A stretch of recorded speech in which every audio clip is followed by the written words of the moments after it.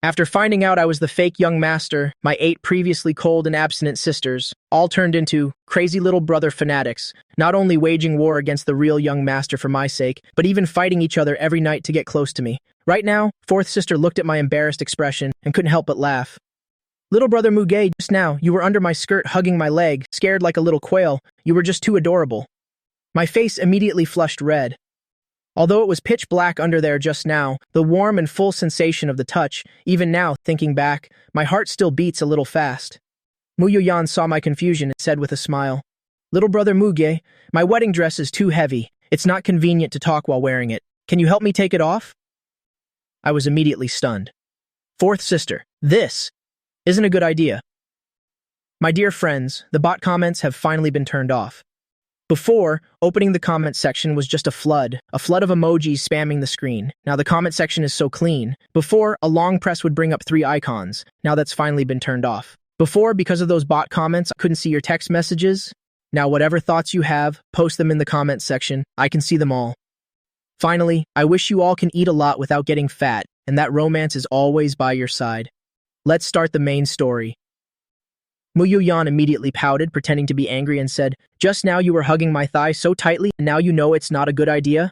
I was immediately unable to refute it. I could only brace myself and step forward, awkwardly helping Muyoyan undo the buttons and laces at the back of the wedding dress. When the huge pannier was removed, the sight of the rolling waves before my eyes still took my breath away. I hurriedly averted my gaze and silently recited, "Do not look at what is improper." Muyoyan seemed very pleased with my embarrassment, so she walked to the side of the bed and sat down, elegantly crossing her beautiful legs. Right after, she patted the spot next to her. "Little brother Mugi, sit. What are you standing there for?" I hesitated for a moment, but still sat down. At this moment, Muyoyan suddenly linked her arm with mine, looking at me with a determined expression. "Little brother Muge, I won't beat around the bush with you anymore. I'll say it directly. I don't want to leave any regrets. I don't love that Jia Zai. He's just a playboy who only knows how to indulge in pleasure." It turns out that just now, Muyoyan was trying on her wedding dress after learning that I was not her biological brother. She, who was originally a sacrifice for the Mu family's marriage alliance, completely fell from grace.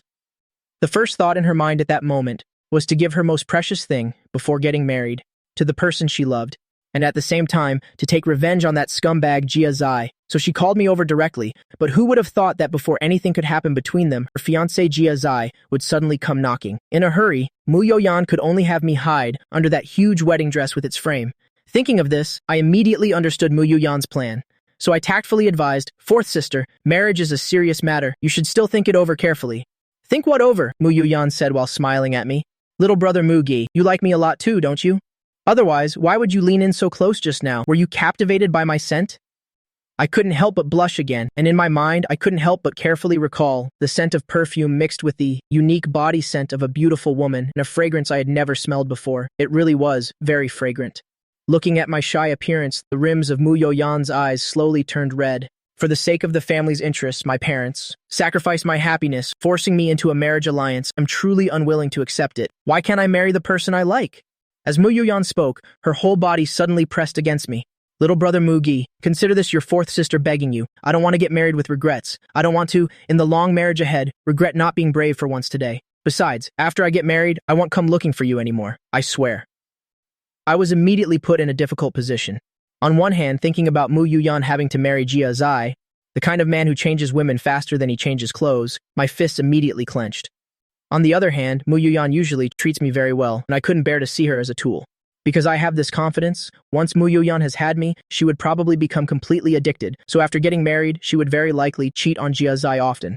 Muyoyan saw that I wasn't saying anything. She suddenly knelt down in front of me. "Why can he, Jia Zai, fool around outside, while I have to marry him as a virgin? Why can I choose the person I like?" I watched Muyoyan use the most vulnerable posture to speak the most rebellious words, and my heart immediately ached. And just as I was about to reach out and hug her, my phone rang at the worst possible moment. I immediately sobered up a bit, then I quickly stood up. "4th sister, I'm going downstairs for a moment. I'll be back later." Muyoyan watched my departing figure and immediately started sobbing. As for me, after closing the door, I didn't feel good either, because just now I almost couldn't hold back. But reason told me I couldn't do it. Once it starts, there will be no end to it later. I sighed helplessly, then turned around to go downstairs. But just as I reached the top of the stairs, I ran into Jia Zai, who was about to come upstairs. When Jia Zai saw me, his expression immediately twisted. "Oh, isn't this the great young master of the Mu family? No, wait, the great young master of the Qian family, right? My dear brother-in-law-to-be, long time no see. I looked at him expressionlessly. Actually, the Mu family finding the real young master, Mujiji, was all thanks to the Jia family. It was the Jia family's hospital that, during a health checkup, accidentally discovered that my blood type didn't match the Mu family's. As a reward, Mu Yangquan said that as long as the real young master was found, he would marry one of his daughters to him. After that, the Jia family mobilized their entire intelligence network, spending a lot of effort to help the Mu family find their long-lost son, and Jia Zai and Mujiji had even discussed kicking me out of the Mu family before they came here. Seeing that I didn't respond, Jia Zai continued to mock me. Being able to marry a wonderful wife like Yuyan, I really have to thank this fake brother of yours, good little brother. What's wrong? Do you hate me a lot? Hate me for making you fall from heaven to hell, unable to continue leeching off the massive Mu family, being their rich young master anymore? Ha ha ha, the more you hate me, the more excited I get. Don't worry, once your fourth sister marries me, I will definitely dote on her well. Do you think I'm a scumbag? Unworthy of your fourth sister? But the reality is, it's useless for you to be upset. From now on, when you see me, you must respectfully call me brother-in-law. Looking at the crazed man before me, I started to feel a little regret. Just now, I actually rejected Mu Yoyan. Now it seems I was ridiculously stupid. Dealing with this kind of scum, why should I even talk about morals anymore? In an instant, some kind of switch in my heart was completely flipped on. Then my tightly clenched fist slowly relaxed, and right after, I lifted my head, looked at Jia Zai, who was still laughing maniacally, and a pitiful smile suddenly appeared on my face. Jia Zai's laughter immediately stopped. He was a bit stunned by my smile. He also felt a wave of inexplicable annoyance and unease. But I didn't look at him again. I walked straight past him and went downstairs. Jia Zai stood there dumbfounded. The more he thought about it, the more something felt wrong. What was that guy smiling about? But he couldn't figure out the reason. He could only scratch his head in frustration, deciding not to think about it for the time being. Getting to the main business was more important. So he put on a gentle and thoughtful expression and walked towards Mu Yuyan's room. As soon as the door opened, Mu Yuyan was now wearing a gray sportswear set at home. Her eyes were red. Clearly she had just had a good cry. The moment Jia Zai saw her like this, he immediately pretended to be heartbroken and reached out to touch Mu Yuyan's face. Yuyan, what's wrong with you? Why are your eyes so red? Are you not feeling well somewhere? Tell me quickly. Mu Yuyan tilted her body to the side, dodging Jia Zai's hand. I'm fine, just a little tired. Jia Zai wasn't angry either. Instead, he smoothly retracted his hand. Yuyan, I know my reputation wasn't good before, which made you suffer. But that was all before marriage, I promise you. From now on, I will absolutely only love you. I will never cheat. Seeing Jia Zai swearing so solemnly, Mu Yuyan had heard these kinds of promises until her ears bled. What man doesn't say that before marriage? She was just about to open her mouth to mock him, but Jia Zai spoke first. Don't disbelieve me, I'm not just saying it, I'm telling the truth. And to put you at ease and also to put my parents at ease, they prepared something for me. As Jia Zai spoke, he unbuckled his belt. Mu Yuyan was startled and instinctively took a step back, watching him warily. What are you doing?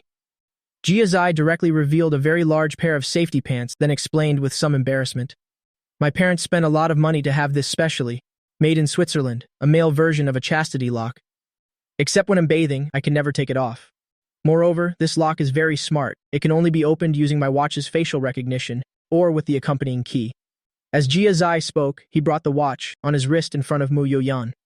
You see, for you, I've kept myself, chaste for a month already, and every night my father personally supervises me. Only when I'm in my own room can I open it for a while to take care of things myself. Mu Yuyan was completely stunned. She had only heard of this kind of thing in some unofficial histories and strange tales. She never expected to see the real thing today, and it was even a high-tech version that could connect to a watch. Jia Zai saw that Mu Yuyan's attitude had changed a little and immediately looked at her with deep affection. Yuyan, I was immature before, but now I understand. I will only love you, I swear. I will be faithful to you for my entire life. Saying that, Jia Zai lit up the watch screen and opened the unlocking app interface. I've decided, after we get married, this unlocking authority will remove my parents. Without your consent, I can't do anything until the day you truly trust me. Mu Yuyan was made a little embarrassed by his actions and was also a bit speechless, putting her face into it. This. What is all this? But Jia Zai's attitude was very firm. He held the watch in front of her. Yuyan, input it, this is my sincerity. Mu Yuyan could only reluctantly lean in to let the camera scan her face. With a beep, the facial information was successfully entered.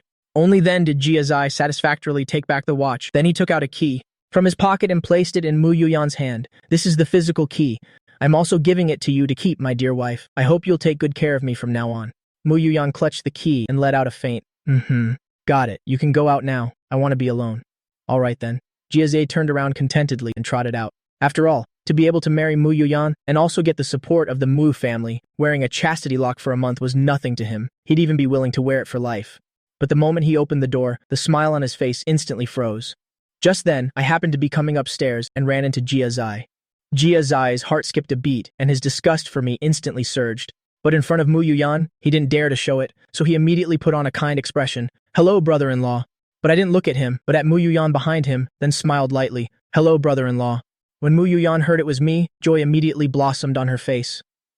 "Little brother Mu Gay, come in quickly. Fourth sister needs you for something." Jia Zai, standing at the door, didn't think much of it, but from an angle that only the two of us could see, he sneered contemptuously. A piece of trash kicked out of his home, still dares to show me attitude. Once I and Mu Yuyan are married, he'll find a way with the real young master, Mu Jiji, to kick him out of the house. As soon as Jia Zai left, I stepped in, then without a word, I locked the door. Seeing this action of mine, Mu Yuyan's heart immediately skipped a beat, and her eyes looking at me were full of anticipation. "What's wrong? Have you thought it through? Are you here to fulfill fourth sister's wish?" Before the words were even finished, I took the initiative to approach, because I wanted Jia Zai to know everything he was proud to be getting, I had already gotten to first. After a full 2.5 minutes, I reluctantly let go of Mu Yuyan, then I said panting, "Fourth sister, I want to see you in your wedding dress." When Mu Yuyan heard these words, she was first stunned, then she burst out laughing. "I never thought our little brother Mu Gay would be so naughty. What are you thinking in that head of yours? But since you've agreed to fulfill my wish, then of course I won't disappoint you." Saying that, Mu Yuyan stood up straight and walked towards that huge wedding dress. I followed, helping her put the heavy wedding dress back on. But when the wedding dress was back on, Mu Yuyan suddenly moved, looking at me with a perfectionist expression. "Little brother Mu Gay, this wedding dress is too big. The frame is also cumbersome. It's not easy to move in. How about I change into the toasting outfit? That Shiyuhei outfit is very flattering." Seeing this, I nodded. Okay.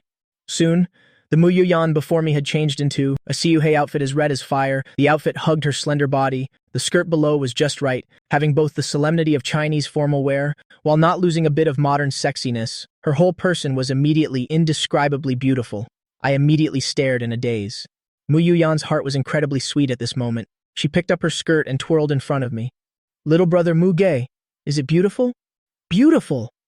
I praised sincerely. The next second, I scooped Mu Yuyan up into my arms and walked towards the large, soft bed. Mu Yuyan let out a cry of surprise, her hands instinctively wrapping around my neck. The red Shuhei outfit and the pure white bed sheets formed a sharp contrast. The temperature in the room seemed to suddenly rise a lot at this moment. 2.5 hours later, Mu Yuyan was like an obedient kitten, lying on her side in my arms. "Little brother Mu Gay, were you handsome just now?" I nodded without hesitation. "Handsome, but only 9 out of 10. Mu Yuyan frowned petulantly. "Why only 9 out of 10? I smiled and stroked her hair. "It was originally 10 out of 10, but now a layer is gone." Mu Yuyan was stunned for a moment, then she giggled. "So does Muji regret it?" I shook my head. "No regrets. After all, things have come to this. Saying I regret it would be like slapping my own face, wouldn't it? Besides, asking myself, do I really regret it? It seems not at all." After hearing my answer, Mu Yuyan directly gave me a light kiss on the lips. I knew it. Little brother Mu Gi loves me the most. Fourth sister. So about your marriage with the Jia family. At this time, I still asked the question I was most concerned about. The smile on Mu Yuyan's face faded a little. She lay back down in my arms and sighed melancholically. "The wedding must still be held, but I want you to say one thing to me." I reacted immediately. It seems fourth sister not only wants my body, but also wants my heart. And the sign of a man loving a woman is having a desire to possess her. So I slowly began to speak. "Fourth sister, I want to allow Jia Zai to touch you." Mu Yuyan smiled upon hearing this. "Don't you worry. I'm only marrying over there. But I won't give myself to Jia Zai. I will forever belong only to you." Hearing that, I nodded with satisfaction. Then my gaze suddenly fell upon the key on the vanity. I picked up the key and played with it. "Fourth sister, what is this?" Mu Yuyan lazily turned over, lying on her stomach on the bed, propping her chin on her hands and looking at me. "The key to Jia Zai's chastity lock. I was immediately interested. "Tell me more." Seeing this, Mu Yuyan recounted the entire process of Jia Zai showing his loyalty in front of her just now, including that high-tech facial recognition and also this backup physical key. After listening, I couldn't help but laugh. I originally thought Jia Zai was an arrogant, overbearing idiot. I didn't expect him to also be someone controlled by his family. To marry Mu Yuyan, to get the support of the Mu family, he could actually go to this extent. Can this even be considered a man? Mu Yuyan looked at the meaningful smile on my face and also started laughing. "You find it interesting? Then I'll leave it in your keeping from now on. I was immediately stunned. Leave it in my keeping? That's right. Mu Yuyan nodded matter-of-factly. It's useless for me to keep it anyway. It's annoying just looking at it. I'll give it to you to play with. I looked down at the key in my hand, and the smile on my face couldn't help but widen. Leaving it in my keeping, doesn't that make me like an air traffic control tower? Completely controlling Jia Zai's takeoff rights? If I want it to fly, it flies. If I don't want it to fly, it has to stay parked in the hangar forever. I immediately felt that this was much more interesting than beating Jia Zai up.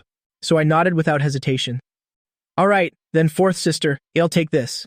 But just as the two of them finished getting dressed, there was a sudden loud knock on the door. Hearing the sound, I quickly unlocked the door and then opened it, and a pretty face immediately appeared before me. At this moment, Mukekshin was standing at the door, her big round eyes blinking as she looked at me.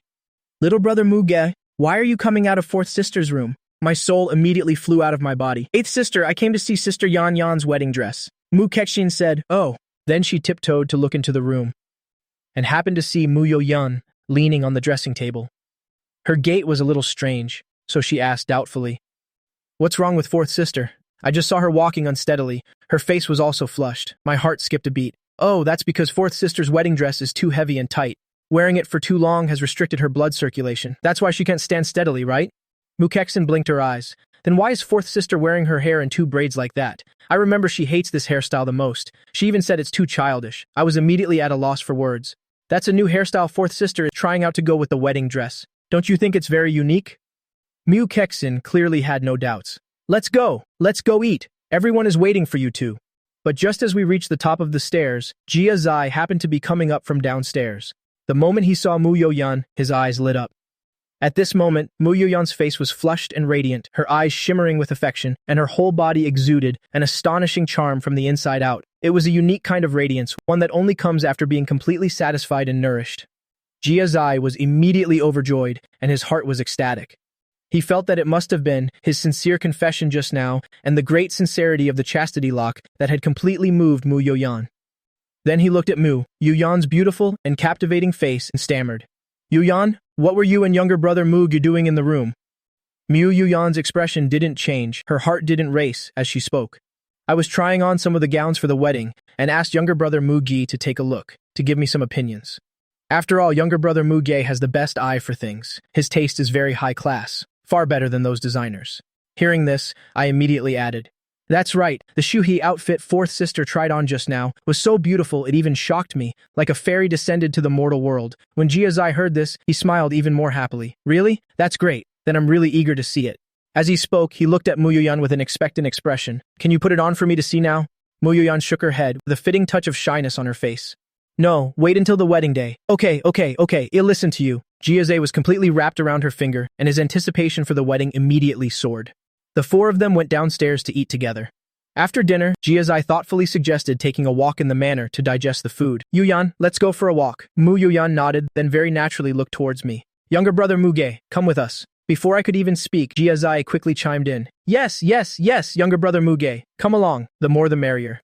The Mu family manor was very large, and along the way, to show off, in front of Mu Yo-yan, Jia Zai talked non-stop. You two wouldn't know, besides business, my racing skills are also top-notch. That Verstappen guy from F1, you two know him, right? The world champion, last year in Monaco. We even had drinks together. He's a great guy. He even took a picture with me. Jia Zai boasted wildly, spitting as he talked, completely lost in his own world, utterly oblivious to his own arrogance. But he was completely unaware that Mu Yo-yan and I, walking beside him, were secretly holding hands behind our backs. At this moment, my fingers were gently drawing circles in the palm of Mu Yo-yan's hand, occasionally giving her soft palm a gentle squeeze. Mu Yo-yan tried to suppress her laughter, while having to pretend to listen attentively, occasionally nodding along. This made his heart beat faster, and he was extremely excited. Jia Zai bragged for a long time, and seeing that Mu Yo-yan and I had a lukewarm reaction, he decided to change the subject. Talk is cheap. Someday I'll take you to the track for a spin, to let you feel what real speed and passion is. Hearing this, I said casually, I don't have a driver's license. Mu Yo-yan also played along. I cherish my life quite a bit. I don't like things that are too stimulating. I prefer to ride a bicycle slowly and enjoy the scenery. As she spoke, Mu Yo-yan suddenly changed the subject. I really like Pogachar. Watching him ride is such a pleasure. I immediately caught on. I like bicycles too, but I admire Vingegaard more. His climbing ability is just too strong. Jia Zai was stunned. Pogachar? Vingegaard? What are those? He hadn't heard of any of them, but he reacted extremely quickly, immediately realizing this was a new opportunity to curry favor with Mu Yuyan. So Jia Zai had to immediately jump on this topic. Bicycles? I'm good at that too. I have several top-of-the-line mountain bikes in my garage, all custom-made from abroad. In short, as long as it's a sport related to speed, I'm very good at it. Yuyan, I can take you cycling someday. Mu Yuyan listened for a moment, then suddenly smiled mischievously. So when you cycle, what position do you like to use? Jia Zai was immediately stunned. What kind of positions are there for cycling? So he answered without thinking. Isn't it just sitting on the saddle and pedaling? If you want to be a bit more particular, you lower your body, keep your back straight to reduce wind resistance. Mu Yuyan shook her head. I prefer it when people stand up to pedal, especially when going uphill. Look at Pogacar and Vingegaard. When professional racers are attacking or sprinting, they all get off the saddle and stand up to exert force. That's how you get power. You're still too inexperienced. I suppressed a laugh and added, Brother-in-law, fourth sister is right. Standing up to pedal is my specialty, but although standing can help you sprint, sometimes when the slope is too long, your legs will still get a little tired from pedaling for a long time. As I spoke, I looked at Jia Zai with an extremely innocent gaze. Watching the Tour de France recently has gotten me hooked, brother-in-law. Let's schedule a time to go for a bike ride in the countryside. Mu Yuyan couldn't hold it in anymore. She quickly turned her head away, her shoulders trembling, almost bursting out laughing. Oh, 750, this naughty little rascal is too much. But Jia Zai only felt that I was being friendly towards him, so he generously patted his chest. Of course, no problem, we're all family. It's only right to help each other out. Next time, the three of us will go for a ride in the countryside. When you get tired from pedaling, I can help push you from behind. I smiled happily and agreed, yes, brother-in-law. After the three of them finished their walk, Mu Yuyan and I saw Jia Zai off to his car, and as soon as Jia Zai got in the car, he started to cram knowledge about cycling while looking forward to the next cycling experience. He had to train himself to become an expert by then. Meanwhile, as soon as I got home, I saw 8th sister Mu Kexin suddenly walk towards me. Younger brother Mu Ge, you're just in time. Come to my room quickly. There are some advanced math problems I can't solve. Hurry and tutor me a bit. As she spoke, Mu Kexin grabbed my hand and pulled me into her room.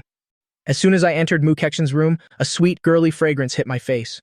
At this moment, Mu Kexin sat cross-legged on the carpet beside me, then raised her small face and looked at me seriously.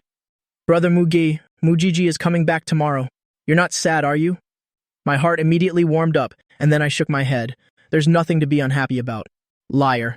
Mu Kexin pouted. I don't believe you. Suddenly going from the young master of the Mu family to the fake young master, you must feel a sense of loss in your heart. But don't worry, no matter how others are, I will definitely be the same as before, and I will treat you even better. Speaking of which, Mu Kexin suddenly gave me a mischievous wink. But actually, I think this is even better. Before, we were brother and sister, but not anymore. Think about it, you suddenly have 8 beautiful and rich older sisters with no blood relation. This is a huge gain, isn't it? The gloom in my heart immediately dissipated quite a bit. 8th sister, you're the only one with such twisted logic. It's not twisted logic. Mu Kexin huffed coquettishly. All right, let's get to business. Hurry and teach me this problem. I've been thinking about it so hard, my hair's about to fall out. Seeing this, I smiled and took the workbook and started explaining to her. After the tutoring session, Mu Kexin suddenly pulled something out of her bag and stuffed it into my hand. Brother Mu Ge, I've prepared a gift for you. I looked down. It was a car key with the prancing horse logo on it, which I couldn't be more familiar with. Sister Kexin, you. Mu Kexin directly pulled me to the window, then pointed to the not-so-distant car parked at the garage entrance. Ferrari 488 Pista, it's your college entrance gift. Don't all boys like cool cars like this? From now on, you'll be our family's college student. I held the cold car key, but my heart was burning hot. First was 4th sister's multi-million Richard Mille, now it's 8th sister's multi-million Ferrari. And at this moment, Mu Kexin looked at my stunned expression, while in her head, a grand play was unfolding. No more acting, time to lay the cards on the table. Before, we were siblings, so we had to keep a distance. Now that there's no blood relation, why keep up the act? Mu Ge is so handsome and kind, why should I give him up to someone else? When I, still dazed, holding the multi-million-dollar watch and the nearly $10 million Ferrari key, returned to my room, I felt like I was dreaming. Yesterday I was still a fake young master about to be kicked out of the house. Today I have both a luxury watch and a luxury car. My sister's love is so heavy, yet so sweet, especially 4th sister. As I thought about today's madness, I couldn't help but feel my face heat up. Early the next morning, as I walked to the dining room downstairs, there were already a few people sitting at the dining table. It was eldest sister Mu Yulu and her live-in husband, whom she hasn't consummated the marriage with, Yan Huigang, as well as 4th sister Mu Yoyan and 8th sister Mu Kexin. The moment I appeared, Mu Yoyan's eyes immediately lit up. That burning gaze made my heart skip a beat, and I immediately recalled everything from yesterday. I felt my cheeks start to heat up again. I could only lower my head and walk past quickly, pulling out a chair to sit down. At this point, Mukekshin immediately greeted me sweetly and pushed a glass of warm milk in front of me.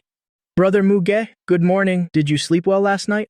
I nodded awkwardly. "Good morning, eighth sister. Last night's sleep was fine." As soon as the words left my mouth, the atmosphere at the dining table immediately became a little strange, especially Huigang. At this moment, in his eyes as he looked at me, there was an unconcealed trace of contempt. And at this moment, eldest sister Yulu, who was always quiet, suddenly spoke up. "Younger brother Muge, come here for a moment." Seeing this, I obediently walked towards her. Yulu then called me directly to a hidden corner next to the living room, and then looked at me gently. "Younger brother Muge, are you in a bad mood?" I shook my head. "No." Eldest sister, still being stubborn. As Yulu spoke, she suddenly reached out her hand, took out a handkerchief, and then gently wiped the corner of my mouth. "You have milk on your face, and you still say you're fine." I immediately froze. The Yulu in my memory was always strict and rational, but a gentle action like today's was truly unprecedented. Yulu saw that I was silent. She sighed helplessly. "Whether Gigi comes back or not, you are a child of the Mu family, and you are my Yulu's younger brother. I know you're not happy, but remember, no matter what happens, eldest sister will always be on your side." As Yulu spoke, she took a folder out of her handbag and stuffed it directly into my hands. "This is for you." I was stunned for a moment. "Eldest sister, what is this?" Yulu smiled faintly. "A gift. Gigi has one, so you can't be without one either." Hearing this, I directly opened the folder, but as soon as I pulled out what was inside, my pupils contracted instantly. It was a property deed, located right next to Jiangcheng University Town, a newly built hotel-style service department building, and in the owner's section were the two big words, Mu-ge. I immediately looked at Yulu, stunned. "Eldest sister, this is too valuable." Yulu looked at me seriously again.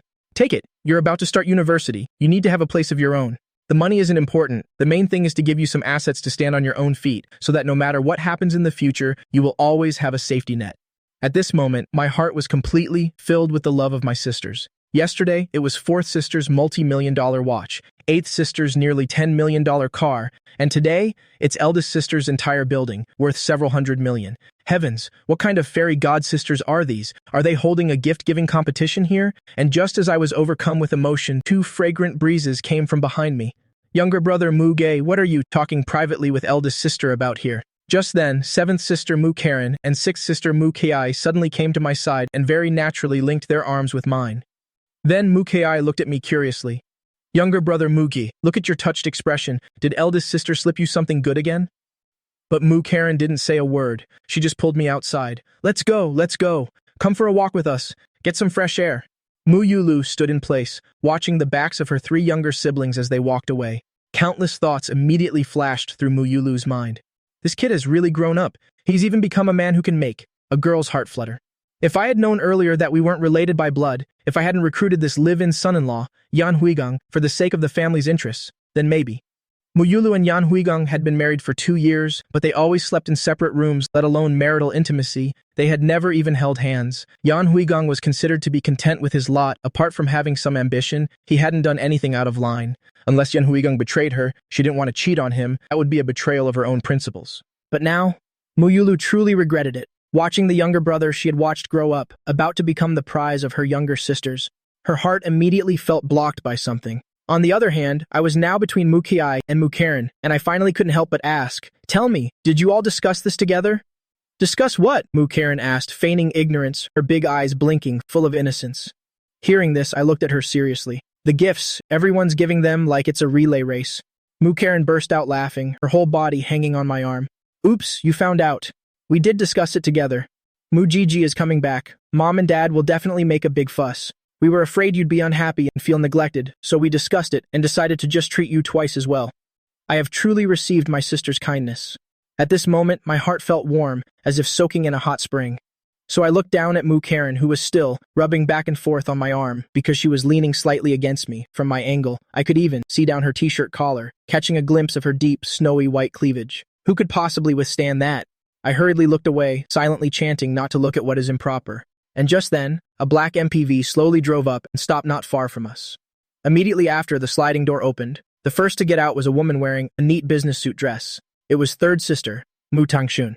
After her, a person wearing sunglasses and a mask, completely covered up, jumped out of the car. That person yanked off her sunglasses and mask, revealing a devastatingly beautiful face that could captivate all beings, then spread her arms like a little bird and flew towards me. It was fifth sister, Mu Yukian. Before I could react, a fragrant breeze hit my face. Then, a soft, warm body crashed into my arms. I saw Mu Yukian hugging me tightly and gave me a loud peck on the cheek, performing a French-style greeting kiss. Younger brother Muge, I missed you to death. I immediately turned to stone on the spot. Is this the fifth sister that fans online call an ice queen that can only be admired from afar? This image has collapsed more completely than the East African Great Rift Valley.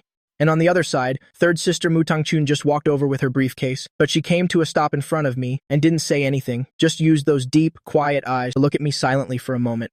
At this time, another car at the villa entrance silently drove up. It was a Bentley. As soon as the car door opened, a woman in a light blue long dress stepped out of the car. It was second sister, Mu Yuyi. Eldest sister, Mu Yulu. Inside saw that all the sisters had arrived and came out of the villa.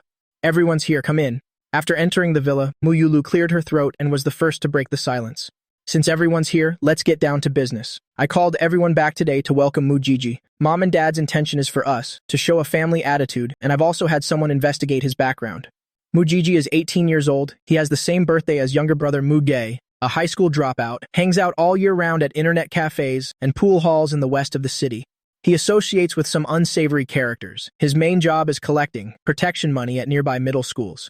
After she finished speaking, the living room fell into a dead silence. The expressions on each of the sisters' faces were quite something. A hooligan who collects protection money? Is this their real younger brother? And the first person who couldn't hold it in was seventh sister Mu Karen. She was laughing so hard she was falling over, her whole body collapsing onto the sofa. Oh my god, collecting protection money?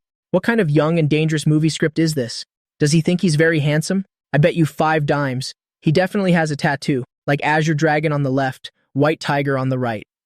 After saying that, Mu Karen suddenly wrapped her arms around my neck and gave me a loud kiss on the cheek.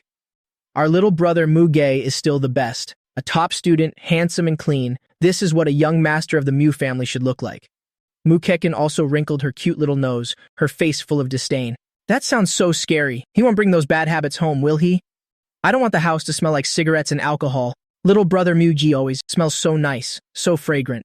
Fifth sister Mu Yukian's expression was now darker than the bottom of a pot. She took off her sunglasses, rubbing the bridge of her nose. What kind of international joke is this? You're making me be sisters with a thug who collects protection money? If this news gets out, will I even have an image to maintain? My commercial value will evaporate instantly. As Mu Yukian spoke, she ruffled her hair in frustration, then turned her head to look at me, her gaze instantly becoming incredibly gentle. Thankfully, our little brother Mugi is so outstanding, it's so respectable to take you out. When my next movie starts shooting, he'll let you visit the set and make all those little vixens die of jealousy.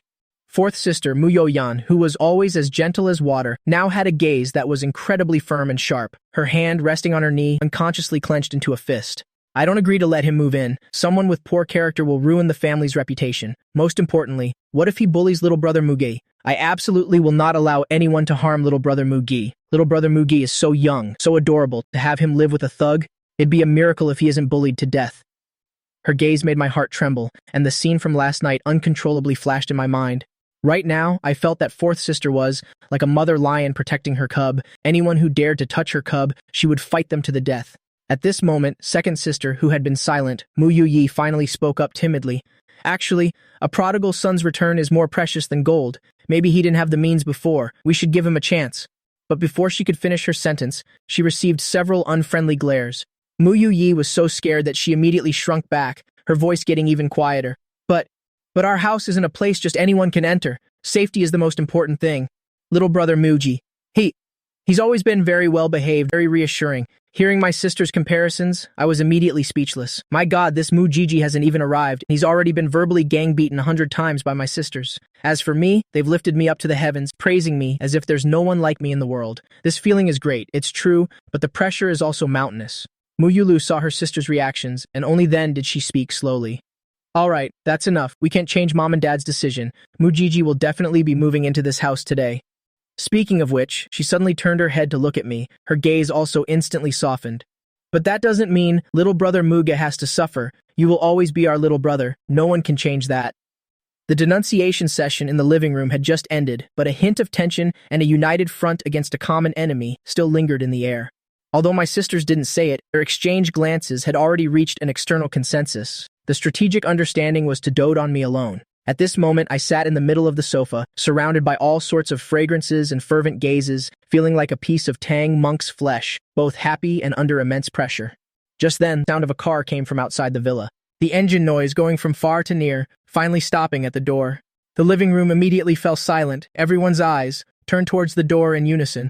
The first person to get out of the car was the head of the MU family, Mu Yang, followed by Mother Baoju, her face showing a few hints of unconcealable excitement and anxiety. As soon as she got out, she turned and reached back into the car, her cautious demeanor, as if she were about to welcome a rare treasure.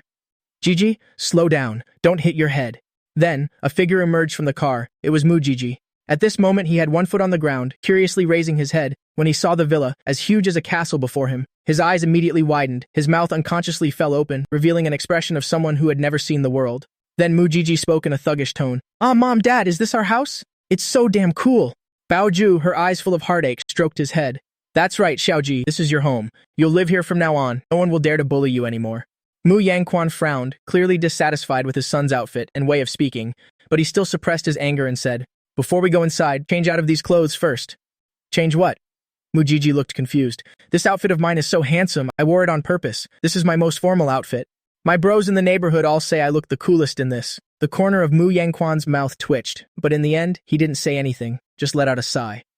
Mu Gigi's attention was quickly drawn to the luxury cars parked there, especially the bright red Ferrari 488 that eighth sister Mu Kexin gave me. His eyes were filled with greed and envy. He wished he could rush over and lick it a couple of times right now.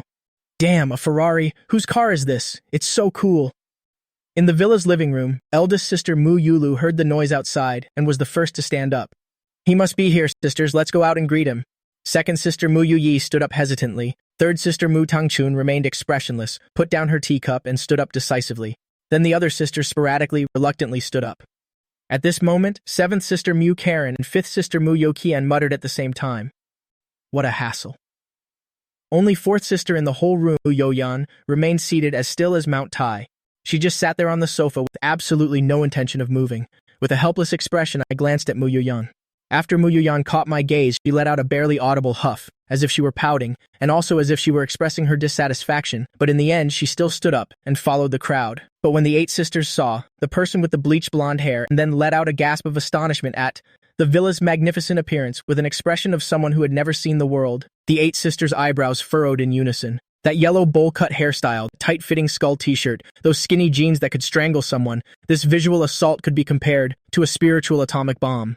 Even eldest sister Mu Yulu, who always remained unfazed even if a mountain collapsed before her, was silent at this moment. In her sharp eyes that had seen countless people, for the first time, a 3-second daze appeared. Is this the bloodline of the Mu family? Was there a mix-up twice? And the first person to break the silence was fourth sister Mu Yoyan. Pfft! Ha ha ha. She just laughed while shamelessly pointing at Mu Gigi in the distance. My god, is this the lead DJ who escaped from some nightclub in the urban rural fringe? Is his hair cosplaying as Enoki mushrooms? Seventh sister Mu Karen also laughed so hard she couldn't stand up straight. I'm done for. I'm done for. I feel like my eyes have suffered a work-related injury. I need a kiss from little brother Muji to recover. Sisters, tell me, with his pants that tight, isn't it uncomfortable to walk? Fifth sister Mu Yukian took off her sunglasses, her face full of despair.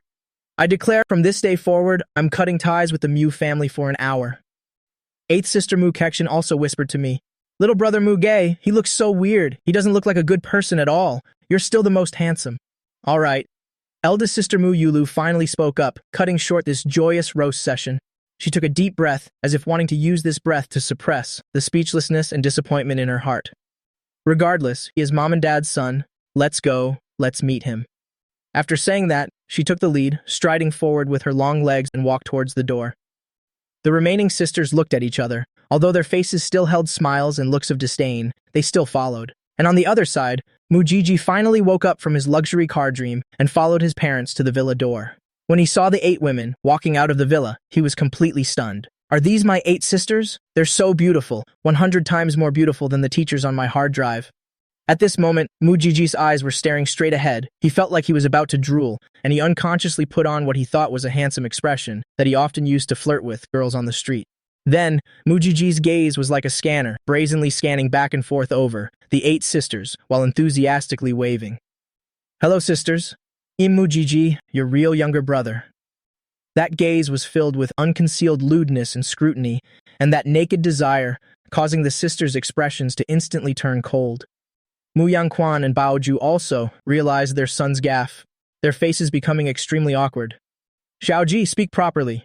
Ah yeah, aren't I just getting to know my sisters? Mu Jiji looked unconcerned and even proactively extended his hand to shake theirs.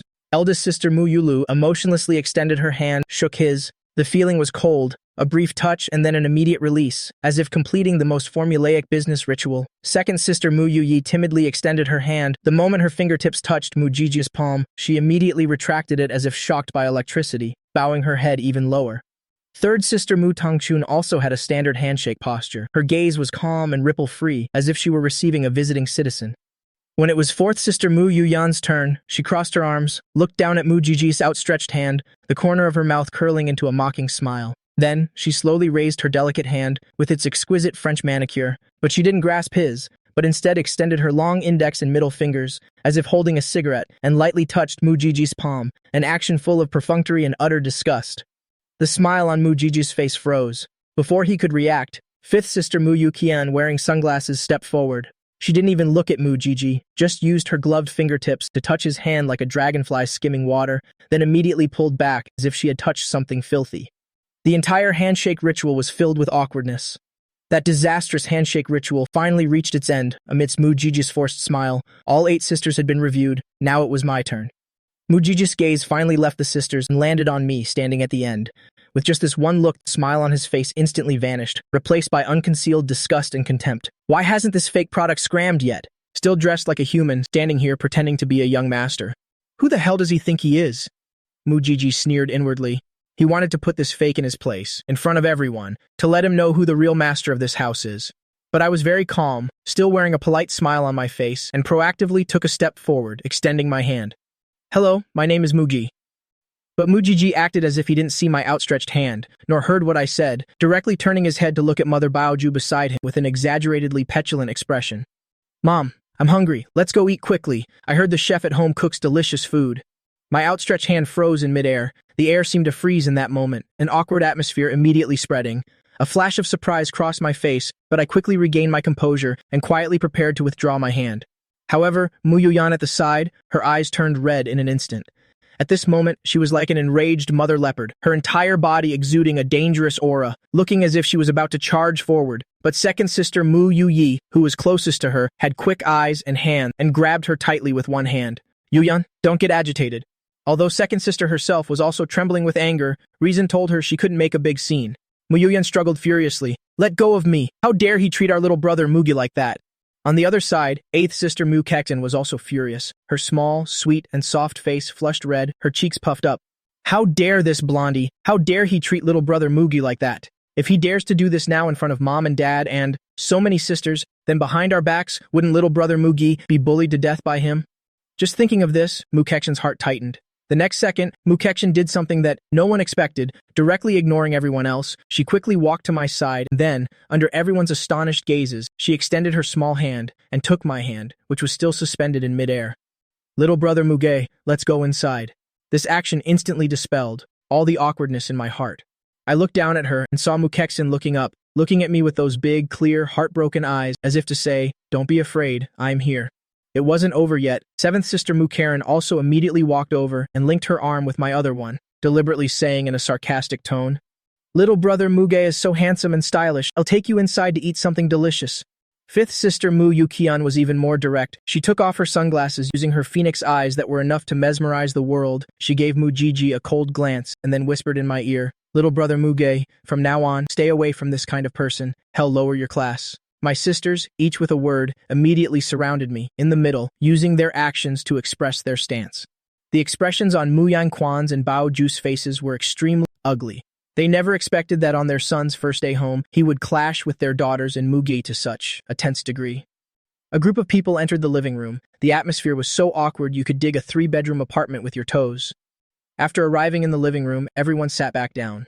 I was still surrounded by my sisters in the middle, while Mujiji was arranged to sit next to mom and dad, facing the sisters from a distance, as if separated by the Chu River and Han border. To ease the atmosphere, Bao Ju said to Mujiji with a smile, Xiaoji, introduce yourself to your sisters so everyone can get to know each other. Mu Jiji was not socially awkward at all. As soon as he heard that, he immediately stood up from the sofa, cleared his throat, and put on that self-proclaimed handsome expression again. Hello sisters, my name is Mu Jiji. You can call me little brother Xiaoji. I don't have any great talents. I'm just somewhat known in the west side of the city. The internet cafes and pool halls over there all have to give me some face. If you sisters want to go there to hang out in the future, just mention my name. You'll definitely get a discount. Mu Yuyan directly rolled her eyes. Internet cafes, pool halls? Is this in any way compatible with well-born young ladies like us? Tacky, explosively tacky. As Mu Jiji spoke, he waved his skinny arms and legs, making a few boxing moves and a few basketball shooting motions that he thought were very cool. As a person, I hate those bookworms the most, who only know how to bury their heads in books. They have no masculinity at all, unlike me. The girls chasing me could line up from one end of the street to the other. His words were clearly aimed at me. Mom and Dad's faces went from awkward to ashen. Baoju tried to interrupt him several times, but he ignored her each time. The sisters listened until their toes were about to scratch through the carpet. Finally, Mu Jiji's heroic tale was over. He sat down smugly, awaiting the adoration and praise of his sisters. The result that welcomed him was a dead silence. Baoju could only awkwardly try to smooth things over. All right, Xiaoji has finished his introduction. You girls should also introduce yourselves to Xiaoji. Let's start with Yulu. Eldest sister Mu Yulu spoke without emotion. Xiaoji, my name is Mu Yulu. I'm your eldest sister. I currently help manage the family company. Although it was brief, everything that needed to be said was said. Mu Jiji was very respectful. After hearing from one person, he looked astonished and asked all sorts of questions. Wow, eldest sister is so amazing. So, are you very rich? Third sister, do you work for the government? Are you a high-ranking official? If I get bullied in the future, can I come find you? But when it was fourth sister Mu Yuyan's turn, she was just leaning back on the sofa, not even looking directly at Mu Jiji, just snorted through her nose. Mu Yuyan. Mu Jiji was stunned for a moment, but didn't give up and asked again. Fourth sister, you're so pretty. What do you do for a living? Mu Yuyan directly turned her head away and began to study her nails, completely ignoring him. The atmosphere became awkward again. At this moment, Baoju's voice carried a hint of pleading. Yuyan? Only then did Mu Yuyan impatiently utter a few words. Unemployed. Finally, it was my turn, but I had just stood up when Mu Jiji waved his hand impatiently. No need, I want to go have breakfast now. As soon as these words were spoken, the temperature in the living room instantly dropped to freezing point. Mu Yuyan absolutely couldn't take it anymore. She pointed at Mu Jiji's nose and scolded angrily. Mu Jiji, how could you be like this? Apologize to Mu Gi. Immediately, Mu Kexin, seeing Mu Yuyan cause trouble, immediately stood up and chimed in. How did little brother Mu Ge anger you? May I ask why you keep targeting him? Again and again? The atmosphere immediately became as tense as a violin string, extremely ugly. Mu Jiji was stunned by this scene. He never imagined that I, this fake young master, would have such a high status in the sisters' hearts. He just said one thing and stirred up a hornet's nest. I didn't mean that. He hurriedly waved his hands in fear, and in his haste, he cleverly pointed to the pile of gifts in the corner. I was just too excited to see that pile of gifts. I couldn't wait to open them. It's really not that I don't respect Brother Mu. This excuse was so clumsy it made people want to laugh, but it finally gave both sides a way out. Mu Yangquan's face was as black as the bottom of a pot. At this moment, I directly stood up, still wearing a gentle smile on my face. It was as if everything that just happened had never occurred. Then I walked to the middle of the living room, looked at Mu Jiji's panicked face, and said calmly, It's okay. My name is Mu Ge. Welcome home. This sentence of mine was like a slap, hitting Mu Jiji hard in the face, and the other sisters, who originally just had the mentality of watching a show, now felt an unknown fire ignite in their hearts. Mu Ge is the fake young master, but it wasn't his choice, nor did he steal Mu Jiji's life. He is also a victim who was deceived. Mu Jiji, if you're angry and resentful, go find our parents. Go find fate. Why are you taking it out on Mu Ge? Are you sick? From the moment they met until now, in just a few short minutes, this blonde kid had targeted Mu Ge time and again. One time, he directly ignored him. Another time, he humiliated him in front of everyone. And what about Mu Ge? From beginning to end, he maintained his composure and dignity. Even after being humiliated, he could still say things like, Welcome home. He is too well behaved, too kind, and it makes people's hearts ache. The sisters' hearts immediately, completely leaned to one side. They looked at my calm and gentle face and had only one thought in their hearts. No. This child is too honest. He will definitely be bullied to death by this street punk in the future. We must protect him well, cherish him in the palms of our hands, and not let him suffer even a little grievance. But Mu Jiji completely didn't understand the turbulent storm in the sisters' hearts. At this moment, he was in a state of complete bewilderment and panic. Shouldn't this fake be? Shouted down and beaten by everyone like a rat crossing the street. Why were the fourth sister with the hottest body and the cutest eighth sister both acting like they were so aggressive while defending him? He immediately panicked a little. But Mujiji's street smarts quickly helped him calm down. He quickly calculated in his mind. Fourth sister and eighth sister are on Mugi's side. That's indeed a surprise. But just now during the argument, the other 6 sisters didn't say anything, especially eldest sister and third sister. With that aura, you can tell at a glance that they have a say in the family. They didn't scold me, which proves they are definitely on my side. Besides, that fourth sister, I heard mom and dad mention in the car, is about to get married. A married daughter is like spilled water. She won't be able to meddle in the Mu family's affairs anymore. Calculating it this way, Mugi's side only has one, the young 8th sister Mu Kexin, to back him up. And on my side, there are 6 sisters. 6-1, the advantage is mine. I'm still guaranteed to win. After thinking this through, the panic in Mujiji's heart immediately vanished, replaced by an even stronger sense of smugness. He felt that he had seen through the complex situation of the Mu family and had a firm grasp on the initiative. Half an hour later, a long dining table was filled with a lavish breakfast, Chinese style, Western style, incredibly diverse. The moment Mujiji saw the table full of delicious food, his eyes lit up. Without a second word, he pulled out a chair and sat down, picked up his chopsticks and started eating immediately. His eating posture could truly be described with the phrase too horrible to look at. The sisters on the sofa were all stunned. Mu Yoqian directly frowned, a look of physical discomfort on her face. Only Mother Baoju looked at her son's ravenous eating, her eyes filled with heartache. Eat slowly, Xiaocat. Eat slowly. Don't choke. From now on, you can eat like this every day. Look how skinny you are. You must have suffered a lot outside. Mujiji mumbled a reply, but the movements of his hands didn't slow down at all. A meal ended in this strange atmosphere. The sisters basically didn't eat much. Just watching Mujiji's mukbang was enough to make them full. After breakfast was over, Baoju looked at the happy and harmonious scene, a satisfied smile on her face. She clapped her hands and said to everyone, "All right, Xiaocat has just returned. You sisters have all prepared gifts, right? Quickly take them out and show your little brother." Mujiji's eyes lit up again instantly. He was extremely moved in his heart. See, I told you so. In their hearts, the sisters still care for this biological brother. The coldness and perfunctory attitude just now were definitely just an act to test me. Now that I've passed the test, they're about to start spoiling me. Then he immediately stood up from his seat, bowed deeply towards his sisters, his voice full of sincere emotion. "Sisters, you are truly too good. You even prepared gifts for me. I am truly so touched. Thank you, sisters. I am truly so happy." After speaking, Mujiji raised his head. There were even tears of emotion sparkling in the corners of his eyes. He thought the next scene would be the sisters vying to warmly stuff gifts into his hands. However, what he saw instead were the strange expressions on his sisters' faces.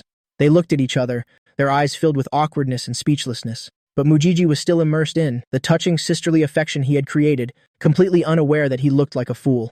He had already seen at the villa's entrance that bright red Ferrari, brand new and shiny, even the tires were gleaming black. You could tell it was a new car at a glance. Although Mujiji didn't even have a driver's license, he was a veteran online car critic. His biggest hobby was usually on car forums and videos, giving his expert opinions. This Aventador is no good. The naturally aspirated V12 is already outdated. The gear shifting logic is like a piece of shit. The little 100 km/h acceleration is fast, but can't you feel the turbo lag? On paper, it's not as good as the 720s. He used his old, dilapidated computer that even lagged while gaming, typed on the greasy keyboard, commenting on luxury cars worth millions and tens of millions, as if he were the reincarnated god of Mount Akina. In reality, his only vehicle was an old electric scooter that would run out of battery after 50 kilometers, and the brakes were entirely foot-powered. But today was different. He, Mujiji, had leveled up. That Ferrari was definitely the homecoming gift from his sisters. He had already thought it through. Later, he would drive the car to the west side of the city to show off in front of his buddies. Just as Mujiji was daydreaming about the future, Mother Baoju spoke up. All right, stop sitting around, give the gifts. Xiaocat has just returned. Let's go in order from youngest to oldest, starting with Kexin. Mu Kexin, having been called, reluctantly stood up from the sofa. Mujiji's eyes lit up immediately. He looked at Mu Kexin with a face full of anticipation, like a pug waiting to be fed. Mu Kexin was nauseated by his despicable gaze, but she still followed the plan and gritted her teeth to speak. I've prepared a car for you. Boom, it was as if fireworks exploded in Mujiji's head. A car, she said. A car. It must be that Ferrari. I'm ecstatic.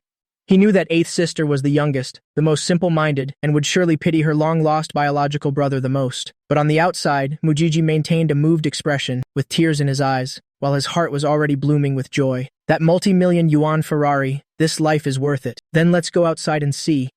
Mu Kexin's tone carried a barely perceptible hint of cunning. Okay. Mujiji hurriedly jumped up. A group of people walked imposingly out of the villa. Mujiji walked at the very front, head held high, chest puffed out, feeling that his life had reached its peak. The sisters followed behind, each and every one of them reluctant. I walked at the very back, looking at Mu Jiji's smug and petty appearance. Then at the slightly upturned corners of 8th sister's mouth ahead, I had already guessed about 70 to 80% of what was going on. There's a good show to watch. The group walked up to the bright red Ferrari 488. Seeing that curvy body again, that proud prancing horse logo, Mu Jiji couldn't hold it in anymore. He rushed forward in a few steps, as if caressing a lover, feeling the shiny car body all over. Then he placed his butt and sat right on the hood of the Ferrari, even patting the hood, saying with a smug look, "This car is so awesome." He didn't see at all that as soon as he made this move, the expressions of all the sisters changed. Such a waste. Mujiji remained oblivious. He jumped down from the hood and spread his arms wide, intending to give Mukekshin a big hug. "Thank you, 8th sister. 8th sister, you treat me so well. I love you to death." Mukeksin, as if avoiding the plague, nimbly jumped back a step, avoiding his bear hug. Then she tilted her head, using those big, innocent eyes to look at him, and slowly opened her mouth. "Who said this car was bought for you?"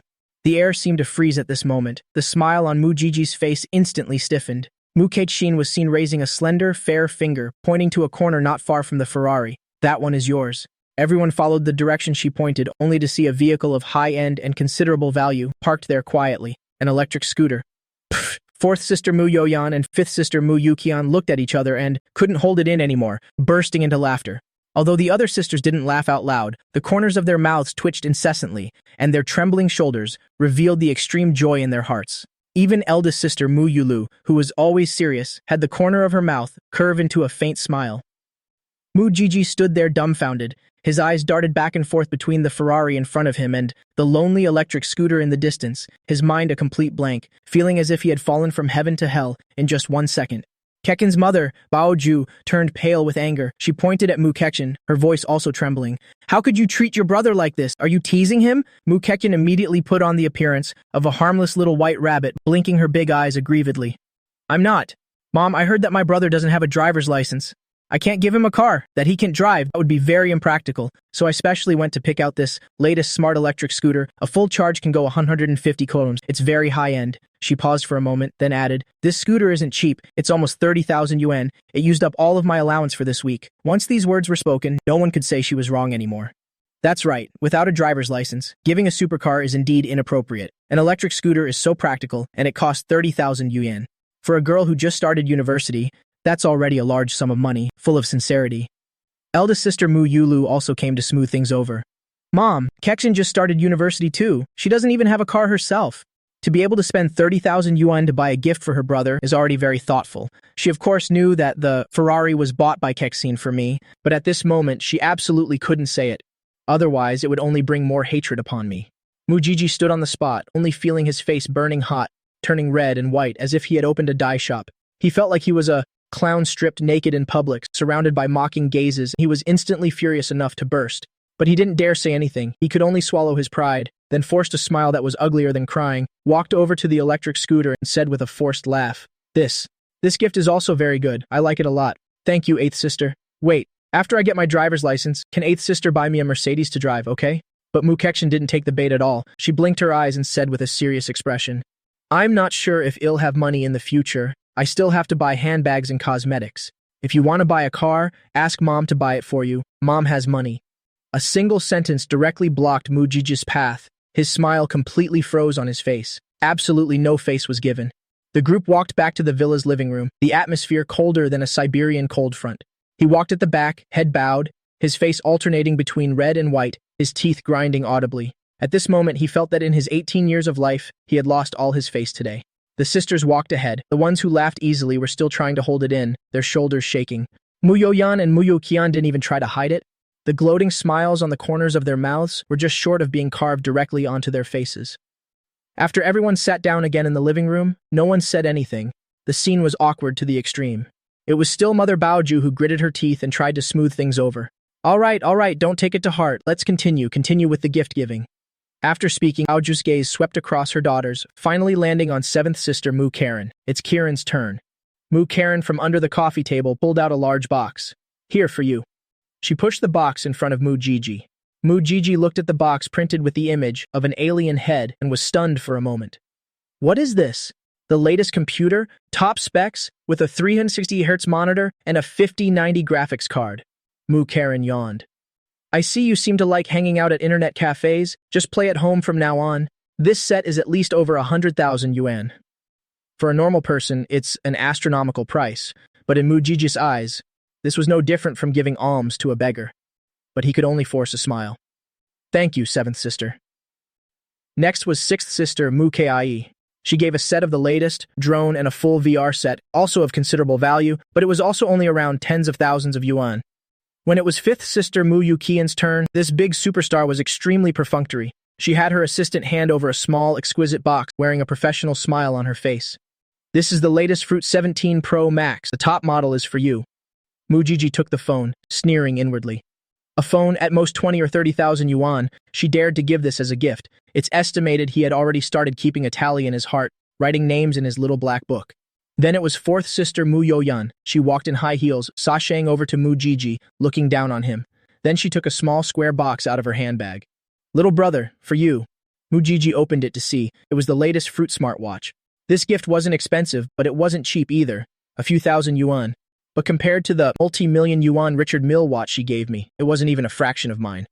Mujiji's face turned completely black. He felt this wasn't a gift. This was a blatant insult. Mu Yuyan didn't pay it any mind. She turned and walked back to her seat. After giving these small gifts, it was finally the turn of the first three sisters. A glimmer of hope was rekindled in Mujiji's heart. The previous ones were unreliable at a glance. The truly big gifts must be at the end. Then third sister Mu Tongchun stood up. She handed over a black bank card. There's 1 million yuan in here. Consider it your allowance. I hope you can learn some good things in the future and stop hanging out with scoundrels. Mujiji's eyes lit up instantly. This is how a real sister should be. So he hurriedly nodded and bowed to accept the card. Thank you, third sister. I will definitely listen to you. Next was second sister Mu Yuyi. She gently handed over a car key. I bought a car for you, a Mercedes E-Class. It's already parked in the garage. You can drive it after you get your license. Although a Mercedes E isn't as good as a Ferrari, it's still a luxury car worth 5 or 600,000 yuan. Mujiji's mood improved a little. Finally, it was eldest sister Mu Yulu. As the most powerful eldest sister in the family, she just nonchalantly pushed over a document folder. A 180 square meter apartment in the city center, it's already been transferred to your name. A large apartment in the city center worth 10 million yuan for Mujiji. This was the largest asset he had ever seen in his life. Although compared to the entire building given to me, it was a world of difference, but Mujiji was still so excited that his whole body trembled, and he immediately felt he was back on top.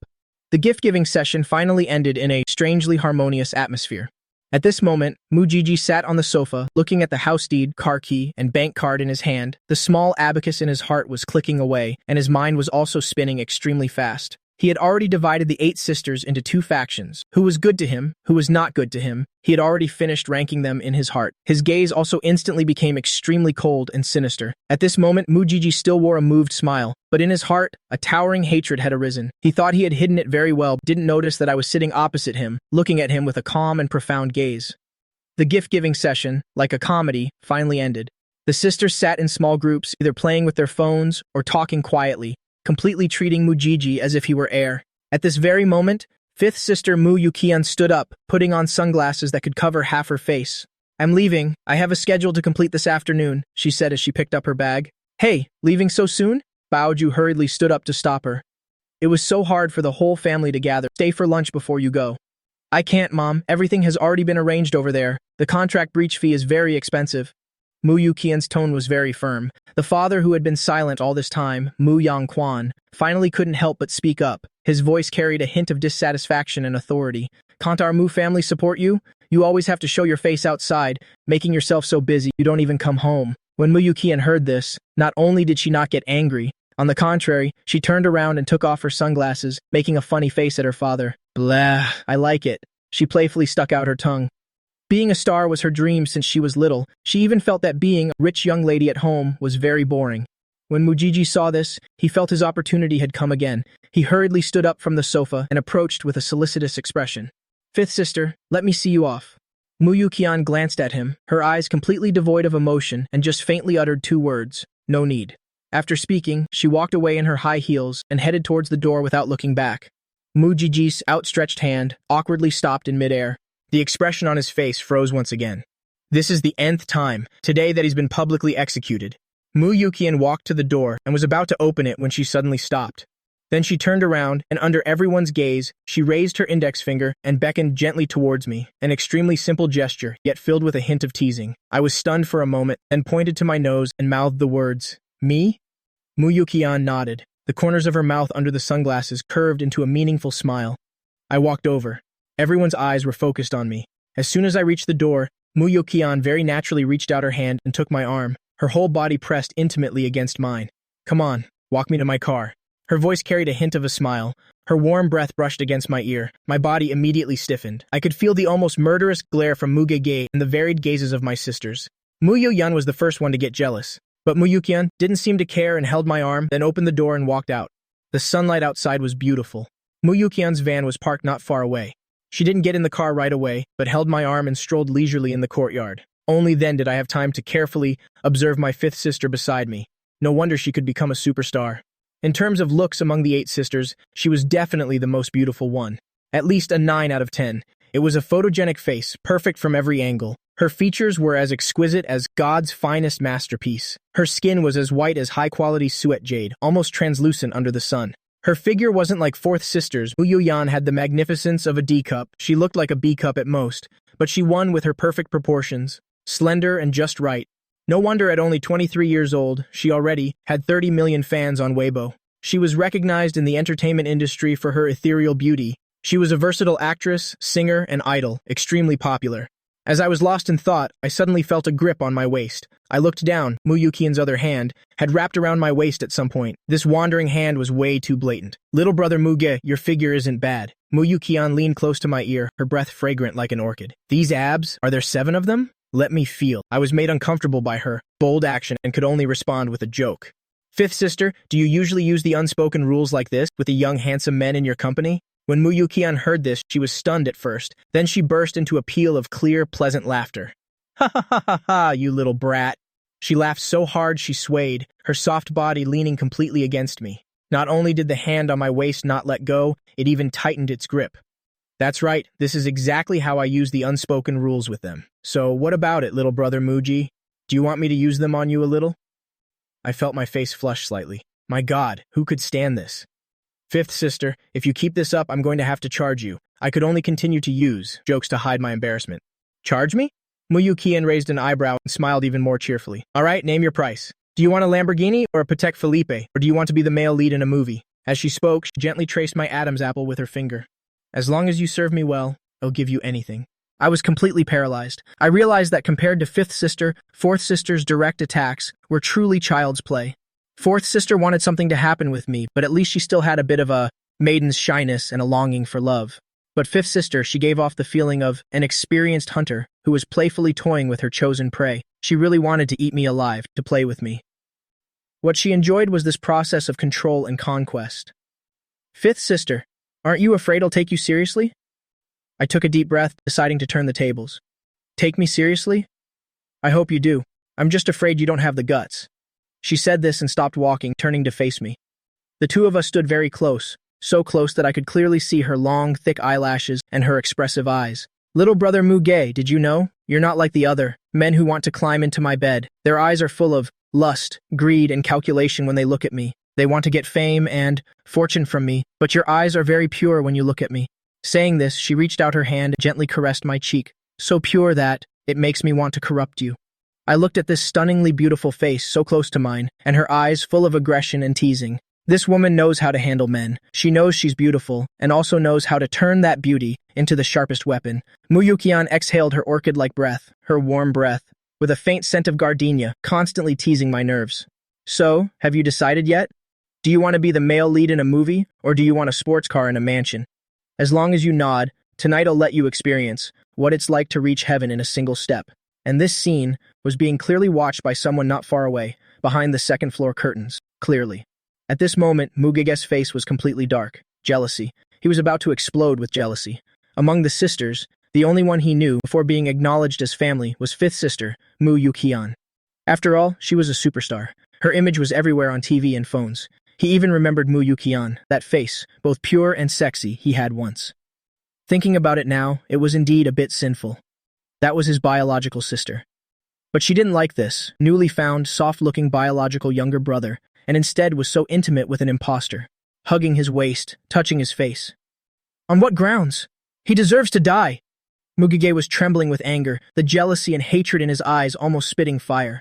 Then, he stealthily slipped out of the living room, found a deserted corner, and took out his phone with its cracked screen. Next, he secretly aimed it at me and Mu Yukian in the courtyard. Click. He had taken a picture of their intimate scene.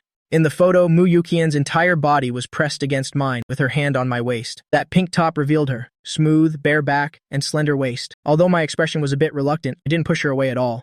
Mugege looked at this photo, a sinister smile appearing on his face. Mu Yukian, aren't you a superstar? Don't you have tens of millions of fans?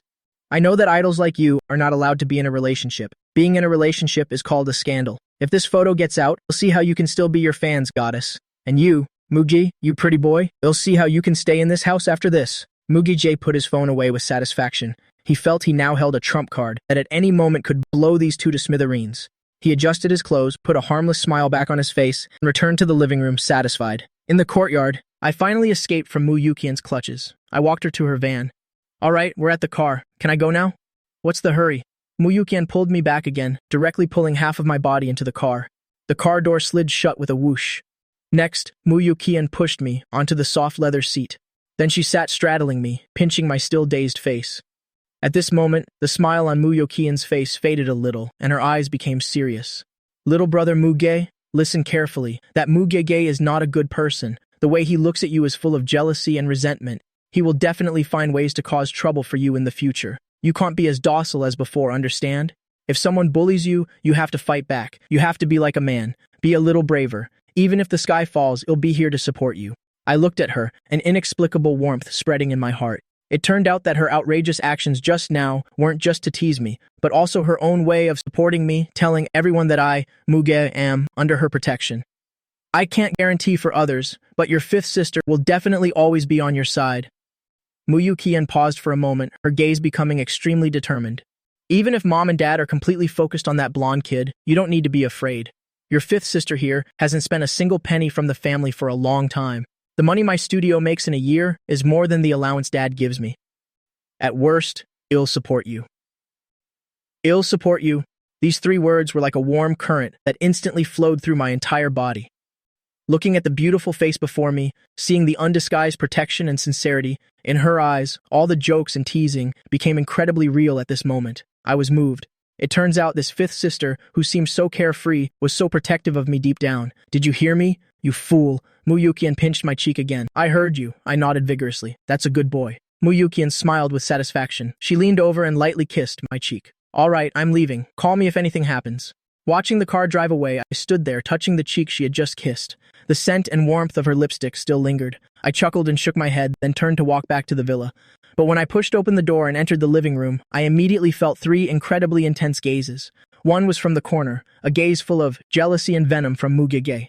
The other two gazes came from the sofa, from fourth sister Mu Yoyan and eighth sister Mu Kechin. The three of them were the ones who had paid the most attention to the actions outside just now. It's just that Mugege was jealous of me, while Mu Yuyan and Mu Kexin were jealous of Mu Yukian.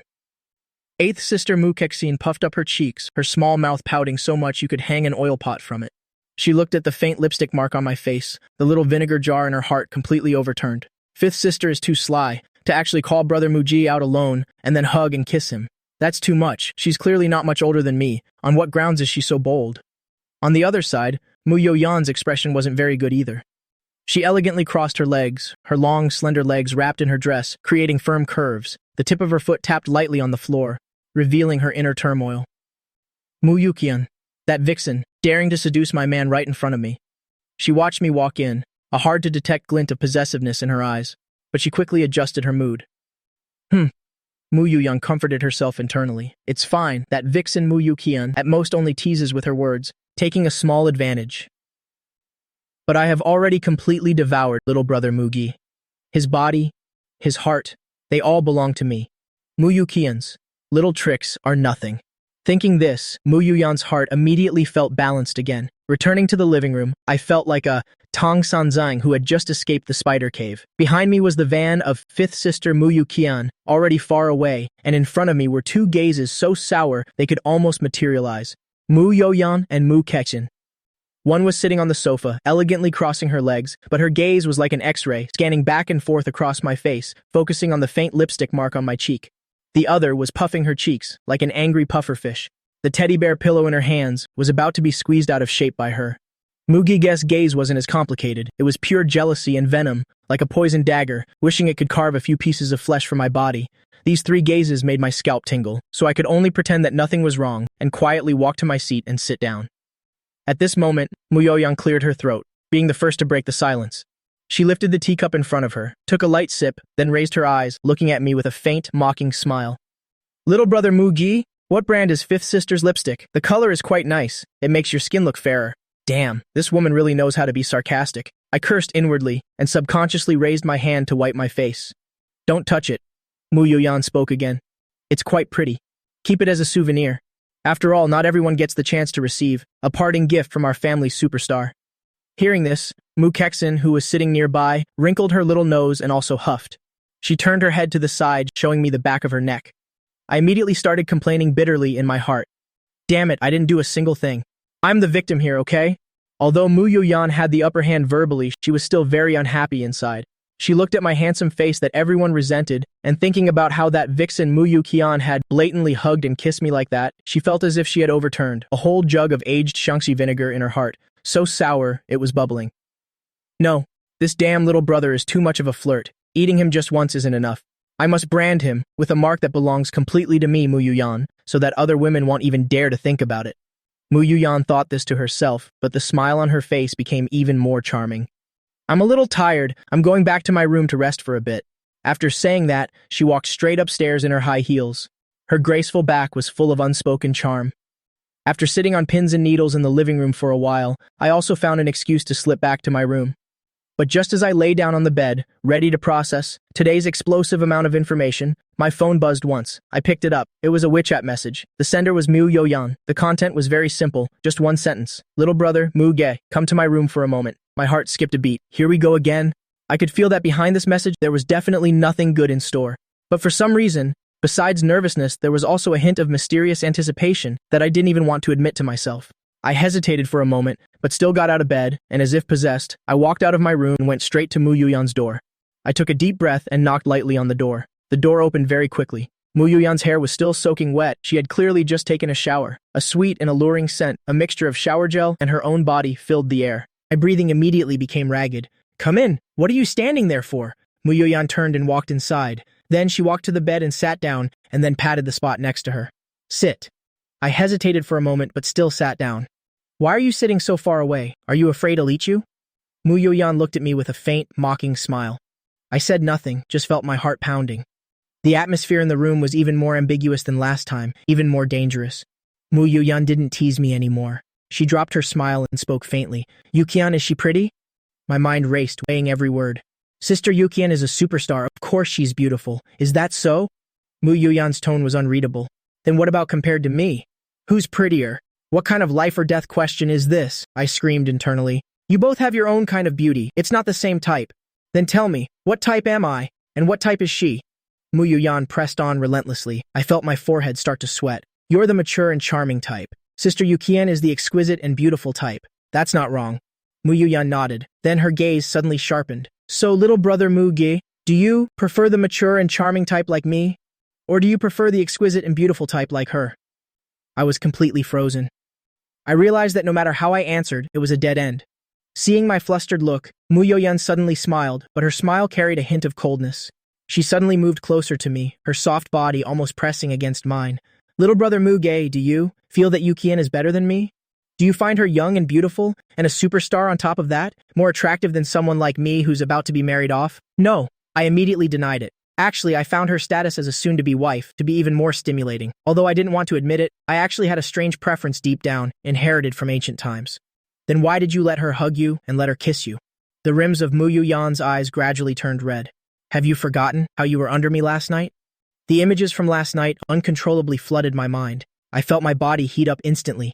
"Little brother Mugi, look at me." Mu Yuyan reached out and lifted my face, forcing me to look directly at her. In her beautiful eyes, there was now a mixture of grievance, anger, and a thick, possessive desire. Suddenly, Mu Yuyan's emotions flared, and she violently pushed me down onto the bed. She lunged on top of me, straddling my waist, looking down at me from above. My whole body was stiff, my mind blank. I looked at the woman on top of me, teary-eyed but incredibly forceful. All the defenses in my heart crumbled at this moment. I ached for her, pitied her, and was even more deeply shaken by the reckless love she was showing at this moment. Finally, Mu Yuyan lowered her head and kissed me fiercely. This kiss wasn't gentle and exploratory like the last one, but was full of domineering appropriation and possession. An hour later, Mu Yuyan's room door opened again.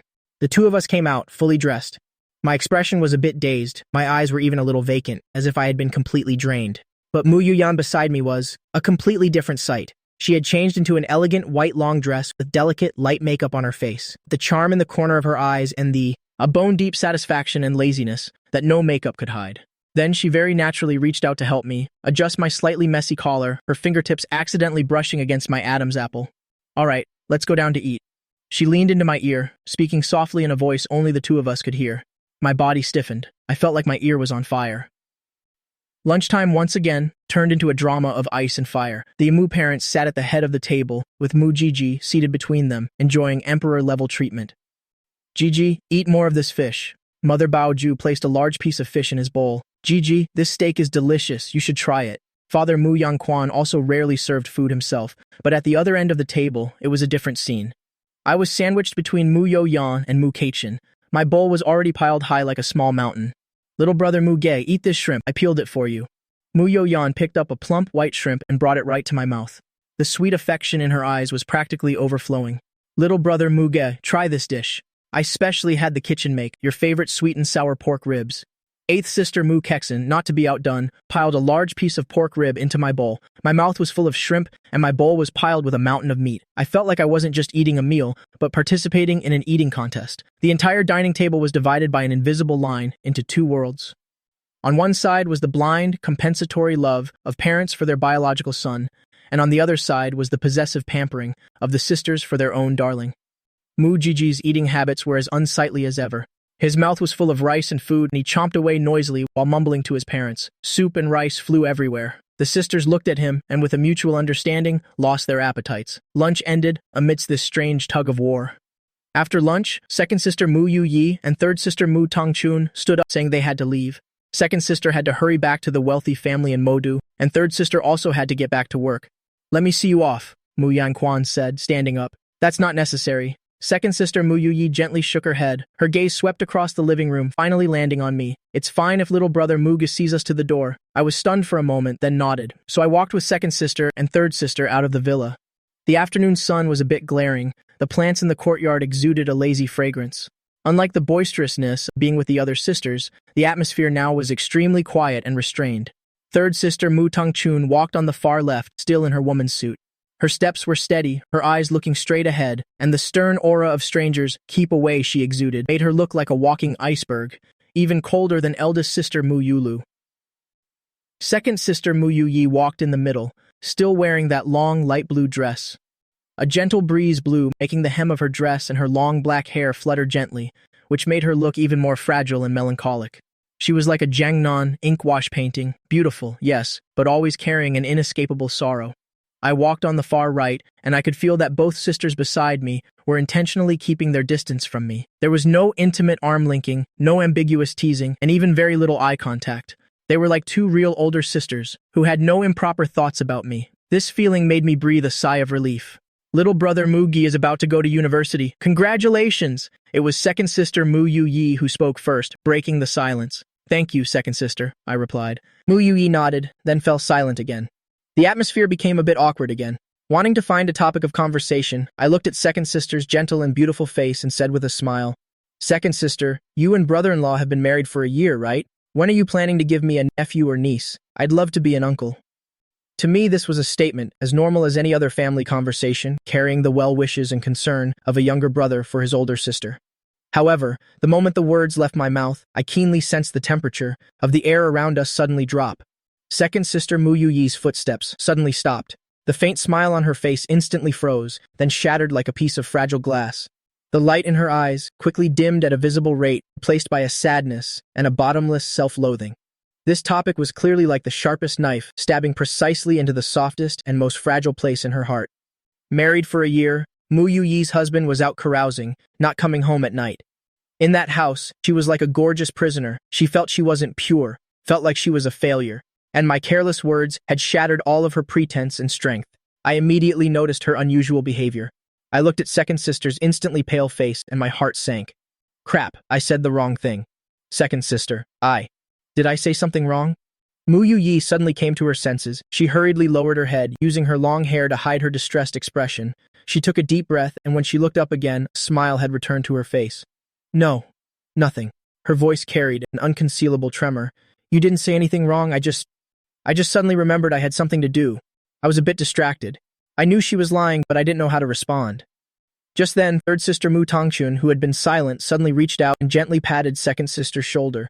She didn't say anything, but that action carried a silent comfort and strength. The car was already waiting at the gate. The air was so suffocating it was hard to breathe. We're leaving now. Third sister Mu Tongchun nodded to me as a form of goodbye. From beginning to end, second sister Mu Yuyi didn't look at me again. She opened the car door and almost fled into it. The black Bentley glided away silently, carrying the two sisters away, and also taking all the ease from my heart. I stood there watching the car's silhouette fade into the distance, my heart filled with doubt and a sense of unspoken guilt.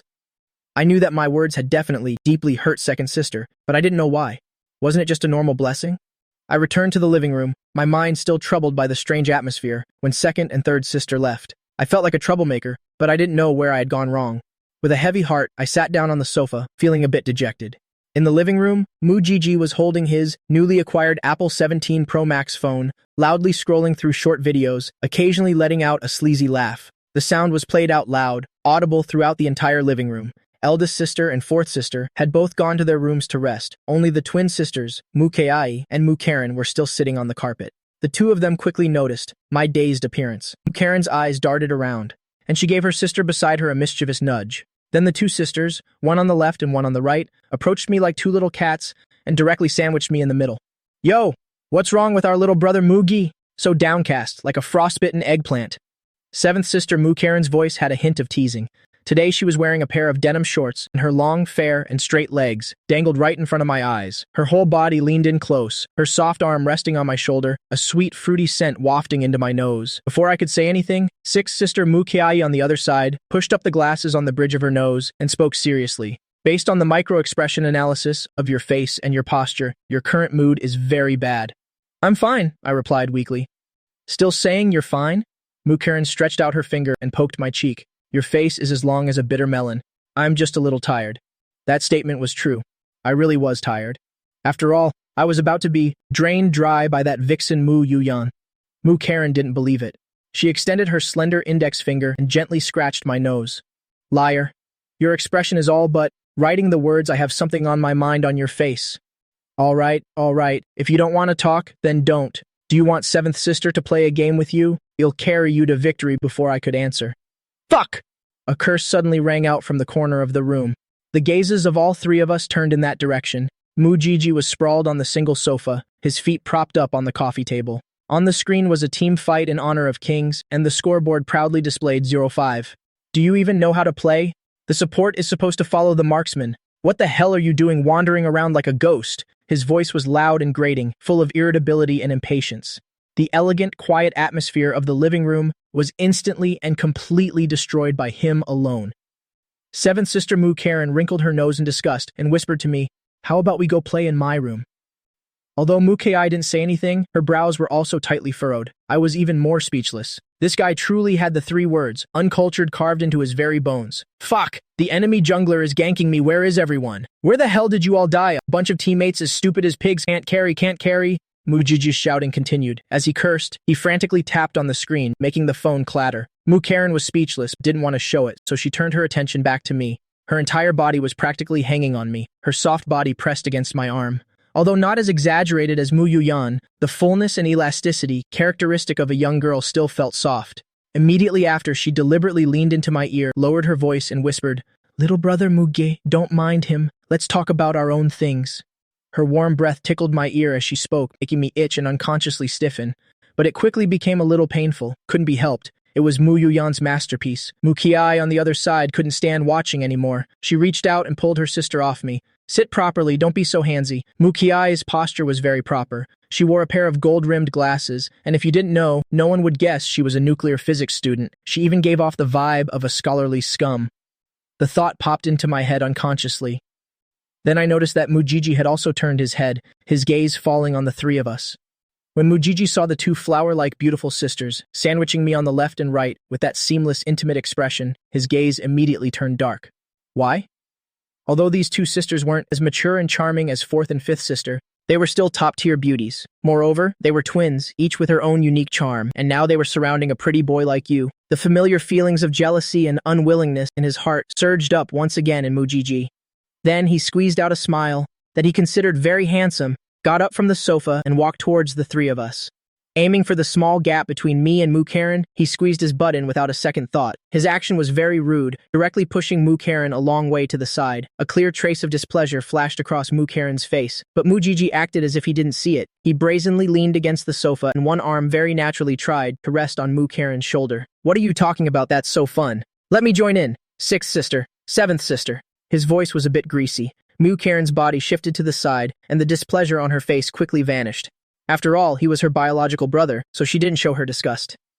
Actually, besides fourth, fifth, and eighth sister, the three who openly wanted to eat me alive, the other sisters didn't hate Mujiji that much. At most, they would complain a little, but in the end, he was their biological brother. Gigi, you haven't seen your room yet, have you? Mukai said, pushing up her glasses. Mujiji was taken aback. Huh? Room? Yes, your room is on the third floor. She pointed towards the stairs, on the same floor as mom and dad, eldest sister, second sister, and third sister. A hint of dissatisfaction flashed across Mujiji's face. In his heart, he wanted to be closer to these beautiful young sisters. Being on the third floor with his parents wasn't bad, but second and third sister weren't usually home. But he couldn't just say that. Oh, alright, so who's going to take me up to see it? The maid will take you, Mukaren said, pointing to a maid standing not far away. Young master, please follow me. The maid respectfully approached. Mujiji looked at the maid, then back at the three of us on the sofa. Although he was a bit unwilling, he had no choice. He stood up and reluctantly followed the maid upstairs. The living room finally returned to its quiet state. Mukaren let out a long sigh of relief. Mukiai also relaxed a little. She took off her glasses and gently rubbed the bridge of her nose. Mukaren suddenly spoke up. Let's keep playing. Little brother Muge, let's play around. I nodded and picked up my phone beside me. Mukaren had already opened Honor of Kings. I'll carry you. Halfway through the match, Mukaren was ganked and killed by the enemy jungler. She wanted to save me, but ended up dying herself. This is so frustrating. Mukaren stomped her foot in anger, but happened to step on my left hand. Because Mukaren had also been kneeling on the sofa, her feet got sweaty from being pressed under her legs. I felt a damp heat on my left palm. I subconsciously wiped my left hand on my pants leg. This scene was seen by Mukaren. Her eyes widened, and she said angrily, "Little brother Muge, are you daring to be disgusted by me?" I was immediately stunned. Sister Karen, what are you talking about? When was I disgusted by you? I didn't realize at all that there was anything wrong with my action. Still not admitting it? Mukaren pointed to my pants leg. I saw you wipe it on your pants. You're disgusted by my foot, aren't you? Then her expression immediately darkened, and she pouted at me, saying, "A fairy's feet are fragrant, you know?" Her tone carried a hint of grievance and also a hint of pride. Do you know how many boys at my school want to smell them but don't even have the right? Humph, and you dare to be disgusted by me. Is it because you know that we're not related by blood that you're disgusted by me? Only then did I react, and hurriedly waved my hands. No, it was just an unconscious action. With that, I raised my left hand to my nose and took a deep sniff. See, I'm not disgusted. Mukaren pouted. I don't believe you. With that, she stuck both her feet out in front of me. This is the only way to prove it. I immediately looked awkward, not knowing what to do for a moment. Mukiai couldn't stand watching anymore. She thought, this is something only the most intimate relationships do. I haven't even let him play with my feet. On what grounds should I let my little sister go first? She just reached out and slapped Mukaren's feet, pushing them away. Karen, don't bully little brother Muga. Just then, both of their heroes had revived, so Mukaren also continued playing the game. Her mouth was still muttering, "Humph, consider yourself lucky." I breathed a sigh of relief, feeling my cheeks were a little hot. Mukiai glanced at me, her gaze a bit complicated. She had just noticed that I really seemed to be staring at Mukaren's feet, staring very intently. One could even say, staring in a daze. Could it be that little brother Muge is a foot fetishist? This is important information. Mukiai smiled. It seems she now had a weakness to exploit in the future. Thinking of this, she discreetly moved her foot towards me. She said nothing, just continued to play the game. Out of the corner of my eye, I saw her foot quietly approaching. My heart was in a bit of a turmoil. I unconsciously averted my gaze and focused on the phone screen. On the screen, the match continued. A fierce team fight was about to break out. The three of us continued to play the game. Mukai played the game while secretly provoking me. She changed her sitting position, and that foot of hers would occasionally, unintentionally touch my leg. The cool, soft sensation made my mind wander. I glanced down a few times. Mukai was still seriously looking at her phone screen, her fingers moving like lightning. I could only assume she wasn't doing it on purpose, but the number of these unintentional times kept increasing. I knew Mukai was provoking me, so I also stuck my foot out and started to play footsie with her. But Mukai's toes seemed very nimble. I don't know how she trained them. It was like they had eyes, and I was always at a disadvantage, teased by her until my heart itched. Just like that, the game ended. My screen showed a 1-0 victory with a score of 4-3. I carried the whole match. "Ah, little brother Muge, you're too good," Mukaren praised, her eyes sparkling like stars. "This awareness, this execution, it's truly god tier." I chuckled and was about to say a few modest words when the sound of footsteps echoed down from the stairs. Mujiji had finished viewing his luxurious room on the 3rd floor and came down satisfied. Coming down with him were eldest sister Mu Yulu and 8th sister Mu Ketchen, who had woken up from their nap, and the live-in son-in-law, Ashtray. Mu Yulu was still in her suit, preparing to go to work. "I have to go to the company. Everyone, show Gigi around the house." Mujiji, on the other hand, flopped down onto the sofa and saw the game interface on the phones of me and the twin sisters. His eyes lit up. "Yo, playing Honor of Kings? A 5-person team? Let me in." With that, he pointed to Mu Ketchen beside him. "Add Ketchen and we'll have exactly 5 people. However, Mu Karen spoke first, not playing anymore. Mukai also took the opportunity to stand up. "Yeah, there's no game experience at all." After speaking, the twin sisters went upstairs. "Little brother Muge, let's go up too." Mu Ketchen came over, very naturally took my hand, and also led me upstairs. In an instant, the only one left on the sofa was Mujiji. He watched my back as I left, surrounded by the sisters, and that feeling of being isolated and ignored made him tremble with anger. Looking at the empty living room, the jealousy and hatred in his eyes were about to spew fire. "Why is everyone targeting me? What have I done wrong?" Muke-han grabbed my hand and pulled me straight up to the 2nd floor. Her hand was very small and soft, with a thin layer of sweat in her palm. A warm, damp feeling transmitted through our skin contact. Muka-han pulled me and pushed open the door to her room. A sweet fragrance hit my face, like strawberry-flavored fruit or hard candy melting in the air. I was pulled inside by her, and the door was closed. Unlike 4th sister Mu Yuyan's room, which was full of mature female charm, Muka-han's room was entirely a dreamy princess castle. As soon as she entered the room, Muka-han let go of my hand. She kicked off the small white leather shoes on her feet, and her whole body, like a boneless kitten, jumped straight onto the large, soft bed.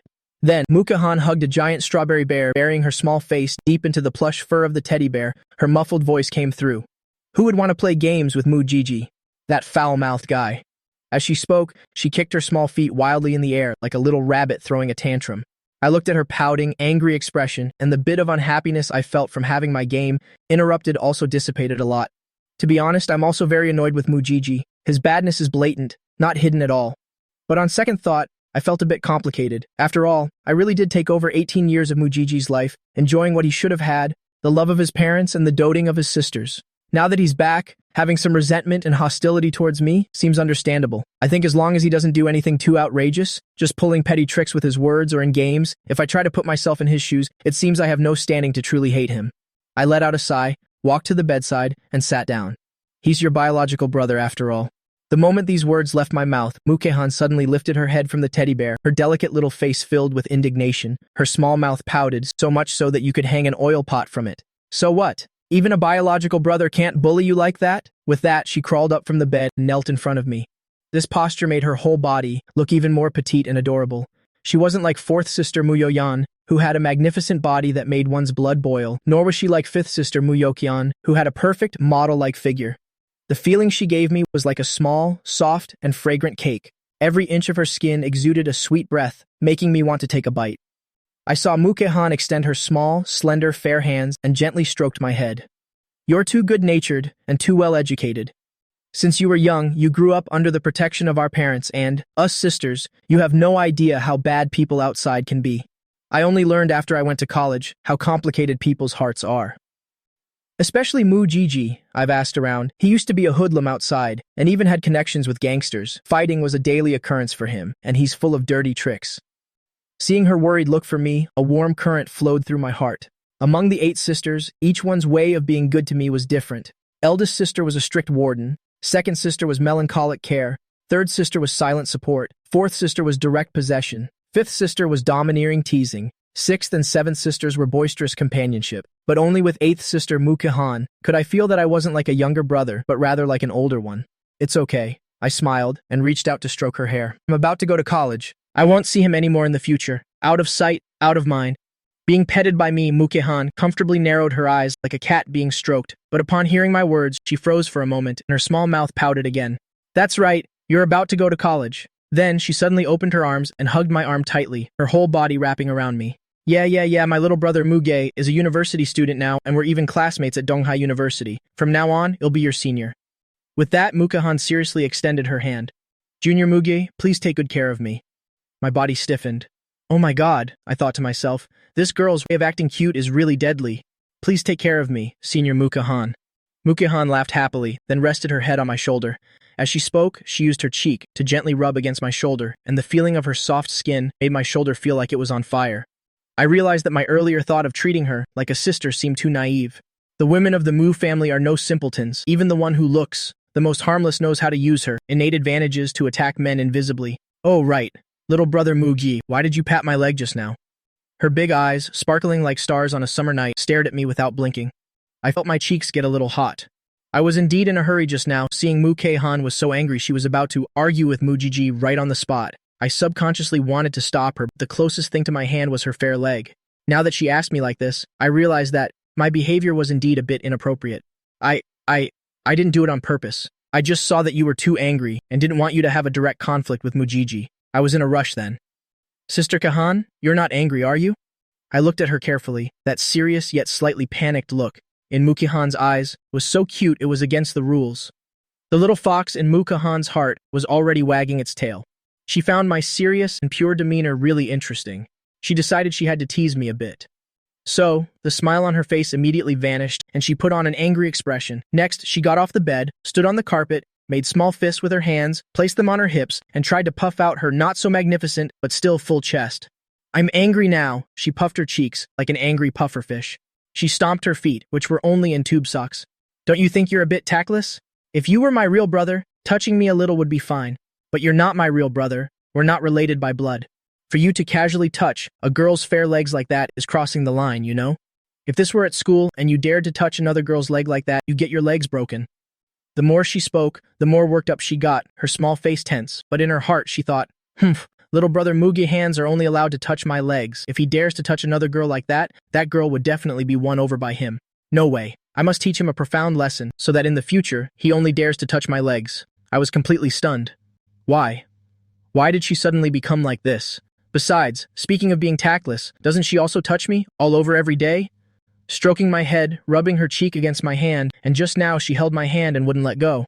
This double standard is just too obvious. Looking at Mukahan's I'm angry, and the consequences will be severe expression. I felt a little guilty. I quickly stood up and apologized sincerely. Sister Keihan, I'm sorry. I was really too rash. I promise it won't happen again. Is sorry enough? Mukahan raised an eyebrow, her small chin lifted high. Then what should I do? I was a bit flustered. Hold out your hand, Mukahan ordered. I hesitated for a moment, but still obediently held out my left hand, the one that had just committed the offense. Mukahan held out her small hand and slapped the back of my hand a few times. Her hand had no strength. It didn't hurt at all when it hit me. In fact, it was a little ticklish, but she still put on a stern look. Do you remember now? Don't casually touch girls unless that girl agrees. I smiled and nodded. Got it. Mukahan nodded in satisfaction. I touched you according to the principle of fairness. You have to touch me back. My mouth immediately formed an O. Huh? What's with the huh? Mukahan glared at me and said with great conviction, Don't you understand what I'm saying? On what grounds do you get to touch me while I don't get to touch you? That's not fair. Just now I thought this soft and fragrant cake was like a little sister who needed protection. But now it seems, this is not a small cake. It's clearly a tigress in rabbit's clothing. How should I touch you? I felt like my brain wasn't working properly. Take off your t-shirt, Mukahan said concisely. That's not a good idea. I subconsciously covered my collar. Mukahan's eyes narrowed dangerously. She put her hands on her hips and took a step closer. If you don't take it off, I'll go tell eldest sister that your hands are improper and that you touched me inappropriately. I finally understood this girl today is determined to act shamelessly. Reasoning with her is impossible, but I also know that telling eldest sister is baseless. She's just scaring me. But under Mukahan's threatening gaze, I had to give in. I slowly took off my t-shirt. The little person inside Mukahan's heart had already started screaming. Hey, I succeeded. I'm such a genius. I'm about to touch little brother Mu-Ga 9-pack abs. When my shirt was completely off, revealing my strong upper body, Mu-Ke-han's breath suddenly stopped for a second. She stared blankly, and even felt like she was about to drool. Mu-Ke-han unconsciously rubbed her hands together, stood up straight, and walked towards me step by step, trying to maintain a serious expression. Then she extended her small, slender, fair hands, as if she were appraising a precious work of art, and carefully touched the abs she had dreamed of. My body immediately tensed up. Now I finally understood, this seemingly harmless little rabbit was basically trying to take advantage of me. How scary, she's like a perverted girl. Mu-Ke-han's fingers gently glided over my abs, feeling the clear muscle definition. At this moment, the little person inside, her heart must have been blooming with joy. I'm definitely the first one to touch little brother Mu-Gi abs. Fourth sister definitely hasn't touched them. Fifth sister only touched them through his shirt. I've won big time. Besides, this is also the first time in my life that I've touched a man's abs. This novel and exciting feeling made her brain a little oxygen-deprived. She observed so intently, her mouth slightly open, that she didn't even notice the clear saliva dripping down the corner of her mouth. She still tried to maintain a serious look on her face. Looking at her naive yet eager expression, I felt both angry and amused. Sister Han, stop fooling around. Are you unhappy after just touching me a few times? Mu-Ke-han immediately interrupted me, her tone fierce. As she spoke, she grew bolder, her hands no longer satisfied with my abs, moved upwards, touching my firm biceps, and then poking my full chest muscles. Tisk, not bad at all. Looking at her engrossed appearance, I really couldn't hold it in anymore. Sister Han, you're drooling. Mu-Ke-han's actions froze, and she subconsciously touched the corner of her mouth. It was wet. She really was drooling. Moreover, it seemed that wasn't all. The small face that was trying to maintain a serious expression finally couldn't hold it anymore. She burst out laughing with a pfft, her feigned angry face instantly melting like ice and snow, turning into a blossoming spring. She completely stopped acting. Her big, sparkling eyes unabashedly scanned my perfect upper body back and forth. As she looked, she let out a perverted laugh. That appearance no longer had a hint of a soft, fragrant cake, but rather like a child who secretly ate candy and wouldn't admit it, and also like a little devil whose plan had succeeded. I felt goosebumps all over my body. This contrast was too great. One second she was an adorable little princess, pouting because she lost a game. The next second she had turned into a perverted girl drooling over me. Mu-Ke-han finally got her wish. She didn't hide her admiration at all. Those big eyes of hers scanned my upper body again and again. Little brother Mu-Gi, you're amazing. She praised sincerely, her restless little hands poking at my chest muscles.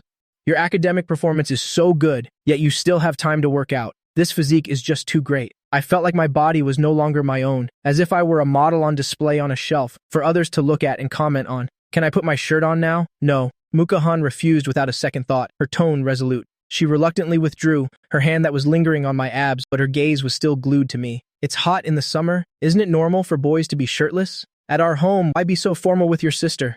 Just sit like this and chat with me for a while. I was completely speechless. What kind of logic is this? I felt that in front of these sisters I had no ability to resist at all. Mu-Ke-han looked at my aggrieved but helpless expression, and her heart bloomed with joy. She pulled my hand and pulled me to a single pink, fluffy sofa in the corner of the room. The sofa was very small, designed to fit only one girl, but she didn't care. She pulled me and forced me to squeeze in. The sofa was immediately filled, our bodies pressed closely together. I could clearly feel the softness and warmth from the young girl's body next to me. Mu-Ke-han seemed to think it wasn't enough. She adjusted her posture and very naturally placed her two fair legs on my lap. This posture made my body go stiff. Looking down, her slender legs were wrapped in long white over-the-knee socks, resting unguardedly on my legs. Further up was an absolute territory that sparked the imagination. My gaze was forced to focus on her feet. Through the socks, I couldn't see their specific shape. I could only see a petite outline, being enveloped.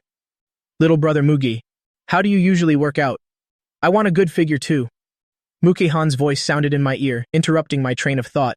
She seemed completely unaware of how suggestive her posture was. As she spoke, without any reservation, she pulled up the hem of her shirt, revealing her lower abdomen. Then, she pinched her stomach, pinching up a roll of soft flesh. She pouted and said to me with some annoyance, "Look at Sister Han's stomach. I didn't exercise much during the summer vacation, and I ate until I got fat." I glanced over. There was indeed a little bit of flesh. I mentally calculated. Mu-Ke-han is about 107 centimeters tall. She looks like a B-cup, but she weighs 50 keys, which is about 2 to 2.5 kg heavier than fifth sister Mu Yukian, who is 174 centimeters tall. Compared to Mu Yuyan, who is 172 centimeters tall and has a magnificent D-cup, she's also a few kilograms heavier. But I didn't dare say this.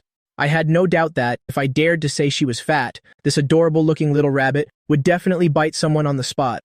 A little bit of flesh is good. It's so cute, I said with a strong desire to survive. You're not a big star like Fifth Sister, who needs to stay so slim. No, I want to be slim, Muki-han retorted, refusing to back down. You'll take me to work out in the future. Okay, I'll call you when I work out. Well, work out together. I could only nod in agreement. Yeah, that's great. The two fair legs resting on my lap twisted happily with excitement. Then she got even more carried away, wrapping her slender arms around my neck, her whole body hanging on me. Little brother Muge is the best. A warm and fragrant beauty in my arms, I felt like I was about to suffocate. Sister Keihan, can you put your legs down? This isn't very appropriate. It's not that I'm afraid of anything else. It's mainly that I'm afraid Mu-Keihan, who wears a short skirt at home, isn't wearing safety shorts, and if I accidentally see something I shouldn't, she would definitely call me a hooligan again, and then take the opportunity to tease me. I'm a bit used to this game. Nope, Muki-han was just as I predicted. Not only did she not put her legs down, but she became even more provocative, wiggling her two legs wrapped in socks on my lap. Her little head also swayed, and in her big, bright eyes, there was a look of smugness, as if saying, I'm not putting them down. What can you do about it? I was completely helpless, feeling like I was in front of this tigress, like a fish on a chopping block, only able to let her do as she pleased. Little brother Muge, how exactly do you work out normally? Muki-han hugged my neck and asked curiously. Show me as an example. There's no special way. I mainly do some basic exercises like sit-ups and push-ups, then perform for me. Muke-han's eyes lit up. She finally agreed to get off me, letting go of my neck and also retracting her long legs that made me so restless. I felt like I had been granted amnesty, immediately stood up from that narrow sofa and moved my slightly stiff body a bit. To end this torture as soon as possible, I didn't say a word and lay face down on the carpet, my two hands supported on the ground, forming a standard push-up position. Then, I immediately did 10 push-ups cleanly. The form was standard. The speed was very fast. My breathing was not disordered at all. Muka-han squatted beside me, resting her chin on her hand, looked at me with interest. The lines of my muscles rippled with my movements, and her eyes sparkled with an excited light. Suddenly, she laughed. A new idea popped into her head. Brother Mugi, if you sat on me, could I still do push-ups? My push-up motion paused. I looked up at her, a bit surprised. Probably. I've never tried it. Then let's try it. Mu Kexin's interest was completely piqued. I didn't have any objections either. After all, she had already taken advantage of me so much, a little more wouldn't hurt. I got back into the push-up position. My back muscles were straight. Mu Kexin was overjoyed. She walked over to my side, bent down to study me, seemingly thinking about how to sit on me. How can I be stable? I want to put my full weight on you. I thought for a moment and blurted out, just like riding a horse. Straddle me. When Mu Kexin heard the words riding a horse, her mind started racing. I can ride Brother Muge now. Even though it's riding on his back, this is a historic first step. This is one small step for Mu Kexin, but one giant leap for the 8 Mu sisters. She is the first one to dare to try. Mu Kexin thought to herself gleefully. She prepared to lift her leg and straddle my back. But just as she lifted her leg, before she could sit down, she suddenly thought of something. Her delicate little face immediately flushed red. Ah, Brother Muge, stand up first. I need to use the restroom for a moment. I grunted in agreement, not understanding what was happening as I got up from the floor.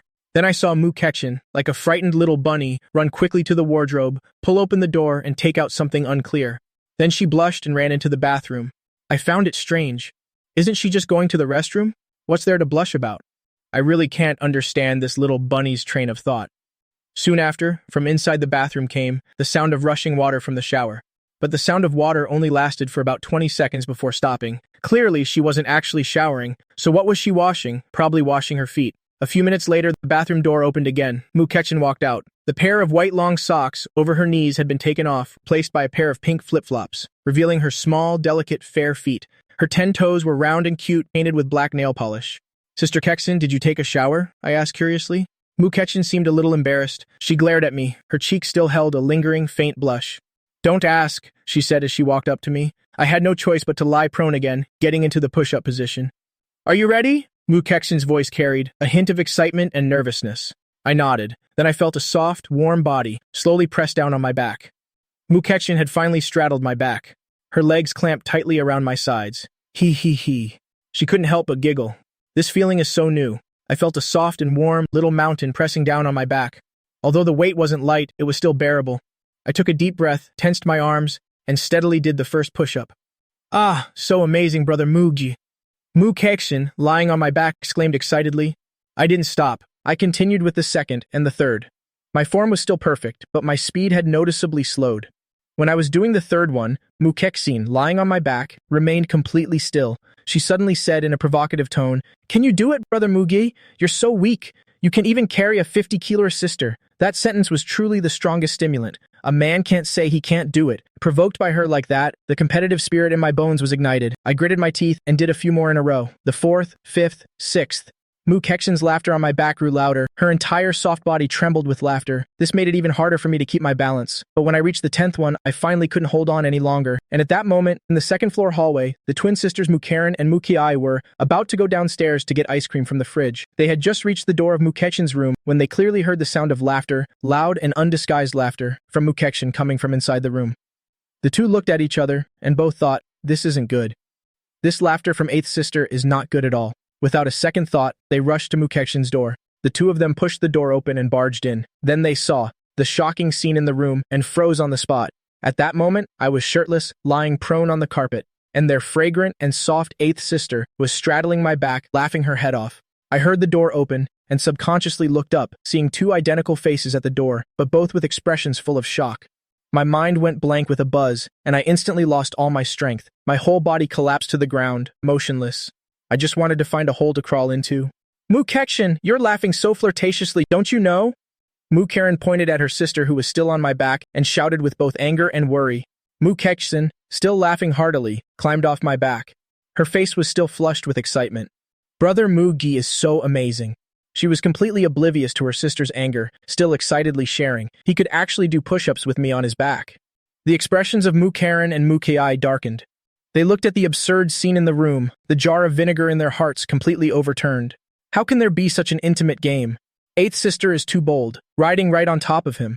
It's a good thing it's just riding on his back for push-ups, but it's still too much. If we don't punish her severely, and the next step is the other way around, what will become of us? Both of them were mad with jealousy, but they had to maintain a dignified, older sisterly expression. Kexin Mukeren rushed forward, pulled me up from the ground with one hand, and then pulled the carefree, laughing Mukexin to the side. She put her hands on her hips, adopting an older sister's posture, and began to lecture. "What are you two doing? Have you no shame?" Mukiai also walked over. She pushed up the glasses on the bridge of her nose. Her eyes behind the glasses carried a scrutinizing look. "Your behavior just now has exceeded the scope of normal sibling interaction. It falls under the category of extremely intimate physical contact." Mukexin and I could only lower our heads and obediently accept the criticism from our two sisters. There's no helping it in this house. Whoever is older has the right to speak. This is the naked suppression of bloodline. And I just happened to be at the bottom of the food chain. Just a moment ago in front of me, she was like a fierce little tigress, Mukexin. But now, in front of her two sisters, she could only be like an elementary school student, obediently being scolded. The two sisters took turns, from the difference between men and women to the bad influence, lecturing me and Mukexin until we couldn't lift our heads. After they were almost done scolding, the twin sisters looked at each other. Their eyes met in midair, and in an instant, they reached an agreement. If eighth sister can do it, then so can we. On what grounds should a good thing be hogged by her alone? Then, the two of them changed their tone. Mukeren cleared her throat, a mischievous smile on her face. "But, this game sounds pretty interesting. We want to play too." Mukexin and I were both stunned. "What kind of logic is this? You two were just sternly criticizing us a moment ago. How could you change your minds so quickly?" Mukexin immediately spread her arms, like a little lioness protecting her food, standing protectively in front of me. "No way. Brother Mugi is tired. He's exhausted. Are you kidding? Brother Mugi back is mine alone. Other women better not touch it. Whether he has strength or not, your word doesn't count." Mukeren raised an eyebrow. "That's right. Let us ask him ourselves." Mukiai also chimed in. The twins were very determined, closing in step by step. Just as the three sisters were about to fight, the door was pushed open again. Fourth sister Mu Yoyan walked in, rubbing her sleepy eyes. After the intense exercise before lunch, her body felt numb all afternoon. After eating and showering, she hurriedly went back to her room for an afternoon nap. Now she was woken up by the noise outside. "What's going on? It's so noisy," she asked while yawning. As soon as the twin sisters saw Mu Yuyan, it was like they had found a mediator and a matriarch. They quickly ran over to tattle. Mukeren added some spice as she recounted what had just happened. After Mu Yuyan heard the story, her expression also darkened. She walked up to Mu Kexin, her eyes carrying a hint of blame. "Kexin, how could you be like this? Men and women should not be so familiar, don't you know? If word of this gets out, people will gossip about you. A man and a woman alone in a room, and with such intimate physical contact, the influence is so terrible." Mu Yoyan said seriously. Her words were stern. Standing beside them, I almost burst out laughing. I cursed silently in my heart. Sister Yoyan, you're really good at pretending. I wonder who it was that ate me all up, and ate me twice within 24 hours. How do you have the face now to say such things? Just when I thought Mu Yoyan would end the topic there, she changed her tone. But Mu Yoyan's gaze fell on my upper body, which was bare and perfectly sculpted. A barely perceptible hot flash appeared in her eyes. If Brother Mugi also gives me a ride on his back once, then this matter will be considered fair. I will pretend it never happened. Yes, we want it too. The twins, Mukaren and Mukei, immediately chimed in. Mukechin was so angry her little face turned red and she almost jumped up on the spot. Fourth sister, didn't you just say that if word got out, the influence would be bad? I did say that, but I also said that it's only a bad influence if word gets out. We just won't let word get out and it'll be fine. Having said that, Mu Yuyan looked around at the people in the room, a smile on her face. The people present here are all family, aren't they? Mukexin still wanted to resist, but how could she alone resist the joint suppression of her 3 older sisters? Then the 3 older sisters flanked Mukechin from both sides and took her to her princess bed filled with stuffed animals. Then they started tickling her, their main targets being the places she was most ticklish, her armpits and the soles of her jade-like feet. Ah, don't. Stop tickling. I surrender. Mukexin's laughter and pleas for mercy filled the room. In the end, she could only surrender helplessly, like a helpless wife, her mouth pouting high, looking furious. But in her heart, she could only use the spirit of Ah-Q to comfort herself. Anyway, I was the first one. This wife has agreed, so you can tease my husband. It was a complete spiritual victory. After dealing with the tiger blocking the way, Mukexin, the 3 sisters rubbed their hands excitedly, their fiery gazes fixed on me. I felt like a lamb waiting to be slaughtered, surrounded by 3 hungry wolves. Sisters, I just did 10 reps. I'm really about to die of exhaustion. I don't have much strength left. Mukaren was the first to be unhappy. She put her hands on her hips, walked up to me, and poked my firm chest muscles with her finger. What's wrong? You have strength to carry Kexin, but you're out of strength to carry us? This is favoritism, that's right. This is discrimination. Mu Yuyan also chimed in. My head ached. Then can I rest for a few minutes? You have to let me recover my strength. Fine. The 3 sisters looked at each other and generously agreed. 10 minutes later, I finally felt like I had recovered. I moved my arms a little. And on the bed, the 3 sisters couldn't wait any longer. Their eyes were sparkling. Mu Kexin was still sitting on the side with a sulky expression, pouting her soft, fragrant lips. She knew she couldn't stop them, so she could only take a step back. Brother Mugi is very tired. 5 reps for each of you is enough. No more than that. Okay, 5 it is. The 3 sisters generously agreed. After all, the point wasn't how many reps, but the process itself. Mu Yoyan was the first to step up. She had a seductive smile on her face and then walked up to me. After I laid down on my stomach, she sat cross-legged, right on my broad back. Let's start, Brother Mugi. I gritted my teeth and started doing push-ups. The first, the second. Mu Yoyan sat steadily on my back, bobbing up and down with my movements. The hem of her nightgown fluttered slightly, revealing her long, slender, fair legs. 5 push-ups were quickly completed. Mu Yoyan got off my back, a satisfied smile on her face. She wiped the sweat from my forehead. Our brother Muge is so amazing. Total boyfriend material. Satisfied, Mu Yoyan stepped aside. Next up was Mu Kei. The twin sisters had a habit of exercising regularly, doing yoga or jogging every morning. Their core strength was much stronger than that of ordinary girls. Mu Kei pushed up her glasses. She didn't sit cross-legged like Mu Yoyan, but knelt directly on my back. This move required a higher level of balance. Mu Yoyan and Mukaren immediately stood on either side, ready to support her so she wouldn't fall. I started to exert force. Mu Kei knelt on my back, following my ups and downs, letting out a giggle. Clearly, she found it very exciting. 5 push-ups were completed smoothly.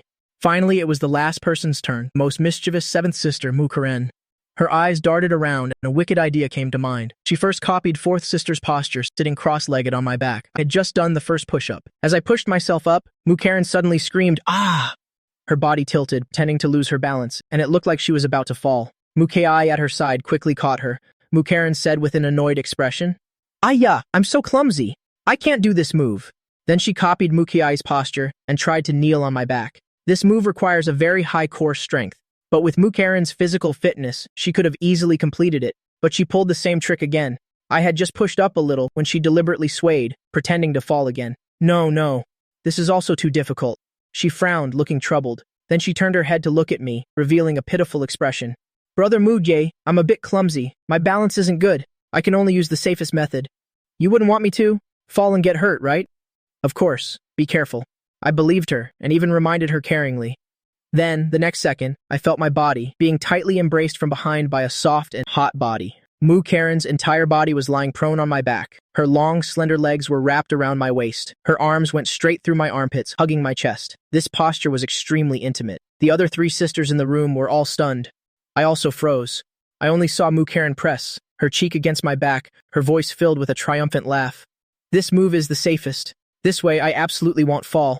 7th sister is a bit weak, so brother Mugi will have to bear with me. Mu Kiai at the side rolled her eyes. This woman really knows how to play. She really knows how to feign weakness. Her core strength is clearly even better than mine. How could she lose her balance? She is clearly, openly taking advantage of brother Mugi. Mu Kexin on the other side was fuming. How dare she? How dare she? I haven't even done this move. Why do these sisters have so many tricks? No, I will definitely do these moves with brother Muge once in the future. Being held tightly by Mu Karen like an octopus, I did 5 push-ups. But luckily, Mu Karen was the lightest among the sisters. Although she was 172 centimeters tall, she only weighed 46.5 kilograms, even a bit too thin, so it wasn't too strenuous for me. Just as this absurd yet seductive game was about to end, a head suddenly poked in through the doorway. It was Mujiji. He looked inside and was completely stunned. What did I just see? Mugi, that pretty boy, is shirtless on the ground, and 7th sister Mu Karen, the great beauty of the Shanghai Theater Academy, is lying all over him and hugging him tightly. 4th and 6th sister not only didn't stop them, but were watching with amusement. What are you guys doing? Mujiji's voice carried a hint of disbelief. Helping brother Muji train his body. Mu Kiai answered with a straight face. The corner of Mujiji's mouth twitched imperceptibly. Training his body? Does anyone train like this? He walked into the room. His gaze swept over my well-defined 8-pack abs. The jealousy in his eyes was almost overflowing. He asked sourly, "How many did you do?" 5 for each person. Mu Kiai answered, "I can do it too."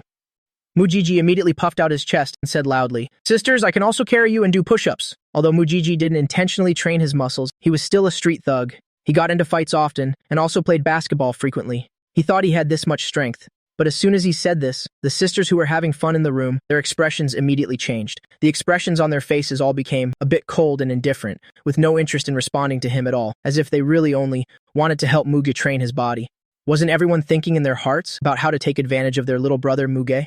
When Mujiji saw that no one was paying attention to him, he felt a little embarrassed. He gritted his teeth, imitated my actions, and directly took off his short-sleeved t-shirt. He wanted to prove that he was not inferior to me. But when his shirt was taken off, revealing the body inside, the atmosphere in the room immediately froze. The big star Muyukian's guess was indeed correct. She was very good at judging people. A green dragon on the left, a white tiger on the right, 2 crude tattoos, bearing their fangs and claws occupied, his dark skin, looking extremely ridiculous and ugly. Moreover, Mujiji usually loitered outside, had an irregular lifestyle. His skin condition was very bad, not only dark, but also had all kinds of acne. There were also many acne scars on his back that hadn't faded. There were no clear muscle lines on his body either, just a thin layer of flesh over his ribs. This appearance, compared to the physique next to him, which could be compared to a male model like me, was truly a public execution. The sisters all stared in a daze, their faces showing expressions of disbelief. So ugly. Mujiji's face was actually quite handsome. If I had to rate it, it would be an 8. Although not on the same level as my 9.5, it could still be considered top tier. But Mujiji, whether it was in skincare, dressing, demeanor, or physique, was completely outclassed by my charisma. They all quickly shifted their gazes back to my beautiful body to cleanse their eyes. No one said anything. The scene was extremely awkward for a moment. Even Mujiji's body had a faint smell, an unpleasant mixture of sweat and tobacco. An awkward silence filled the air. But Mujiji still thought he was great, showing off his ribby physique, completely unaware of the strange atmosphere. Sisters, who wants to come and feel it? Everyone remained silent. No one said a word. The sisters' eyes were locked on me, cleansing their eyes as if another glance at Mujiji would be a pollution to their eyes. The smile on Mujiji's face was a bit stiff. He could only turn his pleading eyes towards the one among the sisters present, who had a slightly better attitude towards him. 6th sister Mu Kei. 6th sister, you try. Mu Kei, having been called out, was extremely unwilling in her heart, but she wasn't like the other sisters, who would write their disgust plainly on their faces. She hesitated for a moment and still reluctantly agreed. All right, he's my biological brother after all. In front of so many people, I can't just completely disrespect him. As soon as Mujiji heard that, he was overjoyed. See, 6th sister really does love me. She's on my side. She is the crucial support for me to seize power in the Mu family in the future and to drive out this pretty boy Muji. He thought smugly to himself and immediately lay prone on the carpet, getting into a push-up position. Then came the problem. What position should we use? Mujiji was very expectant in his heart, hoping sixth sister could also, like seventh sister did with me earlier, get into an intimate, hugging position. But Mukiai looked at his back full of acne scars and ugly tattoos and felt that she didn't want any position. Especially the hugging position Karen used earlier. With me, she would agree 1,000 times over, but with Mujiji, Mukiai rejected it in her heart because he was ugly. At this moment, Mukexin, who was beside them, was very considerate and took out from the nearby cabinet a brand new pair of disposable slippers and gave them to Mukiai. Mukiai immediately understood. She took off the flip-flops she was wearing and replaced them with these clean, disposable slippers. Then she walked over to Mujiji and said with a blank expression, "They'll stand on you." Although Mujiji was a little disappointed, he still forced himself to say, "Come on up."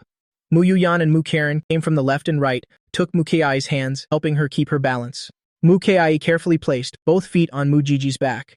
Mujiji felt a great force coming from his back and couldn't help but gasp. Actually, Mukiai was only 47.5 kg. For a man, an adult who exercises regularly, this weight was basically nothing. But Mujiji didn't intentionally train. He was normally involved in all sorts of vices. His body had long been depleted. He was truly weak. He gritted his teeth and struggled to do the first push-up, his whole body trembling. Then the second one. His strength and stability were completely incomparable to mine from earlier. On the third one, Mujiji's entire arms began to shake violently, his face flushed red. Then he couldn't hold on anymore. His arms gave way, and his whole body slammed down with a thud, falling flat on the carpet. Mukiai, who was standing on his back, immediately lost her footing and let out a frightened cry. Her whole body uncontrollably fell forward. It looked like she was about to fall face first and crash hard onto the carpet. In the nick of time, I, who was standing nearby, reacted extremely quickly. I took a long stride forward, spread my arms wide, and precisely blocked the direction of Mukiai's fall. Immediately after, Mukiai's whole body flew into my arms and was caught steadily by me. The strong impact made me take a step back as well, and in that split second, due to inertia, Mukiai's face slammed into mine, and then her fragrant lips unexpectedly and tightly pressed against mine. Whoa! The whole room seemed to hit the pause button. All the women present were frozen like statues on the spot. Mu Yoyan's charming, almond-shaped eyes were filled with astonishment. She unconsciously covered her mouth, unable to believe what she was seeing. Mukexin's small, adorable face immediately turned pale. Her large eyes widened. Her heart felt like it was being squeezed hard by something, aching so much she could barely breathe. How could this happen? Little brother Muga first kiss, and the person being held tightly in his arms. Mukiai was also completely stunned. The sensation on her lips was clear and real. My mind went blank. I could feel the girl in my arms, body stiffen and tremble. I quickly pulled my lips away from Mukiai's and then carefully placed her gently onto the bed beside us. The entire room was still dead silent, so quiet you could hear a pin drop. At this moment, Mujiji, who was lying on the floor, finally got up from the ground. He saw this scene, was stunned at first, and then an unknown fire shot to the top of his head.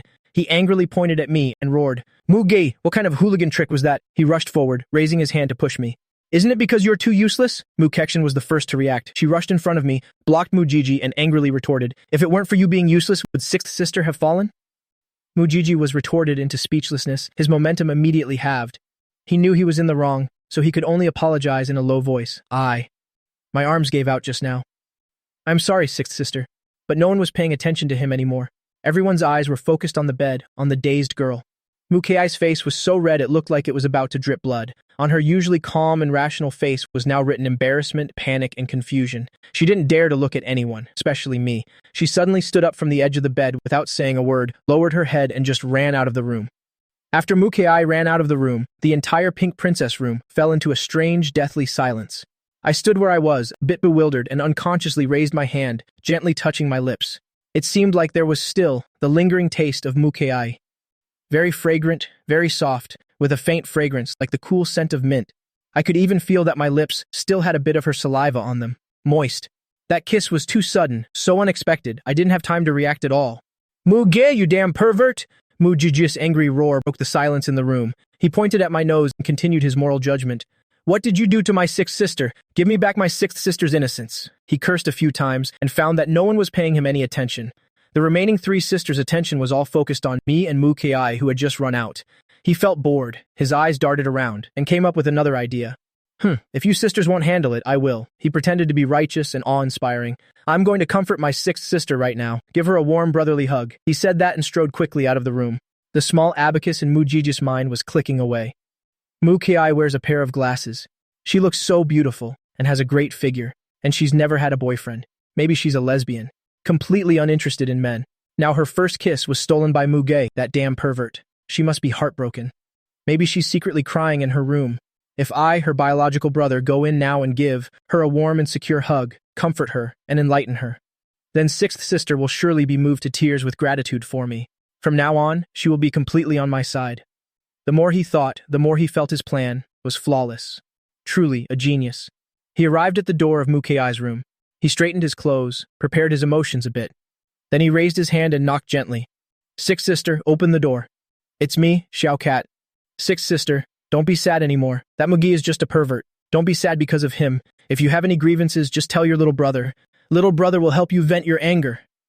The room was still dead silent. Mujiji couldn't hear any sound. He was secretly happy.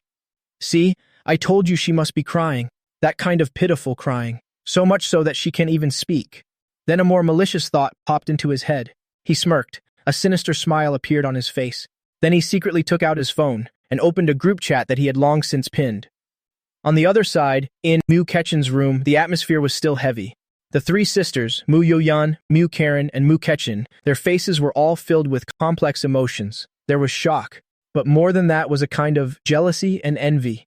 Why? On what basis was it sixth sister? I stood in the middle of the room. My heart was in a mess. My mind was filled with the unexpected kiss from just now, and Mu Kei's flushed face as she ran out, filled with panic and embarrassment. What should I do now? My voice was a bit dry as I asked the three sisters present, should I go apologize to her right now? Is she very upset? Very heartbroken. That seems to be her first kiss. I really messed up. It was too rushed back then. I couldn't dodge it. My heart was filled with guilt. In my heart, Mu Kei has always been a calm, rational, and quiet older sister. I can't imagine how a person so calm after experiencing this would be in such inner turmoil. Mu Yuyan and Mu Kekshin also didn't know how to answer. Although their relationship with the quiet Mu Kei wasn't bad, they couldn't guess what that ice-cold, intelligent sixth sister really felt about me. So they also didn't know if Mu Kei's mood right now was heartbroken or angry or something else.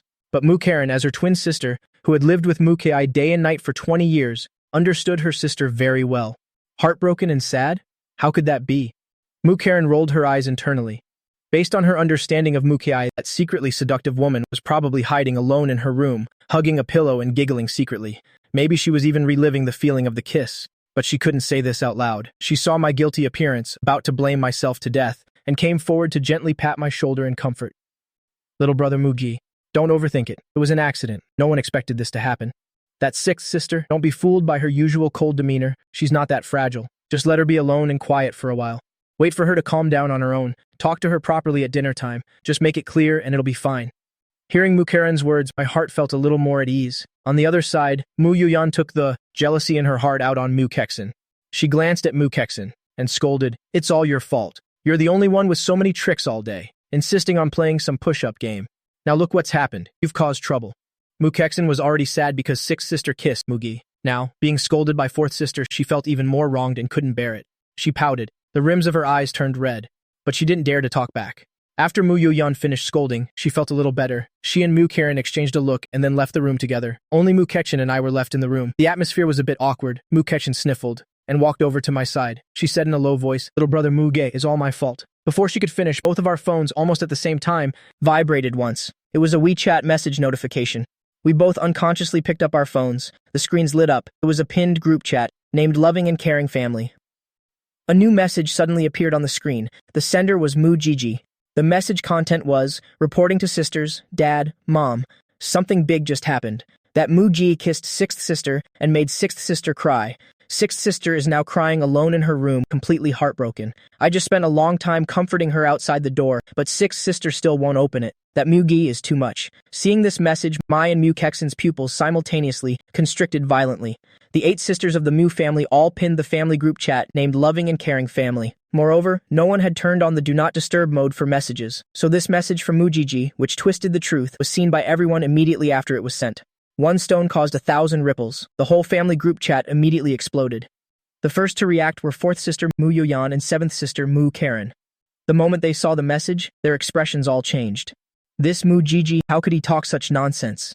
Mu Yuyan was trembling with anger. She had just witnessed the entire incident with her own eyes. It was clearly Mujiji's own uselessness that led to this accident. Now he was biting back, throwing all the dirty water onto Muji. At the same time, second sister Mu Yulu, far away in Magic City, and fifth sister Mu Yukian, who was on her way to work, saw this message at almost the same time.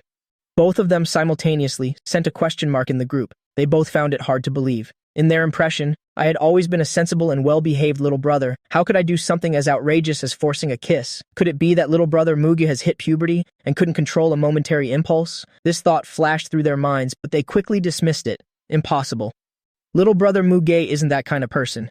An eldest sister Mu Yulu, who was handling work at the company, after seeing the message, her eyebrows furrowed tightly.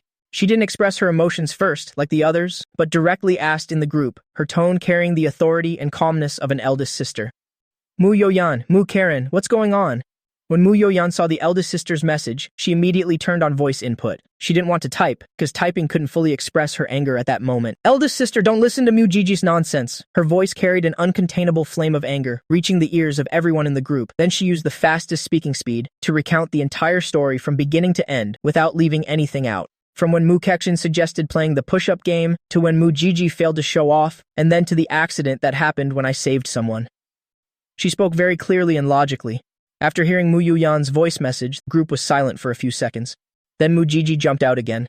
He was still being stubborn, trying to continue his sophistry. Even if I couldn't hold on, when Mugi came to help, he could have just tilted his head. Why didn't he tilt his head? He did it on purpose. He just wanted to take advantage of Sixth Sister.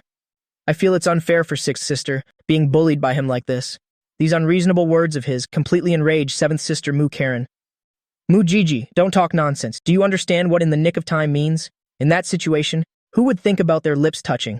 Little brother Muji's first reaction was definitely to save someone. Do you think everyone is like you, with a mind full of dirty thoughts? Mu Karen's typing speed was extremely fast, a series of questions like a machine gun, leaving Mu Gigi speechless. The atmosphere in the group chat suddenly became tense. In the end, it was the eldest sister, Mu Yulu, who stepped in to control the situation. All right, stop arguing. I understand what happened. Mu Yuyan, Mu Karen, you two go comfort Ki and younger brother Mugi first. We'll deal with this tonight when Mom, Dad, and I get back. After the eldest sister spoke, the group chat finally quieted down. Mu Yulu put down her phone, rubbing her aching temples. She was filled with exhaustion. She was worried about Sixth Sister Ki and me. It must have been the first kiss for both of them, right? After an accident like that, I'm afraid it'll leave a knot in their hearts. Sigh, it's all that Mujiji's fault, always trying to show off, causing so much trouble. What a nuisance. Meanwhile, in Mu Kexin's room, Mu Kexin and I were looking at the message on the phone screen, and both of our faces were grim, especially mine. I never expected Mujiji's heart to be so malicious.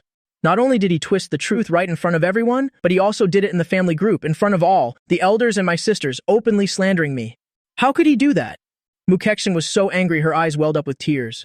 He's gone too far. How could he say that about you? She looked at my tense face, feeling both angry and heartbroken. Mu Kexin was so angry she started to cry. On one hand, she felt the first kiss that should have been hers was stolen, so she was jealous. But on the other hand, she felt that I certainly didn't want to kiss Mukiai either, so she felt sad for me. Younger brother, Muge. Mu Kexin's sobbing voice came from beside me. I turned my head, only to see the eighth sister, who was like a protective lioness just moments ago, now had her big eyes all red. Her small hand gripped the hem of her clothes tightly, her lips pursed, her face full of self-blame and guilt. It's all my fault. It's all because I insisted on playing that game. I'm the one who hurt you, and Sixth Sister too. She sobbed, her tears smudging her small, pretty, and cute face. My heart ached. I raised my hand and gently used my fingertips, carefully wiping the tears from her cheeks. It's not your fault. It has nothing to do with you. How is it not related? If I hadn't suggested playing the game, none of this would have happened. Now Mom, Dad, and our sisters all misunderstand you. Mu Kexin cried even harder. They won't misunderstand you. I looked into her eyes and said seriously, Sister Yuyan and Sister Kiran were there. They'll explain everything clearly. The one who deserves to be scolded is Mu Gigi, not you. I looked at Mu Kexin, feeling a little emotional.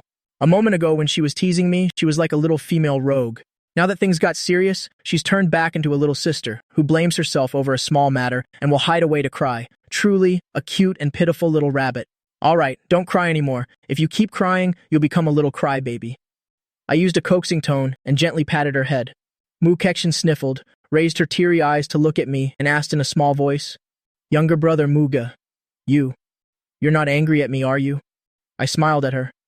Why would I be angry at you?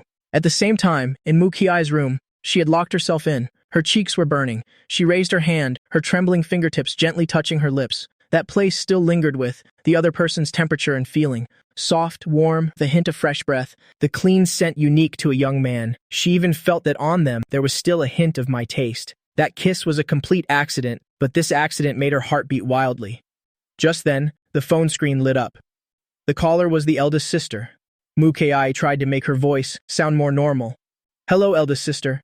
From the other end of the line came Yulu's concerned voice. "Ki, how are you doing now?" I'm fine." Mukiai's voice sounded a bit choked up, with a slight nasal tone, as if she had just been crying. This was her pretending on purpose. Yulu believed it, and her tone softened a little.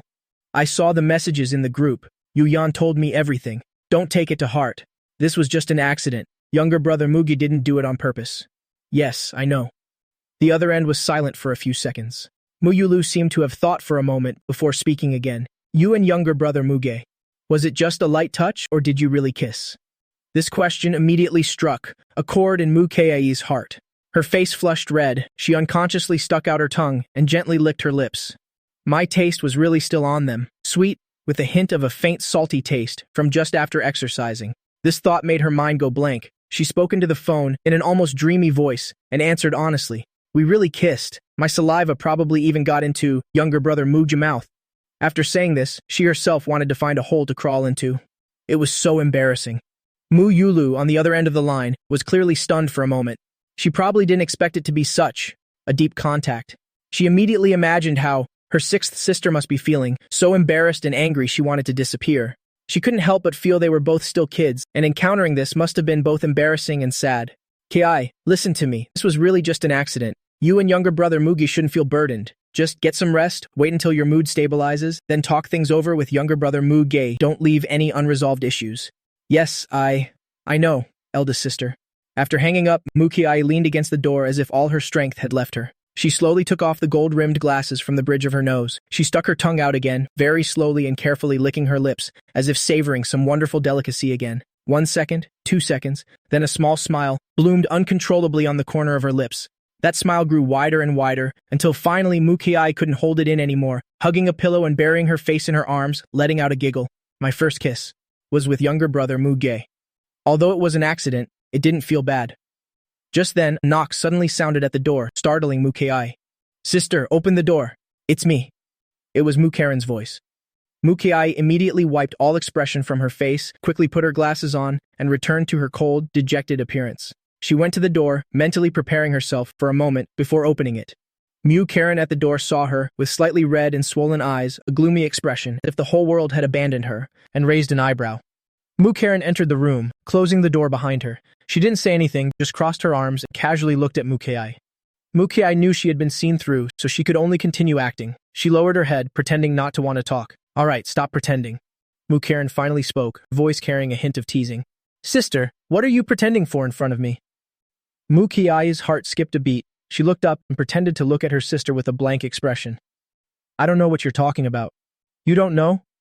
Mukaren walked up to her and gently poked her cheek with a finger. "Have you been hiding alone, in your room, secretly laughing for a long time?" "I haven't," Mukiai immediately retorted. "You haven't?" Mukaren looked as if she could see through everything about her. "Just confess honestly. Are you still not satisfied, and have licked your lips several times since then?"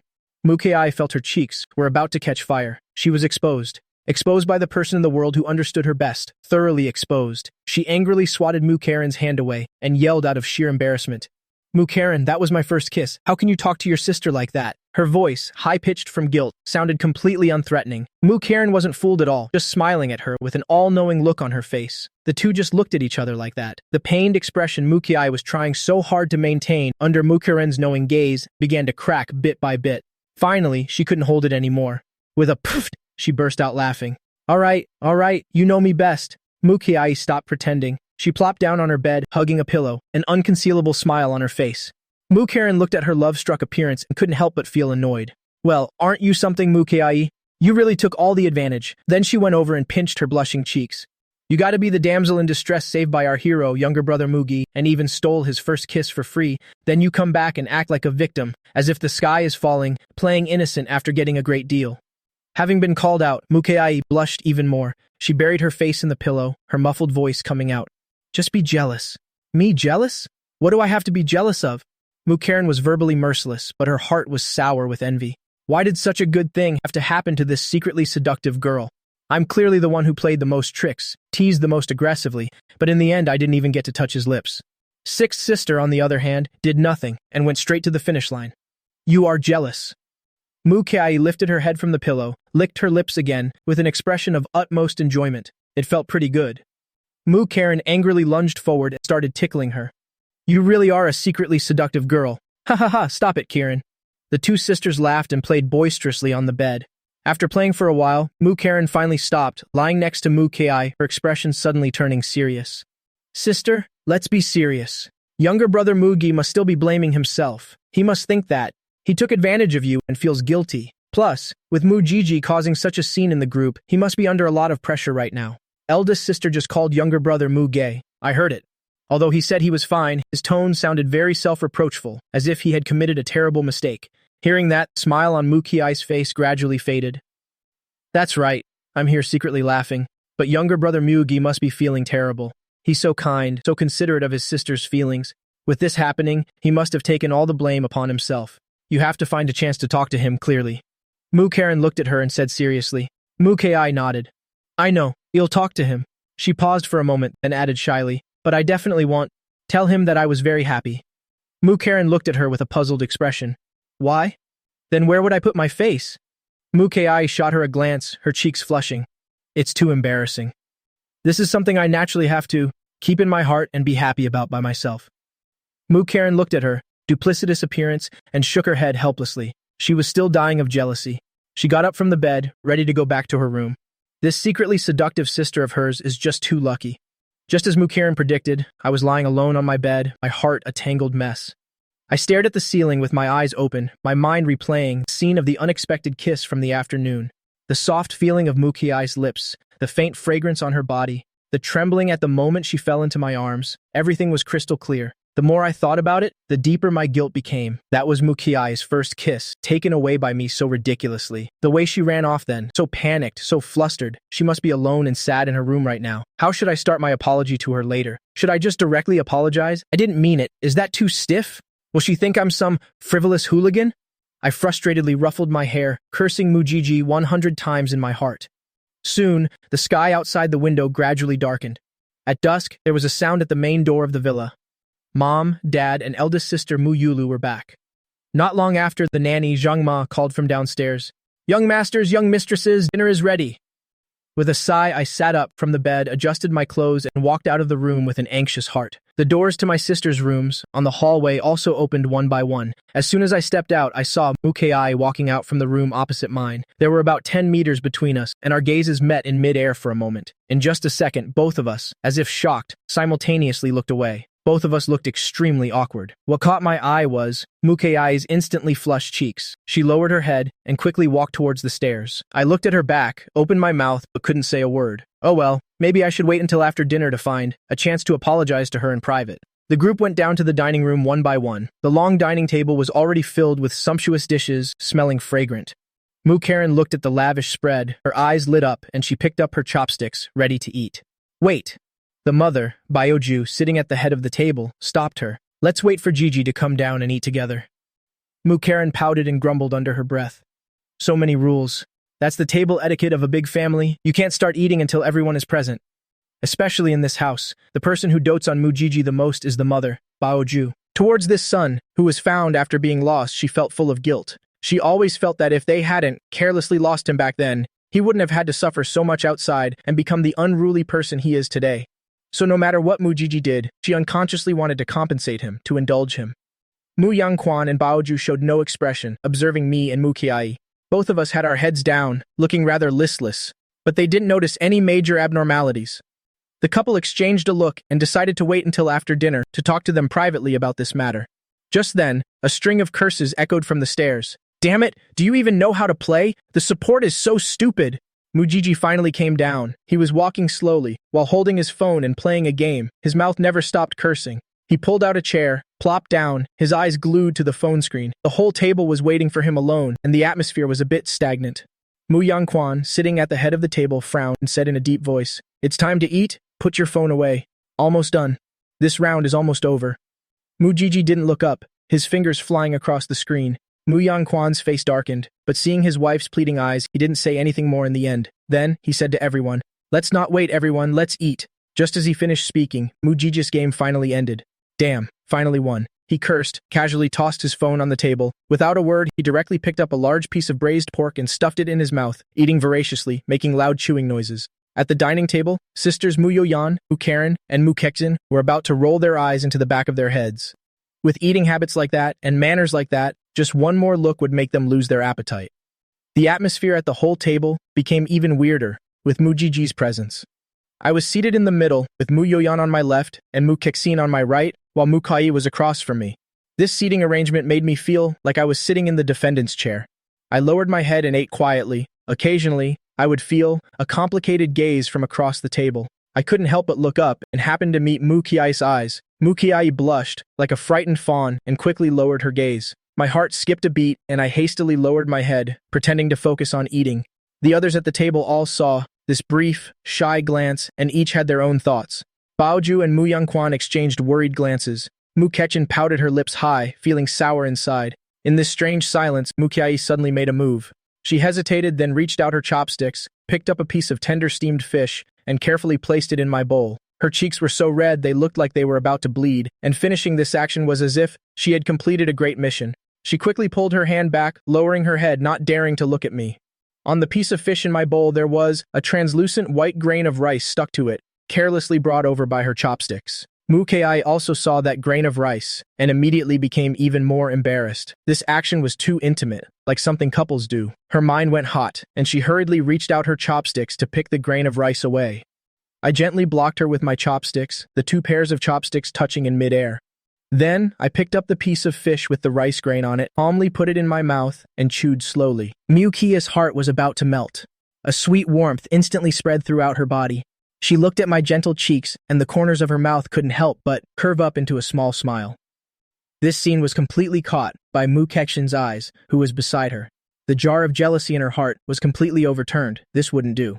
She wanted it too. Mu Kexin wasn't willing to be outdone. She immediately took action. She reached out with her chopsticks and picked up a crystal shrimp ball. Then, she deliberately used her chopsticks to pick up a few grains of rice from her bowl, blatantly sticking them to the shrimp ball. She put the seasoned shrimp ball into my bowl. "Little brother Muge, you should eat this too. This is delicious." I looked at the shrimp ball with 3 or 4 grains of rice stuck to it in my bowl, feeling both amused and exasperated. I thought to myself, these sisters of mine are really. Then I ate that shrimp ball. Only then did Mu Kexin let out a satisfied hum, feeling a bit more balanced inside. A dinner ended in an atmosphere that was strange, with undercurrents swirling, but it also carried a hint of sweetness. After dinner, the whole family moved to the sofas in the living room. Mu Yangquan and Baoju had gone upstairs, probably to discuss how to handle the afternoon's events. Mu Jiji was sprawled on a single sofa, continuing to stare at his phone, playing a game, occasionally cursing out loud. The sisters sat clustered together, each with their own phone. In the living room, only the sound of Mu Jiji's game echoed. I sat in a corner feeling restless, occasionally stealing glances at Mu Kei, who was sitting not far away. She was quietly looking at her phone, looking incredibly serene and beautiful. I knew I had to talk to her, so I mustered up my courage and stood up, walking over to Mu Kei's side. "Sister Kei, let's go for a walk outside." My voice was a little dry, trying to make my tone sound more natural. All eyes in the living room immediately turned towards the two of us. Mu Kei's heart skipped a beat. Looking at my sincere and nervous eyes, she was silent for a few seconds. She gave a soft mom before standing up. Mu Kei and I walked side by side on the small pebble-paved path. The night breeze was a bit chilly, blowing her skirt and the ends of her hair. Silence spread between us. The atmosphere was a bit awkward. In the end, I was the one who broke the silence first. "Sixth sister, about this afternoon. I'm sorry." Mu Kei stopped and shook her head. Her clear eyes sparkled under the moonlight. "Why should you apologize?" Her voice was very gentle. "I know everything. You didn't mean it. I know you did it to save me. If it weren't for you, I would have definitely had a painful fall. Come to think of it, I haven't even thanked you yet." The huge rock in my heart finally fell to the ground, and I let out a sigh of relief, a sincere smile appearing on my face. It's good that you're not angry. What would I be angry about? Mu-Kei playfully tilted her head, changing the subject. But I should be the one apologizing. Huh? What would you apologize for? I was a little confused. A mischievous smile tugged at the corner of Mu-Kei's mouth as she moved a little closer. Her beautiful eyes carried a hint of scrutiny and a bit of pride as she looked at me intently and said, "That was your first kiss, wasn't it?" Her words made my mind go blank. Uncontrollably, the captivatingly charming face of Mu Yuyan appeared in my mind. Yesterday and today, in her room, whether it was a teasing peck or a deep, passionate, lingering kiss or the aftertaste kiss after we were done, my lips and Mu Yuyan's had touched countless times, let alone 50 times, even 100 times wouldn't cover it. How could I possibly still have my first kiss? I thought to myself, but can this truth be spoken? Looking into Mu-Kei's eyes, I felt extremely guilty. My lips trembled, but I could only awkwardly avert my gaze. I didn't dare to look at her anymore. My silence became the best answer. In Mu-Kei's eyes, my blushing cheeks and averted gaze were the best proof of my shyness and tacit admission. The small sense of triumph in her heart immediately swelled, turning into immense pride and joy. She had gotten it. She had gotten little brother Mu-Ji first kiss. "Aya, our little brother Mu-Ji is getting shy." She deliberately said it in a teasing tone. The sweetness in her heart felt like it was about to overflow. Looking at my innocent and flustered appearance, she found it incredibly endearing. This unexpected accident was truly wonderful for her. The awkward atmosphere completely dissipated with her teasing words. The two continued to walk side by side on the small path, the atmosphere becoming relaxed and pleasant. They talked about interesting things at school, talked about a movie they had recently seen, talked about trivial everyday matters. Mu-Kei's mood was better than ever, and she was more talkative than usual. After walking for a while, her hand accidentally and gently brushed against my fingers hanging by my side. It was a brief touch before quickly pulling away. I felt that softness and a tingling sensation spread from my fingertips. I subconsciously glanced at Mu-Kei. She was looking at the path ahead. The curve of her cheekbones under the lamplight appeared gentle and beautiful, as if nothing had happened. A moment later, as our arms came close again, Mu-Kei's hand accidentally touched mine again. This time, the contact lingered, a little longer than the last. Her fingertips gently brushed across the back of my hand tentatively. My heart started to beat uncontrollably fast. I knew Mu-Kei was doing it on purpose. This sister, who was always the calmest and most rational, turned out to know how to flirt too. I didn't pull away. The next time she touched me, I silently spread my fingers a little, and my fingers proactively and gently hooked hers. Mu-Kei's body stiffened slightly, then immediately intertwined her fingers with mine. Our hands were finally holding each other. Her hand was soft and small, with a slight coolness to it, but in my warm palm, it quickly warmed up. I felt like I had gained a bit of initiative. This feeling was wonderful. I held her hand. We didn't say anything for the rest of the way, just silently feeling the warmth and heartbeat coming from each other's palms. "Oh right," Mu-Kei suddenly remembered. "The Ferrari that eighth sister gave you is too flashy. It's not suitable for daily use. I haven't shown you the G-Wagon I got you yet. When you go to university later, you can drive it to school discreetly," I said with a laugh. "A G-Wagon doesn't seem very discreet, does it?" "It's already very discreet," Mu-Kei said as if it were obvious. "Otherwise, what do you want to drive? Mu-Jiji's little electric scooter?" Hearing that, I was stunned for a moment, then burst out laughing. Just then, Mu-Kei pulled my hand and led me towards the garage. "Come on, I'll take you to see the car." The Mu family's garage was very large, with more than 10 luxury cars parked inside, and the most prominent spot was a brand new Mercedes G63. Mu-Kei pulled me to open the back door of the car. "Get in and sit down." I obediently got into the car. Mu-Kei also bent down and got in and closed the car door. In the confined space, only the sound of our breathing and heartbeats remained. In the air there was a faint scent of Mu-Kei's delicate fragrance, and the atmosphere instantly became ambiguous. Mu-Kei leaned over slightly, her proud curves becoming even more breathtaking. For a moment, I didn't know where to look. At this moment, I suddenly spoke up. "I haven't had time to get my driver's license yet. I still don't know how to drive." Mu-Kei looked at me, a mischievous glint in her eyes. Then, "Do you know how to drive me?" I was stunned, wondering if I had misheard. What was she saying? Seeing my foolish expression, Mu-Kei burst out laughing. She reached out and gently tapped my forehead. "Don't misunderstand. I mean, it'll teach you how to drive." That's what she said, but her sparkling watery eyes and slightly flushed cheeks still betrayed her true thoughts. The temperature in the car seemed to rise by several degrees. "I'm a slow learner," I felt. My mouth was a bit dry. "It's okay, I'm patient," Mu-Kei said gently. Her gaze shifted from my eyes to my lips. "It'll guide you step by step, starting from the basics. For example, shifting gears, stepping on the gas, so you can experience the real joy of driving." As she spoke, her body unconsciously moved closer to me. I looked at her face, so close to mine, looked at her slightly parted lips as if inviting me to taste them. My Adam's apple bobbed unconsciously. Mukei's hormones were raging. Her cheeks were charmingly flushed. Her breathing was a bit rushed. Her eyes were covered in a layer of mist. She looked dreamy and alluring. She looked at me, mustering all the courage she had, and asked in a trembling voice, "Little brother Muge, is it okay?" This question had no subject or predicate, but I understood her meaning immediately. I hesitated a little. Just yesterday, I had my first time with Mu Yuyan, and on the second day, this is too fast. I felt something wasn't right. I wasn't ready yet. Sister Ki, this isn't very good. However, Mu Ki showed unprecedented persistence. She looked at me, her eyes hazy, clearly at her limit. She shook her head, her voice so soft it could turn to water. "It's not what you think. I want to help you. Then you can help me too." I was bewildered. "Help you? Help me? What does that mean?" Just as I was feeling doubtful, Mu Ki smiled. "When we were playing games during the day, I noticed your little hobby." As she spoke, she slowly bent down, her pleated skirt riding up, revealing a patch of snow-white thigh. "It's so stuffy in the car. The summer is scorching hot. I must be muddled. Wearing these leather shoes is making me sweat. I should have worn sandals." She reached down to unbuckle her leather shoes, took them off, and threw them onto the floor mat. Next, her fingers hooked the edge of her white socks and slowly pulled them down. After taking off the socks, her bare feet were completely revealed before my eyes. Her delicate and cute feet could be described as perfect. Her toes were round and adorable. My eyes were completely captivated, and my throat felt even drier. I don't have any hobbies, just playing basketball and reading. That's all. Mukei saw my gaze, was about to get stuck somewhere, and couldn't help but laugh. She brought her index finger to my lips and wagged it slightly, saying with narrowed eyes, "Naughty little brother Mugi, you've learned how to lie." Her voice was soft to the bone. Every word was like a feather, gently stirring my heart.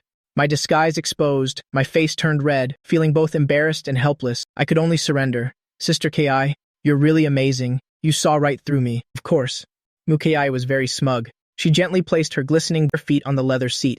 Her toes curled playfully. "I remember this afternoon when we were playing King of Glory in the living room. You even used yours to fight with mine. Mine is much more flexible than yours. You lost that match miserably. All the blood in my body rushed to one place. I couldn't hold it back anymore. Looking into her hazy eyes, I said in a hoarse voice, 'How about we lock the car doors?'"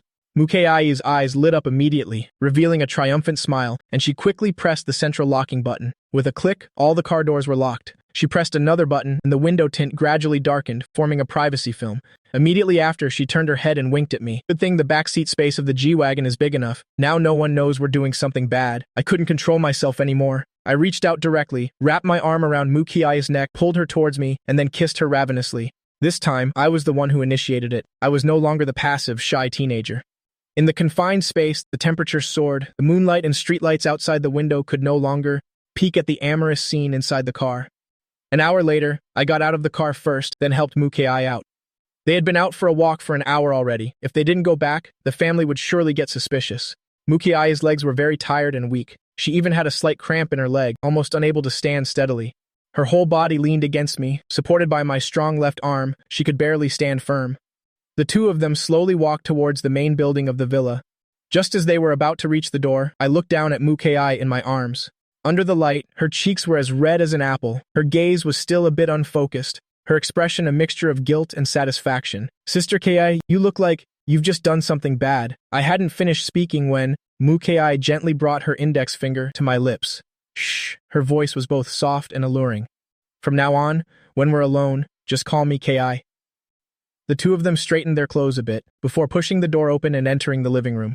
The living room was brightly lit. The whole family was there, including Muyang Quan and Bao Ju, who had just come downstairs. When everyone saw the two of them return, all eyes turned towards them. Mukei and I acted very naturally, then walked over to the sofa and sat down, as if we had just gone for a very normal walk. The two of them even chatted naturally, talking about interesting things at school. Their relationship seemed even more intimate and solid than before. The unexpected kiss in the afternoon seemed to have left absolutely no awkwardness between them. This scene made the others in the living room a bit confused. Especially Mu Gigi, he frowned, staring intently at me and Mu Kei. "What's going on? Shouldn't these two be very awkward? Shouldn't Muji feel guilty and not dare to look at Sixth Sister? Shouldn't Sixth Sister be heartbroken and not want to pay attention to him? Why does their relationship look even better now?" Impossible. Mu Gigi couldn't believe it. There's definitely something fishy going on between these two. Mu Yang Quan and Bao Ju were also full of doubt. They had thought the two kids would have some awkwardness between them and were planning to talk to them, but now it seemed they had overthought it. At this moment, Mu Yoyan took from the fruit platter 2 pre-cut apple slices and passed them over. Here, freshly cut, they're very sweet. Mukei very naturally took a slice, took a bite, and said with her mouth full, "Thanks, fourth sister." I also extended my right hand and took the remaining apple slice, but I just held the apple in my hand and didn't eat it. Muyoyan found it a bit strange and asked, "Why aren't you eating?" Hearing this, Mukei also turned her head to glance at me, a smile in her eyes. I immediately said, "I am eating, why wouldn't I?" As I spoke, I brought the apple to my mouth and took a big bite. It's really good. I chewed a few times, and after finishing, I even licked my fingers. Mukei saw this action of mine and couldn't help but lower her head to hide a laugh. This scene made the others even more confused. "Muge, Kei, come sit over here." Baoju waved at the two of them, wanting to ask about the situation in the afternoon. Seeing this, Mukei shook her head. "Mom, I'm going upstairs for a bit to change. It's over 30 degrees outside. I'm all sweaty from the walk." I also stood up. "Me too. It's so sticky and uncomfortable." After saying that, the two went upstairs, one after the other. Mukei quickly went back to her room, and after locking the door, she practically rushed into the bathroom. Then she leaned against the door, sat on the toilet lid, and let out a long sigh of relief. Then she looked up at her reflection in the mirror. Her face was flushed, her eyes sparkling, her lips slightly swollen. Her whole being exuded a charming allure. She recalled everything that had just happened in the car, still holding the white socks she had just taken off. Thinking it over and over, she couldn't help but laugh out loud, a happy and satisfied laugh.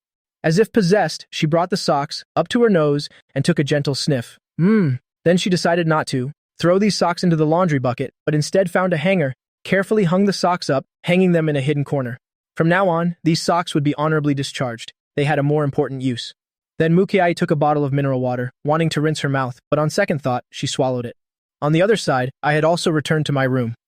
I closed the door and went to sit at my desk. My right hand looked translucent and sparkling under the light. Having just held a juicy apple slice, there was still some juice left on my hand. I like to eat sweets. I also usually like to drink some milk tea and eat fruit. I unconsciously put my right finger back into my mouth and gently sucked on it. I felt a bit thirsty. My mouth and tongue were a little tired, maybe from walking for too long just now. I was too tired. I took an unopened bottle of mineral water from the side, twisted the cap but didn't drink immediately. Instead, I took a big gulp first and gargled with it. After doing all this, I tilted my head back and drank more than half of the remaining mineral water. After drinking the water, I felt the heat inside me had subsided a bit, then I went downstairs again. Coincidentally, just as I reached the top of the stairs, the door to Mukei's room also happened to open. Our eyes met in the hallway. There was no longer the previous awkwardness, but an added unspoken understanding. Both of them had learned a new skill, which was after doing something bad, they could still keep a straight face and a steady heart. For me, today's experience was truly different. Being with fourth sister Muyoyan was direct, but being with sixth sister Mukei was indirect. Watching a girl who is cold on the outside but warm on the inside slowly melt in front of me, showing her most passionate side. The thrill brought by that contrast and the feeling of conquering a woman with a high IQ made me, a young man, full of vigor, with raging hormones, feel a sense of satisfaction. In the living room, Baoju saw the two of them come down and spoke up. "Muge, Kei, you two go to the study for a moment. Your father and I have something to talk to you about." "Coming." Mukei and I glanced at each other, both of us already understood. The two followed their parents into the study on the second floor. At this time, Mu Yangquan was sitting behind a large desk with a serious expression. He pointed to the two chairs in front of the desk. "Sit. Regarding what happened this afternoon, I want to hear what you two think about it yourselves." Baoju also added, "Kei, I know you must feel uncomfortable inside for something like this to happen. Our daughter is always the one at a disadvantage." Before he could finish his sentence, Mukei interrupted with a dazed look. "Afternoon? What happened this afternoon?" She blinked her clear eyes, pretending to be innocent. Baoju and Mu Yangquan were both stunned. Her reaction was completely unexpected. Actually, Mukei really didn't think it was a big deal. It was just an accidental kiss, right? Compared to what just happened in the car, that was just child's play, like preschoolers playing house. Just now, their lips were almost kissed raw, and they did things 10,000 times more intimate than kissing. So now discussing that accidental kiss, she just found it a little funny. Baoju looked at her daughter, who genuinely seemed like she had forgotten everything, and was even more surprised. She probed with a reminder. "It's about the accident with you and brother Mu." Mukei seemed to finally remember, clapping her hands in sudden realization. "Mom, are you talking about that accidental kiss?" "I thought it was something serious, Dad. Mom, you two are overreacting. That was nothing. Brother Mugi and I are both not so narrow-minded.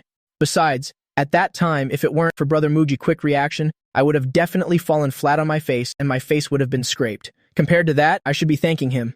After she spoke, she changed the subject, a clear look of dissatisfaction on her face. Speaking of which, it's all Mujiji's fault. He doesn't have the ability himself, but insists on showing off, and in the end, he couldn't handle it. Then he turned around and bit back, talking nonsense in the group chat. It's just too much.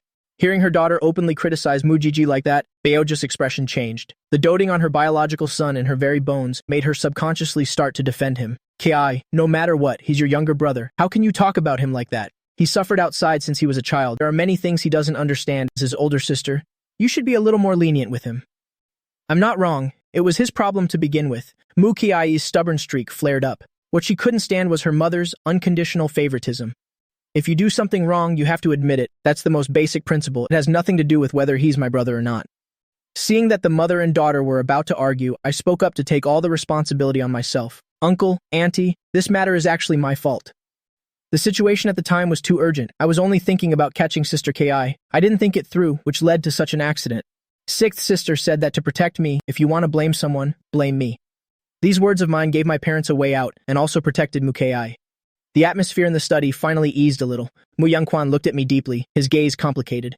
This adopted son was indeed more than 100 times better than that biological son in terms of dealing with people. But he thought this was related to upbringing, and if he groomed Mujiji like me in the future, he could definitely make him outstanding as well. Then he nodded and said in a deep voice, "All right, since the two of you involved don't mind, then this matter ends here. In the future, you must still be mindful of your boundaries in the house. This matter is considered over." After the conversation ended, Baoju stood up to leave the study. As she passed by me, she paused for a moment and looked at me with a complicated tone. "Mugi, you are a good kid." Baoju sighed softly as she spoke, her eyes revealing an emotion that even I couldn't quite put my finger on. I could clearly feel that. Since Mujiji returned, my mother's attitude towards me had changed. On the surface, she still cared for me as before, asking after me kindly, but the maternal love that came from the bottom of her heart and was without any impurities seemed to be missing something, with an added layer of politeness and a little more distance. Actually, I could understand. After all, women are emotional creatures. Discovering that the son she had painstakingly raised for 18 years was not her own biological child, to say there wasn't a hint of resentment in her heart would be impossible, especially after her biological son returned. That comparison and the guilt in her heart would make it even more complicated for her when facing me. In comparison, my father, Mu Yangquan's attitude had always been so serious. Nothing had changed. I thought to myself, after this summer vacation, he'll be going to university and it'll be time to move out then. I didn't want to live under the same roof with Mujiji anymore anyway. That guy is like a fly, always coming to provoke me. It's very annoying. Leaving would be good for everyone. Mu Kiai and I walked out of the study together. We looked at each other and saw a trace of resignation in each other's eyes. We didn't go back to the living room, but went to our respective rooms. After I returned to my room and closed the door, I collapsed onto the bed. I felt so tired. Today was truly too stimulating and too mentally draining. Starting from the unexpected kiss in the afternoon, to Mujiji's slander, then to the evening in the car with Mu Ki, an hour-long heart-to-heart, and finally, I had to brace myself to deal with my parents' questioning. My nerves had been in a state of high tension all day. At the same time, in Mujiji's room, his face was livid as he forcefully threw a porcelain cup to the ground. He had just heard from a maid that after I and Mu Ki came out of the study, nothing damn happened. Their parents didn't scold them at all. How could this be? An unmarried man and woman kissing in broad daylight in a big family like the Mu family that values family etiquette, isn't this a big deal? Moreover, what Mujiji couldn't understand even more was that after I and Mu Ki came back from their walk, their relationship seemed even better than before, impeccably intimate. Could it be that the unexpected kiss actually sparked feelings between them? The more Mujiji thought about it, the angrier he got. He had originally thought that his move, even if it couldn't get me kicked out, could at least cause a big rift between me and Mu Ki and create a huge crack, making Mu Ki feel that I was a hooligan who likes to take advantage and thus dislike me. But as it turned out, it became a catalyst for the two of them instead. Mujiji gritted his teeth as he said the name, his eyes filled with venomous resentment and jealousy. He couldn't understand. He was the official young master of the Mu family, the biological son of his parents, the biological brother of his sisters.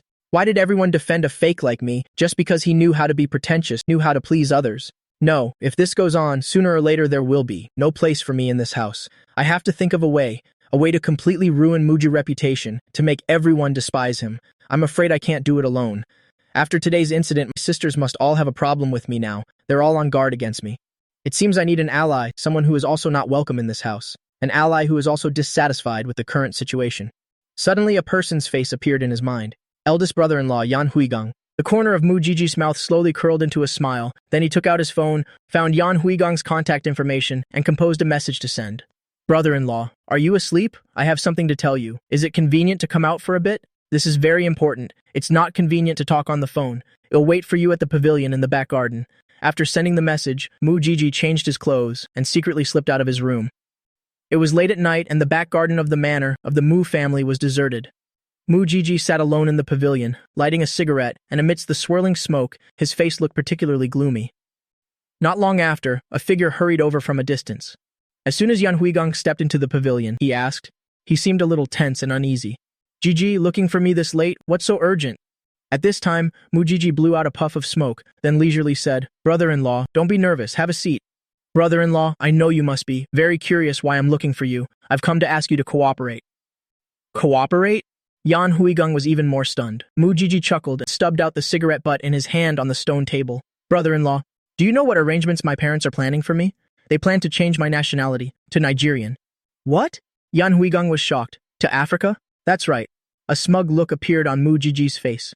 With a black person's nationality, I can participate in their college entrance exam as an international student. As long as I get into the top 5% in their local area, it'll be eligible for guaranteed admission into Project 985 or 211 universities in our country.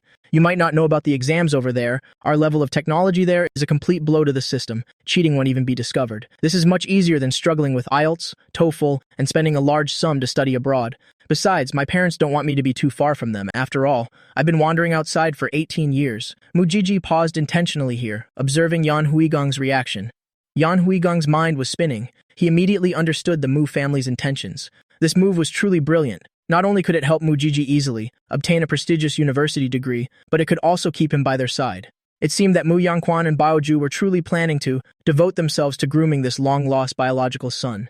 At this time, Mu Jiji continued to speak. Most importantly, my parents said, when I graduate from a 985 university, they will let me into the family business and start handling the core business. So, the future heir of the Mu family will definitely be chosen between me and eldest sister Mu Yulu. As for you, you're completely out of the picture. A storm immediately brewed in Yan Huigang's heart. Do Mu Yangquan and Baoju really think so highly of this hooligan of a son? He knew that in the future, Mu Jiji would be an important competitor to Mu Yulu for the position of heir. The heir, that's the heir of the Mu family, the largest family in Jiangcheng. I'm a live-in son-in-law living in the Mu family like a dog. But Mu Jiji, this hooligan, just came back and immediately became a candidate for crown prince. Yan Huigang was jealous of Mu Jiji's luck and also jealous of me. Since he knew I was the fake young master, his attitude towards me had completely changed. Before, he could still console himself that the sisters treated me well because I was their biological brother. It was normal sibling affection, but now without blood ties, these beautiful, jade-like sisters, the way each of them looked at me was about to spin into threads of silk. At the dinner table, Mu Kei and Mu Kexin fighting over, serving me food, stabbed even deeper into his heart. Why, when we are both men? Why am I surrounded by everyone? And what about me? Let alone having other sisters cling to me even. His own wife, Mu Yulu, treated him like heir. They had been married for 3 years and still slept in separate rooms. Mu Yulu absolutely wouldn't let him touch her. One time, he accidentally caught her changing in her room. Before he could see anything clearly, she rushed over and slapped him hard. Get out! At that moment, Mu Yulu's cold and disgusted gaze was something Yan Huigang would never forget for the rest of his life. He clearly hadn't seen anything. This nominal eldest son-in-law of the Mu family was just a tool for Mu Yulu to handle trivial matters in the company and silence the public. Thinking of this, Yan Huigang's fists quietly clenched inside his sleeves. Seeing Yan Huigang silent, Mu Jiji quickly extended an olive branch. So, brother-in-law, we can cooperate. I know your ambition, and I also know your situation in the Mu family isn't good. To be honest with you, fourth sister's future husband is also Jia Zai of the Jia family in Jiangcheng. He has already allied with me. Do you want to join us, Yan Huigang's heart skipped a beat. Jia Zai is also participating? He felt as if a shortcut to power had appeared before his eyes. One side was to continue being trampled underfoot by Mu Yulu, working like an ox and horse with no end in sight. The other side was to support the new crown prince and become a founding hero. This choice required no hesitation at all. Yan Huigang almost blurted out, I agree to join and support you in becoming the future heir. Very good. Mu Jiji smiled with satisfaction. But brother-in-law, you have to think carefully. My opponent is your wife, eldest sister Mu Yulu. I understand. Yan Huigang's eyes turned vicious. She has never considered me her husband. I help her handle work at the company, busy as a dog every day. But what about her? She has never trusted me. Core documents, important meetings. She has never let me near them. I feel like I'm just a high-level assistant she keeps. I've had enough of this life. This was exactly the attitude Mu Gigi needed from him. The two of them were officially allied. Very good. But before I officially compete with eldest sister, there's one condition. That is, we have to remove the thorn in our side, which is Muge first. As long as he is in this house for a day, the sisters' hearts will still belong to him. I can't do anything at all. Yan Huigang nodded in agreement. What do you want to do? Mu Gigi leaned into his ear. You go get a few sets of eldest sister's underwear or panties and put them in his room. Then you find a chance to tell eldest sister, say that you seem to have seen Mu Ji sneakingly taking her things. When we catch him in the act, eldest sister will be angry and will definitely think he's a pervert, a peeping Tom. Even if our parents cover for him, eldest sister will absolutely not tolerate him and will definitely kick you out of the house. After hearing this plan, Yan Huigang immediately looked troubled. Without Yulu's permission, I can't get into her room at all. That's your business, and also your pledge of allegiance. Mujiji's face turned cold. Why don't I go myself? Because of what happened this afternoon, my sisters are definitely suspicious of me. Now they're watching everything I do with a magnifying glass. So it has to be someone who looks honest like you, the person least likely to do this, for them to believe it. You figure it out yourself. After saying this, Mujiji stood up and patted Yan Huigang on the shoulder. If this succeeds, you'll be my man. In the future, when I inherit the Mu family, you won't be left out. If it doesn't succeed, then our conversation today will be considered as never having happened. After saying that, Mujiji didn't look at him again and turned to disappear into the night. Yan Huigang sat alone on the stone bench, his expression changing constantly. Married for 3 years, that door was harder for him to enter than the imperial palace. He absolutely couldn't get Mu Yulu's underwear. What to do now? Pass up this once-in-a-lifetime opportunity? No. In Yan Huigang's mind, Mu Yulu's ice-cold face and the scene of me surrounded by the sisters appeared. In an instant, a flame of humiliation and jealousy reignited in Yan Huigang's chest. I can't give up. I have to become a man above men. I have to crush this high and mighty queen, Mu Yulu, under my body, but I can't get into her room, so how can I steal her things? Yan Huigang paced back and forth in his room, frustrated. Suddenly an idea flashed in his mind. I can't get it from her room. Doesn't mean I can't get it from somewhere else. Clothes have to be washed. After washing, they have to be dried. The Mu family's balcony is so big, with so many clothes hanging out to dry. I just need to wait until Mu Yulu takes her washed clothes to hang on the balcony and secretly take one. Then, without anyone knowing, this method is much safer than sneaking into her room and much more logical. Yes, let's do it like this. Yan Huigang's mood immediately became excited. He seemed to have seen his bright future. I will become a core member, and when Mujiji, this true young master, successfully becomes the heir, I will be the #1 hero of the new dynasty. At that time, Mu Yulu, this dethroned queen, wouldn't she be at my mercy? She will become an obedient little wife, warming my bed every day, serving me tea, doing my laundry and cooking, even bathing every night to be fragrant, and obediently waiting for me to come home from work in bed. Heh. Yan Huigang thought. His mouth was about to twist into a grin. He was even about to drool. He was so excited he couldn't sleep all night. The next day was the weekend. I woke up at 8 a.m. sharp, ready to start my eventful day. As soon as I washed my face and went downstairs, Mu Yulu saw me. Her eyes lit up, and she quickly waved at me. Brother Muge, you're awake? Come quickly and have breakfast. After you eat, let's go out and exercise together. Yesterday I heard them say you went to the gym with them. Speaking of which, I haven't exercised in a long time. I'm busy with work every day. I feel like my bones are about to rust. I looked at her. Unlike Yan Huigang's sneaky glance, there wasn't a hint of impure thought in my heart, so my gaze was upright and honorable. My gaze fell on her pair of jade-like feet in strappy high heels, which made me unable to resist an urge to personally undo that strap, take off her high heels, and then cradle that perfect work of art in my hands to admire. Yan Huigang sat opposite, watching me unabashedly sizing up his wife. His lungs were about to explode with anger. Why? Why can you brat look so openly while I, the official husband, can only sneak glances like a thief? The fire of jealousy in his heart burned fiercely, further strengthening his determination to ruin me. At this time, I retracted my gaze and asked with a smile, Eldest sister, this outfit you're wearing doesn't seem very suitable for exercise, does it? When Mu Yulu heard this, a faint blush flashed across her face again. She put down her knife and fork and said softly in a slightly coquettish tone, Isn't it because I was afraid you'd sleep in or think I'm too old and wouldn't want to take me? If you agree to go with me, I'll go change into sneakers and sweatpants right away. I looked at her appearance and found it amusing in my heart. So eldest sister has such an adorable side too. I agree. Why wouldn't I agree? Hearing my firm reply, Mu Yulu was overjoyed, her eyes smiling into crescent moons. Then let's go for a bike ride. As long as you agree. But eldest sister, you have to keep up with my speed. Brother Mugi, you dare look down on me. Mu Yulu pretended to be angry, extending her delicate hand and playfully pinched my ear. If I can't keep up, won't you wait for me? I'll wait, of course, I'll wait.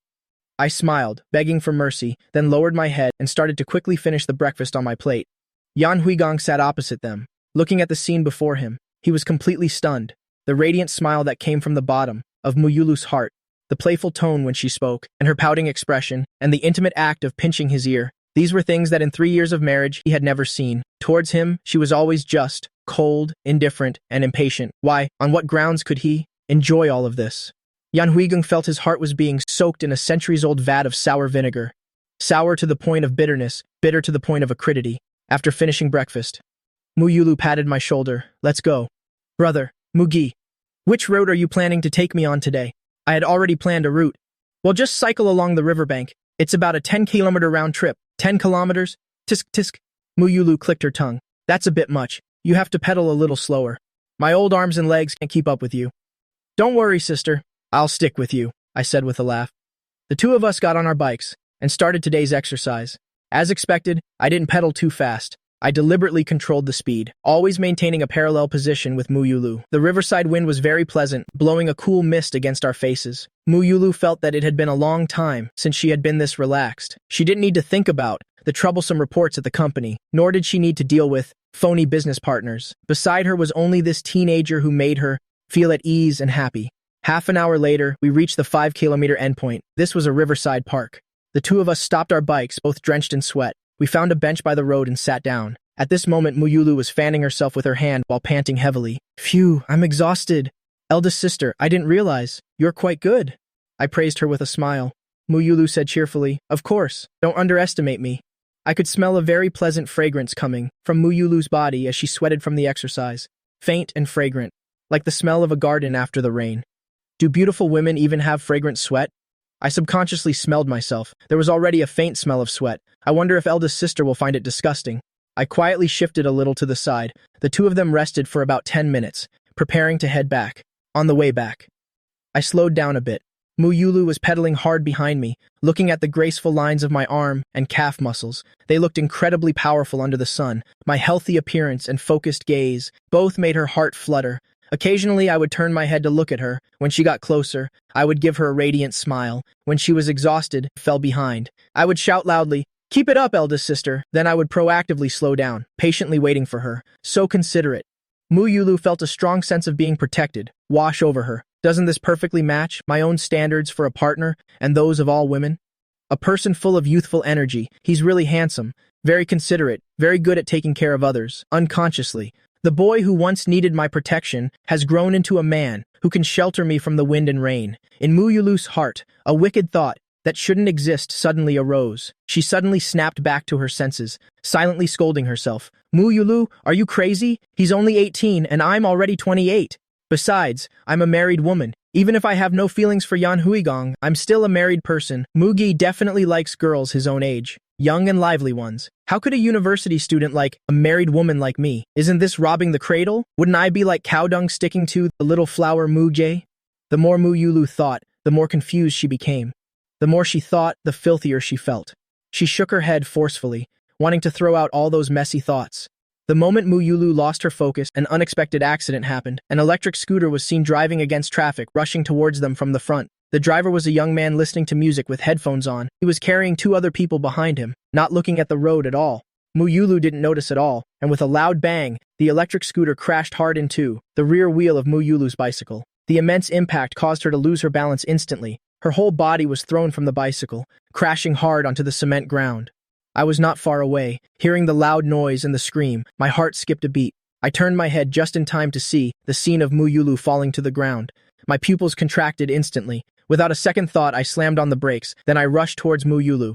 Yulu's left leg was pinned under the bicycle, unable to move. A sharp pain shot up from her leg. She looked down. Her long, snow-white legs looked miserable now. Her calf was scraped by the bicycle chain, leaving a black, oily streak mixed with fresh blood. It looked horrifying. Her knee and ankle were also scraped by the rough cement ground, tearing off a large patch of skin, a bloody mess of flesh and gore. Yulu was in so much pain that her whole face was contorted in agony.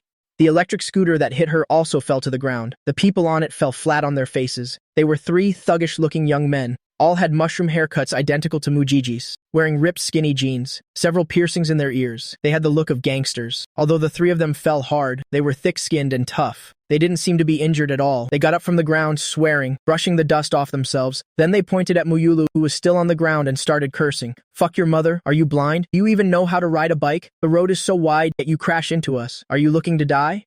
One with blonde hair even walked over and kicked Yulu's bicycle hard.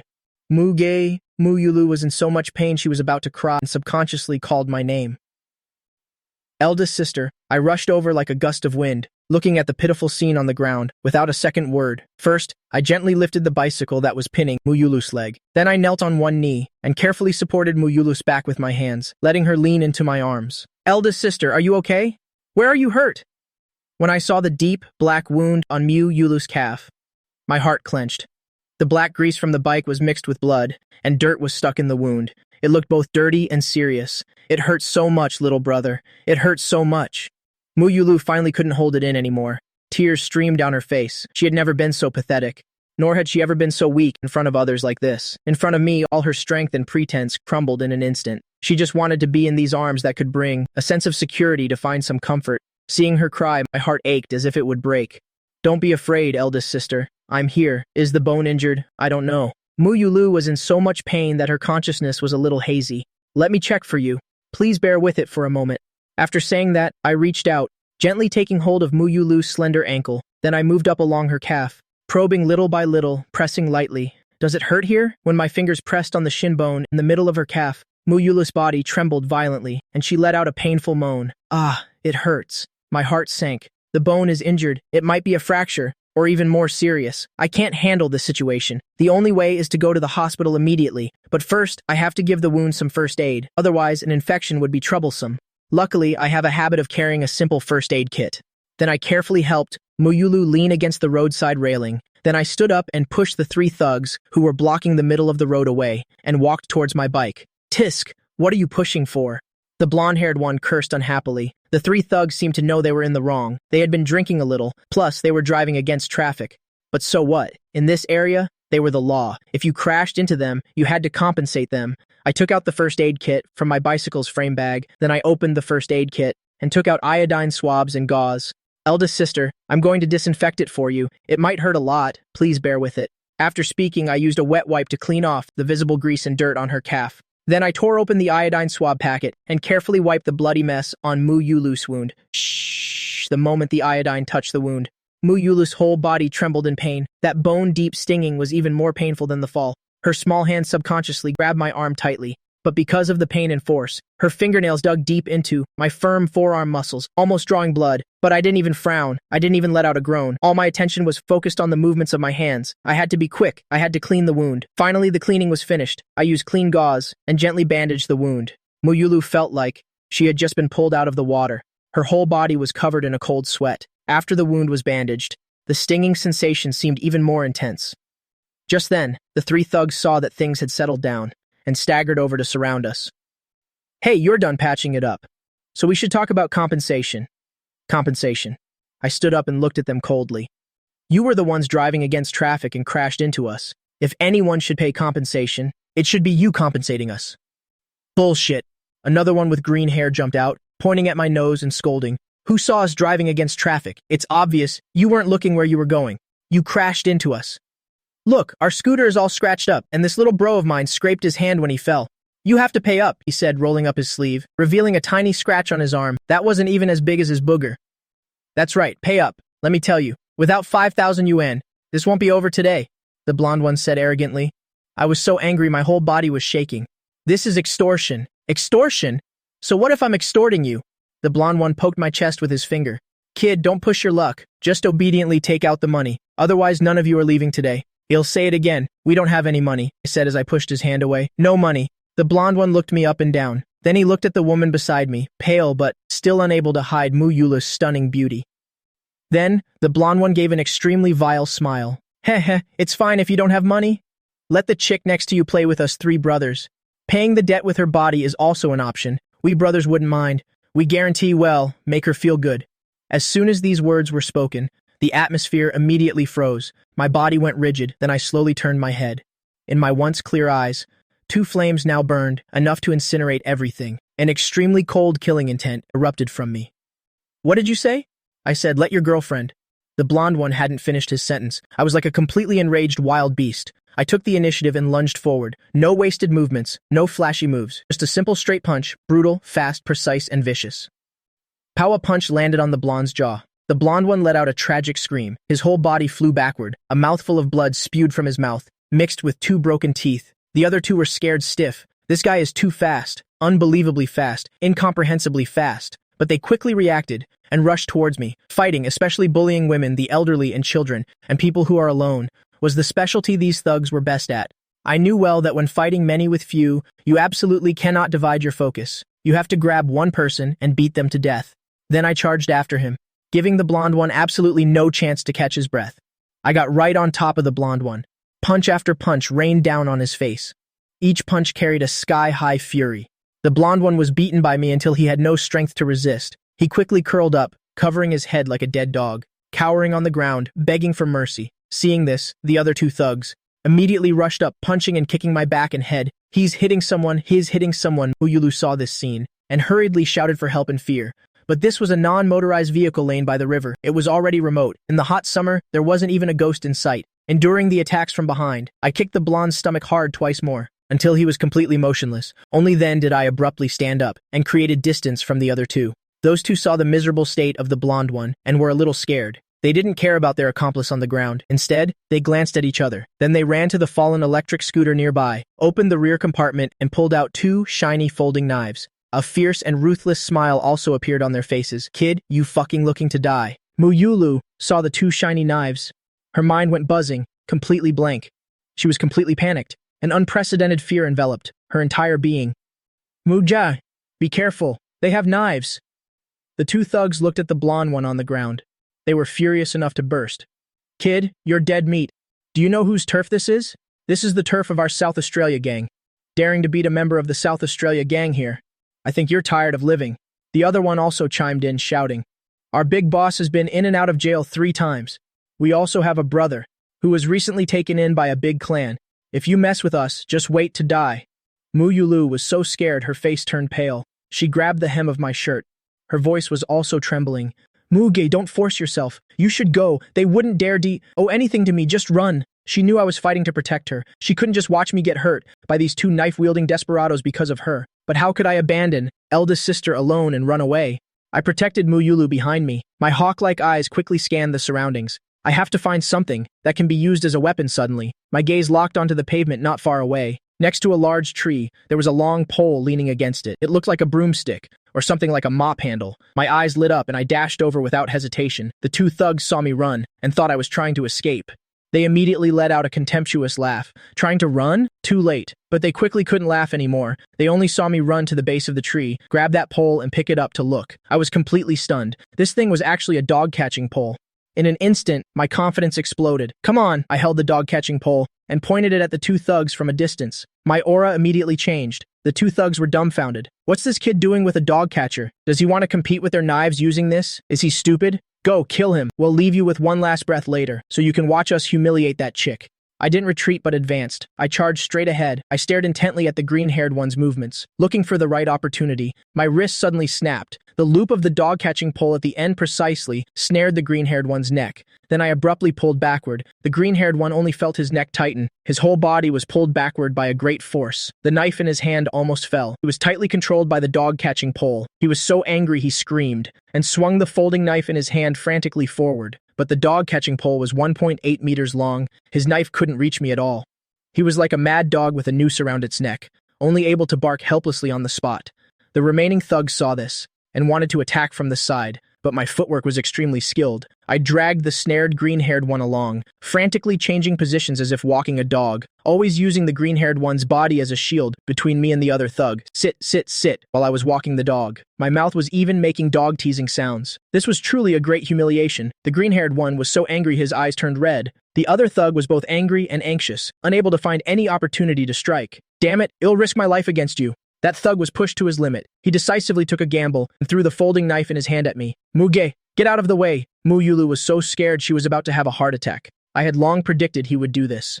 My body leaned to the side with the momentum, easily dodging the flying knife. At this very moment, I let go of the dog-catching pole with one hand. My body suddenly shot forward, closing the distance with that thug. Then a ruthless, powerful punch landed on the face of that green-haired guy. This punch contained the essence of my 6 years of gym training. With a crisp crack, the bridge of that thug's nose was knocked sideways by my punch. Fresh blood spurted out immediately. He let out a terrible scream, and before he could even react, my second punch landed.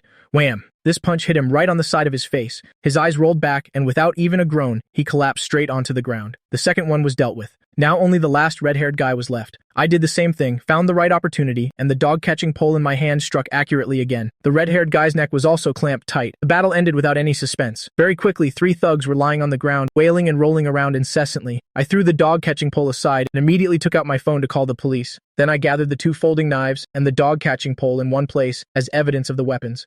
At this point, a few scattered passers-by had gathered around to watch. They saw that there was a fight and knives were involved, so no one dared to come forward.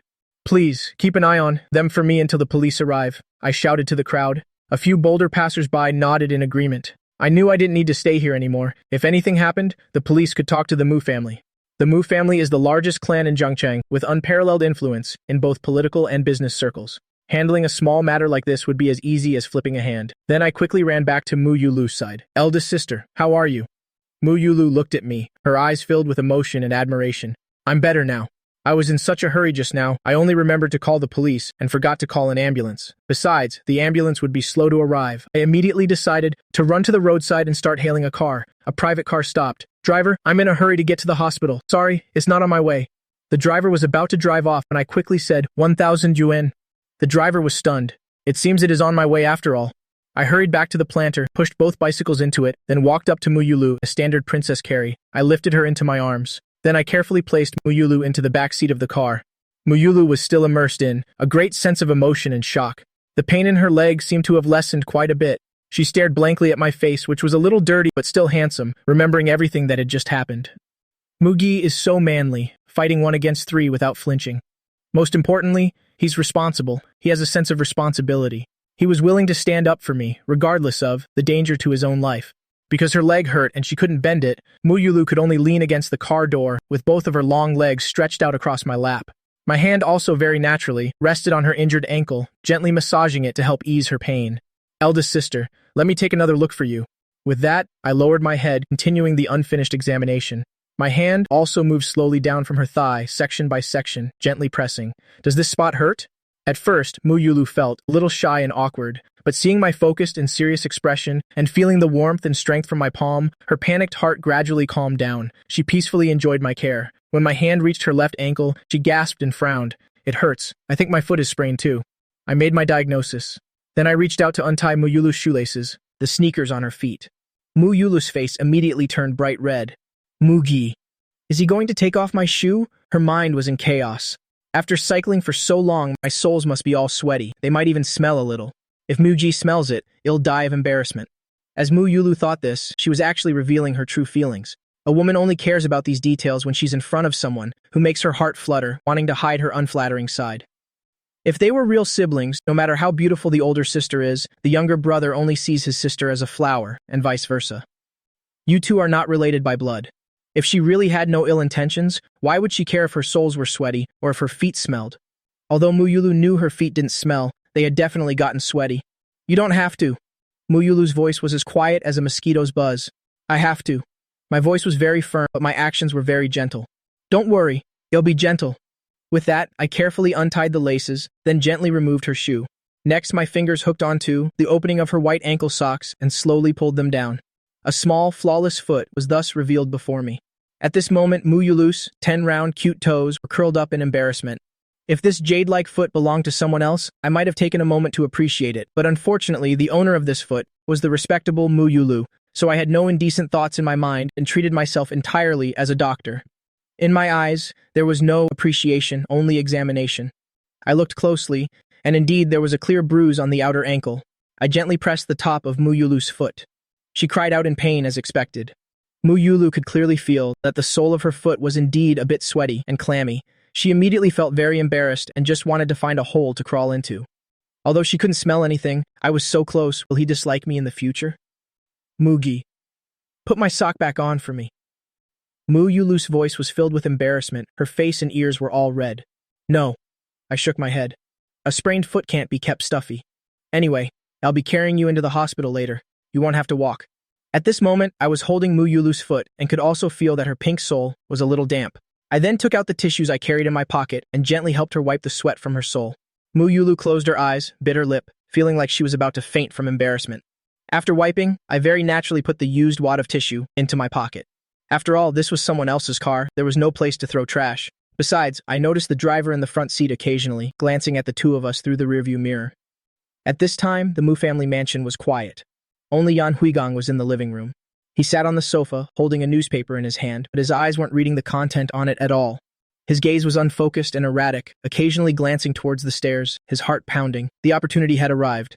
Huigang had waited all night, and finally, this once-in-a-lifetime opportunity had come. Today, Mu Yulu and I went out early in the morning, and we still hadn't returned. The other sisters at home were all sleeping in. And most importantly, the household maids and driver had all been sent away by him. Just half an hour ago, he had accidentally broken the iron fence in the back garden. That part of the fence was already a bit loose. He just gave it a couple of kicks and it collapsed completely. The butler saw it and immediately took a few maids and the driver to the scene to repair it. Now in the entire main building, apart from the few young ladies and the young master sleeping upstairs, he was the only one left. Huigang's heart pounded. He knew this was his only chance. By then, that pretty boy Mugi would be seen by everyone as a pervert who steals underwear. Even if the Mu sisters protected him, they absolutely couldn't tolerate such a filthy person. He would be completely kicked out of the Mu family. Huigang stood up from the sofa and, like a thief, tiptoed towards the upper floor. The whole villa was frighteningly quiet. Luckily, nothing happened along the way. He successfully reached the third-floor balcony. This was a super large outdoor balcony with several rows of clotheslines on it. The Mu family's clothes were hung separately for men and women. Huigang spotted the women's side with a glance and then he froze. The sight was truly spectacular. It couldn't be helped. This house had an overabundance of women, too many women, and it was summer, so everyone had to bathe and change clothes every day. Looking out, the clotheslines were full of all sorts of colorful women's clothing, especially the small, exquisite underwear items, in various styles and rich colors, which made a man like him dizzy just looking at them, his face red and heart-pounding. Huigang's forehead began to sweat. He tried to remember when Mu Yulu went upstairs in the morning.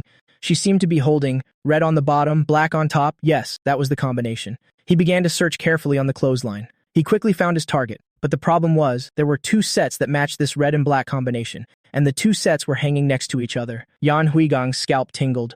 What should I do? How could I know what style my wife's underwear is? I've never even seen it. Huigang had no choice but to get closer and examine the two sets carefully. They were both black on top and red on the bottom, but one of the sets had lace-trimmed panties, which looked both sexy and alluring, while the other was made of very ordinary cotton, and the style was quite conservative. Huigang was so nervous that his palms were sweating. Which set belonged to Mu Yulu? He began to analyze quickly in his head. What kind of person was Mu Yulu? Rigid, cold, arrogant, like an emotionless work machine. Would she wear something like lace? Impossible, absolutely impossible. Huigang immediately rejected this choice in his mind. In his opinion, something like lace was probably for young girls who liked to wear it for their boyfriends to see. For example, Mu Karen and Mu Ketchin.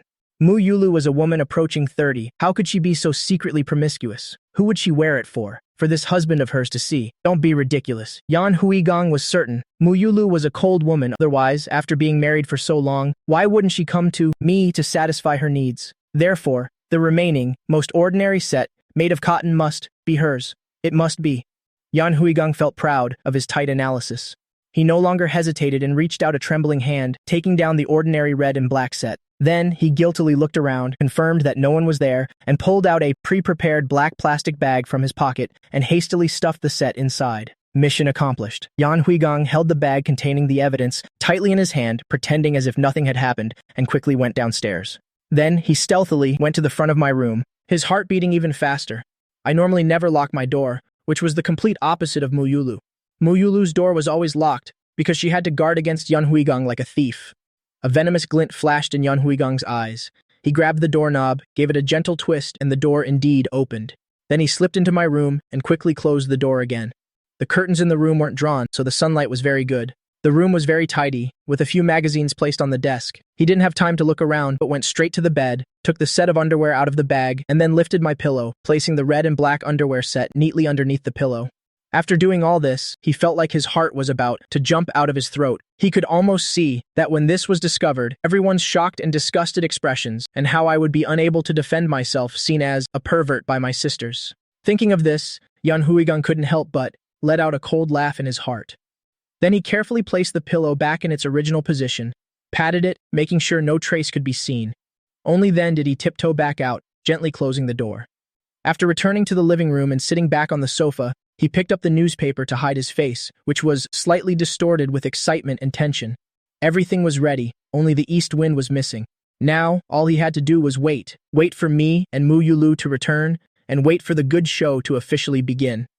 Meanwhile, in the car, Yulu leaned against the car door, watching the street scene flash by outside the window. It feels so good, so happy to have Mugi by my side. She couldn't help but steal a glance at me beside her. I was holding my phone, my brows slightly furrowed, as if hesitating about something. I have to call home and tell them to come over. With that, I called Huigang first. Huigang on the other end quickly answered the phone. Hello, Mugi, what's up? I said without hesitation. Brother-in-law. Eldest sister is injured. We're on our way to Zhangcheng No. 4 hospital. What? Injured? Is it serious? Huigang's voice sounded very surprised. Quite serious. Everyone should come over quickly. After hanging up, I called 4th sister, Yuyan. 4th sister. Sister, eldest sister is injured. Right now, she and I are on our way to hospital number 4. Yuyan's voice on the other end immediately became anxious. What? How did that happen? I'll be right over. We arrived at the hospital very quickly. I paid the driver 1,000 yuan, then took out from Yulu's shoe the white ankle sock I had removed. Then I carefully put the sock back on for her. Yulu looked at me strangely. Mugi, didn't you just say a sprained foot shouldn't be kept stuffy? Why? Why did you put my sock back on as soon as we got out of the car? Could it be that you're afraid others will see this foot of mine? After helping her put on the sock, I picked up the shoe, and only then did I carry her out of the car and rushed into the emergency room. When we arrived at the consultation room, the examining doctor was a woman who looked to be over 50. Doctor, the patient was hit by an electric bike. She fell off her bicycle. I didn't wait for the doctor to speak and quickly explained the situation. There are large abrasions on the left knee and outer calf. The wound is contaminated with grease from the bicycle chain. Suspected fracture of the tibia, sprained left ankle, with obvious external bruising and swelling. The female doctor was stunned as she listened. She gave me a slightly surprised look. Not bad, young man. Quite professional. Speaking so clearly. It'll be much more convenient. With that, she smiled and looked at Yulu. Your husband is quite knowledgeable. The word husband exploded in Yulu's mind, and her face flushed bright red. He's my younger brother, not my husband, Yulu hastily explained. Sorry. The female doctor quickly apologized, but her face wore a knowing smile. I thought it was an older woman, younger man relationship. That's all the rage now. Yulu just wanted to find a hole to crawl into. The female doctor stopped teasing and began to seriously examine the wound. She removed the gauze I had applied, cleaned it again with a professional antiseptic, and then immediately arranged for an X-ray. The X-ray films were ready very quickly, and the results were almost as I had predicted. There was a slight fracture in the left tibia. Luckily, it wasn't serious. No surgery was needed. She just needed to rest. The ankle had a strained ligament, plus a lot of soft tissue contusions, which meant various bruises. The female doctor held the films and began to explain the medical condition to the two of them. I listened very attentively, occasionally asking some professional questions to confirm some details with the doctor, such as medication, such as the recovery period, such as dietary restrictions. But Yulu wasn't listening at all. Her entire attention was focused on my focused profile. She felt that with me here, she didn't need to worry about anything. She just needed to peacefully entrust herself to me. At this moment, the clinic door was pushed open, and Yuyan and Huigang rushed in. Eldest sister, how are you? Yuyan rushed to the bedside as soon as she entered, her face full of worry. Yulu, are you okay? Huigang also followed with a worried expression. I'm fine, it's nothing serious. Yulu answered coldly. Seeing the family had arrived, the female doctor continued to explain the things to be aware of later. The fracture isn't a big problem. A cast and rest will be enough. The main issues are the sprained ankle and the bruises on her body. Recovery will be quite slow. It's best to gently massage the sprained and bruised areas every day to promote blood circulation and reduce swelling, which will help recovery. Looking at her condition, it's best to be hospitalized for observation for a few days. A nurse can help with the massage every day. No, the company has a ton of work. I can't be hospitalized. I can only work from home. Yulu refused without a second thought. That's fine too. The female doctor didn't insist. Then one of you family members must come learn the massage technique. This is very important. A good massage will lead to a fast recovery. A bad massage, on the other hand, will worsen the injury. With that, she looked around and asked, Which one of you will learn? I'll teach you. The clinic immediately fell silent. Yan Huigang, myself, and Mu Yuyan, all three of us were awkward. Logically, the most suitable person was undoubtedly Yan Huigang. After all, he was Mu Yulu's husband. But how could Mu Yulu let him touch her body? Let alone her thighs and feet, he couldn't even dream of touching her finger. However, in Yan Huigang's heart, a glimmer of hope flashed for a moment. It's my time to shine. Thinking back with his status as a live-in son-in-law before getting married, he had even specially signed up for a crash course for sons-in-law. It was just like those crash courses for a noble young lady. Thinking of this, Yan Huigang cleared his throat. Just as he was about to volunteer, I spoke up first. Let fourth sister learn. Ah, me? Mu Yuyan dazzly pointed to herself. Then she thought about it and agreed and nodded. Okay, let me do it. The female doctor began to teach Mu Yuyan that the pressure should be light, massaging in a circular motion from the outside in, and finding the right acupressure point. Mu Yuyan learned very seriously, but theory and practice are two different things. Come on, you try it. The female doctor told her to practice. Mu Yuyan took a deep breath, reached out to Mu Yulu's ankle, and gently pressed on the bruise. Mu Yulu cried out in pain immediately. Fourth sister, are you trying to kill me with pain? Mu Yuyan was so scared she quickly pulled her hand back, with an innocent expression on her face. I don't know how. I've never learned this. Mu Yulu was in so much pain she was about to cry. She looked at me and said, Muge, you do it. As soon as the words were spoken, the entire scene became awkward again, especially Yan Huigang. His face immediately turned pale. What is this? Letting an outsider like him give a massage? That means he would have to touch Mu Yulu's fair legs and thighs. If he were her biological brother, it would have been acceptable. But Muge isn't. He's just a stranger with no blood relation. Thinking of this, Yan Huigang finally couldn't hold it in any longer and spoke up. This isn't very appropriate. Yan Huigang's voice was slightly altered by jealousy, but Mu Yulu didn't even bother to glance at him. She just said gently to me, Brother Muge, you learn first. After you've learned, you can go home and slowly teach the other sisters. I didn't stand on ceremony and went straight to the bed. Under the female doctor's guidance, I began to learn. Mu Yulu only felt a pleasant, tingling sensation spreading through her body from where my fingers touched. The burning pain seemed to have subsided a lot. She was so comfortable that she couldn't help but let out a soft moan. And this scene entered the eyes of Yan Huigang standing beside them. He stared intently at the hand that was gliding over Mu Yulu's snow-white ankle and calf. All the emotions of anger, humiliation, and jealousy were gnawing at his heart bit by bit. I am Mu Yulu's husband. The one who should be enjoying all of this should be me. But now, he could only stand there like a powerless cuckold, watching helplessly as I touched his wife's exquisite body all over. In that moment, the thought of chopping me into 100 pieces in Yan Huigang's heart to ruin my reputation became more urgent and clear than ever.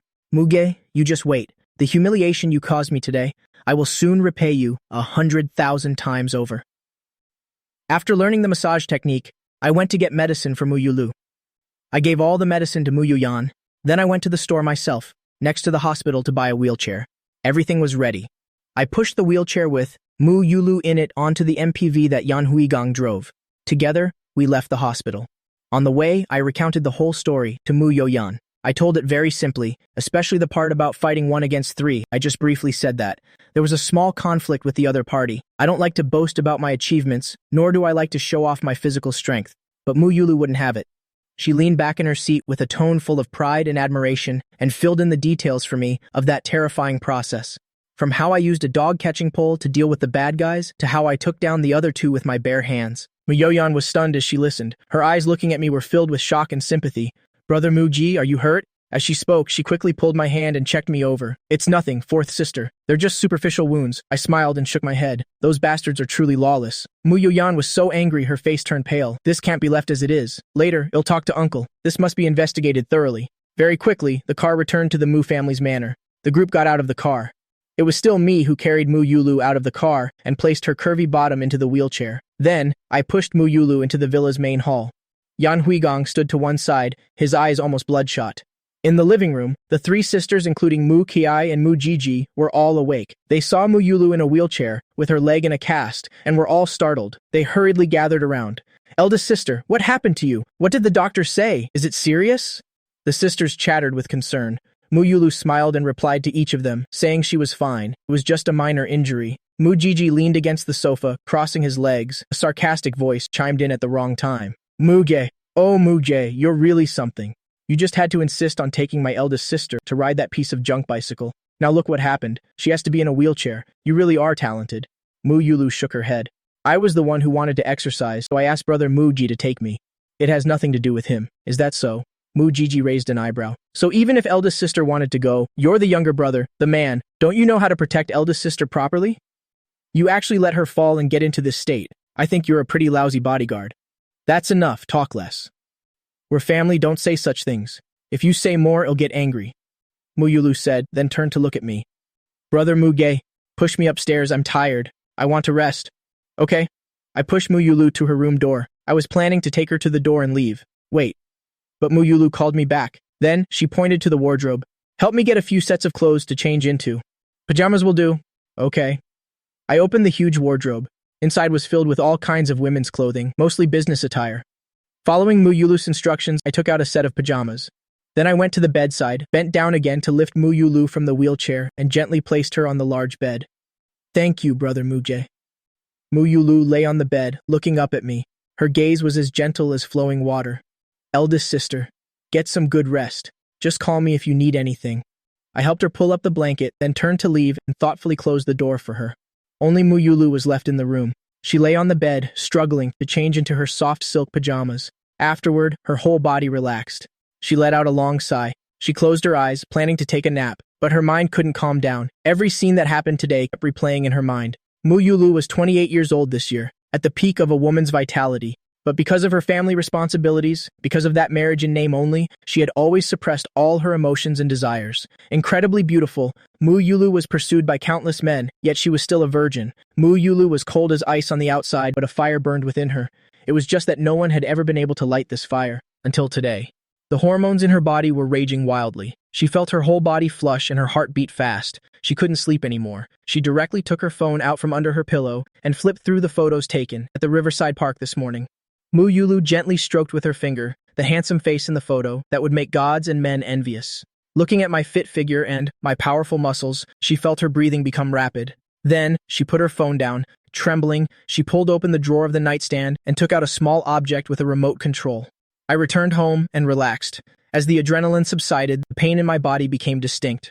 My head had been punched a few times by those two thugs, and it was still ringing a little. My back had also been kicked a few times, but it was all just superficial injuries. At this moment, Muyoyen pulled me down to sit on the sofa. Brother Muge, sit down quickly. I'll apply medicine for you. Mukexen also ran over with the first aid box, her eyes red, like a frightened little rabbit. But Brother Mugi, it's all because of those bad people. Does it hurt? She took out a cotton swab, carefully dipped it in some iodine, wanting to help me treat the scratch on my face. I looked at their worried expressions, and my heart immediately warmed. It's nothing. I have thick skin. It doesn't hurt. Muyoyan took the cotton swab and shot me a glare. Still saying it doesn't hurt. Your skin is all scraped. She gently disinfected the wound on my face, then applied ointment. Mukechin was by my side, handing me water, getting an ice pack, busying herself non-stop. In a corner not far away, Yan Huigang and Mujiji looked at each other. They both saw in each other's eyes a sinister smile. Let him be smug for a little longer. Let him enjoy the sisters' tenderness a little more. I wonder what their expressions and reactions will be when these sisters find out that the beloved little brother they cherish is actually a damn pervert who likes to steal women's underwear. I wonder what their expressions and reactions will be. However much he is doted on now, that's how much he'll be despised later. He will immediately become the target of everyone's criticism, spat upon by everyone. Then, like a stray dog, he will be kicked out of this house. This feeling of falling from heaven to hell in the blink of an eye is the cruelest and most satisfying punishment. The corners of Yan Huigang's mouth couldn't help but curl up. Mujiji was even more smug, shaking his leg. He was already calculating in his mind how, after I'm gone, he would step by step take control of this house. After applying the medicine, I felt sticky and very uncomfortable. I'm going upstairs to take a shower. Mu Yuyan nodded. Go ahead. After your shower, get a good night's sleep. After lunch, the injury on Mu Yulu's leg felt much better. She sat in her wheelchair, and I pushed her for a stroll around the manor. It's not convenient for her to bathe now, so she can only ask her younger sisters for help. This morning before resting, she was looking at photos on her phone, and after she was done, Mu Yuyan helped her clean up. There's no other way. She has to clean up, otherwise it's easy to get an infection. Biological sisters don't need to be so formal. Mu Yulu now just felt refreshed, her whole body full of vitality. Although she normally did that quite a bit, she never really got into it. Women's needs are higher than men's, but this morning, she could be considered to have broken through to a new realm. She suddenly felt the world open up. Just by looking at my photo on her phone, she could reach an unprecedented peak. Although she was mortified afterward, feeling like she could never face me again, because in her mind, I had been thoroughly tormented. Eldest sister, what are you smiling about? Are you in a good mood? My voice came from behind. Mu Yulu came back to her senses, a radiant smile on her face. Yes, it really is very good. Just then, the three youngest sisters, including Mu Ketchin, ran over, chattering and pulling me, insisting I go to the gym to work out with them. Unable to refuse them, I had to hand Mu Yulu's wheelchair over to Yan Huigang, who was standing beside us. Yan Huigang pushed Mu Yulu slowly for a stroll in the flower garden. He changed his usual attitude and said very little today. He sighed from time to time, his brow furrowed, looking like he wanted to say something but held back, as if he had something difficult to say. Mu Yulu had long noticed his unusual behavior. She couldn't be bothered with him, but this guy kept sighing next to her. It was really annoying. When they reached a secluded spot, Mu Yulu finally stopped. What's wrong with you? Yan Huigang pretended to be troubled. Yulu, I have something to say, but I don't know if I should. If you don't think it's appropriate, then don't say it. Mu Yulu hated this wishy-washy attitude of his the most. Then I'd better say it. Yan Huigang gritted his teeth. Yulu, just now I saw Mu Ge. Hey. As soon as she heard it was about me, Mu Yulu immediately became alert. What about brother Mu Ge? Yan Huigang sighed again, a pained expression on his face. I saw Mu Ge on the balcony just now. He took something he shouldn't have. What shouldn't he have taken? Mu Yulu asked doubtfully. Yan Huigang pretended to be very troubled and stammered. It looked like women's underwear. As soon as the words were spoken, Mu Yulu was completely stunned. Just a moment ago, she was thinking of ways to tease me, and now this man was telling her that I steal women's underwear. This is slander. This is defamation. A bright, open young man like brother Mu Ge. How could he do such a thing? That's something only those perverts on the news do. An unknown fire immediately erupted. Mu Yulu directly scolded him loudly. Yan Huigang, what nonsense are you talking about? Yan Huigang immediately put on an innocent and wronged expression. Yulu, I really saw it. Otherwise, I wouldn't just say it, right? How would I dare to talk nonsense about this? I even saw him sneakily take those things back to his room. Mu Yulu completely disbelieved him. You must have seen it wrong. Brother Mu Ge is not that kind of person. I also hope I saw it wrong. Yan Huigang had a pained expression. But that's the truth. What I saw with my own eyes were red and purple. Definitely a girl's style. Red and purple. Mu Yulu's eyes immediately widened. Her whole body froze. Wasn't that the set she had just washed this morning? The set she liked the most, the sexiest one. How could it be? Seeing her reaction, Yan Huigang knew the fish had taken the bait. He continued to add fuel to the fire. Yulu, don't be angry, and don't get too agitated. I guess Mu Ge is also going through puberty. His hormones are raging, and he can't control himself. Almost every boy will have this phase. It can be considered normal. As he spoke, Yan Huigang put on the air of a lecturing elder. Mu Ge is usually strictly managed by the family, unlike little Gigi who often goes out to fool around with other girls. So he must be a bit repressed in this aspect, which led him down the wrong path. I don't think this is a big deal, but it needs to be corrected in time. If he's still like this when he goes out into society later, the problem will be much bigger. We are his elders, and we have the responsibility and duty to help him get back on the right path. Yan Huigang felt he was truly a genius. These words not only belittled Mu Gigi, but also built the image of a good brother-in-law who cares for the younger generation and understands the greater good. Most importantly, he also specifically emphasized educating him privately. Thinking of this, Yan Huigang continued, I think, you are his elder, you should find him and talk to him privately. Talk to him about this, but absolutely do not make a scene, and certainly don't let the other sisters know. He's still young, at an age where his self-esteem is at its highest. Making this mistake is also very normal. We can just educate him privately. We absolutely must not hurt his self-esteem. Mu Yulu was stunned as she listened. What Yan Huigang said was so reasonable, so considerate of me, that for a moment she couldn't find any reason to refute it. But reason still made her unable to accept this fact. Then she waved her hand in frustration. Don't say any more. I don't believe brother Mu Ge would do such a thing. Push me back, I'm tired. Yan Huigang knew when to stop, so he could only sigh and push her back. But he knew Mu Yulu definitely wouldn't be able to resist. After returning to her room, Mu Yulu sat conflicted in her wheelchair. On one hand, she truly trusted me, a bright and upright young man who could risk danger to protect her. How could he do such a dirty thing? But on the other hand, what if it was true? Boys in puberty are indeed prone to being impulsive. Furthermore, Yan Huigang really had no motive to lie like that. If Mu Gigi had said it, she wouldn't have believed a single word. But Yan Huigang, what reason and motive did he have to frame brother Mu Ge? There was no benefit in it for him. The two of them had no conflict of interest, no disagreements. At this moment in Mu Yulu's mind, two little figures were fiercely battling. No, I can't just rely on Yan Huigang's one-sided story to doubt brother Mu Ge. I have to go to my brother's room, myself to confirm it, and prove his innocence. Right now, I must be with the three younger sisters exercising in the first-floor gym. Mu Gigi is playing games in the living room. Yan Huigang is handling work in the study. This is a perfect opportunity. Then she controlled her electric wheelchair and quietly left her room. Next, she quickly snuck to my room door. After pushing the door open, the room was very quiet. Her gaze immediately locked onto the large bed. Yulu first opened the nightstand drawer, and after seeing nothing, she shifted her target to the pillow on the bed. Yulu held her breath and lifted the first pillow. Underneath was empty. There was nothing. She immediately sighed in relief, and her whole body relaxed. As expected, Huigang saw it wrong. Or he was talking nonsense. I knew you weren't that kind of person. The large stone in her heart was finally lifted. She even felt a little lucky that she hadn't impulsively confronted me. That would have been too hurtful to others. Just as she was about to leave, her gaze fell on the remaining pillow. It was the spare pillow. I usually just propped it against the headboard. Yulu reached out without hesitation and lifted the second pillow. Then, her movements froze. Her breathing stopped as well. Her pupils in an instant also dilated to their maximum. Under the pillow was a set of lingerie, a red and purple set of lingerie. In this moment, Yulu only felt like something in her head had completely exploded. Yulu was completely stunned. She stared at the two pieces of fabric under the pillow. The red and purple were so glaring, but this wasn't hers. Yulu's mind buzzed, falling into chaos. These are all women's clothes. They belong to the other sisters in the house. How could Brother Mugi be like this? There must be some misunderstanding. Yes, it must be a misunderstanding. Yulu desperately tried to deceive herself, but the truth before her was like a resounding slap, striking her hard across the face. She couldn't deceive herself anymore. To say you took it by mistake? Who would believe that? The difference between men's and women's clothing is so great, how could you not tell them apart? Yulu felt her worldview collapsing. You, this bright and cheerful young man. You, the young man who would risk his life against 3 thugs, with weapons to protect me. You, the young man who would carefully treat my wounds, who would gently hold me, making me feel incredibly secure. How could you be a pervert hiding in a dark corner, stealing girls' underwear? Unconsciously, tears streamed down her cheeks, falling onto the back of her hand. I don't understand why you did this. Her heart felt like it was being squeezed by an invisible hand, so painful she couldn't breathe. But a few seconds later, the surging sadness and disappointment were replaced by a stronger emotion. It was the responsibility of an eldest sister.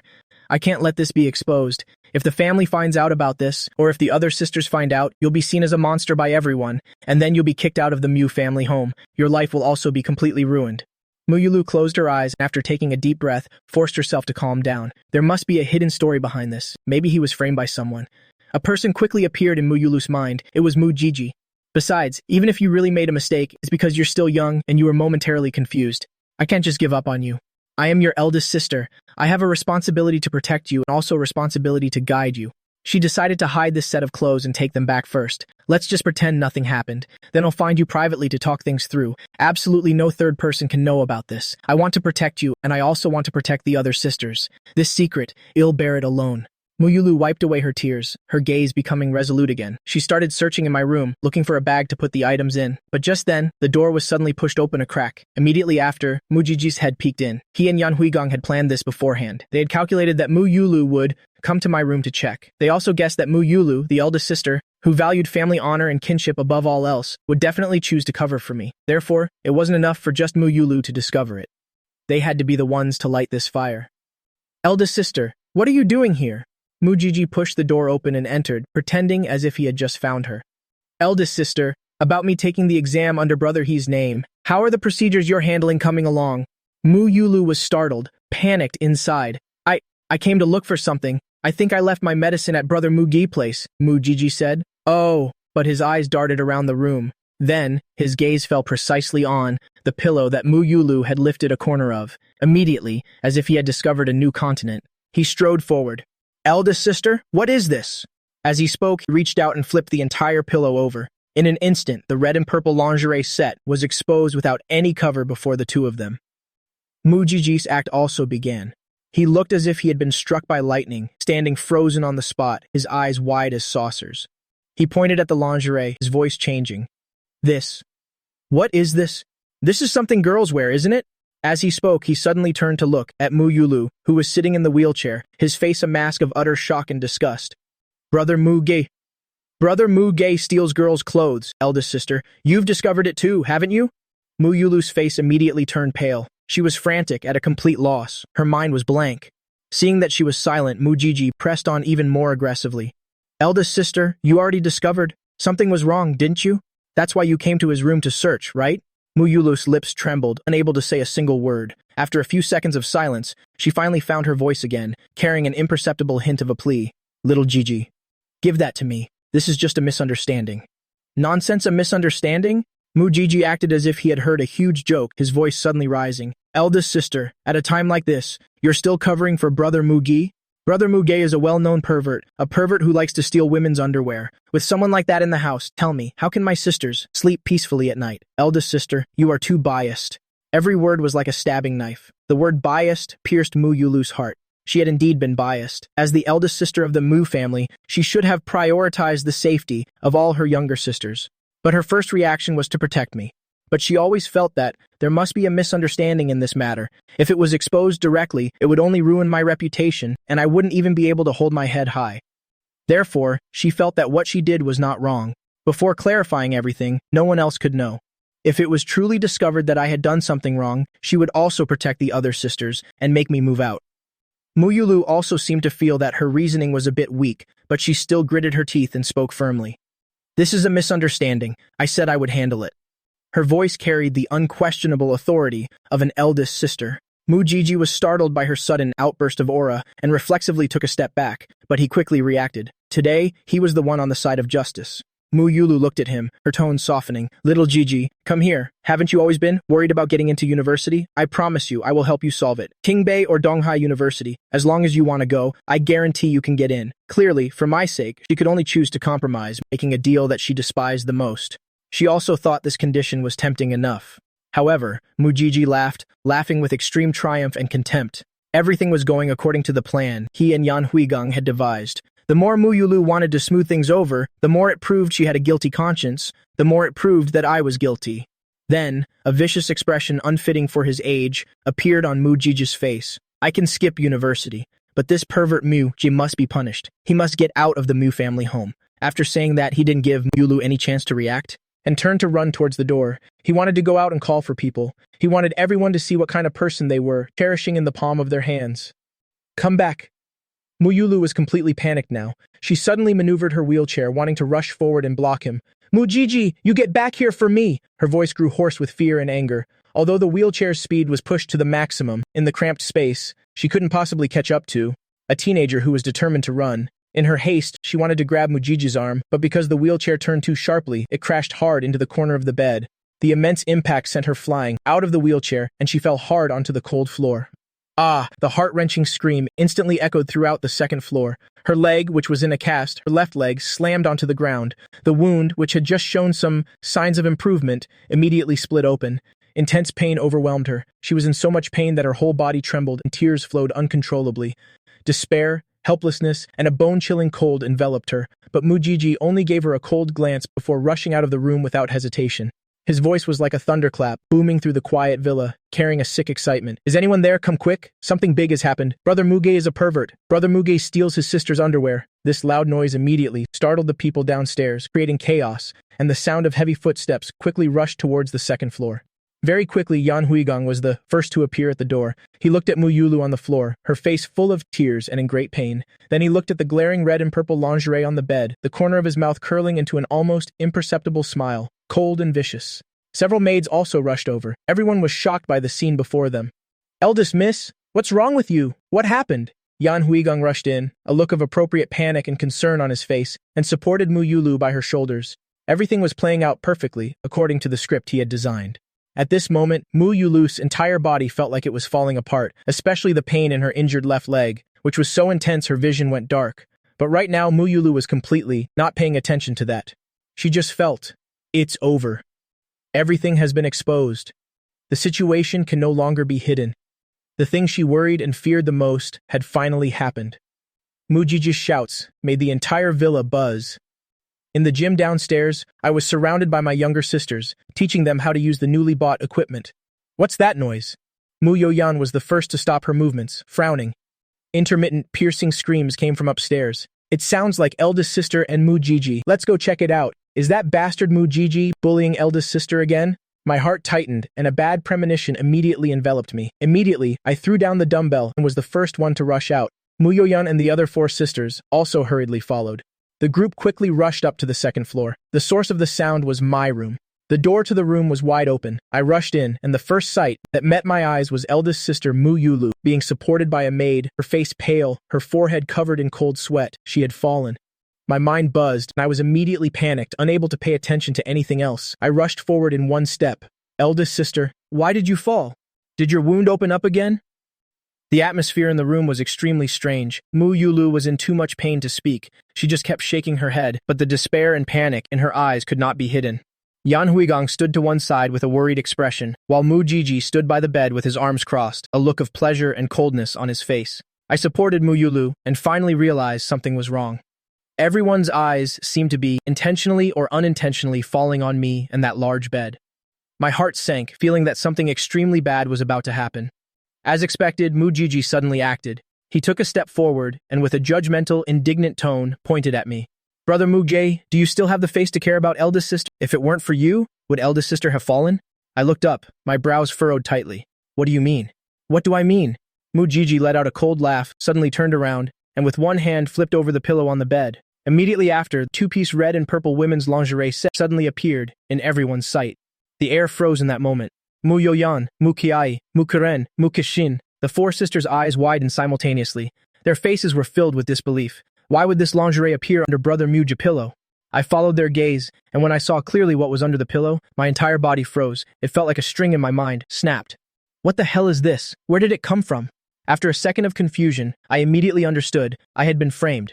Then, my gaze shot like daggers towards Yan Huigang and Mujiji standing to the side. It seemed there was no one else but them. Such a vicious scheme. This is trying to push me to my death. Brother Muge, you ungrateful beast, do you have anything else to say? Mujiji's voice was piercing, as if it wanted to tear people's eardrums. He pointed at my nose and cursed viciously. Our Mu family took you in, gave you food and clothes, and raised you like a human being. Is this how you repay us? You went and stole my sister's underwear. Do you have any shame? I suddenly stood up, my face pale. I didn't take that. You didn't steal it. Then who did? Did this thing grow legs and run under your pillow? Mujiji was arrogant and aggressive, unforgiving now that he had the upper hand. The evidence is right here, and you're still making excuses? You are a thoroughly ungrateful wolf, you bastard! I think you're just a pervert.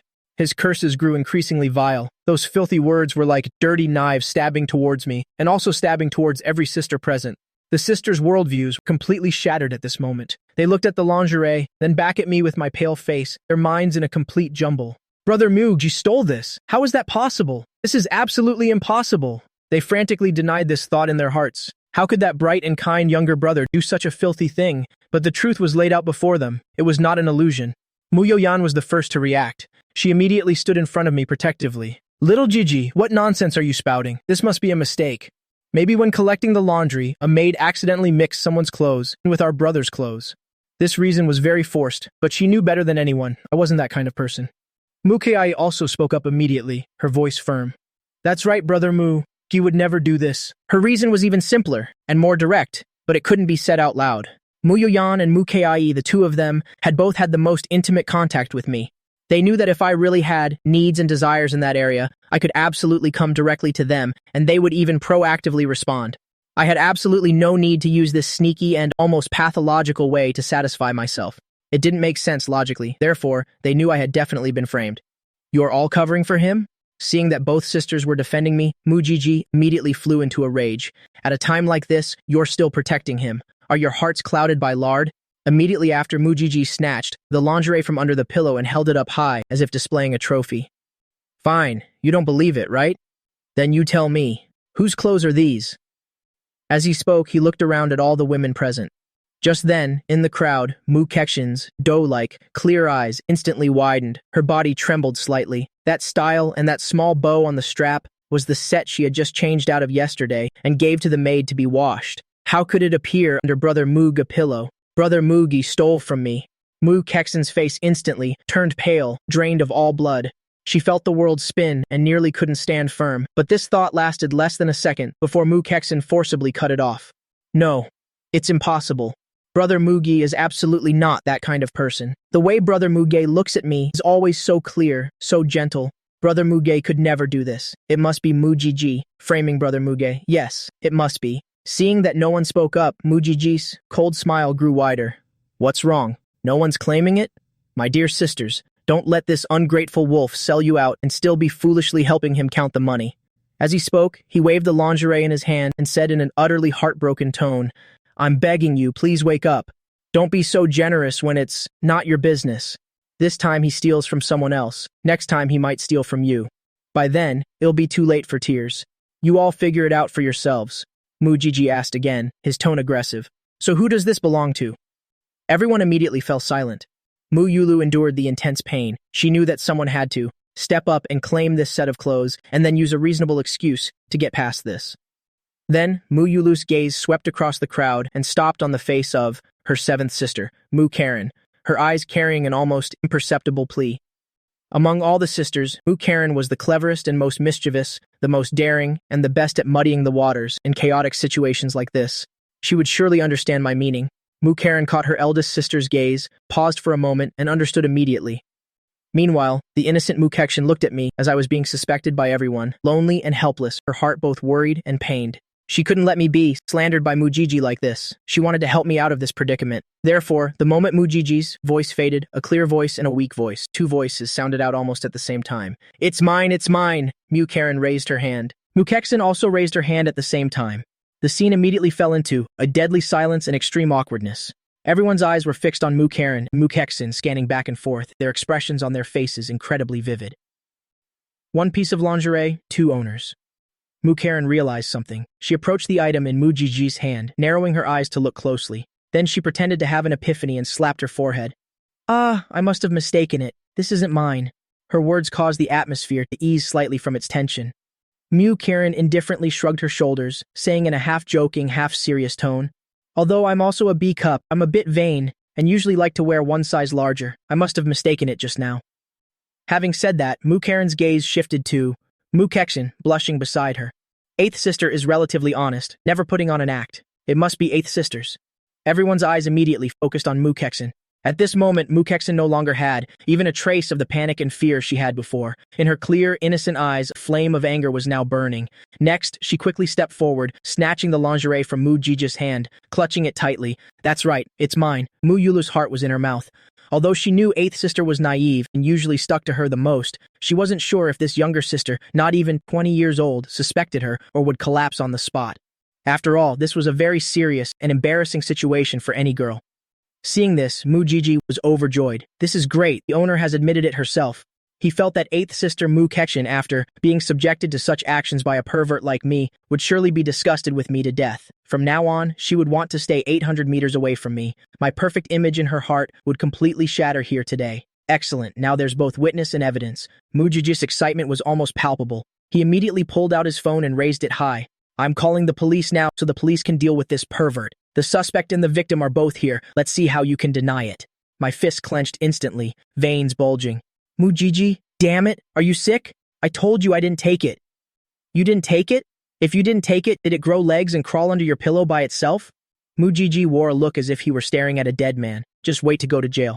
But at this very moment, Mukexin's voice suddenly rang out. Next, she took a step forward, her small figure shielding me, facing Mujiji. "This item is indeed mine, but it wasn't stolen by Muge. I came to talk to Muge this afternoon and accidentally dropped it here. I even forgot about it myself, and it has nothing to do with Mugi. Don't slander me like that." As soon as these words were spoken, everyone was stunned. Everyone stood there dumbfounded, especially Mujiji and Yan Huigang, who were watching the drama unfold from the corner. If others didn't know where this item came from, surely these two did. It was they who had placed it there. How could Mukexin have come here and dropped an item here? This was impossible. She was lying. She was covering for Mugi, but they couldn't reveal the reason. They absolutely could not admit they had planted it. "Eighth sister, you serious?" Mujiji put on an act of disbelief and extreme distress. "Don't go out of your way to cover for Mugi by forcing yourself to lie like this. This matter is not to be trifled with. Eighth sister, are you being threatened by him? Don't be afraid. We're here for you. Please don't ruin your own reputation for this ungrateful wretch." Mukexin looked at Mujiji and suddenly let out a cold laugh. "Covering up? Mujiji, are you an idiot? Namtunya is getting married, and you're singing and dancing? Are you sick? This is my lingerie. I can leave it wherever I want. What business is it of yours, you idiot, to butt in? What does it have to do with you? I just accidentally forgot it in my little brother Muji room. So what? You're not happy? You. Call the police. Sue me for leaving things around. Covering up? Cover up your own head." Mukexin no longer had any desire to be polite with Mujiji. Her mind was as clear as a mirror, and she knew that I would never do such a thing. This entire situation, from beginning to end, was a scheme concocted by that scum, Mujiji. Today, she intended to expose him. Mujiji, being directly confronted and scolded by Mukexin, was left utterly speechless. He wanted to retort, to curse back, but seeing Mukexin's eyes, which seemed ready to devour him alive, and the increasingly unfriendly gazes of the sisters beside her, he was momentarily speechless, turning purple with rage, like a liver. Muyulu looked at the scene before her, the heavy stone in her heart finally lifting. She no longer cared whether Eighth Sister's words were true or false. Perhaps this was truly just a big misunderstanding, or perhaps Eighth Sister, like her, thought of this as a way to forcefully resolve the situation in order to protect me. But regardless, this dead-end situation could finally be salvaged. Seeing Mujiji's deflated state, Muyulu felt her leg pain lessen considerably. She cleared her throat. All right, since it's just a misunderstanding, everyone disperse. Making such a fuss over a trivial mix-up? What kind of behavior is this? Mu Yoyan and Mu Kei quickly. Each took an arm to support me, looking at me with concern, afraid I had been wronged. Mu Karen went to Mu Keishin's side, patted her shoulder, and gave her an appreciative look. Mujiji, seeing the cheerful harmony and the united front against outsiders, was furious. He had planned for so long, his supposedly perfect strategy was foiled by this little brat, Mu Kexin, with such an absurd excuse. He was unwilling to accept this. The farce in the room finally concluded. Mu Yulu glanced at me, who was still in a state of shock and grievance. Little brother Mu Ji pushed me back to my room. Yes, I came back to my senses and quietly moved behind the wheelchair. The hallway was deathly silent. Even now, my mind was blank. This accusation was too huge, too malicious. It was clearly intended to drive me to ruin, to disgrace me, and ensure I could never hold my head up in this family again. I knew clearly in my heart that Eighth Sister Mu Kexin had risked everything to save me. She hadn't actually been to my room today. The story about accidentally dropping it was a huge lie she fabricated to protect me. My heart was filled with gratitude and pain, but more than that, with a belated fear.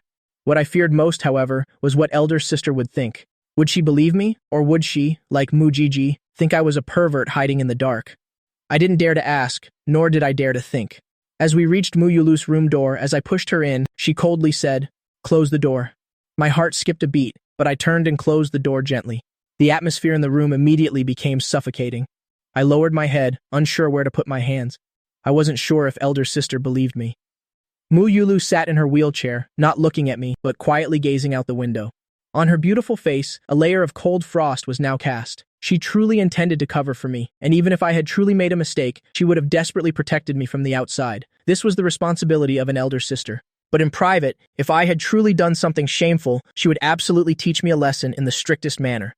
A spanking if necessary, a whipping if needed, she would show absolutely no mercy. She would make me understand what I could do, and what was absolutely forbidden. After a long silence, Muyulu finally spoke. "Tell me what happened today, from your perspective." My body trembled. I looked up and my lips moved.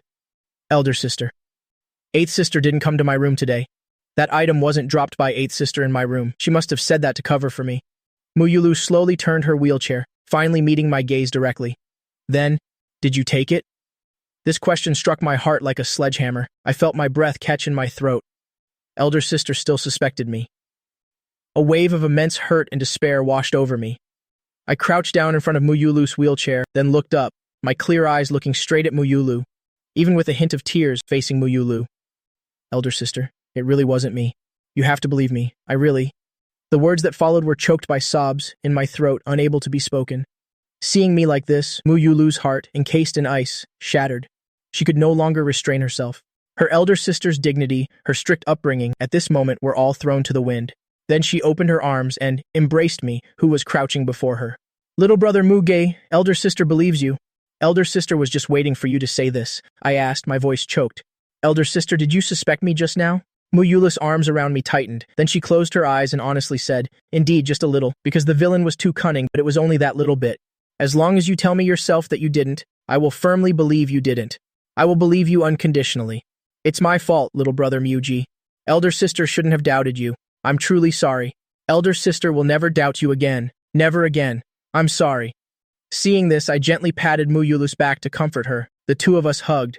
After a while, our moods gradually calmed. After Muyulu let go, she said, "What exactly happened today? Tell me yourself." My body trembled, and I looked up, my lips moving. Elder sister. Eighth sister didn't come to my room today. That item wasn't dropped by Eighth sister in my room. She must have said that to cover for me. Muyulu slowly turned her wheelchair, finally meeting my gaze directly. Then, did you take it? This question struck my heart like a sledgehammer. I felt my breath catch in my throat. Elder sister still suspected me. A wave of immense hurt and despair washed over me. I crouched down in front of Mu Yulu's wheelchair, then looked up, my clear eyes looking straight at Mu Yulu, even with a hint of tears, facing Mu Yulu. Elder sister, it really wasn't me. You have to believe me. The words that followed were choked by sobs in my throat, unable to be spoken. Seeing me like this, Mu Yulu's heart, encased in ice, shattered. She could no longer restrain herself. Her elder sister's dignity, her strict upbringing at this moment were all thrown to the wind. Then she opened her arms and embraced me, who was crouching before her. Little brother Mugi, elder sister believes you. Elder sister was just waiting for you to say this. I asked, my voice choked. Elder sister, did you suspect me just now? Mu Yulu's arms around me tightened. Then she closed her eyes and honestly said, Indeed, just a little, because the villain was too cunning, but it was only that little bit. As long as you tell me yourself that you didn't, I will firmly believe you didn't. Looking at my red-rimmed eyes, she quickly reached out and wiped away a tear for me. Next, my mind started racing at high speed again. If it wasn't me who took it, and it was an eighth sister's unintentional act, then this matter isn't as simple as it seems. When you came to my room earlier, did you see some of your clothes next to your pillow? Did you put them there yourself? I shook my head. Half yes, half no. One half was what I was in a hurry to wear. The other half was probably put away by the nanny in the afternoon, and she casually placed them on the bed. Mu Yulu's eyes sharpened. Then there are only two possibilities. Either the nanny accidentally included someone else's clothes with yours while putting away the clothes and coincidentally placed them right under your pillow, or someone deliberately set you up. As soon as these words were spoken, you and she looked at each other. Then, a name simultaneously popped into both of your heads. Today, in the room, Mujiji's playful demeanor and his desire to stir up trouble made him highly suspicious. He was truly too suspicious. But Mu Yulu immediately then recalled an important detail. That's not right. Mugi younger brother, this matter was initially brought to my attention by your brother-in-law, Yan Huigang. He said he saw you on the balcony, secretly taking a girl's underwear. At that time, I didn't believe it, so I secretly went to your room to confirm, and the result was this, when I was being pushed around the garden by Yan Huigang. What exactly were you doing? I carefully recalled for a moment. After I handed you over to your brother-in-law, seventh sister, and others pulled me away. Oh right, before going to the gym, I did go to the balcony to collect the clothes I washed in the morning. Mu Yulu's pupils constricted slightly. In other words, Yan Huigang did indeed have the opportunity to see you collecting clothes on the balcony. So, did he mistake them? Mistaking other clothes for a girl's underwear? Or was he from the very beginning an accomplice of Mujiji? Were his words meant to lure me to your room to watch this big play? Question after question swirled in Mu Yulu's mind. At this moment, she looked at me and already had the answer in her heart. Then, she gently pushed me away. You go back first and help me call Yan Huigang in here. I nodded, got up, and prepared to leave, but after taking 2 steps, Mu Yulu suddenly from behind wrapped her arms around me tightly. Mugi younger brother, do you blame Big Sister? Big Sister was a little suspicious of you just now. I shook my head, rubbed my eyes, and forced a smile. No, Big Sister. Anyone who saw that item appear under my pillow would be suspicious. This is very normal. It's not normal, Mu Yulu immediately retorted, her tone even a little agitated. This is not normal at all. This proves I still don't trust you enough. As the eldest sister, I am a failure. Big Sister was wrong. Mugi younger brother, please don't have any grudges in your heart. I looked at her worried expression and my heart immediately warmed. I won't, Big Sister. But Mu Yulu was as stubborn as a child. No, you definitely do. After all, being suspected by the person closest to you, saying you don't have a single doubt in your heart is a lie. You're just comforting me. Saying this, she suddenly seemed to have an idea, her eyes lighting up. To prove that Big Sister truly no longer suspects me of being a pervert, from now on, the task of massaging Big Sister will officially be assigned to you. If Big Sister still thinks I'm a pervert, why would she feel at ease letting me touch her legs, and even her thighs?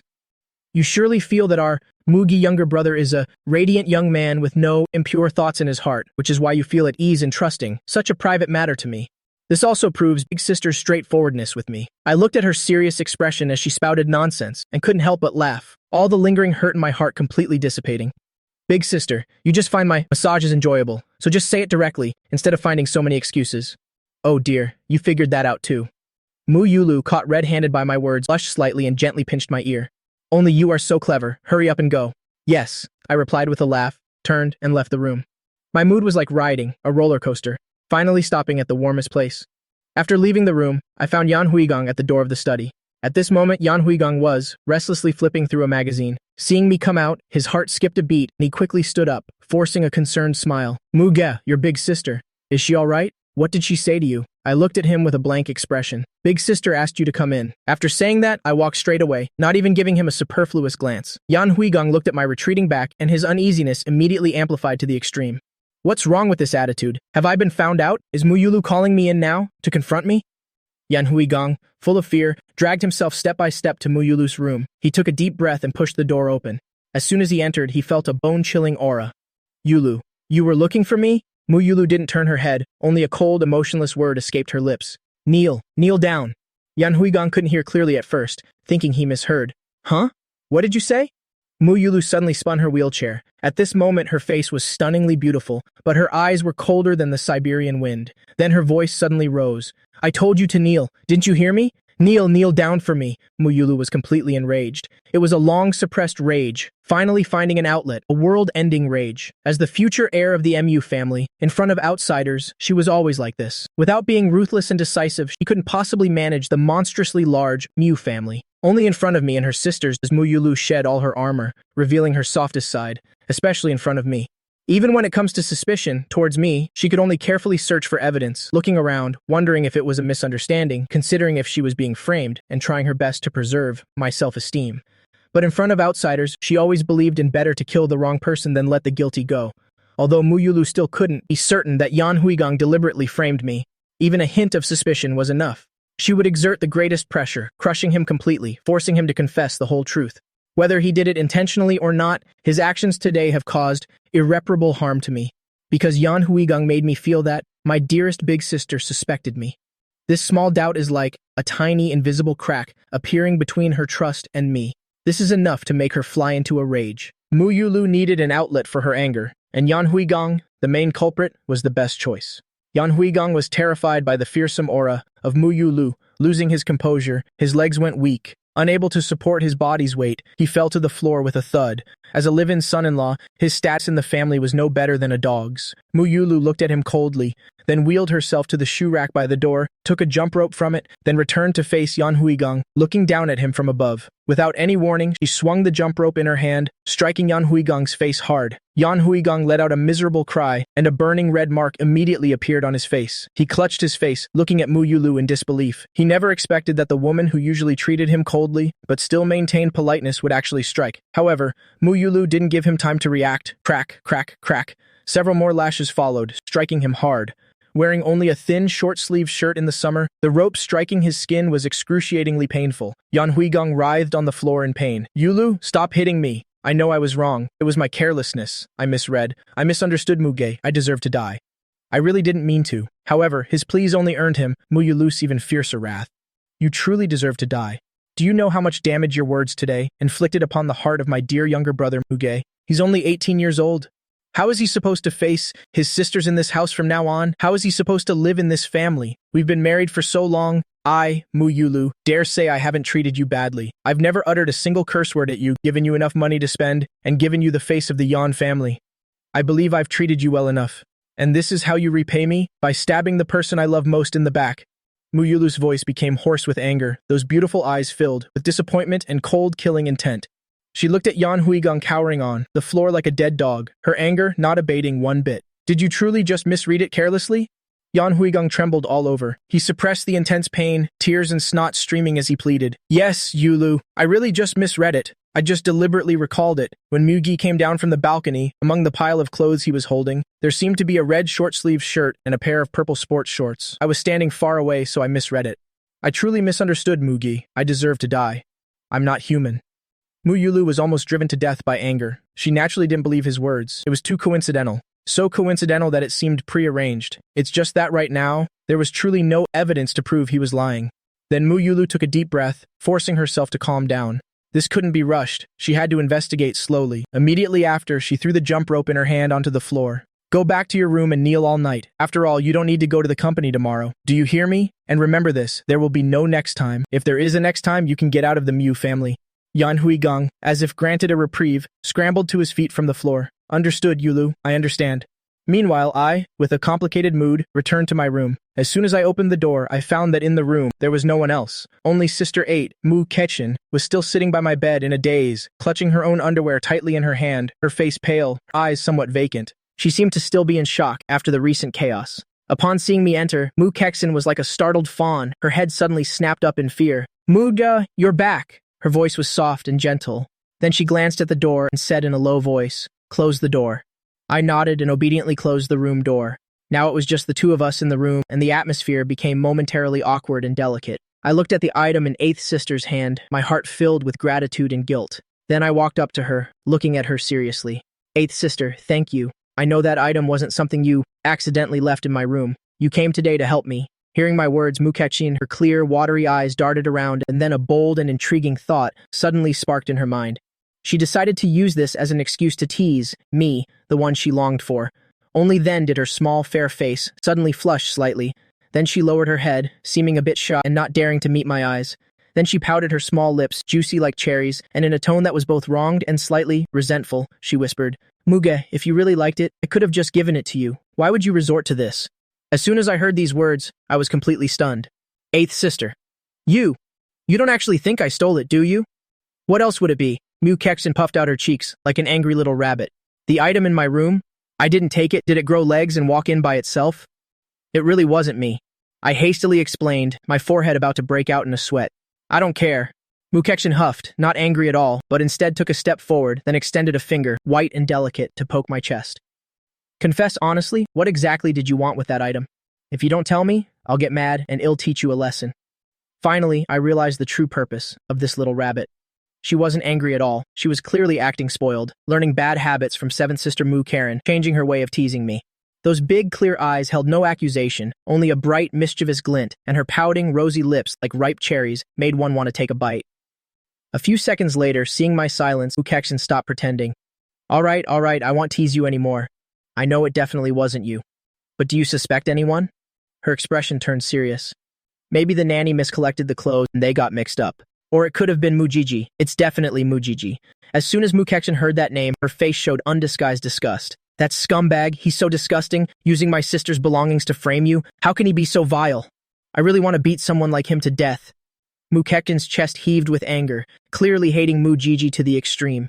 After cursing a few times, she looked up at me again, her pupils swirling, a sly smile returning to her face. But to be fair, Mugi, did you like Eighth Sister's item? After saying that, she didn't wait for my reaction, but threw the item straight onto my bed, turned, and ran out of the room, leaving behind a clear, bell-like laugh. Watching her happy, retreating figure, I helplessly shook my head. Then I looked down at the bed, only to feel my cheeks burning. Meanwhile, Mujiji, at this moment, full of anger, returned to his room, and after slamming the door shut, he paced angrily around the room. Damn it! Are all my sisters insane? An illegitimate child proven not to be of Mu family blood? On what grounds are they protecting it like this? One by one, they've all gone mad. Mujiji couldn't understand, and even less could he accept it. In a situation where they were caught red-handed, they could still agree on their stories, lying through their teeth to cover for Muje, especially the eldest sister, Mu Yulu. He originally thought the eldest sister, who held power in the Mu family and valued rules the most, would surely be the first to step forward and sternly reprimand me. But what happened? She was the one who defended him the most fiercely, not only stopping him from the start, but also dragging her injured legs like a mother hen protecting her chick to shield Muji, and even using the supposed reward for passing university entrance exams to bribe me. On what grounds? That kind of protection, regardless of right or wrong, shouldn't it be for his own biological younger brother? A strong sense of jealousy suddenly surged within Mujiji and was then submerged by deeper resentment and envy. He had been wandering outside for 18 years, enduring all sorts of hardships, and only after much difficulty did he return to this home, only to feel like an outsider. While Mugi, this interloper, was enjoying all that should have been his. It wasn't fair. It was too unfair. Just as Mujiji was fuming, his phone suddenly rang. The moment he answered, a familiar, anxious voice erupted from the other end. Jijika, save us! We've been arrested this morning. We got into a conflict with a cheating couple and got beaten up. They called the police. Hearing this, Mujiji grew even more enraged. Then he cursed loudly into the phone. You men can't even handle a cheating couple, and you've been taken to the police station? You've made me lose face completely. Hong Huang Lu on the other end hastily replied, Jijika, it's not that we're useless, it's that the man beat us up so well. The three of us couldn't match him. He beat us like dogs. Hearing this, Mujiji angrily said, Which bastard is so formidable that he dared to mess with you? All right, stop shouting. Which police station? They'll come bail you out right now. At the same time, sixth sister Mu Kai was preparing to take a bath. She was exhausted after the whole day. At this moment, Mu Karen had just entered Mu Kiai's room, intending to talk to Mu Kiai and scold that scumbag Mu Jiji together. But just as Mu Karen reached the bathroom door, she suddenly spotted the socks from last night. She casually picked them up and sniffed them. Sister, why do your white socks smell so strange? Don't you have mysophobia? Why haven't you washed them after wearing them? Mu Kiai's heart skipped a beat. Oh no, I'm about to be found out, but seeing Mu Karen's innocent yet critical expression, she couldn't help but breathe a sigh of relief. I went for a walk yesterday and got sweaty. It got a bit smelly. I forgot them there. Give them here. Saying that, Mu Kiai took the socks from her hand, then carefully placed them into the closet nearby, intending to deal with them later when no one was around. Seeing this, Mu Karen suddenly sensed something was amiss. Why wasn't she throwing away the smelly socks but putting them in the closet? Mu Karen became suspicious, but didn't think too much of it and started complaining about Mu Jiji. Sister, do you think Mu Jiji is crazy? He deliberately framed Mu Gi and even stole 8th sister's belongings to frame him. I really don't understand why he's our biological brother. He's nothing like us at all. Mu Kiai sighed. He grew up outside from a young age, developed such a personality. It won't change overnight. I don't think he'll ever change in this lifetime, Mu Karen said angrily. I also heard that Mom and Dad are planning to cover for him, sending him to Africa to pose as a black brother, and then retake the college entrance exams for a prestigious domestic university. It's so unfair. They must have had high expectations for Mu Jiji, but with his current state, does he look like he can achieve anything? I think he's a lost cause, a real ado. He's stolen everything that rightfully belonged to Mu Gi, and now he's back to bullying Mu Ji. I'm really going to die of anger. Seeing her younger sister's fury, Mu Kiai also felt uncomfortable. Then she patted Mu Karen's shoulder and said softly, Don't be angry anymore. It's not worth getting upset over that kind of person. Karen, remember this. No matter what happens in the future, our two sisters must stand by Mu Gi. Mu Karen nodded without hesitation. Of course. What is he, Mu Jiji, anyway? Mu Ji is our only younger brother. No matter how much Mom and Dad favor him, I will only acknowledge Mu Ji as my only younger brother for my entire life. The two sisters in the bathroom immediately reached an agreement, and at this moment, I was alone in my room. Suddenly, Mu Yulu texted me, telling me Yan Huigang's explanation, but I couldn't shake off the feeling that something was wrong. When I was packing my clothes, there were indeed red items and purple sports pants, but how could I have mistaken them? The textures were completely different. Moreover, I noticed that when Mu Yulu and I were together, especially when I massaged Mu Yulu's injured leg at the hospital, Yan Huigang was so jealous he could die. Although this live-in son-in-law, Yan Huigang, was trying to hide it, I could feel the murderous intent radiating from him. I felt speechless. Mu Yulu and I are completely innocent, okay? I also believe I am very considerate, especially respecting Mu Yulu. Furthermore, Yan Huigang is Mu Yulu's husband, and they are much more intimate than I am. Isn't that supposed to happen often? What is he jealous of? Is it necessary? If Mu Yulu has been married for so long without ever letting Yan Huigang touch her, that's impossible. Could the eldest sister still be a virgin after being married for so long? Impossible. Absolutely impossible. The eldest sister is also a woman, especially since she's 28 years old. How could she endure it? I thought to myself, if that were true, then Yan Huigang's anger would be understandable. In this situation, I can still give Mu Yulu a massage, so he's jealous and envious. Based on this envy, I guess Yan Huigang has allied with Mu Jiji. My phone vibrated again at this moment. It was a message from Mu Yulu.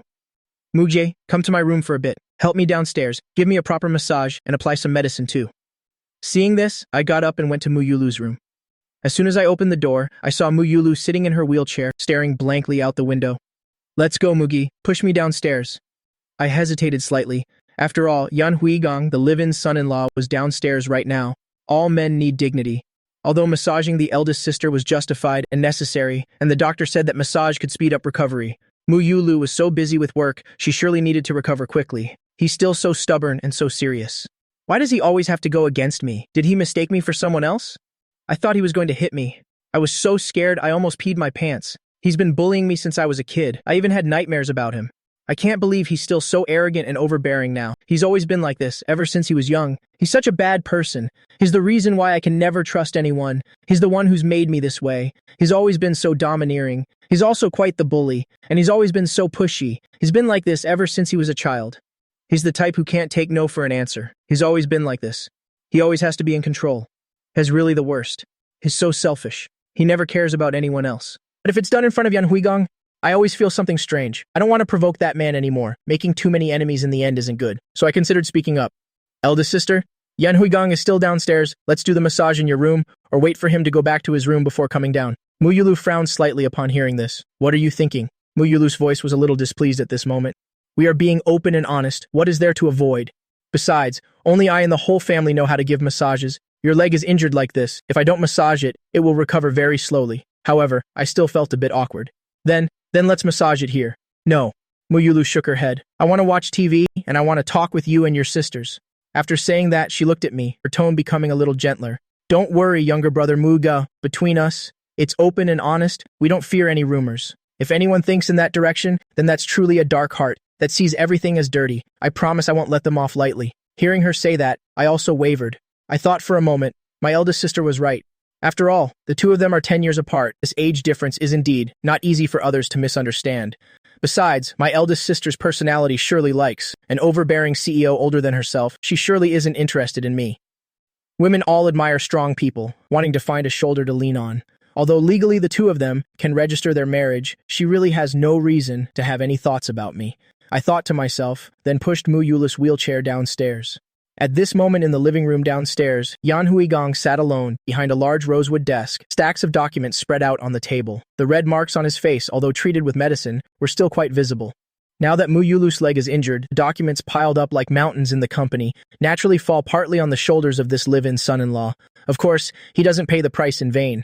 As the live-in son-in-law of the Mu family, he owns 10% of the shares in the subsidiary company. That makes the most money within the Mu Corporation, with a market value of up to 5 billion. For someone from a small town, entirely relying on diligent studies, to rise up, this is already a class leap that an ordinary person might not achieve in several lifetimes. Outside, he is President Yan, respected by everyone, respected wherever he goes, with boundless glory. But in this deep, affluent mansion of the Mu family, he knows his place very well. At this moment, I pushed the wheelchair of Muyulu out of the elevator. Then Muyulu spoke. Come here, come here. My sisters, come here. Younger brother Mugi is about to give me a massage. All of you learn from him, then you can massage me too later. The sisters, hearing this, gathered around curiously. After clearing a spot on the sofa, I pushed Muyulu's wheelchair next to the sofa, then crouched down, carefully lifting Muyulu's casted right leg and gently placed it on the coffee table. Almost at the same time, Yan Huigang, by the desk, dropped the fountain pen in his hand onto the desk. He suddenly looked up, his gaze locked onto my hands. A flame of jealousy immediately ignited in his heart, burning until his eyes turned red. On what grounds? On what grounds can this bastard child touch her? However, I ignored that resentful gaze, removed the slipper from Muyulu's foot, then said to Mu Kai beside me, Watch closely, sixth sister. This is the ZAC acupoint. It can promote blood circulation and unblock meridians, reduce swelling and fatigue in the ankle. Yan Huigang's gaze behind the desk grew darker and darker. He pretended to lower his head to look at the documents, but his eyes couldn't help but steal glances towards the sofa again and again. That scene pierced his eyes. Men all need face. As a live-in son-in-law of the Mu family, Yan Huigang had actually prepared himself for the possibility that Muyulu might have a lover. Whoever has absolute dominance in a marriage, that person has the right to have an affair. The condition is that as long as he doesn't know about it, or, to take a step back, as long as it's not done in front of him.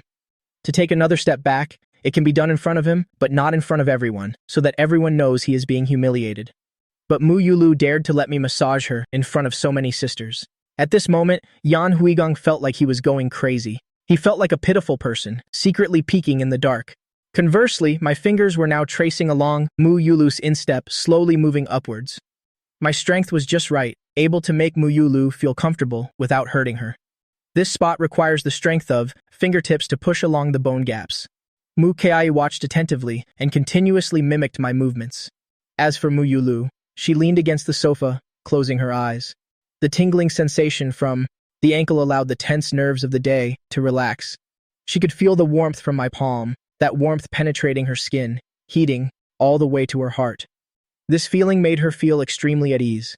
The remaining sisters on the sofa watched this scene without feeling anything was wrong. Their eyes carried a hint of admiration. If we could also be cared for by Mugi like this, how wonderful it would be. I truly envy the eldest sister. Even though the price paid was falling, they never thought that, in the eyes of an outsider, this scene might be, how astonishing. They simply felt that my massage skills were truly very good. Half an hour later, Mukiai had memorized my techniques by heart. She felt that her skills had become masterful. At this moment, Muyulu also slowly opened her eyes, then looked at me with a hint of doting affection. Younger brother Mugi, your massage skills are truly getting better and better. Please, push me back to my room to rest first. In the living room, Mukai's gaze kept following my retreating figure until the elevator door completely closed. Her heart was beating a little fast, and her palms were also sweating slightly. This scene had stimulated her, causing her hormones to be released. The scene in the G-Wagon yesterday kept replaying in her mind.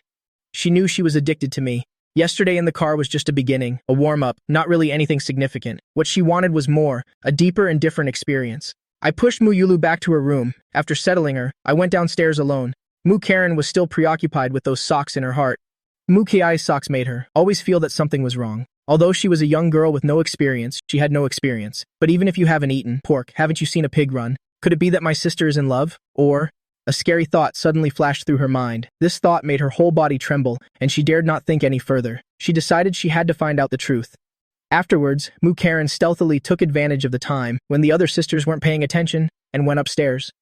Next, she quietly went to Kiai's room, opened the box where Kiai hid her socks. Then, without hesitation, she brought it to her nose and sniffed again. After taking a deep breath, she finally confirmed what the smell was. This scent immediately struck Karen like lightning. She couldn't imagine at all how intimate the relationship must be for something like this to happen. At the same time, in the living room downstairs, I had just come down from the 3rd floor. Before I could even take a sip of water, Kiai approached me. I saw her hand, in a moment when no one was paying attention, gently touch the back of my hand. My heart skipped a beat. Then, I turned my head to look at Kiai. At this moment, a smile played on Kiai's lips, and her eyes were full of unspoken meaning. She said nothing, only communicating with her eyes. After that, she turned and walked straight towards the stairs. I looked at her back as she went upstairs. I knew that Kiai wanted me to go upstairs. Her gaze and actions were all clearly conveying this intention. My heart started beating faster and my throat felt a little dry. I knew this time it might be a little different. Therefore, I was looking forward to it. Meanwhile, Karen was still in the room, hearing her sister's voice. She was about to confront her sister with the socks, but then heard the sound of a door locking. Immediately after, she heard the footsteps of a second person. Karen froze and quickly hid in the bathtub in the bathroom. At this moment, Kiai was standing by the window, her back to me. After hearing the door open, she didn't turn around, only a faint smile curved her lips. Karen in the bathroom covered her mouth tightly. She hid behind the shower curtain, her whole body stiff, trying to hold her breath, afraid of making even the slightest sound. "You're here." Kiai slowly turned around. "Younger brother Mugi, after our walk last night, I got cramps all over. How are you going to make it up to me?" Hearing this, I chuckled. "Sister Ki, what are you talking about? I'm also exhausted. After the walk, I had to drink a lot of water to recover, you know?" Muki giggled charmingly. "Then, younger brother Muge, can we take it one step further?" This conversation reached the bathroom. Karen completely turned to stone. Her hands still covered her mouth, eyes wide open. She felt like her breath was about to stop. Her twin sister and younger brother Mugi, didn't they say they were going for a walk last night? Weren't they just going for a walk and talking? What does take it one step further mean? What are cramps? What does drinking water mean? What does recovery mean? Having seen pigs run, Karen could imagine that scene. It had already progressed to this extent. Her worldview completely collapsed at this moment, so the teasing remarks that she considered bold were just a clown in Mukiai's eyes. Karen already felt like she was progressive, but Mukiai, who looked cold on the outside and warm on the inside, was actually the conservative one who had already eaten the meat. Karen was about to go mad with anger. Mukiai looked like someone who was cold on the outside and warm on the inside, yet she was the first to win over the younger brother. Then myself, a cheerful and lively person. Wouldn't I just be a clown? Does younger brother Mugi only like people like Mukiai? Or is it that I am simply too conservative? Karen clenched her small fists. So the person younger brother Mugi likes is only her. It must be that this secret was discovered by Mukiai first, creating an information gap. Karen was both anxious and angry. Her twin sister is about to be eaten, while I'm like a pervert, trapped in the bathroom. Conversely, in the room, I looked at Mukiai's small head lifting up, taking it one step further. Does it mean completing the final step of that matter, or becoming an official couple? Mukiai's lips curved into a sweet smile. That's right. I want to become your wife. As soon as these words were spoken, my body suddenly stiffened. I absolutely didn't expect Mukiai would say such words. Husband, isn't this progress a bit too fast? I looked at Mukiai's sweet face. Her eyes were so serious, it didn't seem like she was joking. I was a little surprised. I didn't expect Mukiai to be so straightforward. I thought of Mu Uyan. Mu Uyan had already had me, but she had never made such a request. After all, Mu Uyan is about to get married. She has her own worries. But Mukiai was so straightforward, so bold. Sister Ki. Just as I was about to speak, Mukiai was one step ahead. Honey. She called me that directly. Her voice was as sweet as honey. My pupils dilated slightly, stunned by this address. I felt my cheeks heat up a little. Isn't this progress a bit too fast? I didn't think so. Does a wife necessarily have to have a marriage certificate to be considered one? It's like if I call you baby, it doesn't mean you were born from me. I was immediately speechless. Seeing that I didn't argue back, I revealed a triumphant smile. She gently tugged at my collar. Shouldn't you also call me your beloved wife? My heart pounded as I looked at I's eyes full of anticipation. Beloved wife. I's eyes immediately lit up, her smile becoming even brighter. Then, she proactively tiptoed, gently placing a kiss on my cheek. Next, she looked at me with satisfaction. So next, can we do something that only couples do? I was immediately stunned. This is too fast. Anyway, I still want to give I some time. Young ladies from prestigious families are mostly in arranged marriages. And in arranged marriages, unless it's living with the bride's family, or marrying someone of lower status like Yan, otherwise, the virginity of the daughter is highly valued. I also know that I am not yet capable of taking responsibility for the entire life of the sixth sister. Therefore, she can be impulsive, but I cannot. I's smile froze on her face. Her eyes immediately became a bit dim. Too fast? I looked at me with some anger. Muga little brother, you're really a killjoy. Her voice carried a hint of grievance and a hint of sulkiness. She turned around, her back to me, her shoulders trembling slightly, like a neglected kitten. But after 2.5 minutes, seeing that I didn't come to comfort her, she became even more angry inside. Then, she put her hands on her hips and pouted. You think I'm too old for you? Fine, if my husband refuses, then let's repeat what happened last night. At this moment, I's voice softened. Being angry is one thing, being stubborn is another, but it's definitely important to have fun when working. She walked up to me and proactively crouched down to unbuckle my belt. Let's begin. An hour later, I took my hand and led me to the ensuite bathroom. Karen was hiding in the bathtub at this moment.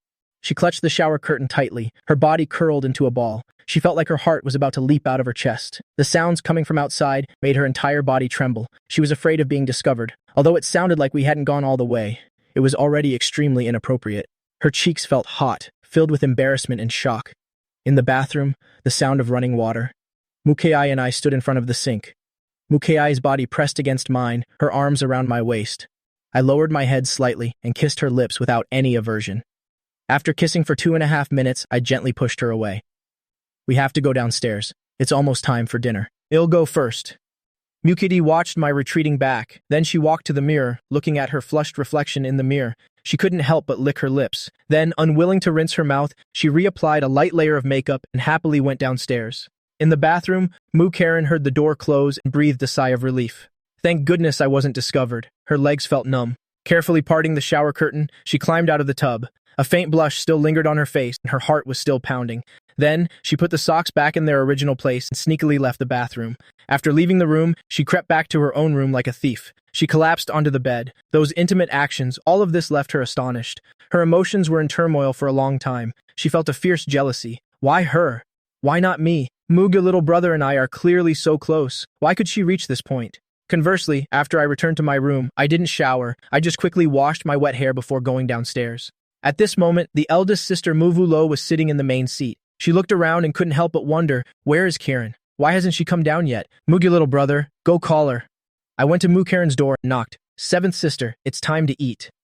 A dejected reply came from the room. The door was quickly opened. Karen stood at the door, her expression somewhat complicated, carrying an unclear hint of resentment. Her eyes looked straight at me. But she wasn't planning to right now. Expose the good deed of Mukai and me. Muga little brother, where did you just go? Looking at you, you seem quite frail. My heart skipped a beat. I tried to maintain a calm expression. I didn't do anything. I was just resting in my room for a bit. Karen drew out her words, nodding as if smiling or not. That probing gaze made me feel uneasy, and my back felt a little cold. Why did I feel that the seventh sister's gaze was a little off? She seemed to know something.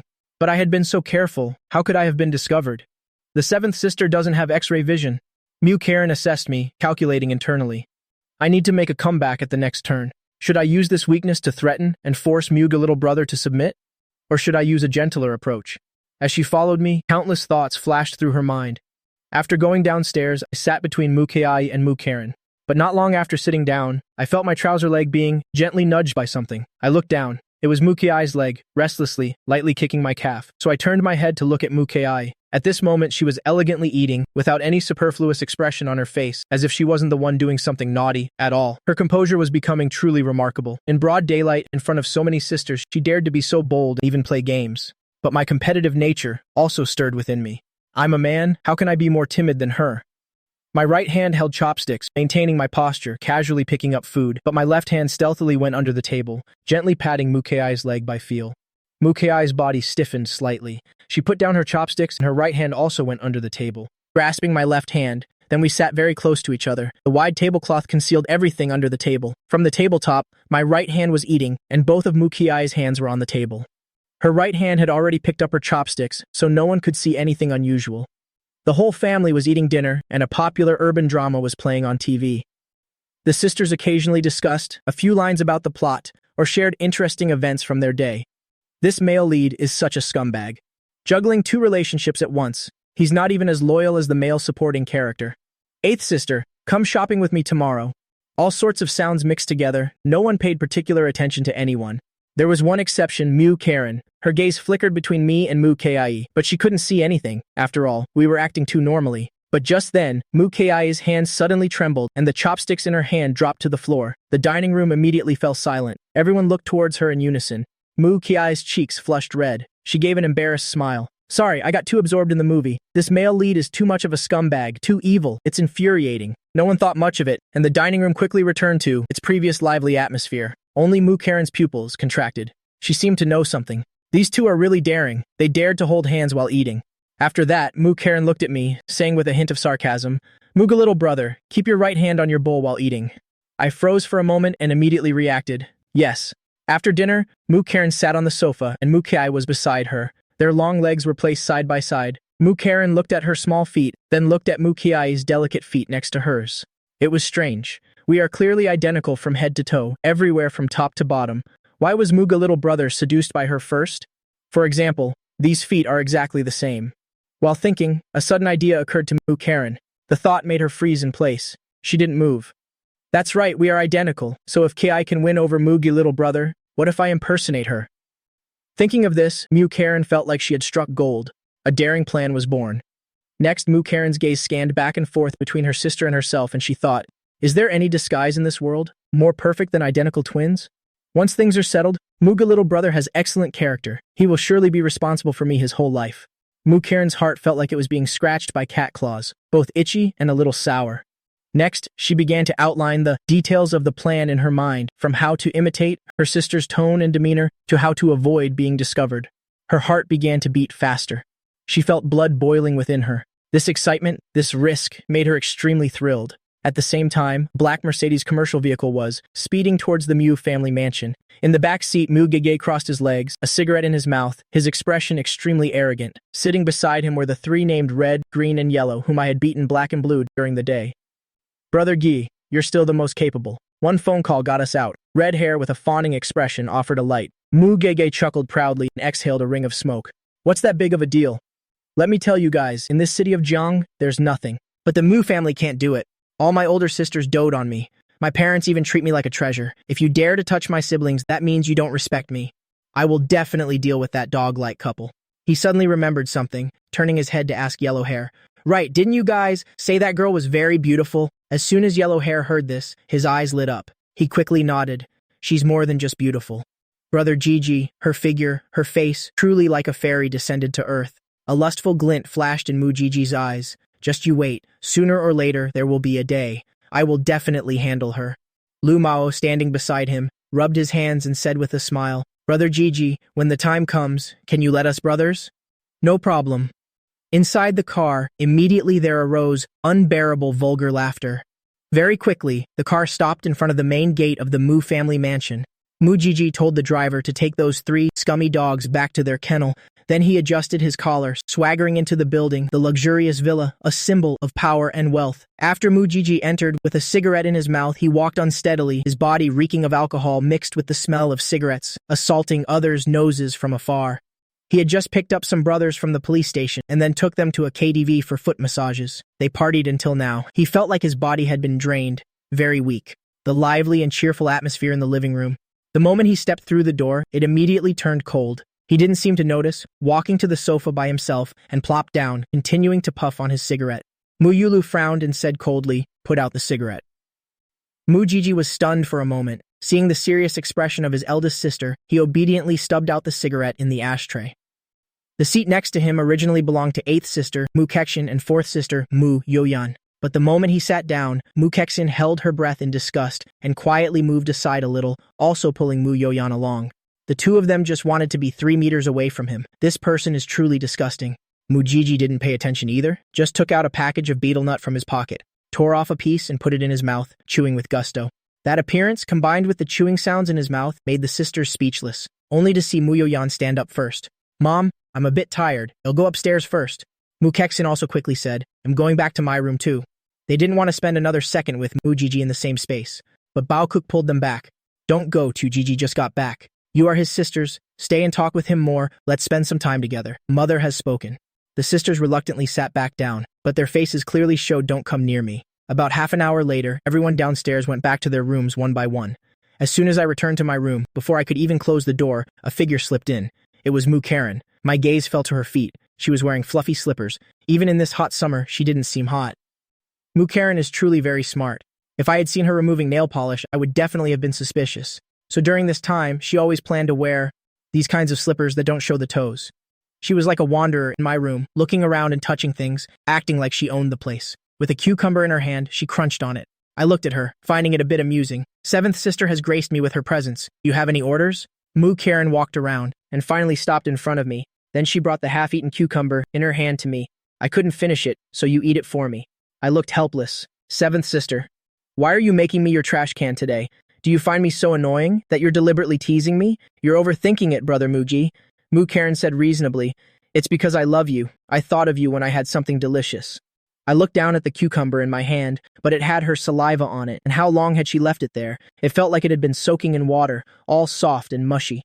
Mu Karen became unhappy after hearing that. She reached out and pinched my ear. "How dare you dislike your seventh sister's saliva? Eat it for me. If you don't finish it, I am not leaving today."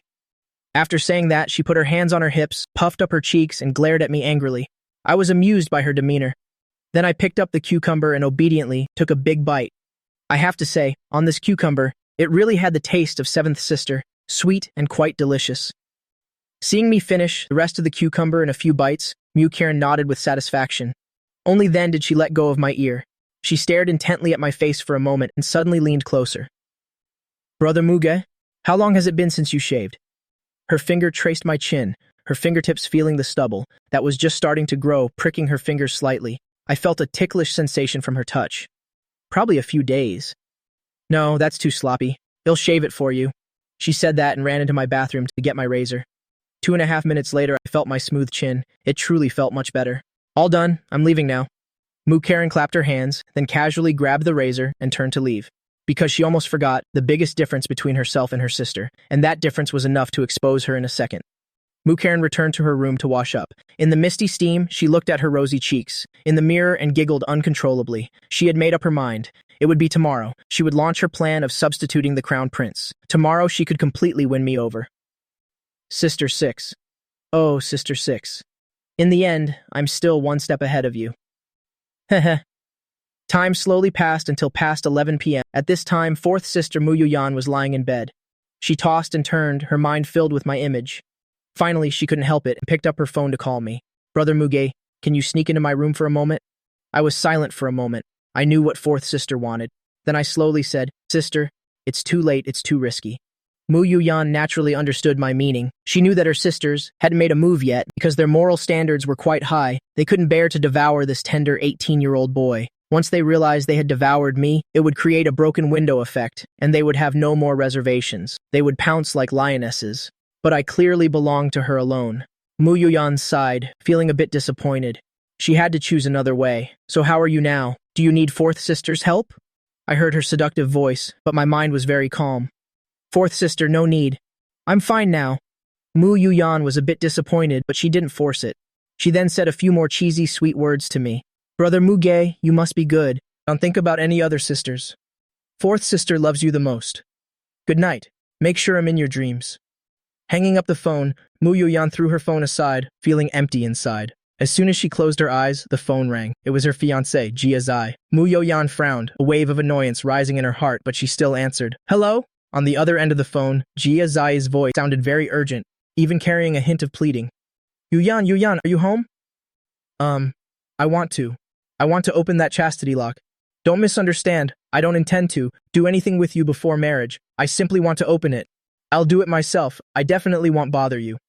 The chastity lock was given by Jia Zai's parents to show their loyalty to the Mu family and specially put on him. The purpose was to ensure that he would absolutely not commit adultery before marriage so that Mu Yuyan could marry into the Jia family with peace of mind. That thing required the unique key in Mu Yuyan's possession to open. Without the key, Jia Zai didn't even have the right to take care of himself. Mu Yuyan heard this and found it wasn't a big deal. Okay, I'm going to sleep. Come downstairs to my place and get it yourself. I'll tell the maid to bring the key down to you. Jia Zai on the other end of the line heard this and was ecstatic. Okay, I'm coming right over. You'll be there soon. After hanging up, Jia Zai drove his Porsche, flooring the accelerator, speeding towards the Mu family villa. He hadn't opened that thing for days. Earlier, he and a group of friends went out to the suburbs for a drag race and all his friends had hot young models next to them, but he was alone. He had to endure this. Who else could it be but his future wife, Mu Yuyan? Not being able to cheat was the ultimate limit. Seeing his friends hugging young models in the wilderness, he really couldn't hold back anymore. That intense desire surged up, and there was nothing he could do about it. Any man would understand that pain. So now he was eager to cast off his restraints. 10 minutes later, the Porsche stopped in front of the Mu family villa's gate. Jia Zai sent a message to Mu Yuyan. I've arrived. Mu Yuyan received the message and was about to call the maid downstairs to bring it to the gate, but her actions suddenly paused, because she suddenly remembered that she had already given Jia Zai's key to me. Mu Yuyan had no choice but to call me back. Brother Mugi, Jia Zai's key is with you, isn't it? He is now right at the gate of my house demanding this key. Hurry and give it to me. I'll have the maid bring it down. I was stunned for a moment, walked to the window, pulled the curtain open a crack, and looked outside. Sure enough, in front of the villa gate, a dazzling Porsche was parked. A man was anxiously pacing back and forth beside the car, like an ant on a hot pan. It seemed he really couldn't hold back any longer. I thought to myself, it's been days. This brat Jia Zai has really shown some restraint. Then I opened the drawer to search inside, but the moment I picked up the key, a mischievous thought suddenly struck me and I couldn't help but smirk. Fourth sister, can we not give it to him? On the other end, Mu Yuyan immediately fell silent. A few seconds later, she reacted. She let out a soft laugh, and in that laugh there was a hint of understanding and a hint of indulgence. Brother Mu Ge, you are truly wicked. Stop sleeping with other people's wives. Don't even give them a chance to sort themselves out. Tell me, do you have a special possessive streak towards me? Is it that you won't allow other men, even if only in their minds, to even imagine a hint of your charming appearance? I heard the teasing laced with her older sister's laughter on the phone. My heart couldn't help but beat faster. My voice also deepened. That's right, older sister. I am indeed very possessive of you. The thought of another man picturing you in his mind drives me insane. I especially dislike that name, Jia Zai. Mu Yuyan on the other end heard me, so frankly assessed the person, who was soon to be her husband, and instead of feeling any displeasure, it was as if countless fireworks bloomed in her heart, so dazzling that she felt a bit dizzy. She covered her mouth to suppress the laughter about to burst out. Possessiveness proves that my younger brother Mugi loves me. This made her tremble even more than any sweet words. Okay, then I won't give it to him. I'll listen to you. Mu Yuyan's voice was filled with affection and indulgence. It seemed that no matter how unreasonable my request was, she would agree. A wicked smile deepened on my lips. I liked this feeling. The feeling of being able to control someone else's destiny, especially controlling the destiny of the man who was about to become my brother-in-law. I specifically wanted Jia Zai, the future son-in-law of the Mu family, to keenly feel the kind of suffering and humiliation of seeing but not being able to have. This highest level of control made the blood in my veins boil. It also suddenly piqued my interest. So, older sister, what will you tell him? Just make up a reason. Mu Yuyan's voice became cheerful. Come to my room first so you can hear it directly. Okay, I hung up the phone, tossing the exquisite key back into the drawer. Leaving the room, I went to Mu Yuyan's door. I gently pushed the door open and entered. Mu Yuyan was pacing back and forth in the room. The shiny floor reflected her alluring figure. Her form-fitting nightgown concealed her juicy peach. Her two peaks were similarly concealed. With one hand on her chin, she seemed to be contemplating what reason would be best. At this moment, Jia Zai, outside the main gate of the Mu villa, was going mad with impatience. He was constantly pacing next to the Porsche, occasionally pulling out his phone to check the time. Why isn't she out yet? I'm dying of impatience. He felt like an ant on a hot pan. Every second was torture. This feeling was truly excruciating. Actually, he could have had his parents unlock it via facial recognition on his Apple Watch earlier, but last time Jia Zai, to demonstrate his loyalty and determination, had removed his parents' authentication. Therefore, the only person who could open it now was Mu Yuyan. In Mu Yuyan's room, her eyes suddenly lit up, as if she had finally come up with a brilliant idea. Then she picked up her phone and called Jia Zai, then cleared her throat. Using an extremely calm tone, even with a hint of solemnity, she spoke. Jia Zai, I've thought about it. I've decided not to give it to you after all. Jia Zai on the other end was stunned. He thought he misheard. Why? If it weren't for your desperation, you absolutely wouldn't be disturbing me in the middle of the night to ask for this key. Mu Yuyan's tone remained calm. Jia Zai Zhuxi taught us to eliminate heavenly principles and destroy human desires. A truly successful person is someone who can restrain their inner desires. Our lives should be occupied by noble sentiments, not drowned in mundane desires. I hope our future union will be built on a high degree of spiritual harmony, a soul connection, not merely physical attraction. I am always a practitioner of platonic love. I hope you can also reach this noble realm with me. I hope our marriage is pure and untainted and can withstand all tests. Jia Zai listened to Mu Yuyan's words. On the phone, completely dumbfounded, he was stunned. At first he found it absurd, but as he listened, he gradually found it very reasonable. His future wife was such a person of noble thoughts and a pure soul. A surge of emotion and admiration rose from the depths of his heart. He felt he was truly incredibly lucky to be able to marry such a celestial being. At the same time, a deep sense of guilt overwhelmed him. Why am I so base? My mind is full of dirty thoughts. Compared to Yuyan, I am truly an unbearable, vulgar person. Yuyan, thank you. Jia Zai's voice was already a little choked up, filled with gratitude. Thank you for your teachings. I understand now. It's because I was too shallow. It's okay, Zai Zai. Mu Yuyan's voice was gentle and encouraging. Let's work hard together. Okay, I'll try. Jia Zai was like a devotee receiving a divine revelation, extremely excited. His goddess was willing to improve herself with him. What an honor this was. But perhaps she needed to give him some time to adjust. Mu Yuyan nodded. Okay, you try. Maybe you'll like this feeling. Bye-bye, good night. Hanging up, Jia Zai felt as if he had ascended. He felt his life's realm had been elevated to an unprecedented level. His fiancée was willing to connect with him on such a deep level, eliminate heavenly principles, destroy human desires. That's right, why didn't I have this enlightenment before? He excitedly got into the car, muttering Mu Yuyan's words. Then he started the Porsche, driving away with a sense of solemnity after his great awakening. Jia Zai made up his mind at this moment. From today onwards, he would be a man of noble sentiments. Only by becoming such a person would he be worthy of becoming the husband of the goddess Mu Yuyan had spoken of. She was a practitioner of platonic love, and furthermore, there were no rumors of romantic affairs involving Mu Yuyan. Did this mean that Mu Yuyan was still a pure and tender maiden? Jia Zai was so excited he was going crazy, his whole body trembling. Before their engagement, he had countless relationships, but those relationships came too easily. Only by obtaining the flower on the high branch like Mu Yuyan would give him the greatest sense of accomplishment. Therefore, he looked forward to the wedding night with Mu Yuyan even more. That night would surely be wild. All his current restraint was in preparation for the perfect release that night. His goddess had preserved her chastity for him. He couldn't let her down. At the same time, in the room, Mu Yuyan couldn't help but laugh after hanging up the phone, laughing so hard she was doubled over, tears welling in her eyes. She and I, standing beside her, exchanged a look, our faces red from holding back laughter. We both saw the intense amusement in each other's eyes. Older sister, you really know how to talk nonsense. I walked over to her and playfully pinched her delicate nose. Eliminate heavenly principles, destroy human desires. Why don't you eliminate them yourself? Mu Yuyan wrapped her arms around my neck, hanging all over me, her eyes alluringly fixed on me. Whoever likes to eliminate can eliminate. Anyway, I can eliminate them. As she spoke, her red lips moved close to my ear. Embracing the primal desires within one's heart is my code of conduct. Saying that, she slightly raised her head and kissed my lips. Without hesitation, I tightened my embrace, powerfully returning the kiss, and with a forceful slap. I truly hope this loud sound could reach Jia Zai's ears.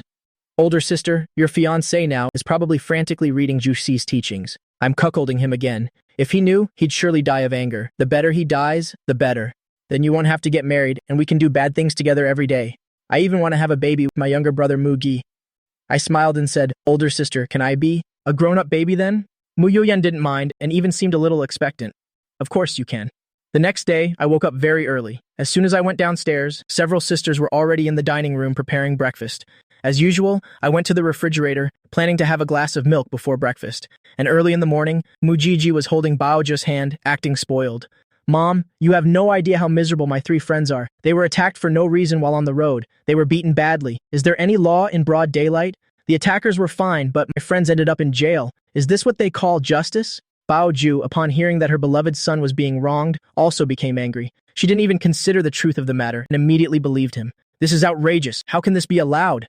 You'll call the district chief of Nanjiang district right away and tell him to investigate immediately. Find that culprit and get revenge for your friends.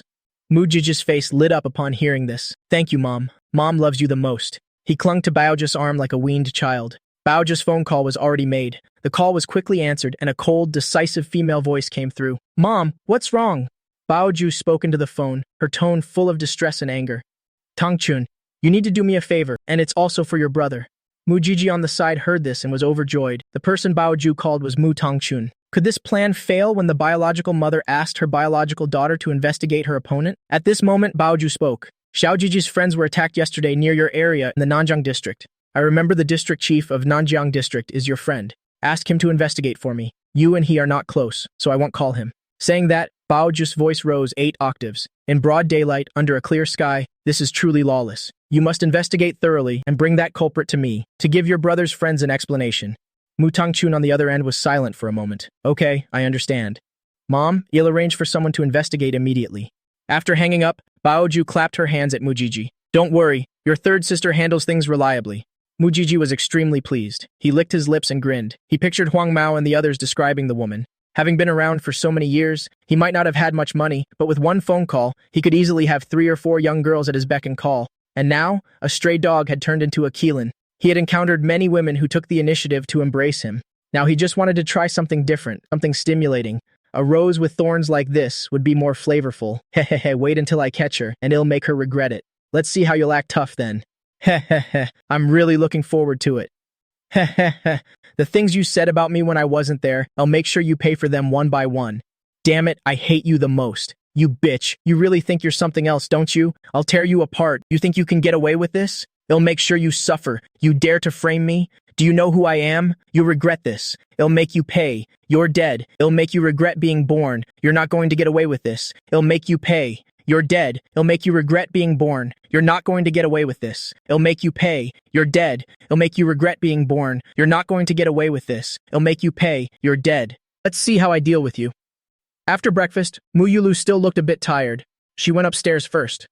Kei followed her upstairs, carrying a glass of warm water. She had to change the dressing for the wound and give Big Sister a massage. The atmosphere in the living room sofa area was completely different. I sank deep into the soft sofa. To my left was Mu Yoyan, and to my right was Mu Karen. Mu Kexen sat obediently on the single sofa opposite, sipping a glass of milk in small sips. I held a cup of coffee, the air filled with its rich aroma. Sunlight streamed through the massive floor-to-ceiling windows, making everything look pleasant. Mujiji looked at this scene and felt indignant. How could this fake young master sit here so comfortably, enjoying the attention of the sisters? Meanwhile, he, the real young master, was treated like an outsider. Then he took out his phone and sent a message. Next, Mujiji went to Baoju, a smile on his face. "Mom, my friends want to come over and hang out. Can they?" As soon as Baoju heard this, she immediately nodded.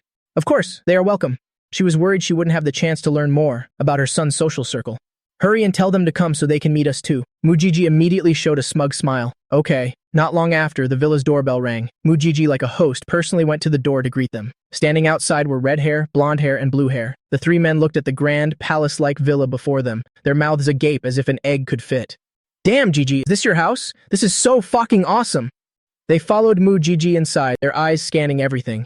Just the row of luxury cars parked in the garage made them drool with envy. Each car was enough for them to strive for their entire lives. Mujiji reveled in their admiring gazes, boasting proudly, "This is nothing. All of this will be mine later. Gigi, you are mighty. Gigi, you are imposing." The 3 followers behind him continuously praised him, their flattery reaching the heavens. Mujiji led them into the living room. "Mom, my friends are here." Then he pointed to the 3 people behind him and introduced them to Baoju. "Mom, you can call them a Hong, a Huang, and a Lu. That's how I usually call them. They are my sworn brothers." Baoju's smile froze when she saw the 3 of them. Are these 2 Gigi's friends? She saw the 3 of them wearing brightly colored tight pants, slip-on shoes, and hair dyed in various colors. There was also an unidentifiable smell about them, a mixture of cigarette smoke and cheap perfume. Baoju felt disgusted inwardly, but after all, she was the matriarch of the Mu family, so she had to maintain appearances. Then she forced a polite smile. "Welcome, welcome. Please sit down." The 3 men didn't stand on ceremony. After sitting down, they picked up fruit and started eating, their eyes darting around the living room. Then their eyes fixed on the sofa area not far away. On the sofa were several stunningly beautiful women. Mu Yoyan was noble and elegant. Mu Karen was mischievous and clever. Mu Kishin was pure and lovely. Each of them was so beautiful they couldn't look away. The eyes of the 3 thugs widened. They had never seen beauties of this caliber before. Each of them started breathing heavily. Their gazes were filled with undisguised lust and greed. It was the kind of look that wanted to strip people bare and devour them. Utterly lewd. Mu Jiji saw their useless demeanor. He nudged blonde hair with his elbow and asked in a low, smug voice, "What do you think? Aren't they beautiful?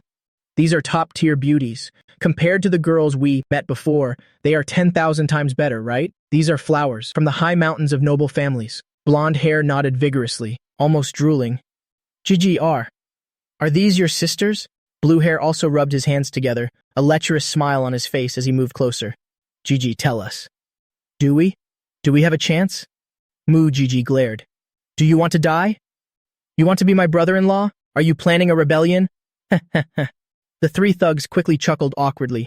Just kidding, Gigi." Mu Jiji also laughed, his smile carrying a hint of malice. "It's not impossible." The eyes of the three thugs immediately lit up. "Really, Gigi?" "Of course," Mu Jiji lowered his voice. "I'm their biological brother, so I definitely don't have a chance. But the water from the pond shouldn't flow into others' fields. Such good bok choy will eventually be rooted up by some outside pig anyway, so it's better to give it to my brothers, you guys, to benefit." Red hair seemed a bit unsure. "But Gigi, your sisters are so beautiful, they definitely won't think highly of us." "How could that be?" Mu Jiji patted his chest, assuring them, "I'm their pampered little brother. My sisters adore me the most." Although he said that, his mind was calculating something else. His eyes swept over his sisters, who were laughing and chatting happily, each one surrounding me, especially Sister Sai. Sisters 7 and 8, they were showing blatant favoritism. "Fine, aren't you all so high and mighty? Don't you look down on your own brother? Don't you like Mugi? Wait until I give you 3 thugs whom you despise the most. Let's see if you can still be so arrogant. After being insulted and trampled by thugs, let's see if you can still maintain that aloof demeanor." Mu Jiji grew more excited the more he thought about it, a twisted smile appearing on his face. He felt that his plan was truly a stroke of genius. As he was thinking, he waved his hand. "Let's go. I'll take you to meet my sisters." Saying that, Mu Jiji lit a cigarette and put it in his mouth. He led the 3 thugs behind him swaggeringly towards the sofa seating area. The eyes of the 3 thugs, like sticky flies, stared intently at the young ladies, imagining countless scenarios in their minds, thinking that Gigi truly didn't treat them as outsiders. Such generosity from this brother was truly worth befriending. Blonde hair squinted at the man, the only man on the sofa. "Gigi, is that the fake, illegitimate young master?"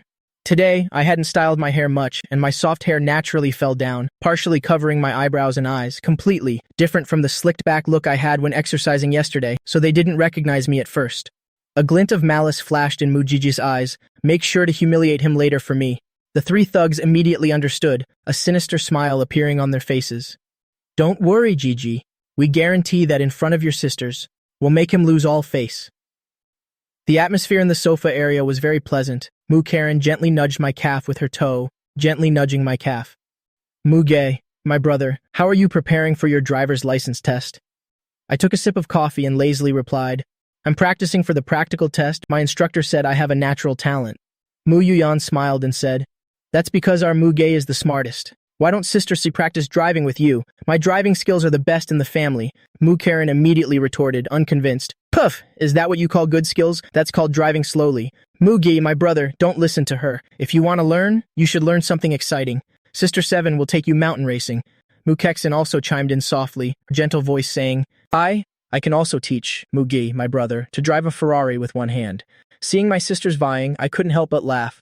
The sun was beautiful, beauties surrounded me, everything was almost unrealistically beautiful. Mu Karen thought that today she had to execute her Li Miao tricks, the Crown Prince plan. Or perhaps use the excuse of taking Muge, my brother, to practice driving, to lure him into the mountains and consume him whole. At this moment, Mu Jiji's group of 4 circled around to the back of the sofa. The strange smell from them grew stronger, but the people on the sofa, happily chatting, were completely unaware of the approaching shadows.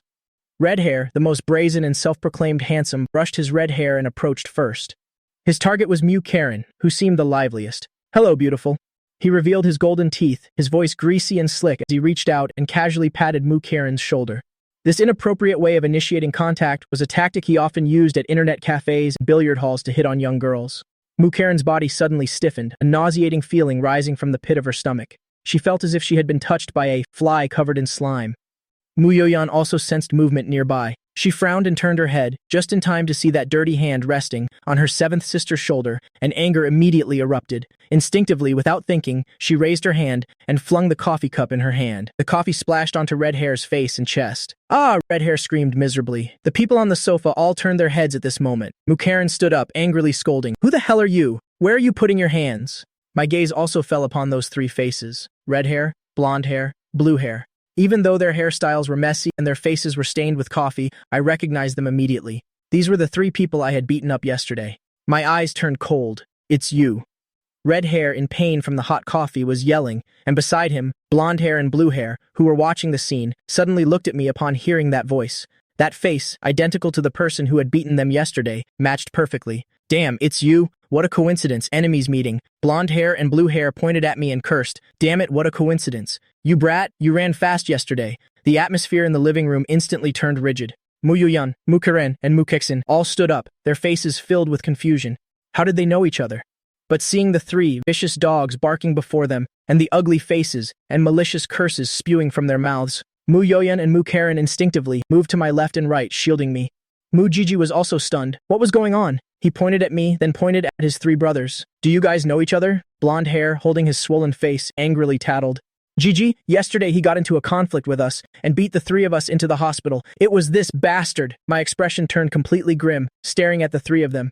You three stray dogs, what are you doing at my house? Blue hair heard this and seemed to have heard the greatest joke in the world. Then he burst into exaggerated laughter. Your house? You illegitimate child. This is Gigi's house. Is it your turn to speak? You illegitimate thing? Blonde hair also cursed along. That's right. You useless thing with no father or mother, like a parasite clinging to the Mu family, eating the Mu family's food, drinking the Mu family's water, you disgusting ungrateful wretch. Hearing this, I wanted to charge forward, and once again use my signature move to catch dogs, but after taking just one step forward, then saw 8th sister Mu Kexin trembling with anger, her small face flushed red. She instinctively wanted to take off her slippers and throw them, but then thought throwing this would truly be a reward for them. She immediately changed her mind and grabbed a glass from the coffee table. Mu Karen was also furious. She looked around the table thinking what to throw at the opponent's head to vent her anger the most. Then she picked up a large red apple. Just as she was about to raise her hand, Mu Yuyang got there first. She could no longer hold back, her anger reaching its peak. A furious curse echoed loudly. Damn you all. On the shelf next to her, there happened to be a kettle of freshly boiled water, filled with hot water for making tea for guests. Mu Yuyan didn't hesitate. She grabbed that kettle of boiling water and threw it directly at the three thugs. Watch out! Mu Gigi shouted. The three thugs were also startled by this sudden display, their souls scattering in fear, scrambling backward on the ground. With a clang, the glass kettle, thrown onto the marble floor where they had just stood, instantly shattered. Boiling water and glass shards flew out, splashing everywhere. If they had been a second slower to dodge, the three of them might have died right there today. The three thugs' legs went weak with fear, and they collapsed to the ground, a smell of urine emanating from their pants. They had actually wet themselves from fear. Mu Gigi was also ashen with fear. He looked at Mu Yoyan with murderous eyes, his voice trembling. 4th sister, are you crazy? Someone will die. Mu Yoyan's chest heaved, her eyes red as she glared at him. It would be best if they died. You brought a pack of stray dogs to the house. Bark nonsense. They deserve to die. Mu Gigi trembled from the scolding, but still tried to mediate, pretending to calm things down. My brothers were indeed rude in their language. Then he turned to me, saying with a forced smile, Brother Mu, this may have hurt your fragile glass heart. I apologize to you on their behalf. But Brother Mu, yesterday you beat someone and ran away. That doesn't seem quite right, does it? Also, I heard from my brothers that you were with your girlfriend yesterday. How could such a big thing like dating not be mentioned to the family? As soon as these words were spoken by Mu Gigi, Mu Yoyan, Mu Karen, and Mu Ketshin, the three of them, the anger on their faces immediately vanished, replaced by identical expressions of shock and disbelief. Then they all turned their heads to look at Mu Gigi. Seeing the sudden change in expression of the three sisters, he felt immense joy inside. The opportunity had arrived, a perfect chance to sow discord. Brother Mu didn't just beat people. He did it to protect his little girlfriend, which is why he attacked my brothers. The three thugs chimed in. Yes, Brother Gigi is right. That brat was protecting that girl like crazy. My three brothers just looked at that girl twice, and she was ready to fight us. Tok-san added fuel to the fire, a lewd smile on his face. Tisk, truly a hero saving the damsel. Brother Mu, your little girlfriend is so lucky to be protected by you like a treasure. Girlfriend? Mu Yuyan, Mu Karen, and Mu Kixin were stunned. Brother Mu has a girlfriend? Since when? Why has he never told us? Who is this girlfriend he secretly met yesterday? What vixen dares to seduce Brother Mu? They couldn't hold back any longer and suddenly stamped their feet. Brother Mu, what exactly is going on? Seeing their identical shocked expressions, the corners of my mouth curled into a cold smile. I was quite discreet and didn't detail yesterday's events, unexpectedly giving Mu Gigi, this idiot, a chance to stir up trouble. Fine, I'll teach you a lesson today. Mujiji, are you stupid? Early yesterday morning, before I could finish speaking, the elevator door not far away suddenly opened. We saw sixth sister Mu Kai pushing Mu Yulu out of the elevator. Following them was Bao Ju, rushing over. As soon as they stepped out of the elevator, they were met with the sight in the living room, which astonished them. On the floor were fragments of a glass bottle, a complete mess. Me and the three other sisters were confronting Mujiji. Bao Ju quickly walked over. What's going on? As soon as Mujiji saw his mother and eldest sister arrive, his back immediately straightened up. He immediately ran over, pointed at me, and loudly tattled, "Mom, eldest sister, I want to report him. Brother Mu is secretly dating behind our backs. He even, for that girl, beat up my three brothers." Baoju froze for a moment, looking at me with slight surprise. Dating? Muji, is this true?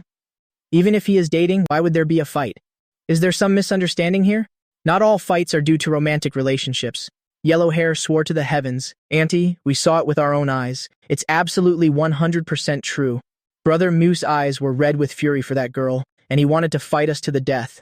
If that's not a couple, then what is it? It must be a couple. In an instant, all eyes turned to me. However, Mu Yulu was sitting in her wheelchair. When she heard the words couple, her body stiffened. Of course, she knew who they were talking about, that the so-called girlfriend was herself. A strange feeling spread from the depths of her heart. Mu Yulu's lips couldn't help but curl up slightly. Her entire face immediately flushed red, as if countless tiny pink bubbles were vying to burst out, filling her chest. My relationship with Brother Mu is clearly innocent. How could we be a couple? Mu Yulu's cheeks started to burn, hateful.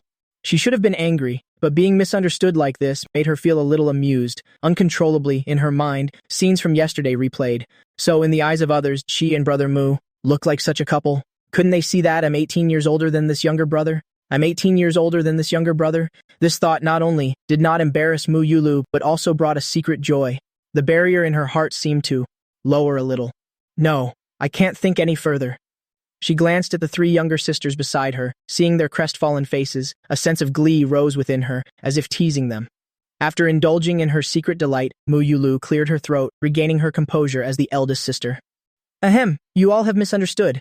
All of yesterday morning I was with Brother Mu. The so-called girlfriend you mentioned is me, and Brother Mu attacked those three to protect me, which is why he attacked them. Having said that, she finally looked directly at Mujiji. Mujiji, you brought this scum to the house. As soon as these words were spoken, the atmosphere in the entire living room changed. Mu Yuyan, Mu Karen, and Mu Kexin, the shock on their faces immediately vanished. So that's what it was. They had rejoiced in vain. They had thought it was a real girlfriend, but it turned out to be just the eldest sister.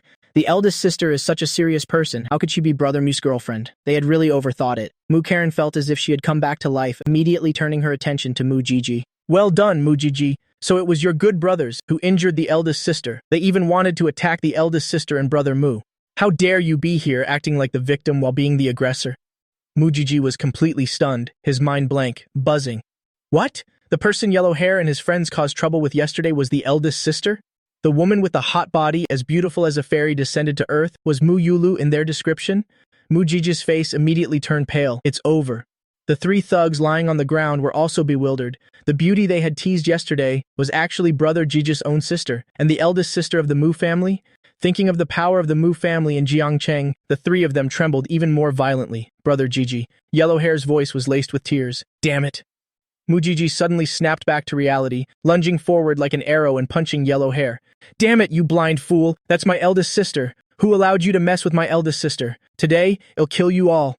The harder he hit, the more it seemed like he was trying to distance himself. The three thugs held their heads, not daring to retaliate, mouths emitting cries of agony like pigs being slaughtered. Mujiji, panting, pointed to the door. Get out, all of you, get out! Don't let me see you again.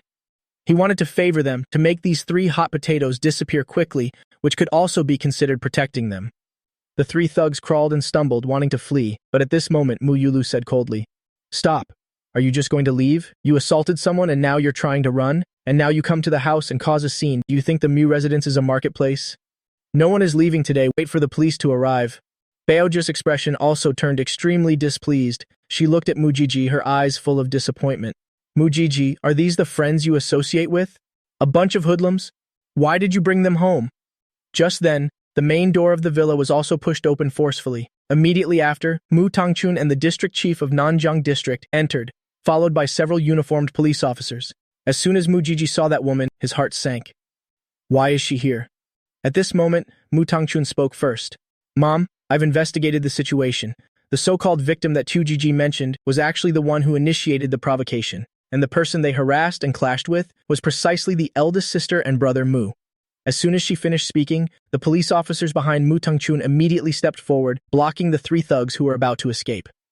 Stop, this is the police. Mu Yulu saw Mu Tangchun, a smile appeared on her face. Third sister, you've come at the perfect time. Seeing this, Mu Tangchun quickly walked to the front of Mu Yulu and crouched down to gently examine her leg in the wheelchair. How is your leg? Is it better? Mu Yulu smiled and nodded. Much better, thanks to brother Mu as well. Mu Tangchun stood up and looked at me beside her, her eyes carrying a gaze of scrutiny and some surprise. Not bad, I've seen the camera footage. I didn't expect your agility to be so impressive. Her compliment was direct and open, without any hint of ulterior motives. This was my most normal sister. I felt like third sister seemed to dislike men a bit. For her to be so nice to me was already very good. I even suspected she might be into women. I felt a bit shy from the praise, only able to smile foolishly. Mu Tangchun nodded, then she turned and said to the police officers behind her, "Take them away, deal with them according to the law." The three thugs, screaming, were led out of the villa by the police. The mess on the floor was quickly cleaned up by the housekeeper. The living room was back to normal. Just anger finally erupted. She pointed at Mujiji. "Look at what you've done, abusing the Mu family name to help your trashy friends get away with it. You still indulge them in their recklessness, harming your eldest sister. If your younger brother Mugi hadn't been there, what would have happened to your eldest sister? Did you even consider that? Be bullied to death by your friends. Would you be happy then?" Mujiji was scolded fiercely, bowing his head and not daring to say a word. He knew he had gone too far this time. Then he started pulling Baoju's hand, acting spoiled. "Mom, I was wrong. I really didn't know they would. If I had known, I would have beaten them to death before letting them get close to eldest sister." At this moment, I was surrounded by Mu Yuyan, Mu Karen, and Mu Kechin. They didn't say a word, all smirking and enjoying Mujiji's humiliation. It wasn't until lunchtime that Mujiji finally managed to appease Baoju by persistently pestering her. The whole family sat at the long dining table. Baoju took a sip of soup, then looked at Mu Yulu beside her. "Lolo, you're not getting any younger. You've been married to Huigang for a few years now. When do you plan to have a child?" As soon as this topic was brought up, the atmosphere at the dining table froze. Baoju wasn't in a hurry before, but seeing the state of uselessness that was Mujiji today, the scales in her heart tilted slightly. The Mu family's business is so large, it cannot be entrusted entirely to Mujiji alone. There must be a next generation, and it must be an outstanding generation. Mu Yulu paused for a moment, her face devoid of emotion and her voice very calm. "I don't want to. I'm busy with work." Baoju frowned. "No matter how busy you are, you must have a child. It's a matter of sooner or later. You're still healthy now. You'll recover quickly. If you delay for a few more years, you'll be in advanced maternal age, and there will be risks." At the dining table, my sisters and I were silent. We could all tell eldest sister was unhappy. Mu Yulu remained silent, quietly cutting the steak on her plate. Seeing her like this, Baoju knew it was useless to continue, so she didn't pursue the topic further. The lunch ended in silence. Mu Yulu was in a terrible mood. She knew she had to bear the family's heavy responsibilities. Eldest sister and second sister married far away, and their future children would not carry the Mu surname.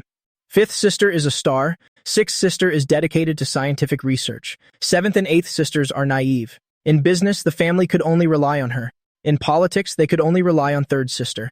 Therefore, she must have her own child. Thinking this, she said sadly, "Younger brother Mu Ge pushed me to the garden to sunbathe. Yes." After I replied, I pushed her wheelchair out of the dining room. The Mu family villa, even in the hot summer, the garden corridors were cool due to the central air conditioning. Slowly pushing the wheelchair along the small path in the back garden, Mu Yulu leaned back in her chair, looking at the blooming flowers before her, but her thoughts were far away. Mu Yulu also wanted to have such a lovely baby herself. But that person could absolutely not be someone she didn't love, and certainly not a malicious scoundrel like Yan Huigang. Thinking about having a child with such a man made her feel physically nauseous. If she absolutely had to have a child of her own. Mu Yulu's mind clearly pictured my name. After all, there was no blood relation between us. Legally or biologically, this was permissible, but she knew very well that I wouldn't agree. A strong sense of unwillingness surged within Mu Yulu. Why was she so old? Why couldn't she be a few years younger, even just by 5 years? If she were also in her early 20s, wouldn't she be able to openly stand beside younger brother Muge and pursue him? Would younger brother Muge then have a chance to like her? Unfortunately, there are no ifs. Mu Yulu didn't know why. She felt so insecure in front of me. At this moment, Mu Yulu's hand quietly clenched. Then she turned her head to look at me, who was pushing the wheelchair beside her. "Younger brother Mugi, do you like babies?" Upon hearing this, I smiled brightly, nodding without hesitation. Of course I do, eldest sister. Babies are so soft and adorable. I thought eldest sister was still worried about the topic at the dining table earlier, so I tentatively asked her, "Do you want to have a baby?" Yulu nodded without hesitation. Yes. I immediately smiled sincerely, my tone full of anticipation. Then I'll get to be an uncle later. Just as you loved me before, I will love them just as much later. Yulu took a deep breath. What I mean is, do you yourself want a baby of your own? I was stunned for a moment. This question was a bit too far-fetched for me, but I still thought about it seriously. I'd quite like to as well. Yulu's heart pounded as if struck by something. He wants it. He said he wants it. I hadn't yet realized how much my words had shocked Yulu and continued talking. But I'm not ready right now. That I want it is enough. Yulu directly interrupted me. The words after that no longer mattered. As long as you want it, it's enough. A crazy idea quickly sprouted in Yulu's mind. If that's the case, then preparations can indeed be made. A child of her own and younger brother Muge. But the younger brother Muge in her heart was an untouchable deity. She couldn't bear to, nor could she bring herself, to use any scheme to take him. Moreover, without romantic feelings, natural conception was impossible. Some technology would have to be used. Since there was no physical relationship, then there was naturally no talk of anything, and certainly not cuckolding Yan Huigang. As for the method, Yulu's gaze, without a trace, swept from my face downwards. It seemed she would have to steal a bit of what belonged to younger brother Mu Jae. At that time, the baby would not be his nephew or niece. Thinking about having a child for me, a child that would carry my bloodline, that baby would be like a little angel smiling at me, calling me mom in a baby voice, and Yulu's heart melted. The entire plan quickly took shape in Yulu's mind. This had to be carried out in secret. Absolutely not could younger brother Mugi know that he had suddenly become a father. He definitely wouldn't be happy, and might even feel insulted. After the child was born, she would compensate younger brother Mugi well and treat him even better. But there was a practical problem at hand, which was how to steal that thing. This had become the most important issue at the moment. After strolling in the garden, I pushed Yulu upstairs and took her to her room. Seeing her lie down to rest, I gently closed the door. So much had happened today. Everyone was a bit tired. The sisters all returned to their rooms to rest, as did Mukei. She went to her room and quickly fell asleep. But her twin sister, Mukaren, was not sleepy at all. She went to her room, locked the door, and immediately began her plan. Half an hour later, the person in the mirror had completely transformed into the appearance of sixth sister Mukei. She then took from deep within the closet a pre-prepared outfit. It was a purple slip dress. Mukaren couldn't help but mutter looking in the mirror. It's so similar, too similar. She dared to guarantee that I absolutely wouldn't notice. Then she began her final rehearsal in front of the mirror, practicing the slightly introverted expression, but very direct gaze of sixth sister, muttering and memorizing the prepared lines, all for the perfect performance later. She wanted me to completely fail to notice any clues. After 2 p.m., this was when Muki slept the deepest. This also gave Mukaren a perfect opportunity. She opened her room door and stepped out. Then, barefoot and silently, she approached my door. She didn't knock, her hand directly on the doorknob, gently turning it and pushing the door open. Just as I was about to get into bed for a short rest, I saw a slender figure sneak in, and the door was locked by this woman. Karen, with her back to me, silently counted 3, 2 in her heart. Then she turned around, a smile practiced countless times on her face. Kiai's smile. Seeing the person who had arrived, I, as expected, had no suspicion. Sister Kai, what is it? Why are you here? Karen was ecstatic inside. Indeed, a little fool, unable to recognize that the plan was more than halfway successful. She suppressed her excitement and maintained the image of Mukei slowly approaching the bed. Then she leaned down and naturally got into the bed. Looking at Mukei today, clad entirely in purple, was truly special, possessing an ineffable charm. What sixth sister intended to do was crystal clear to me. I chuckled. Sister Kai, you want to again? Karen inwardly rejoiced again. Even this intimate topic was responded to, proving that I truly regarded her as sixth sister. She emulated sixth sister's tone and hummed softly. Yes, but today is no longer a game of family play like before. I want to go all the way. The smile on my face froze. Just as I was about to say something, Karen completely denied me the chance to speak, directly interrupting me. I know you want to refuse. You want to say I'm not well behaved, saying it's just a momentary whim. You can't indulge in this recklessness with me. You surely still feel that right now you are unable to take responsibility for me, so you can't do this. But younger brother Mugi, let me tell you, these are all things I decided after careful consideration. I don't need you to take responsibility. My life, I can take responsibility for it myself. This is my decision. I won't regret it. Hearing these words and looking at the beautiful, determined face of Mukei, I was completely stunned. I thought to myself, Sister Kai's determination today was not ordinary. I was also a young man full of vigor. The woman before me, wearing a seductive purple dress, hugging her mature figure, coupled with that domineering declaration, my last line of defense crumbled. All right, I'll listen to you. Karen's face instantly broke into a radiant smile. The smile was so radiant it lit up the entire room.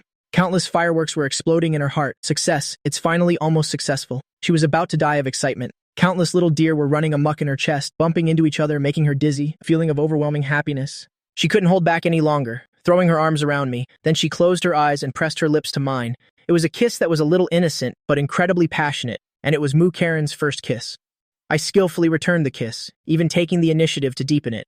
Karen's head buzzed. A blank void? So this is what kissing a boy feels like? She had no idea how to respond, stiff as a wooden mannequin.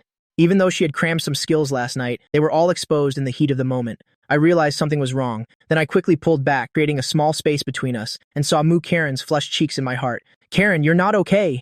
Karen's heart skipped a beat. She immediately panicked. Did he see through me? Where did I slip up? Was my acting not good enough? I looked at her panicked expression and smiled. A little nervous, aren't we? Then I reached out and pinched her cheek. It feels like you're acting all by yourself. Karen let out a long sigh of relief. So that's what he was talking about. I was so scared. Then she quickly echoed my words, her cheeks so red they could bleed. After all, it's almost my first time. I thought, like my younger sisters, boys are all careless and thoughtless. Girls must be nervous. This shy expression made me believe her even more. Inside, Karen was cursing furiously. Heh heh heh, Mukei, this seemingly innocent girl looking like a harmless white flower, only caring about math, physics, and chemistry all day, is actually so perverted and proactive.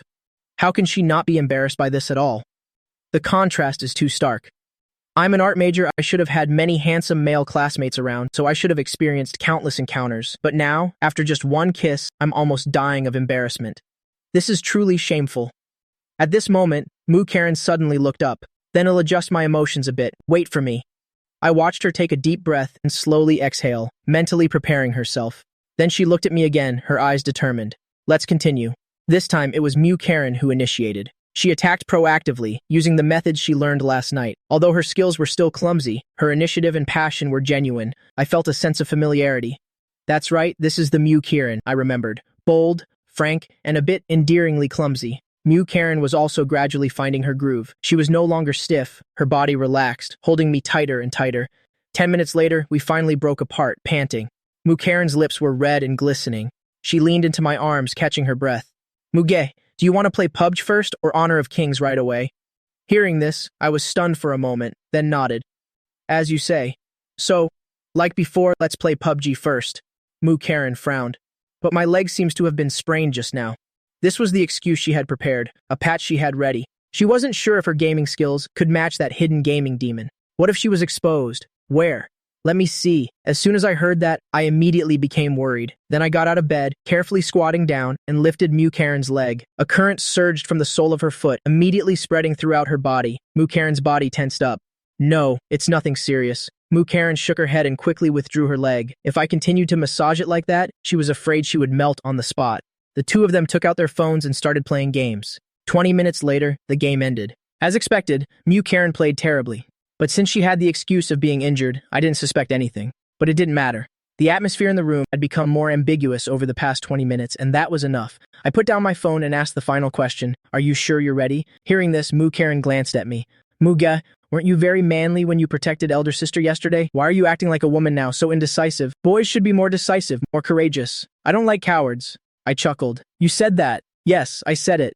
Karen tilted her chin up, continuing to provoke. Are you not convinced? If not, come and hit me. I smiled, and without hesitation, I directly pulled down her underwear. An hour later, Karen didn't want to lift a finger. I handed her a glass of water. Karen took it, gulping it down in one go. Then she glanced at the clock. It's already 3:30. It's time to go. If I don't leave now, Sister Six, that lazy pig will wake up soon, she said listlessly. Help me get dressed. I helped her put on that purple dress. She leaned on the bed frame and shakily stood up, her legs trembling. Karen whispered, keep today's events a secret. Just pretend today never happened. Also, don't worry about me getting pregnant. I'll handle it myself. You don't need to worry. I'm not a child anymore. You'll be careful. If you ever bring this up again, you'll be angry. And never mention this on the phone. Those two troublesome devils, Kieran and Kexon, often sneak glances at my phone. Okay, I agreed without a doubt. Then I walked to the door, first cracking the door open, carefully confirming no one was outside, then waved her out. Karen stepped out the door, reflexively heading towards her own room. After 2 steps, she suddenly realized something was wrong. Kiai now. She froze, turned her head, and saw me still standing at the door watching her. Mu Karen quickly waved me away, signaling me to go back. Only then did I nod and close the door. Mu Karen breathed a sigh of relief. She took a step, looked back 3 times, confirming my door was truly closed. Then, like a thief, she hurried back to her room. After locking the door, she immediately rushed into the bathroom to remove her makeup and washed off my scent from her body. After finishing all this, she finally threw herself onto the bed. Immediately after, she pulled the covers over her head. Heh heh heh. It was finally successful. On the other hand, for me, I also felt a bit tired. I wanted to lie back down and rest, but when I looked down, the bedsheets were completely messy, crumpled up into a ball, making it impossible to sleep anymore. Sister Six, why did you provoke me like that? Resignedly, I started tidying the bedsheets. After pulling off the sheets, I prepared to throw them into the laundry basket. But at this moment, a particularly bright streak of color caught my eye. My actions immediately stopped. Then an idea sparked in my mind. Immediately, I found a pair of scissors, carefully cut off that piece of fabric. Then I carefully folded the fabric into a small square. I wanted to keep it safe, and one day in the future, when the time is right, I would give it to Mukai as a surprise gift. When she saw it, she would surely be both shy and touched. At 4 p.m., Mukai's alarm clock rang on time. She sat up from the bed, stretching her body with a long yawn. After sleeping, she felt much better. But she kept feeling her left eyelid, twitching non-stop, twitching again and again. She had a persistent feeling that something unpleasant was about to happen, or perhaps had already happened. What could it be? She couldn't figure it out. By 6 p.m., the sisters gradually woke up. Mu Karen really didn't want to get up at all. Her whole body ached, feeling like her bones were about to fall apart. She just wanted to sleep until the end of time. But she was afraid that sleeping too deeply would arouse suspicion. Someone who did nothing would be this tired? She could only force herself, her weary body climbing out of bed, then choosing a bright yellow dress to wear. As she walked out of the room, she couldn't help but limp. I happened to be walking out of my room as well. Seeing me, Mu Karen felt guilty. Her makeup now was also in her own style, and I recognized it immediately. Sister 7, I greeted her with a smile. Your outfit is beautiful. As soon as Mu Karen heard this, she quickly straightened her back, trying to resume a normal walking posture. Oh, little brother Mugi, your words are so sweet. Did you just eat candy or drink soda? I didn't understand the meaning behind her words, but I had indeed just drunk soda. I honestly nodded, yes. Mu Karen giggled inwardly. This fool is too cute. Her mood was very good, happily linking her arm through mine, and we went downstairs together. As soon as I looked, I saw the person sitting. On the living room sofa was Sister 6. On the coffee table in front of Mukai, a pile of sunflower seed shells and tangerine peels. That little mountain told me at a glance that she had been sitting there for at least over an hour. I couldn't help but feel a bit strange. Is Sister 6's stamina and endurance that good? This made me unconsciously think of Sister 4, Mu Yuyan. Every time Mu Yuyan finished a bad deed, she looked like she was about to die, needing at least one night to recover. I felt that Mukai was quite robust. It hasn't been that long, and she's already full of life sitting here munching on seeds. Although not good at gaming, she's much better than Mu Yuyan in this regard. It was quickly time for dinner. Tonight, the head of the MU family, Mu Yangquan, had returned. As soon as he returned, he called Mu Jiji to the study and gave him a severe scolding. You're causing trouble. You've disgraced the Mu family. Mu Jiji lowered his head, repeatedly apologizing. In the end, it was Baoju who interceded, and the matter was smoothed over. During dinner, I still sat next to Mukai. I picked out the largest piece of fish meat for Mukai. Then I leaned close to her ear, whispering in a voice only we could hear. Eat this to nourish you. You must be tired. We had only played 2 rounds of games earlier, and I had already asked to stop. In today's PUBG match, she was too weak, so I didn't get any gaming experience. The subsequent Honor of Kings match was even worse. I carried the team the entire match. She was just dead weight, waiting for a win. Compared to that, Mu Yuyan's Honor of Kings was much better than Mukai's. When playing duos, Mu Yuyan always carried the team. I just needed to lie back and win. Muki's hand holding the chopsticks froze. She looked at me with surprise and suspicion. Tired? What's there to be tired about? I slept very well this afternoon, but she didn't voice her question. Feeling my concern for her, her heart warmed, so she cut me a piece of steak as well. You eat more too. Mu Yuyan, sitting to my right, watched our interaction and giggling, picked up a large chicken leg and put it directly into my mouth. Come on, brother Mu. Open your mouth! That pampering was unmistakable. I cooperated and took a bite. Mu Yuyan looked at my enjoyment and was extremely happy. Mu Karen, sitting opposite, saw this scene without any jealousy in her heart. She felt that she was the winner now. She leisurely drank the soup, a triumphant smile on her lips. You all just keep playing these family games. Mu Karen is the only one in this world who can truly have brother Mu. Eldest sister Mu Yulu was eating, seemingly a bit distracted. She held her chopsticks, picking small bits of rice into her bowl. Her mind was filled with only one thing. How can she steal that from me? Brother Mu is young, full of vitality, alone in his room. He must surely be secretly doing some things, but I don't know when. I need to steal it at the right time. Thinking of this, Mu Yulu suddenly felt disgusting. She was so angry she laughed at herself. The atmosphere on the other side of the dining table was completely different. Mu Karen was engrossed in peeling shrimp. Her fair fingers moved nimbly, and soon whole shrimp fell onto the plate in front of her. She peeled more than 10 shrimp in one go, piling them into a small pink mound. Then she pushed the whole plate in front of me. She thought I was very tired earlier and needed to be replenished. Feed the horse more grass, it will run faster later. Seeing the full plate of shrimp, everyone was surprised. Seventh sister, did the sun rise in the west? Mu Yuyan beside me also reached out with her chopsticks. Hey, brother Mu, let fourth sister have a taste too, Mu Yuyan said as she took a few shrimp. No, I want some too. Mu Kie also joined the grab. Seventh sister is biased. Why are you only peeling for brother Mu? Eighth sister Mu Kexin pouted and also used her chopsticks to steal from the plate. Sisters, don't fight over them. These are for brother Mu. Mu Karen pretended to be angry and used her chopsticks to hit their hands. Go, peel them yourselves. In an instant, the dining table was filled with cheerful laughter. I was surrounded by my sisters, savoring this sweetness. And at the edge of this harmonious and joyful scene, Mu Gigi was like an unwanted orphan. He quietly ate the rice in his bowl, watching them laugh and joke, feeling a wall between himself and them. This scene was truly blinding. Baoju saw this and felt a pang of pity. On one hand, she felt that as siblings, her daughters should also care for Mujiji as they do for Mugi. But on the other hand, she knew Mujiji's personality, and his character was truly unlikable. She couldn't force her daughters to like or pamper him, but as his mother, she couldn't bear it. She sighed and picked a large piece of meat for Mujiji. Then she put on gloves and quietly peeled a small bowl of shrimp for Mujiji. Little Gigi, eat more. Mujiji looked at his bowl, full of food and shrimp, and was touched. Thank you, Mom. You love me the most. After the meal, everyone moved to the sofa in the living room to continue chatting. The atmosphere was still good. Mu Ketchin drank some yogurt and suggested, We haven't exercised today yet. Brother Mu, tonight let's continue, leading us in a weight loss workout, I said with a smile. Sure. How about we go swimming today? Swimming is the best way to lose weight. Nothing beats it. That sounds good. Swimming is fun. Mu Yuyan and the sisters all happily agreed. Mu Yulu, sitting in her wheelchair, sighed. It's a shame my leg is injured. I can't swim. I've wanted to learn to swim for a long time. Before, when you were preparing for college entrance exams, I didn't have time. Now that you finally have time, I get injured. I comforted her. It's okay, eldest sister. There will be many more opportunities later, and I'll teach you properly then. Just then, a discordant voice sounded. I'm going too. It was Mujiji. He had followed, I don't know since when, standing in the corner of the living room and let out a cold laugh. He rejoiced inwardly. Swimming, he was an expert swimmer. Having grown up swimming in rivers and lakes since childhood, his swimming skills were excellent, definitely better than this greenhouse-grown Mugi. Later, at the swimming pool, in front of everyone, I will torture him to death. As soon as Mujiji finished speaking, the previously cheerful atmosphere in the living room instantly turned cold. The sisters did not respond to him, and there was silence. That silence was a silent resistance. I glanced at the atmosphere and broke the awkwardness. All right, let's all go together. 40 minutes later, I was wearing black swim trunks with smooth, muscular contours, well-defined 8-pack abs, and a broad, firm chest, exuding the youthful hormonal aura of a young man. Shortly after, the 4 sisters also came down.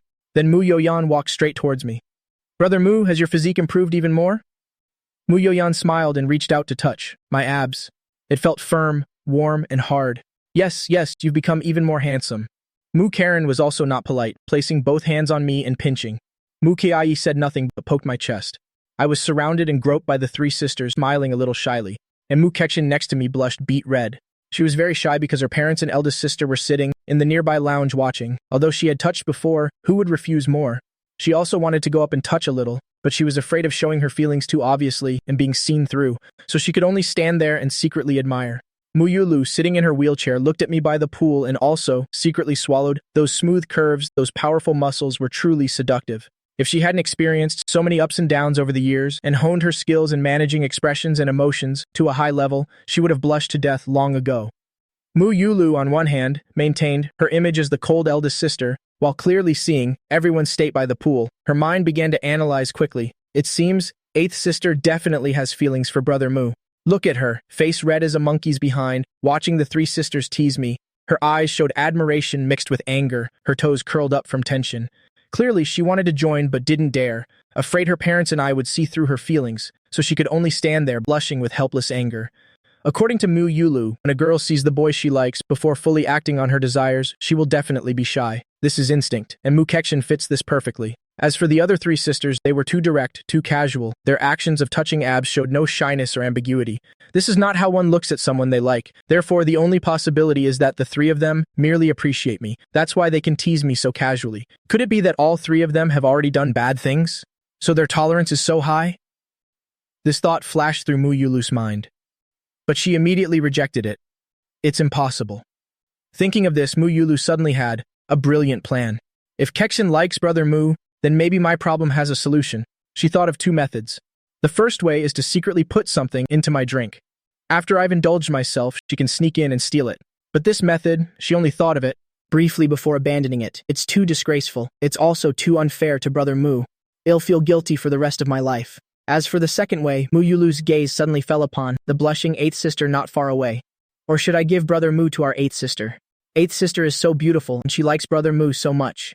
This might not be an unfavorable match. Moreover, if the two of them were together, I would gain the strongest ally in eighth sister. Then I could secretly tell her my thoughts so that after she does bad things with Brother Mu, she can help me. Then it wouldn't be called stealing, but borrowing. It would be with eighth sister's consent as the official girlfriend. Although it still sounds disgraceful, it would be effective. And the guilt would be much less. This eighth sister is only 19, she has plenty of time. But I'm already 28, I really can't wait anymore. I want a baby immediately. Thinking of this, Mu Yulu's lips curved into a smile. Just then, Mu Jiji also came downstairs. He was only wearing a pair of gaudy, tiny swim trunks, revealing a skinny upper body. Most offensive was the tattoo from his chest, stretching all the way to his lower abdomen. He probably thought he looked cool like this and deliberately puffed out his meager chest. The noise immediately ceased. Everyone's eyes fixed on him. It was truly an eyesore. Skinny as a twig, sallow skin, a disgusting stance. Combined with that ugly tattoo, he looked just like a street thug. He even seemed to exude a faint stench. Even Bao Ju, who always favored him, frowned upon seeing the tattoo. Her eyes were filled with disgust. What the hell is this? So ugly! The group silently walked towards the swimming pool. Mu Jiji arrogantly walked at the very front, like a peacock displaying its tail feathers. Mu Kexin walked alone at the very end. She looked at me in front, surrounded by the three sisters, feeling a sour pang in her heart. She was about to die of jealousy. She also wanted to go up like seventh sister, boldly link arms with me and feel the solid strength of my arm. But she didn't dare. After all, her parents and eldest sister were watching. If she lost control of her expression and revealed it, how embarrassing would that be? Mu Yulu was pushed to the poolside by her nanny. The villa was too stuffy. It was good to get some fresh air outside. Of course, the main purpose was still to officially admire my physique, to gather some material for herself. My sisters and I chose to enter the water from the shallow end. I took some colorful swimming floats and threw them into the water. Then I was the first to enter the water, getting accustomed to the water temperature. And at this moment, suddenly a loud splash sounded. Only then did Mu Jiji, to gain attention, not use the stairs, but jumped directly from the poolside, immediately splashing a large amount of water. I glanced back and ignored him. Then I reached out to the sisters on the shore. The water temperature is just right, you can get in now. Among the four sisters, only Mu Yoyan could swim. The other three couldn't swim. Mu Yoyan shot Mu Jiji a glare and elegantly entered the water from the stairs. The water surface rippled gently. The other three looked at each other, looking from one to another, hesitant. I smiled to encourage them. Don't be afraid, I'm here. Mu Karen was the most timid, standing by the pool, afraid to move. She had just exercised vigorously, and her whole body was already sore. After sleeping, not only did it not help, but her legs felt even more tired. It's all Brother Mu's fault. Next time I have to teach him a lesson. A man must cherish his woman carefully. Could he do this? Mu Karen truly feared she would slip and drown in her own pool. That would be too unjust. Mu Kai was more decisive than her. She held onto the handrail carefully, being the first to step down. I immediately stepped forward to take her hand. Then, I casually grabbed a pink swim ring and put it on her. I felt a bit amused. Clearly, Mu Kai had been severely tormented by me, yet now she was so brave. On the other hand, Mu Karen stood, at the edge, timid as a chick. These twin sisters are truly interesting. Mu Karen felt my gaze on her, and her face flushed. She feared that any more hesitation would arouse suspicion, so she could only force herself towards the stairs. Younger brother Mu Gi, you must hold me firmly. If I drown, even as a ghost, I won't let you off. Her demeanor amused me. Don't worry, seventh sister. If you die, I definitely won't live alone. I'll go die with you. Puffed! Puffed! Puffed! What nonsense are you talking about? Her mouth scolded me, but her heart felt sweet. Finally, she mustered the courage to step into the water. Just as she stepped on the second stair, her foot suddenly slipped. Ah! Mu Karen let out a frightened scream. Losing her balance, she fell straight into the water. I lunged forward, my long arm reaching out, grasping her arm tightly before she could fall into the water. By inertia, Mu Karen's whole body was thrown into my arms. Her body reacted purely on instinct, her hands wrapping tightly around my neck, and her slender legs unconsciously wrapped around me, crossing and locking behind my waist. She clung to me like an octopus. She was genuinely terrified, her body trembling slightly. I was also momentarily stunned. This was the first time seventh sister and I had such intimate physical contact. The soft body of the young girl pressed against me. Through her swimsuit, I could almost feel the warmth and elasticity of her skin. My face felt a little hot, and I felt a bit embarrassed. But why did Mu Karen hold on tighter? It's okay, I've got you. I patted her back gently, comforting her. Mu Karen only then snapped back to reality, realizing how embarrassing her position was. I felt her stiffness, and smiled and carried her towards a yellow swim ring nearby. Then I carefully placed her in it. Mu Kexin, watching from the side, was so angry she almost ground her teeth to dust. Seventh sister is too calculating, using this method to take advantage of younger brother Mu Ge. It was her turn to be the last one into the water. Mu Kexin approached the stairs, not stepping down immediately, but mimicking Mu Karen's previous posture, calling out to me. Younger brother Mu Ge, can you reach out and catch me? I'm scared. Seeing this, I spread my arms wide. Mu Kexin's eyes lit up immediately. From the last few steps, she fell towards me. Then she also mimicked Mu Karen's pose, her whole body hanging onto me. She held on even tighter than Mu Karen, her legs wrapped even more tightly. I was pushed back a step by her impact before I could regain my balance. Reluctantly, I took the last swim ring. Eighth sister, you can get in now. Mu Kexin buried her face in my neck, inhaling my pleasant scent, and shook her head coquettishly. I don't want to. I'm a bit afraid of water. Just carry me around the pool for a bit so I can calm down, okay? I was very reluctant, but a sister's request could only be agreed to. Then I continued to hold Mu Kexin and walk slowly in the pool like that. Not far away, the other sisters had started playing in the water. Fourth sister Mu Yoyan swam the breaststroke with perfect form like an elegant mermaid. Her peaches would occasionally surface, looking plump and attractive. Mu Ki and Mu Karen, wearing swim rings, their long, fair legs kicked randomly in the water, creating ripples, looking incredibly cute.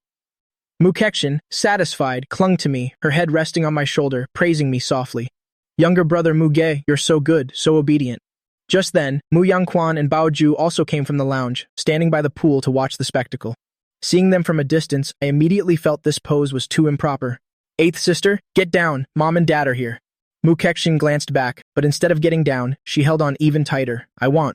My scalp immediately tingled. This pose isn't good, it wouldn't look good if others saw it. How about I carry you on my back? Mu Kexin thought for a moment. That suggestion isn't bad. Okay. Then she let go. I then turned around, allowing her to lie on my back. Mu Kexin adjusted her position, her slender legs from behind, wrapped around to the front of me, crossing and locking around my waist and stomach. I could clearly smell the maiden's fragrance emanating from her. My back pressed against a soft, warm area. The sensation was astonishing. I truly didn't want to, but my body was always honest. Mu Kexin, smugly, suddenly felt her feet, touching something firm. At this, Mu Kexin's entire body stiffened, her cheeks burning as if with fire. Younger brother Mu Ge. You. Put me into the swim ring. I was also unbearably embarrassed, okay? After I agreed, somewhat stiffly, I swam to the poolside, took a swim ring, and put it on Mu Kexin. Then I cleared my throat and clapped my hands, attracting everyone's attention. Sixth sister, seventh sister, eighth sister, all of you come here. Come ashore. I'll teach you to swim. Since we're just starting, let's begin with the simplest breaststroke. At this moment, Mu Yangquan also approached. Mu Ge, be a bit strict with them. Don't show them any leniency. They're all this old, and they don't even know how to swim. What kind of people are they? After saying that, he turned and walked back to the lounge like a supervisor. I saw the immediate dejected faces of the sisters and couldn't help but smile. Then I cleared my throat, imitating Mu Yangquan's tone. Did you all hear that? I have imperial orders. If you don't learn well today, there will be punishment. Of course, if you learn well, there will also be rewards. As soon as Mu Karen heard about rewards, her eyes lit up. What kind of reward? Is it a kiss from younger brother Mu Ji? Or younger brother Mu Ji coming to warm my bed? I blushed from her teasing and flicked her forehead with my finger. The reward is eating one less bowl of rice, which is good for weight loss. Mu Karen held her forehead and feigned anger with a huff. I had the three of them lie face down on the large towels laid out by the pool and first taught them the arm movements. I must say, the sight was truly magnificent. Those three peaches were too alluring, but my mind was unfazed, my gaze unwavering, without a single impure thought. Sweep the water outwards like this, then bring it back towards your chest. The most important parts of breaststroke are the leg movements and breathing technique. As I spoke, I lay down to demonstrate myself. One leg kick and pull in. Did you see clearly? Not yet. The three sisters nodded and began to imitate. After they finished, the scene was truly unbearable to watch. Mu Ki was better. Her movements, though slow, were still considered standard. Mu Karen and Mu Kexin completely, kicked randomly, looking utterly ridiculous. I sighed helplessly. Sigh, it seems I'll have to teach each of you individually. Then I went to Mu Kiai's side and crouched down, taking her ankle in my hand. Sister Kiai, relax. Feel the force as I guide you. Next, I guided her leg through a complete kicking and pulling motion. Then it was Mu Karen's turn, but this girl wasn't obedient. As soon as I grabbed her ankle, she deliberately wiggled her toes and even pretended to lose control and kicked her foot towards my face. If I hadn't reacted quickly, I might have actually been hit by her, but I ignored her and impassively guided her through the movement. After teaching each of them in turn, I stood up straight. This is the feeling. Practice it yourselves 100 times, develop muscle memory, and then you can try getting into the water. 100 times? The three sisters cried out in unison. But complaints aside, they obediently lay face down, on the ground, and began practicing. They all wanted my reward. At this moment, Mujiji also climbed out of the pool. He shook the water from his hair, then looked at me with disdain. Muga, I don't think you're that skilled. Why are you being so strict with your sisters? He thought he was speaking up for his sisters, and they would surely be grateful to him and side with him. However, the three sisters didn't even lift their heads. Mu Karen even said impatiently while kicking her legs, "We are willing." Mujiji's smile froze on his face, choked for words. He was so angry that he directly challenged me. Mugi, do you dare to race me? Just 100 meters, any stroke. After saying that, Mujiji turned to their parents in the lounge and said loudly, "Mom, Dad, let's have a race. The winner will teach the sisters to swim from now on, and the loser is forbidden from interfering." As soon as these words were spoken, the faces of the three sisters practicing changed. They didn't want to be taught by Mujiji. Baoju knew my strength, then pulled me aside and whispered, "Muge, go easy on Tujiji. Don't let him lose too badly." I nodded. "Don't worry, Auntie. I know the limits." Mujiji looked at everyone, a cold smile appearing at the corner of his mouth. He was eager to ruthlessly extinguish my arrogance in front of the whole family. At this point, I went to the sisters' side. "Don't be lazy, keep practicing. I'll be right back." The three sisters absently replied, continuing their movements perfunctorily, but their minds were already engrossed in the upcoming competition. With Mom and Dad present, they couldn't openly show favoritism, so they could only silently cheer for me in their hearts. At Mu Yuyan's signal, Mujiji and I both jumped into the water. We both swam freestyle. When the race began, for the first 50 meters, I deliberately controlled my speed, always maintaining an equal pace with Mujiji. To those on the shore, it looked like a fierce competition, neck and neck. A fierce competition. As we neared the 50-meter mark, it was time to turn. A malicious glint flashed in Mujiji's eyes. His lane began to stealthily drift towards me. The initial 2-meter gap between us was quickly reduced by him to less than half a meter. As we both reached the wall almost simultaneously, in the moment before the turn, Mujiji, underwater, suddenly swung his arm towards my face. He yanked my swim goggles strap, giving it a hard tug. As my goggles immediately shifted out of place, the icy pool water rushed in, making my eyes sting. Mujiji's hand even deliberately hit me on the head. Because all of this happened underwater, and the movements were quick, outsiders couldn't seem to see the details clearly. I was forced to stop, awkwardly adjusting my goggles underwater, and even choked on a mouthful of water. My rhythm was completely broken. Everyone on the shore was astonished. "Little brother Muge!" the sisters cried out in worry. Everyone stopped their practice. Actually, Mujiji thought, his actions were very discreet, but everyone present was not a fool. The process was too obvious. How could someone who was 2 meters away, why, before turning his head, did he suddenly get within half a meter? Why did an incident happen to me the moment he got close? This wasn't an accident at all. It was blatant cheating. Mu Karen and Mu Kexin, pale with anger, stopped their movements too, stood up straight from the water, and then angrily reported to their parents. "Mom, Dad, he cheated. He deliberately interfered with little brother Mugi." Mu Yangquan and Bao Ju also saw it very clearly. The expressions on their faces were extremely displeased, their faces burning as if slapped in front of everyone. This Mujiji truly made them lose face. I adjusted my goggles underwater, and because of this delay, Mujiji was now almost 20 meters ahead of me. This distance, for opponents of comparable skill, was almost a death sentence, impossible to catch up. Mujiji looked back and saw me far behind, his heart blooming with joy. "I've definitely won. Let's see how arrogant you are this time." However, his smugness lasted only a few seconds, as a thunderous roar erupted from the shore. It was like mountains shouting and seas roaring. The sisters were no longer pretending. "Go, little brother Mugi, go Jijich up Muge, you're the best, I believe in you." Even Mu Yulu, who had always been sitting primly in her wheelchair, could no longer maintain her composure. She used all her strength, her voice hoarse from shouting. "Go, little brother Mugi, your eldest sister supports you. If you win, your eldest sister will reward you." The sisters' cheers were like a stimulant. My blood was boiling. I cannot lose. I absolutely cannot disappoint my sisters. Every time the sisters' cheers increased by 1 decibel, my kicking frequency increased by a notch. My arms felt like they were equipped with engines, like propellers furiously churning the water. Mujiji was swimming with all his might, but when he looked back, he was panicked. I was like a dragon emerging from the water, approaching him with an unbelievable speed. 20 meters, 15 meters, 10 meters. Mujiji panicked and also started to flail wildly, but his limited street-style training was no match for mine. How could it compare to mine? The distance was closing at a visible rate. Finally, I caught up to him. At the exact moment we were neck and neck, I even had enough energy to lean my head over, smirk, and suddenly accelerate. That powerful surge of water directly splashed Mujiji's face. I left him far behind. Finally, I was the first to touch the wall, while Mujiji was left more than 10 meters behind me. "We won, little brother Moog. He is amazing. I'm your big sister fan," Mukexin shouted loudly. Mukei was not to be outdone. "I'm a career fan." Mukaren rolled her eyes dramatically. "Oh, please. The one who attacked little brother Mooga first was you. Don't pretend to be a career fan. Just admit you're a crazed fan." Yulu said weakly then. "I'm a mother fan. Actually, everyone is a wife fan, but no one dares to say it." Cheers erupted from the shore. Mukaren and Mukexin were excited, jumping up and hugging each other. Their frenzied celebration made anyone who didn't know think I had won an Olympic championship. Mujiji swam to the finish, stunned. He clung to the pool wall, gasping for breath, his face filled with disbelief. How could this be? Is he even human?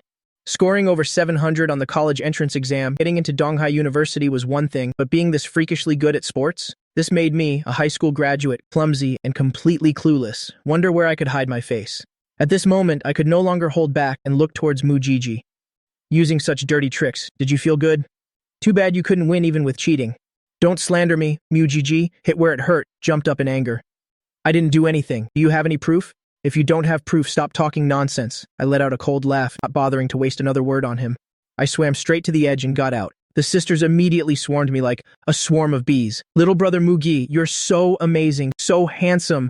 Mukaren was even more excited. She lifted my still damp face in front of everyone and planted a loud kiss on my forehead. "My little brother Muge is invincible." Our parents, not far away, watched this scene in shock. Mujiji saw it too. Seeing me surrounded by my sisters like a hero, and then seeing himself alone, he felt like a ridiculous clown, with no place to belong. Mu Yangquan's face turned pale. He felt that this son of his truly needed to be properly disciplined. If it continued like this, he would be beyond help. Then, he beckoned to Mujiji. "Come here to your father." Watching Mujiji's dejected figure walk away, the two bunnies, Mukaren and Mukexin, sneakily made fists and stuck out their tongues at him. "Nya, nya, nya." After they had gone a distance, I wiped my hair and said to the three sisters, "All right. Now that the celebration is over, have you finished the 100 exercises I told you to practice earlier?" The three sisters immediately looked guilty. Mukaren rolled her eyes and immediately snuggled up to me affectionately. Weren't we busy cheering for you just now? Think about it. Without our cheers, you definitely wouldn't have been able to swim so fast, right?" I was amused by her and reluctantly nodded. Okay, all right, my little ancestors. The greatest credit goes to you all. So, can we continue practicing now? We've almost finished practicing the land-based movements. Next is actual practice in the water. I told them all to put on their goggles and learn to hold their breath first. Put your faces in the water and try practicing kicking and arm strokes. The three sisters obediently followed. They all lay face down on the float, their bodies floating on the water's surface, their waists dipped, revealing the curves of 3 round, perky buttocks, looking incredibly alluring. Mukei learned the fastest. She seemed to have a natural talent for swimming. Most importantly, having me by her side gave her an indescribable sense of security, making her much bolder. Mukei felt she was doing okay. Seeing this, I tried removing the float from her body. As expected, her movements were precise and her body balance was excellent. I didn't expect she could swim on her own. The more Mukei swam, the more excited she became, gradually moving away from her sisters, and I stayed by her side, protecting her. "Sister Ki swims so well, you really have a talent for it." I was generous with my praise. Hearing my praise, Mukei felt as sweet as honey inside. Little brother Mugi praised me. She stopped, kicked the water, her sparkling eyes looking at me. "So, Coach Mu, remember you said there would be a reward for learning well earlier?" I immediately understood what she meant and smiled. "I know. What reward do you want? Can we talk about it tonight at home?" Mukei shook her head. I turned my head to look, seeing the other sisters practicing far away. Nobody was paying attention to us. "Sister Ki, didn't we just this afternoon?" Mukei looked dazed, looking at me with slight confusion. "Huh? This afternoon, I thought she was playing dumb. Just as I was about to say more, Mukai, like a nimble mermaid, suddenly dove underwater. The next second, my pupils constricted sharply. I felt Mukai had gone mad. Has she always been this brave? Besides, didn't she almost cry this afternoon? Why is she recklessly provoking me now at night? She truly doesn't know fear until she's faced death. I must teach her a lesson, properly. Mukai, wearing her goggles, after taking a deep breath, dove strongly into the water. Although she wasn't a great swimmer, her courage was truly immense. Underwater, she opened her eyes and immediately saw a Gatling gun at a 90-degree angle. She thrashed her limbs like a fish, her target clear. Her objective was very clear. I sensed her intention and, shocked, quickly dodged. Then I immediately dove down too. Just as Mukai was about to succeed, I quickly grabbed her wrist, stopping her. We stared at each other underwater. Seeing her plan fail, Mukai came up with another idea. She suddenly moved closer and kissed me directly on the lips. At first, I was a bit surprised, but I quickly responded. A romantic underwater kiss, something I had also wanted to try. Then, I naturally took Mukai's hand, guiding them to wrap around my neck. Mukai understood, pressing her body against mine. Using my lung capacity and diving skills, I used the strength of my legs and arms to bring Kai down with me to the bottom of the pool. This was the deep end, with a depth of 1.7 meters. Our lips were pressed together. I was a good swimmer. I slightly opened my mouth, letting the cold pool water enter my mouth, not afraid of choking. Mukai, however, kept her lips sealed, so I took the initiative. Beneath this deep blue water, our bodies pressed together, we slowly explored. Mukai pressed against me as I guided her movement in the water. She felt this was truly the most romantic thing in the world. Until she felt a shortness of breath, almost unable to breathe, she then forcefully patted my back. I immediately understood and quickly pushed her up to the surface. Then I surfaced myself. We were underwater for nearly half a minute, and the sisters practicing in the distance completely failed to notice anything unusual. On the other hand, the lifeguard on shore had been watching the pool intently. Seeing two figures submerged for a long time without surfacing, he was startled. He was just about to jump in to save them when he saw the two surface. You really scared me for a moment. Mukai and I floated on the water, looking at each other and smiling, both feeling that the experience we just had was very interesting. Sixth sister, is this reward enough? Mukai let out a soft humph and glanced at me. Don't think you can fool me. Of course it's not enough. Saying that, her hands started to get unruly again. This was the deep end. Mukai's feet couldn't touch the bottom, so she could only cling to me, her arms around my neck, her body half submerged in the water. So what more do you want? I asked, sounding a little helpless. Mukai leaned close to my ear, whispering in a voice only we could hear. Nothing more. Just like last time in the car. I didn't know whether to laugh or cry. Stop messing around, sixth sister. You can't swim. Aren't you afraid of drowning? You don't need to know. I'll show you a performance like underwater artistic swimming on TV. Just do a handstand in the water. You're not even good at handstands underwater. What if you choke on water and drown? You're learning to swim, not artistic swimming. Mukai looked at my serious explanation and immediately burst into laughter out of annoyance. Then she poked my forehead with her finger. You silly, you idiot. Before, our feelings were mutual, but now you're definitely not obligated. This is because I swam well, so I'm rewarding you with this one-sided affection. What are you thinking? It was only then that I reacted, feeling a bit embarrassed. Okay, I get it. You really are a female hooligan. Then, I took back a swimming float and gave it to Mukai. Mukai showed a smug expression, lying obediently on the swimming float, her face full of arrogance. I took a deep breath and dived underwater. From underwater, I looked at the long legs of Mukai, which were flailing around in the water, and her chest, lifted by the swimming float. I must say, it was truly very alluring. Then, I flipped over underwater, switching to a reverse diving position, using frog kick leg movements, completely submerged, and began my performance to show off my skills. I have to admit, my underwater acrobatics are quite impressive. The lifeguard on the shore was startled and was now nervously staring intently at the water. When he saw me disappear again, he immediately panicked again. Where is young Master Mu?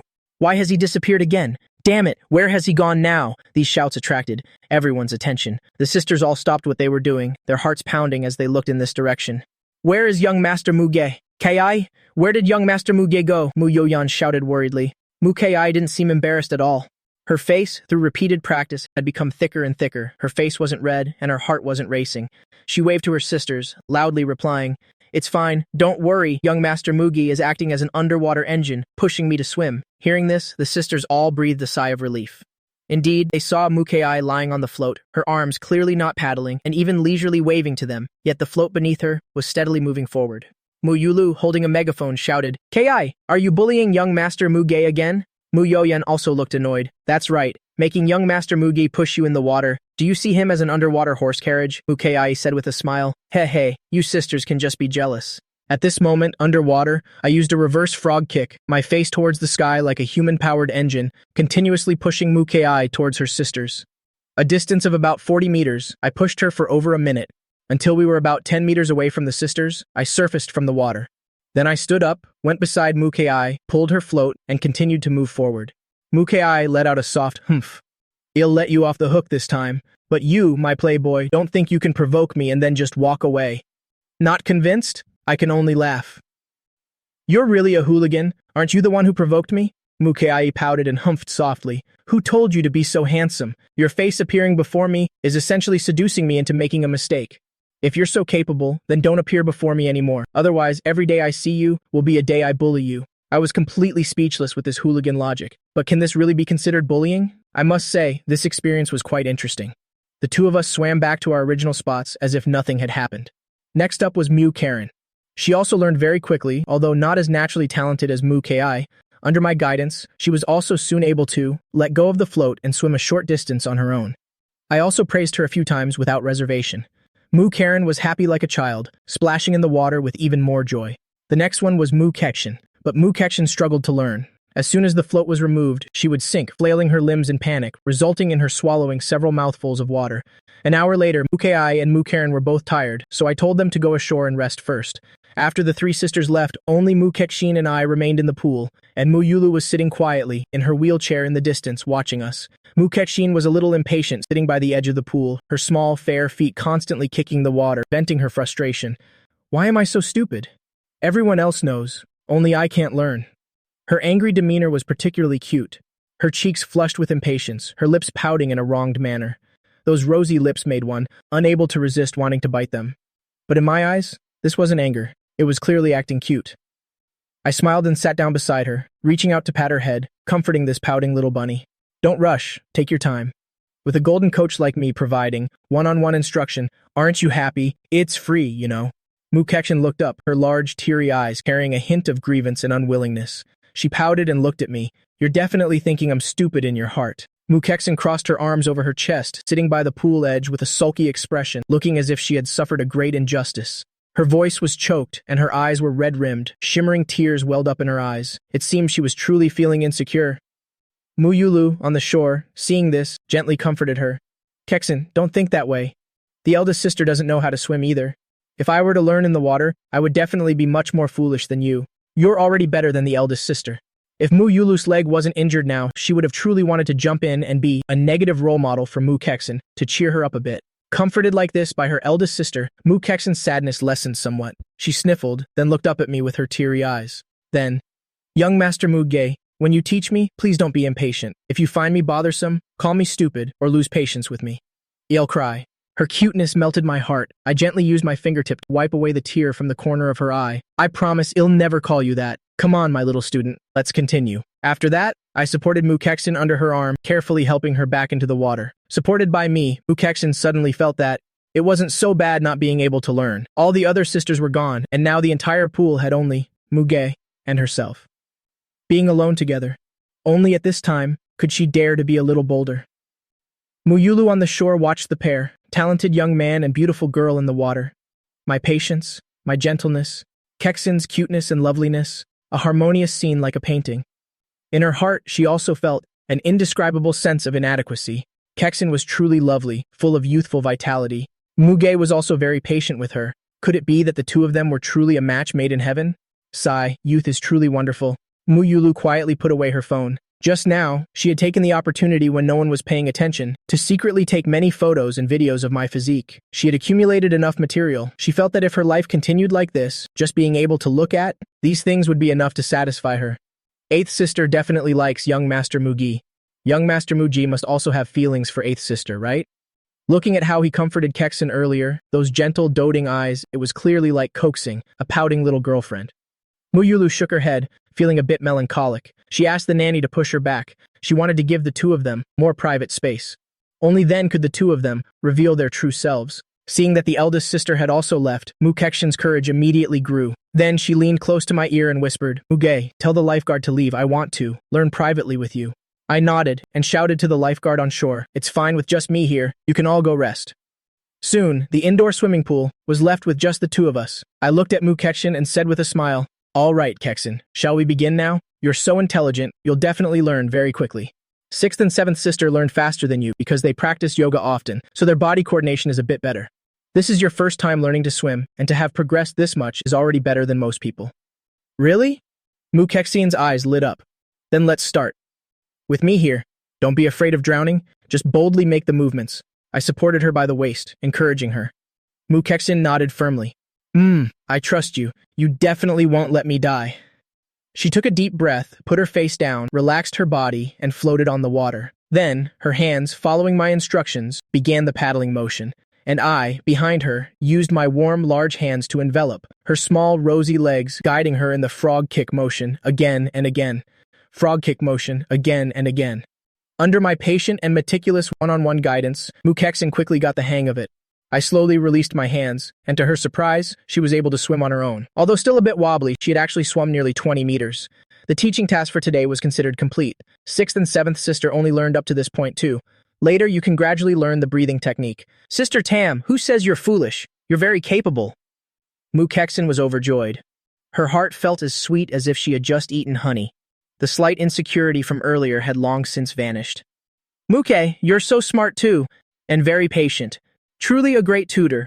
I really want to give you $1 billion so you can teach me math and swimming for the rest of my life. Kexin looked at me, her heart overflowing with immense emotion and love. This feeling surged intensely, almost as if it would burst through her chest.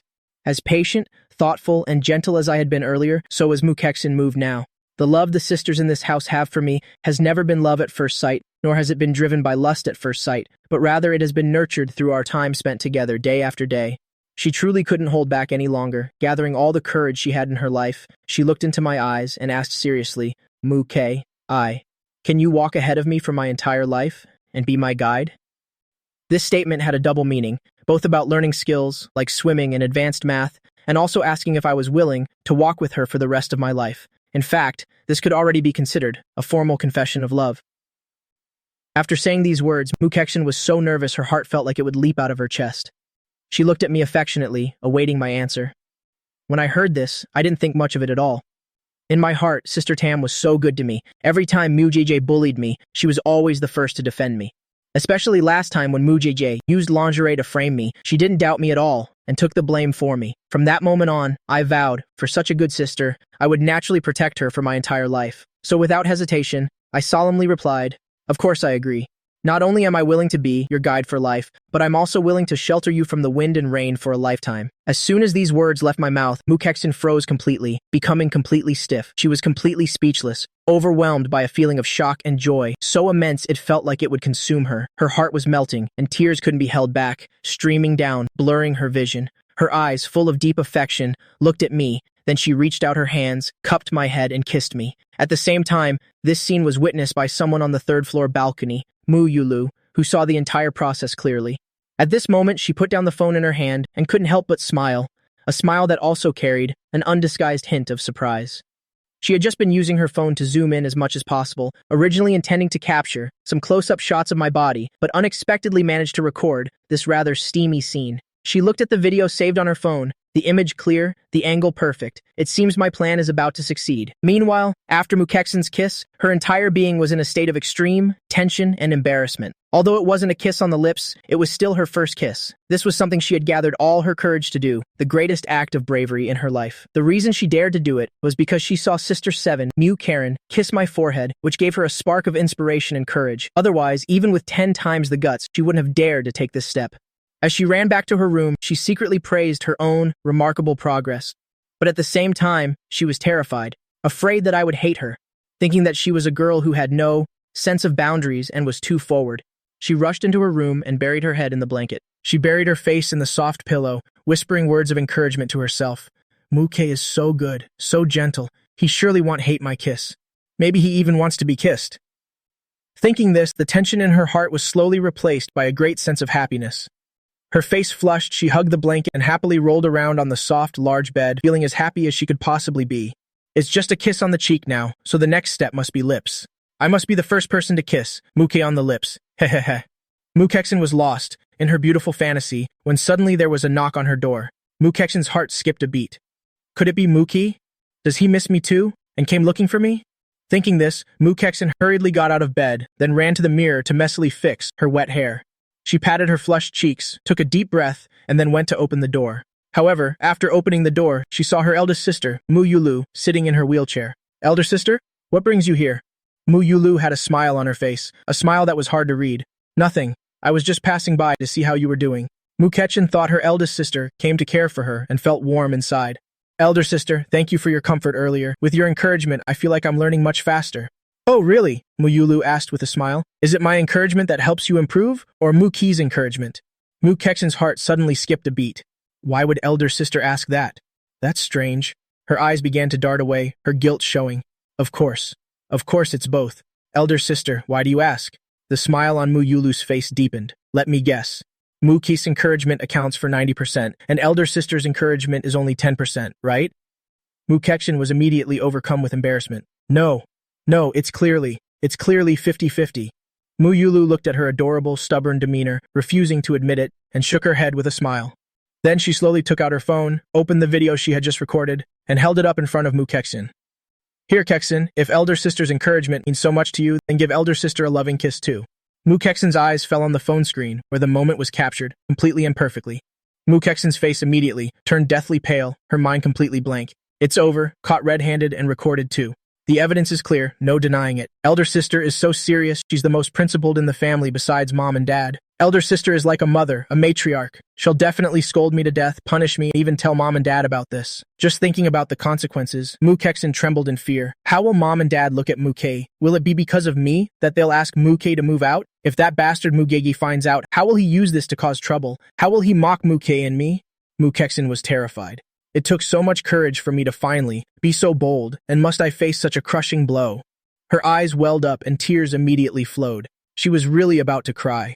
But Yulu's face held, a smile that wasn't quite a smile, and even a hint of pride hidden in her eyes. Mukexin trembled as she spoke, her voice quivering so much it was barely audible. Elder sister, I didn't mean to. I was too emotional at the time. That kiss was to express my gratitude towards Muki. Just like Sister Seven kissing Muki's forehead, it really wasn't because I like Muki. Elder sister, please don't misunderstand. The smile on Yulu's face grew wider. She found Mukexin's timid demeanor utterly adorable, especially her stubborn refusal to admit anything. She decided to tease. This frightened little bunny a bit. Oh, really? Then why not give elder sister a kiss like that? Mukexin was trembling all over. She lowered her head and quickly, lightly kissed elder sister on the cheek. Is that okay? The next second, the smile on Yulu's face vanished instantly, her expression turned serious, and her voice suddenly became much higher, carrying an air of authority. Okay? What's okay about this? Do you think you can get away with this? Don't think I don't know your wicked intentions. Do you feel that since Muki and you aren't related by blood, you can bully Muki? You two grew up together anyway. What kind of behavior is this? Muki doesn't resist, so you're taking advantage, aren't you? Every word struck Mukexin's heart. She was so scared she started crying, then desperately shook her head, sobbed, and denied it. No, Muki surely isn't because he's afraid of me that he doesn't resist. Muki is so good to me, he surely doesn't hate me either. Yulu looked at her timid and pitiful appearance and found it very amusing. This little rabbit is indeed very interesting. Then she seized on the loophole in Mukexin's words and immediately pressed. So you admit it, don't you? You have wicked intentions towards Muki. This kiss wasn't simply an expression of gratitude, was it? Only then did Mukexin realize. It's over, elder sister has trapped me. Earlier, in order to prove that I wasn't forced by her, I indirectly admitted that the kiss was far from innocent. Her face immediately turned pale, and she lowered her head, not daring to meet elder sister's eyes. Yulu felt the time was ripe. She pushed her wheelchair closer to Mukexin, and her voice softened again. Kexin, tell elder sister the truth. Do you have some other feelings for Muke? Mukexin bit her lower lip, her fingernails digging into her palm, tears still falling, looking both pathetic and adorable. She said with a nasally sobbing voice, Elder sister, I'm telling the truth. Can you please not tell Muke and mom and dad? I'm afraid mom and dad will kick Muki out.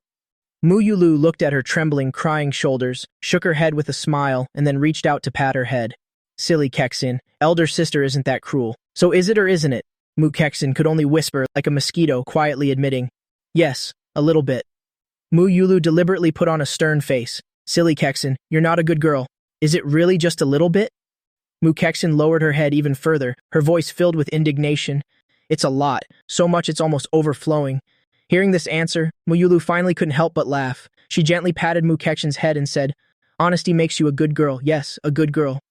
Mukexin looked up, her face tear-streaked, filled with remorse. "Elder sister, I was wrong. I had wicked intentions towards Muki. I kissed him without his permission. I'll go apologize to him." Yulu looked at her, a hint of teasing in her eyes. "Silly Kexin, how do you know Muke isn't happy? Eldest sister, you not only saw that I like young Master Mu, but you also saw that he likes me too." Mukexin's whole body froze. She stared blankly at Yulu, completely unable to process the statement, the immense amount of information contained within it. "Young Master Mu likes me too? How can that be?" Yulu looked at her dazed expression, a gentle yet meaningful smile appearing on her face. "What eldest sister means is that I support you bravely, pursuing the life you love and the person you love." As soon as these words were spoken, Mukexin was completely stunned. Her mind felt like it had been struck by lightning, buzzing and echoing. "Eldest sister supports me? Supports me pursuing young Master Mu? How can that be? Is this still the eldest sister who values rules more than the heavens?" Mukexin looked at the gentle smile on Yulu's face, a wild thought arising in her heart. Isn't eldest sister setting a trap? Mukexin was completely flustered. This reversal had truly come too quickly. 1 second. Eldest sister was strictly criticizing, her voice so stern it felt like she wanted to kick her out of the house. The next second, she had turned into a love advisor, encouraging me to pursue young Master Mu. Yulu reached out her hand, gently pinching Mukexin's flushed cheeks. "Kexin, young Master Mu and you are only about a year apart. You two are not related by blood, and the law clearly states that you two can completely get married. Besides, you're both handsome and beautiful, you two are a perfect match. Young Master Mu will definitely like you. I can see it, especially when he was teaching you to swim. I've seen many people like that. A person's eyes can hide their thoughts, but the look in their eyes when they love someone cannot be hidden." Mukexin's cheeks turned so red they looked like they could bleed. She was incredibly embarrassed, but at the same time, she was secretly delighted. Young Master Mu has a secret crush on me? Could it be that I, being the one involved, am blind to it, like people say one in the dark cannot see? While eldest sister, being an outsider, could immediately see that young Master Mu likes me too. A great sense of happiness and embarrassment mixed together, making her lower her head, no longer daring to look at eldest sister again. Yulu was extremely pleased. She contentedly looked at the little rabbit who had finally been appeased. "Little Kexin, eldest sister not only supports you, but I will also assist you." This statement made Mukexin exclaim in joyous shock. With eldest sister's help, the success rate of me pursuing young Master Mu had truly increased exponentially. Mukexin felt that eldest sister wasn't joking. So moved, she squatted down, hugging Yulu's waist. "Thank you, eldest sister, thank you." Yulu patted her back. "All right, stop crying now. But eldest sister also has a small condition. I wonder if you can agree to it." Mukexin, without any hesitation, immediately looked up. "Whatever eldest sister says, I will agree to." Yulu smiled. That smile carried a hint of smugness. "All right, you said that yourself. Eldest sister wants, after you and he are together, to borrow a few things from you." Mukexin was a bit puzzled. The Mu sisters lacked nothing, and whatever she had, eldest sister also had. What did eldest sister want to borrow? She tilted her head and asked in confusion, "Eldest sister, what do you want to borrow?" Yulu leaned down, slowly pushed her wheelchair closer to Mukexin's ear, and gently whispered a sentence. "When you two are together, you will definitely do naughty things together, won't you?" Mukexin's cheeks flushed red again. A wave of heat rushed straight to her ears. She shyly reached out her hand, gently tapping eldest sister's shoulder. "Eldest sister, what are you talking about? That's definitely something for much, much later." Mukexin said this with her mouth, but in her heart she was secretly calculating. She thought it would be best if, on the first day, I agreed to her, he would devour me. This scenario, she didn't know how many times she had rehearsed in her head. Yulu chuckled softly, then leaned close to Mukexin's ear again, her voice even softer as she said, "The thing I want to borrow is..." After Yulu finished speaking, she leaned back, her eyes intently watching Mukexin's reaction. After Mukexin heard it, her whole body went completely numb. This astonishment was tens of times stronger than before. It took her half a minute, she still hadn't recovered from the huge shock. She weakly asked aloud, "Eldest sister, are you serious?" Yulu's face also turned red, although she tried to remain calm. Saying these words required great courage from her. A lot of courage. "Of course, I'm serious." Mukexin was completely dumbfounded. She looked at the serious eldest sister, cold and composed before her, who was now blushing like a young maiden. "Doesn't eldest sister already have a husband? I call Yan Huigang brother-in-law every day. Is eldest sister trying to cheat on her brother-in-law? Moreover, that's not the main point. The main point is that what she's interested in is. This contrast is too great. Is this still the serious, rational eldest sister who rarely smiled in my heart? Yulu knew that if she didn't tell the truth now, all her plans would be impossible to carry out. Sigh, actually, eldest sister here is just like you girls. Even now, I'm still a. Yulu said, her voice carrying pain and forbearance. I don't love Huigang, and I don't want to have his child, but I want a child, and only young Master Mu is the most suitable. Don't misunderstand. I'm not trying to snatch young Master Mu away from you. I just want a healthy child and intelligent. Eldest sister wants to be a mother. As Yulu spoke, she couldn't hold back any longer. Her eyes immediately reddened. But I don't dare to tell young Master Mu, nor do I dare to tell anyone else. I only dare to tell you. Mu Kexin looked at eldest sister's pitiful state. Her defenses completely crumbled. She had never seen eldest sister cry before. In her impression, eldest sister was always the pillar of the Mu family. She married a man she didn't love, and now she was acting so pitiful for a child. Mu Kexin, heartbroken, hugged Mu Yulu again. Eldest sister, please don't cry. I agree to your terms, that's enough. But how should we implement this? Hearing that Mu Kexin agreed, Mu Yulu immediately stopped crying. It's simple, there are many ways. Use your imagination. Mu Kexin bit her lip thinking, her mind also struggling internally. But these were all theoretical. Nothing was certain yet. A brilliant smile bloomed on Mu Yulu's face. She kissed Mu Kexin on the forehead. With eldest sister here, you two will definitely be together very soon. Eldest sister guarantees it. But you must remember this. Don't tell anyone, including sisters and parents. After everything was discussed, Mu Kexin stood up, pushed eldest sister's wheelchair back to her room. Conversely, I was still immersed at this moment in the underwater kiss with Mu Ki, those earth-shattering kisses, and Mu Kexin's kiss, my heart filled with happiness.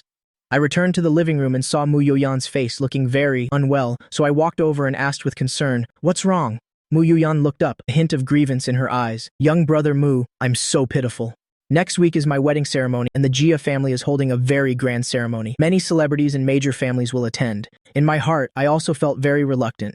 I looked at the woman I had slept with, about to become someone else's wife, and still felt unwilling. Although I could be sure that turtle Jia Zai couldn't even touch one finger of fourth sister, and at the same time she would keep her chastity for me. But I still felt a sense of powerlessness. I vowed in my heart, one day I will take Mu Yuyan back. Mu Yuyan's complexion was still not good. I quietly stayed beside her, waiting until the living room was completely empty. Mu Yuyan also became bolder, only to see her suddenly move closer to me. Young brother Mu, but just thinking about the fact that we're cheating on Jia Zai still feels very exciting. But we've done it many times at home, it's boring. Mu Yuyan's eyes sparkled, implying something. I understood her meaning. I hesitated slightly and said, "It's not a good idea. I heard that at your wedding, even the richest person and the heads of major families, young masters and princesses will be present. On such an occasion, if something unexpected happens, then Jia Zai's cuckolded status will immediately spread throughout the world." Mu Yuyan's eyes lit up. It's precisely because it's on such an occasion that it's exciting. After saying that, her face showed an eager expression. Actually, deep down, I also enjoyed a thrill. I tried to imagine that scene, Mu Yoyan wearing a beautiful wedding dress under the blessings of prominent figures from all walks of life, walking into the wedding hall. The result was that backstage beforehand, Mu Yoyan was making love with another man. That could indeed bring me an immense sense of accomplishment. I genuinely began to anticipate it, but still hesitantly said, "But after doing something bad, you probably won't have time to shower, right?" Mu Yuyan's gaze became even more fiery. "Then I won't shower." I chuckled, thinking to myself, it's no wonder, these two people who are fond of each other both enjoy excitement. After returning to my room, I looked out the window with a somewhat complicated mood. In less than 2 weeks, I'll be going to Shanghai for university and will have to move out. It's likely that eldest sister Mu Yulu, third sister Mu Tangchun, and fourth sister Mu Yoyan will have fewer opportunities to meet in the future. I probably won't move back in either. Sighing, I couldn't help but wish, if only I were the true young master of some wealthy family. At 12 a.m., after I finished showering, Mu Ki suddenly sent me a message. "Come to my room to finish the reward we left unfinished earlier." I recalled what happened underwater with Mu Ki. The thrilling sensation of the passionate underwater kiss still lingered in my mind. It was no joke. Although it was a one-sided reward for Mu Ki, it still piqued my interest. Then I went to the wardrobe, looking at the bright red sample I had cut down earlier. Then I carefully took it out. It was time to give it to Sister Ki as a gift. She would surely be very surprised that I had put so much thought into it. After adjusting my clothes, I, with a bit of anticipation, went to Mu Ki's door, then gently knocked and immediately pushed the door open and entered. But upon seeing her alluring outfit, I still couldn't help but freeze. Mu Ki looked at me, a teasing smile in her eyes. "Why are you spacing out?" I coughed lightly to hide my fluster. "No, it's just that I find you very beautiful today." Mu Ki walked to the bedside and sat down. Then she patted the spot next to her. "Come here. Why are you standing there?" I walked over and sat beside her, then turned to look at Mu Ki. Sixth sister, what reward do you want? Upon hearing this, Mukei reached out her hand, gently unbuckled her belt, and then revealed a scene, even more astonishing within. A piece of purple fabric enveloped her honeyed peaches and her northern and southern hemispheres. And at the same time, Mu Karen, who had just finished bathing, also had a feeling. Earlier, while swimming, she had taken great advantage of me. That thrill made her restless now. Then she stood in front of the mirror and started applying makeup. Clearly, she wants to disguise herself as Mukei to come to my room and do bad things. But after Mu Karen finished her makeup, she arrived at my door, then gently pushed it open. After discovering no one was there, the corner of her mouth curled into a cunning smile. I'll give her a little surprise later. After that, she went to the bedside, lifted the blanket, and lay straight down into my blanket. As for Mukei, she was clinging to me at this time. Little brother Muge, earlier in the pool, the second kiss only lasted a minute. I'm sure you haven't enjoyed it enough. Before, in the car, I kissed you for half an hour before I was satisfied. Hearing that, I couldn't help but slap her curvy backside. She pouted and said, "Naughty. It's so late. Aren't you afraid someone will hear?" I immediately felt a bit strange. Sixth sister, during the day in the room, weren't you even louder? Why didn't you care then? Now you care? Besides, the room is so well soundproofed. Saying that, I directly kissed her, and then wanted to repeat what we did in the room in the afternoon. Mukei was stunned for a moment, then responded to my passionate kiss. But as her hands moved from my neck down to my body, she suddenly felt something in my pocket, which even made a plastic rubbing sound. She instinctively assumed it was a condom. Why does little brother Mugi have that with him? Could it be that he's figured it out and wants to do something with me? In Mukei's heart, immediately, a surge of excitement arose. Without further ado, she took the item out of my pocket. When she looked at it, it was a transparent plastic film, wrapping a small piece of bedsheet with a bright red stain on it. She immediately looked at me with confusion. Little brother Muge, what is this? I immediately thought Mukei was playing dumb, and directly gently held her chin. Sister Kei, don't worry about what this is. I want it now. Mukei immediately turned pale with shock. She didn't expect me to be so direct. She looked into my burning eyes, and for some reason felt nervous. Little brother Muge? We don't have condoms. Go buy some, or steal a few from parents' room. Hearing that, my movements immediately stopped, and I couldn't help but wonder. You didn't need them at noon, but now you do. What is Sister Kei thinking exactly? But it's true, one should be a bit careful. But it's already past 12 o'clock, so going out to buy some isn't practical. If I were to steal from parents' room, the risk would be even greater. Thinking this, I sighed helplessly. Sister Kei, let's just skip it. We'll play the youth version. Seeing this, Mukei nodded gently, then placed her hands on my waist and slowly knelt down in front of me. Half an hour later, I carried Mukei into the bathtub and gently kissed her forehead. Sister Kei, you take a bath. I'll head back first. But as soon as I stepped out of the bathroom, I saw the bedsheet sample I had forgotten. I thought to myself that it was time to officially give her the gift. Then I picked up the sample, turned, and went back into the bathroom. Sister Kei, here, this is for you. I handed the bedsheet sample to Mukei. Mukei opened her eyes and glanced at it, but there was a hint of doubt in her eyes. What is this? I wanted to ask earlier. When I heard her ask again, I felt that Mukei had become addicted to playing dumb. Stop playing dumb. Isn't it yours? Mukei was completely bewildered. She looked at my serious expression and had no idea what I was talking about. Little brother Muge, are you hallucinating? Don't you have a fever? I'm still a young girl, okay? Hearing this, I froze completely. Then I looked at Mukei with disbelief. You're the one who's really confused, already pretending to have lost your memory with me so quickly? Should I ask if we need a DNA test?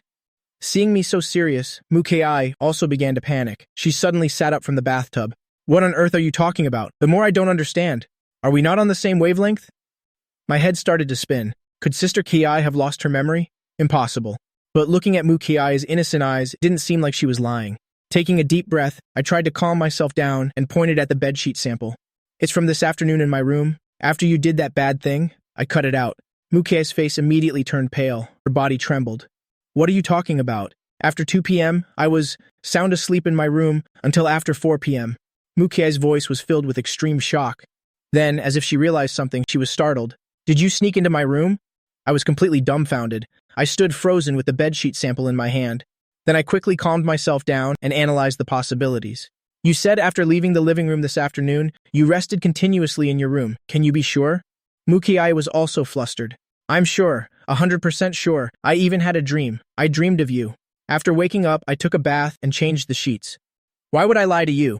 But during that time, you clearly came to my room and did that bad thing with me. Saying that, I held up the small evidence bag. This sample came from there. Why would I lie to you? Mukai looked at the item and was completely at a loss. Her worldview was severely shaken. She tried to recall, but apart from that vague dream, there was nothing else in her memory. Could I have sleepwalked? Because I really dreamed that you and I were in my room. Did I come to you myself, or did you call me? Also, did you say anything then? My voice was firm. I was the one who sneaked into your room. Moreover, I was the one who said I wanted to go to the final step, and even said I wouldn't regret it, and didn't need you to take responsibility. I can take responsibility for my own life. Upon hearing these words, Mukai immediately flew into a rage. There's no way I would say words like that. Besides, whoever sleeps with me has to be responsible for me for life. That's my worldview. If anyone sleeps with me and doesn't take responsibility, it'll definitely castrate him. Looking at her fierce demeanor, it was completely different from the person I met in the afternoon. The person in the afternoon was proactively attacking, bold yet a little shy. The person in front of me now was defending her territory, strong and a bit wild. Could we have been drugged by someone? This thought occurred to me, but I quickly dismissed it. That's not right. I remember I was very clear-headed then. I remembered every detail. Mukai also calmed down a bit, her mind working quickly. So, what color clothes were you wearing? I quickly replied, a purple dress. I've seen you wear it before at Mom's birthday party last year. You were wearing that one. Mukai's heart suddenly sank. Then she quickly went to the wardrobe, pulled the door open forcefully, and started searching inside. I clearly remember that dress being here. Why can't I find it? She had turned the entire wardrobe upside down, but still couldn't find the purple dress. At this moment, I suddenly seemed to recall something. How many pairs of glasses do you have? Mukai was stunned for a moment, and instinctively replied, 1 pair. Immediately after, she corrected herself. No, there are 2 pairs, and one is an older pair, with a weaker prescription, always kept on the desk as a backup. Saying that, she turned and went towards the desk in the room to search. But the small box where she usually kept her glasses was empty, with nothing inside. That backup pair of glasses was also gone. At this point, both of us stopped. We looked at each other from several meters away and immediately saw in each other's eyes the same astonishment and disbelief. Immediately after, a preposterous, yet the only logical answer, popped into our heads. If we still haven't figured it out by now, then we really shouldn't live anymore. We nodded almost simultaneously, with expressions of sudden realization. It was her. I rewound every frame of the afternoon in my mind, and every detail that seemed reasonable then now appeared full of loopholes, all connected clearly. She acted very convincingly, wearing your clothes, wearing your glasses, doing her makeup, like you. She even imitated your unique skills. But her passive talent was indeed just like yours, but her active talent was a bit lacking. I recalled her unharmonious, subtle movements in the afternoon. Mukai's body was very flexible and coordinated, with a unique sense of rhythm. But the person in the afternoon did not. She's very smart, telling me she sprained her ankle, using this excuse to hide her clumsiness, so I didn't suspect anything then. Now it seems it wasn't a sprain at all, but rather she was forced to improvise, completely unable to imitate you. She's truly a cunning little fox. After hearing my analysis, Mukai's face turned ashen. Her body trembled slightly with anger. She and I often bathe together, so I know her body best. But I remember she and I have one very obvious difference. I thought of something else and immediately chuckled. The other night she came to my room to borrow something. Mukai immediately understood. She'll stop at nothing. Our moods were both extremely complicated. The problem now is, it seems she knew long ago what happened between us, so this trap has been set for a long time. When were we exposed? This was a crucial question. The intimacy between me and Mukai was always our deepest secret. How did she know, and so clearly, so well that she could imitate Mukai's skills perfectly, and even pull off such a role-swapping act? Did she install a camera in my room? My expression darkened. If that were truly the case, the nature of the situation would be too severe. Mukai shook her head. No.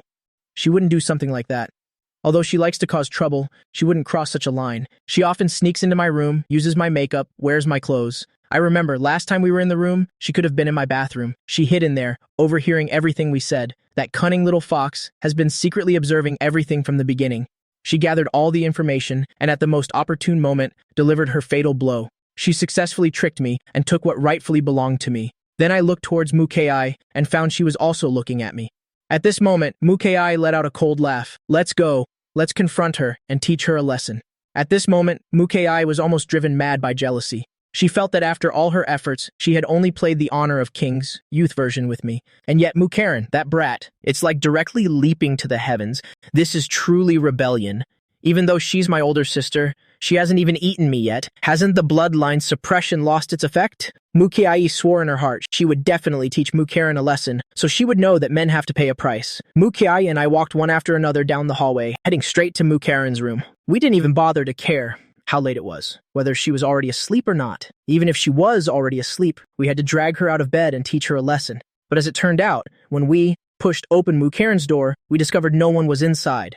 The bed was neat and tidy, without a trace that someone had slept there. I felt it was strange and turned to look at Mukai. The answer was all too clear. Karen must have run to my room again. Mukai was so angry, she was about to explode on the spot. This lustful devil, she gritted her teeth and cursed under her breath. It wasn't enough this afternoon. Taking advantage of me at the pool wasn't enough. This is too much. Hearing this, I found it a bit funny. So Karen really is lustful. That little head of hers is filled with nothing but this. We went back to the front of my room. We tiptoed in and pushed the door open, and as soon as we stepped in, we saw on the bed, indeed, someone was lying there. The figure was lying on its side, seemingly fast asleep, completely unaware of our entry. She had been swimming and acting all day, exercising for so long, she must have been exhausted. Mukai and I went to the bedside to get a clear look at the person in the bed. As expected, it was the fake Mukai. Just as I was about to call out to her, Mukai grabbed my arm and stopped me, shaking her head at me. Let her reveal her true colors. I want to see just how good her acting is. After she said that, she pointed to the closet nearby and hid inside, leaving only a crack in the door to observe. I thought that was a good idea too. I also wanted to see for myself just how well Karen, that cunning little vixen, could act. So, without further hesitation, I directly reached out and lifted the blanket. As soon as the blanket was lifted, I was stunned. Underneath the blanket, Karen was wearing only a flimsy piece of lingerie. I immediately covered her back up with the blanket, but even with this single action, Karen was awakened. She sleepily opened her eyes and rubbed them. As soon as her vision cleared, she saw me standing beside the bed. She instantly became wide awake. Brother Muge, you're finally back. Where have you been? I've been waiting for you for so long. Come to bed and sleep with me. I've already warmed the bed for you. Seeing her like this, I intentionally teased her. Sixth sister, are you making a move so quickly? Karen was taken aback for a moment. Then, her cheeks flushed slightly and she playfully pushed me. How could it be so fast? I just wanted to hold you and rest. I've never even slept with a boy before. Besides, I didn't come here to do anything bad. I sneered inwardly. It couldn't be that simple. So I went along with her wishes and lay down beside her. But as soon as I lay down, Karen immediately clung to me. Her long, fair legs were placed directly on my legs, her arms wrapped tightly around my waist, her whole body pressed against me, holding me tightly. Brother Muge, you smell so good. I still want to do naughty things. What should I do? In the darkness, a smile curved my lips. I turned on the light again. Let's play a game.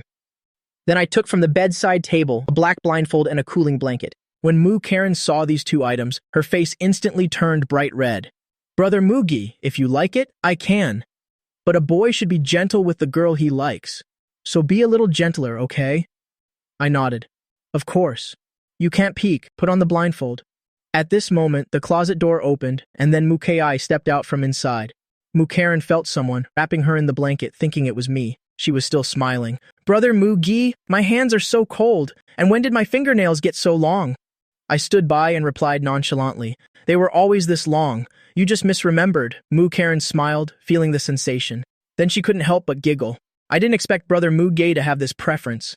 Karen was full of anticipation for what was to come. Then the blindfold on her face was yanked down. The light made her blink uncomfortably, but when she opened her eyes again and clearly saw the person in front of her, the smile on her face froze instantly. The person standing in front of her was not me at all, but the person she had been impersonating all day, sixth sister Mukai.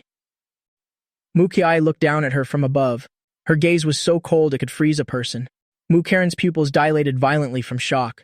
Ah! Her scream tore through the silence. The sound was so piercing, it could almost pierce through walls. I reacted extremely quickly. Almost the instant the sound was made, I reached out and covered her mouth tightly. Karen's body trembled violently, her eyes wide as saucers, filled with pure terror. She had never been this scared in her entire life. Her mind went blank. Just a few seconds ago, she thought that after removing the blindfold, she would be greeted by my loving kiss. She had even puckered her lips high, ready to receive it. But reality had given her a shocking surprise. After a long time, that extreme fear slowly faded away, replaced by endless despair and shame. Karen's little mind raced frantically. It's over. I'm done for. This isn't just being found out. This is a public shaming. Feeling that the person in my arms was finally no longer struggling, I slowly removed my hand from her mouth.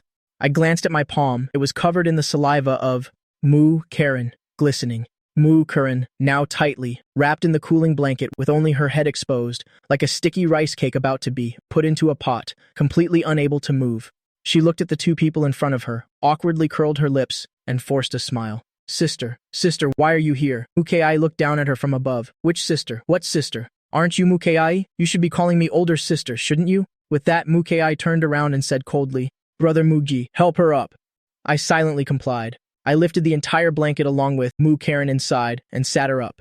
Mu Karen, like a roly-poly doll, wobbled a bit before sitting steady. Mukai stepped forward, getting close to the edge of the bed.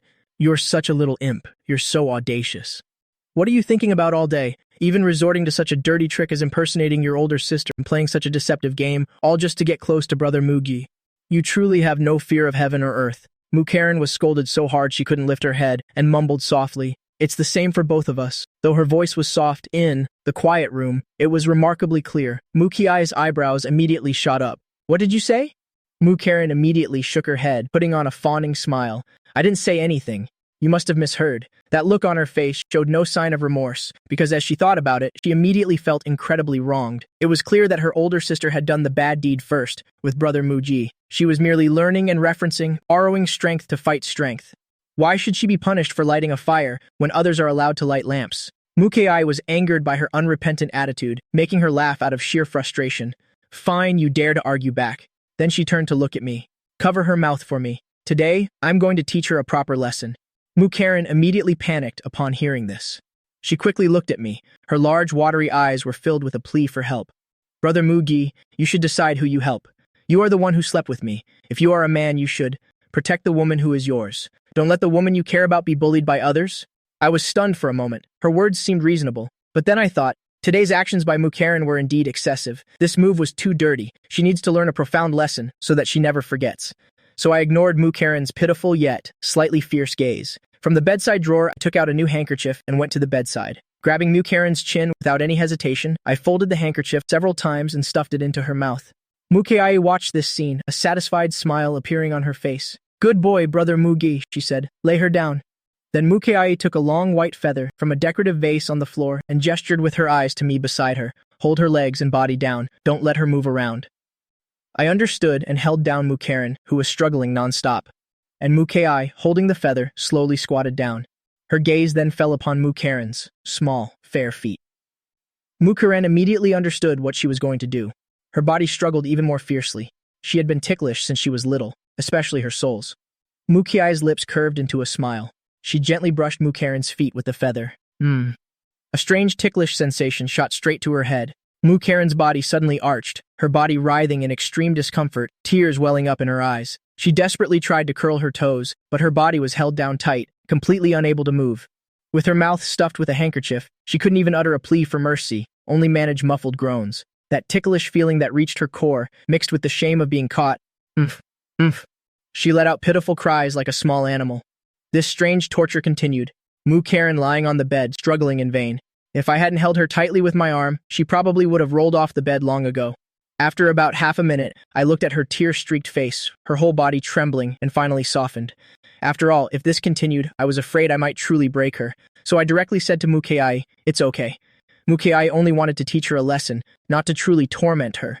Upon hearing me speak, Mukai also stopped, okay? Mukai also just wanted to teach her a lesson, not to truly torment her.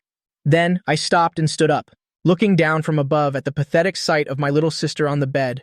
As soon as the restraints were removed, Mu Karen immediately curled up into a ball, gasping on the bed. She rested for a long time before slowly pushing herself up on the mattress. Her long, messy hair stuck to her sweat-drenched cheeks. Her eye makeup was smudged by tears, the black eyeliner blurring, making her look just like a calico kitten who had endured endless grievances. Mukai crossed her arms, her face cold, and asked, Do you know you were wrong now? Mu Karen lowered her head, her shoulders trembling with each sob. The discomfort of being punished had not yet passed. A surge of pent-up emotion welled up. She lifted her head, her eyes red and teary, and whimpered, You guys, you're all ganging up on me, boo-hoo. I'm not talking to either of you anymore. As soon as she finished speaking, she could no longer hold back and burst into loud sobs. Tears as big as beans fell drop by drop. She cried heartbrokenly, tearing her heart and lungs. Mukai was completely taken aback. Clearly, she was in the wrong, yet now it seemed as if she was the ultimate villain. But seeing her sister cry so mournfully, she couldn't help but soften, even though she was born a few minutes earlier. But as the elder sister, seeing her sister cry like this, her intention to lecture immediately deflated by half. She even started to question herself if she had truly been a bit too much just now. But on second thought, that wasn't right.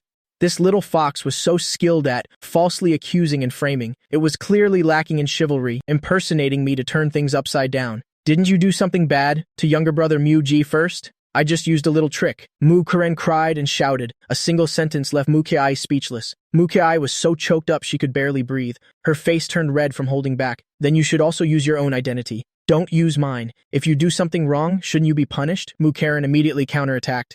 Then didn't you also do something bad? You were the first one to lay hands on younger brother Mu-ji, and the very first one too. Seeing the two sisters about to argue on my bed, my head started to ache. I quickly hurried to mediate. Why don't you both calm down first? Everyone go back to your own rooms. Mu-Kai tutted. She glared at Mu-Karen, who was still sobbing, and then said to me, You teach her properly. She knows she's wrong but doesn't correct it. After speaking, she turned and left, slamming the door shut. As soon as Mu-Kai left, Mu-Karen's crying became even louder. Then she threw herself into my arms, her small fists hitting my chest. You're bad. You're a terrible person. You just helped Sister 6 instead of me. I already gave myself to you. And you're helping someone else lecture me. Do you even have me in your heart? This afternoon I acted so hard that my legs are about to break. Wasn't it all for you? And you, on the other hand, turned around and ganged up with your sister to bully me. You're a heartless traitor. Do you think I'm easy to bully? Do you think that since you've already got me, you don't need to care about my feelings anymore? You're too wicked. I don't like you anymore.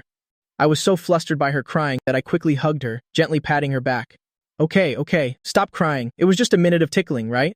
Look, in the end, I was the one who told Sister 6 to stop. Mu-Karen suddenly lifted her head from my arms. Her large, tear-filled eyes glared at me. What the punishment was is not important. What I care about is your attitude. You helped Sister 6, not me. In your heart, I'm not as important as she is, am I?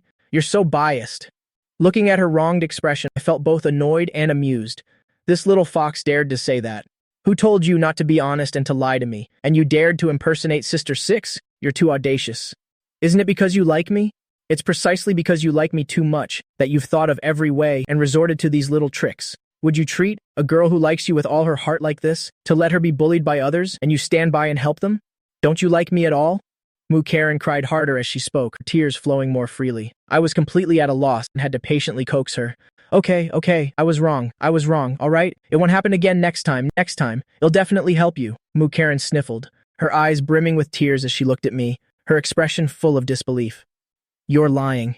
You'll definitely reject me later. Boo-hoo. Younger brother Mugi doesn't need me anymore. After sleeping with me, you want to dump me and go find another woman. Mu-Karen's voice grew softer and softer, finally turning into a desperate whimper. Hearing this, my heart broke, and I quickly held her tighter. I won't. Absolutely not. You don't believe me, and I can swear to it. Mu-Karen sniffled, her crying gradually subsiding. Then she lifted her delicate, tear-streaked face and looked at me with eyes washed clean by tears, which had become unusually clear, carefully asking, What you mean is, you will accept the identity of Mu-Karen? Seeing the fragile hope in her eyes, I couldn't possibly say no, so I could only solemnly nod. Yes. Mu-Karen's eyes immediately lit up. She stared at me intently for a few seconds. You said that. Don't go back on your word. I nodded without hesitation. I won't go back on my word. After receiving my affirmation, the sadness on Mu-Karen's face gradually disappeared. Then she sat up straight from my embrace, and a smug smile curled her lips. Immediately after, she quickly kissed me on the cheek. Good boy, younger brother Mugi. Then she cheerfully hopped off the bed and ran out of the room without looking back. That light figure had none of the aggrieved appearance from moments ago, desperately seeking solace. Looking at her retreating back, I was speechless for a moment. I had been tricked again.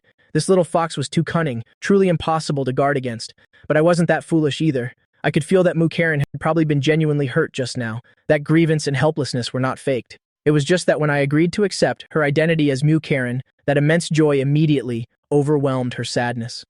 The next morning, as I yawned and went downstairs, I saw Sister 6 and Sister 7 already in the garden downstairs. But the atmosphere was a bit strange. They were very far apart. One was on the east side of the garden, the other on the west.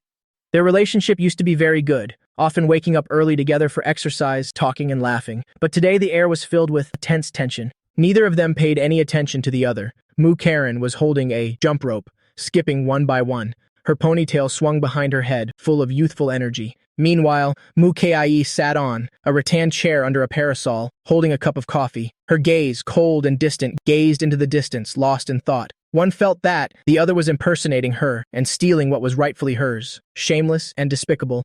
The other felt that the other had acted wrongly first, and she was merely learning and referencing. Why should the official be allowed to light a fire, but the commoner forbidden to light a lamp? Neither was willing to back down. Especially in Mukiai's heart, there was an extreme imbalance. Clearly, she had connected with me first, paving the way step by step, and was on the verge of success. But then the little fox, Mukaren, used a preemptive move and reached the goal first. How could she swallow this insult? Moreover, a thought flashed through Mukiai's mind that shocked her even more. There were clearly no balloons in the house, and it was because of this that she and I couldn't reach the final step last night. So, did Mukaren and younger brother Muge, did they secretly go out and buy some? Or did they steal from their parents' room? Or even? Mukiai dared not continue thinking. This woman was too reckless. At this moment, both of them saw me descending the stairs, and almost simultaneously they immediately rose from their positions and quickly ran towards me. Younger brother Muge, did you sleep well last night? Mukaren rushed to me first. A sweet smile graced her face, and she naturally put her arm around mine. Did you dream of me? As she spoke, she looked at me provocatively. Mukiai, following behind, her expression darkened, but she didn't get angry. Instead, she went to my other side, her tone so gentle it could melt. Are you tired, younger brother Mugi? I've prepared breakfast for you. It's your favorite crab roe buns, and I've warmed milk for you too. She then reached out her hand, wanting to take my other hand and lead me towards the dining room. The twin sisters were now in direct confrontation. One used physical contact to claim ownership. The other used thorough care and attention to show her affection. The smell of gunpowder from jealousy almost set the living room ablaze. Caught in the middle, my head immediately felt huge. However, what the sisters didn't notice was that in the shadows of a corner of the living room, a pair of eyes filled with malice and envy was staring intently at us. It was Mujiji. Last night, he was summoned by his parents to the study and thoroughly lectured. Finally, his parents made a decision to let him calm down and also to prevent him from further conflicts with me and his sisters. They decided to send Mujiji to Africa for a while as soon as possible to participate in a special competitive project. If he passed, he would be directly admitted to a top-tier university in the country. In Mudungtwin's eyes, this was a dedicated and caring arrangement, but to Mujiji, it sounded like sheer exile. What kind of godforsaken place is Africa? Why should Mugi stay home and enjoy the attention of his sisters and the care of his parents? While he, the true young master of the Mu family, is about to be banished to such a place. He vowed to make me pay dearly, to make me ruined and infamous, forever unforgiven. Mujiji's gaze was terrifyingly dark. He took out his phone, sent a message to a brother he knew from his past life on the streets. He wanted to get a special kind of drug, a drug that could make people lose their minds, leaving only the most primal instincts. Thinking of this, Mujiji's gaze slowly swept across the women in the living room. Each of them was so beautiful, so high and mighty. Now they had all become pawns, to be exploited in his revenge plan. Who should be the first sacrifice? Mujiji's eyes first fell on Yulu, but after a quick glance, he immediately dismissed it. The eldest sister was impossible. She was too strong. Besides, Yan Huigang was his ally, so the remaining targets were only 4th sister Mu Yoyan and 8th sister Mu Kexin, but 4th sister Mu Yoyan was about to be betrothed to the Jia family. This marriage was extremely important to the Mu family. If at this crucial moment Muge and Mu Yoyan, who was about to become the Jia family's daughter-in-law, were to do something, once the matter was exposed, Mu Yoyan would make a scene for everyone to know. The Mu family's reputation would be ruined, the family's honor and interest would suffer a devastating blow. Thinking of this, Mujiji's gaze locked directly onto Mu Kexin. 8th sister, just a first-year university student, must still be a pure and delicate young girl. At home, she was always like a little angel that everyone loved. If a pampered sister, so pure and spotless like her, was to have something done to her by Mu Gi, with her timid and innocent personality, Mu Kexin would surely be terrified to the point of collapse, and then immediately report it.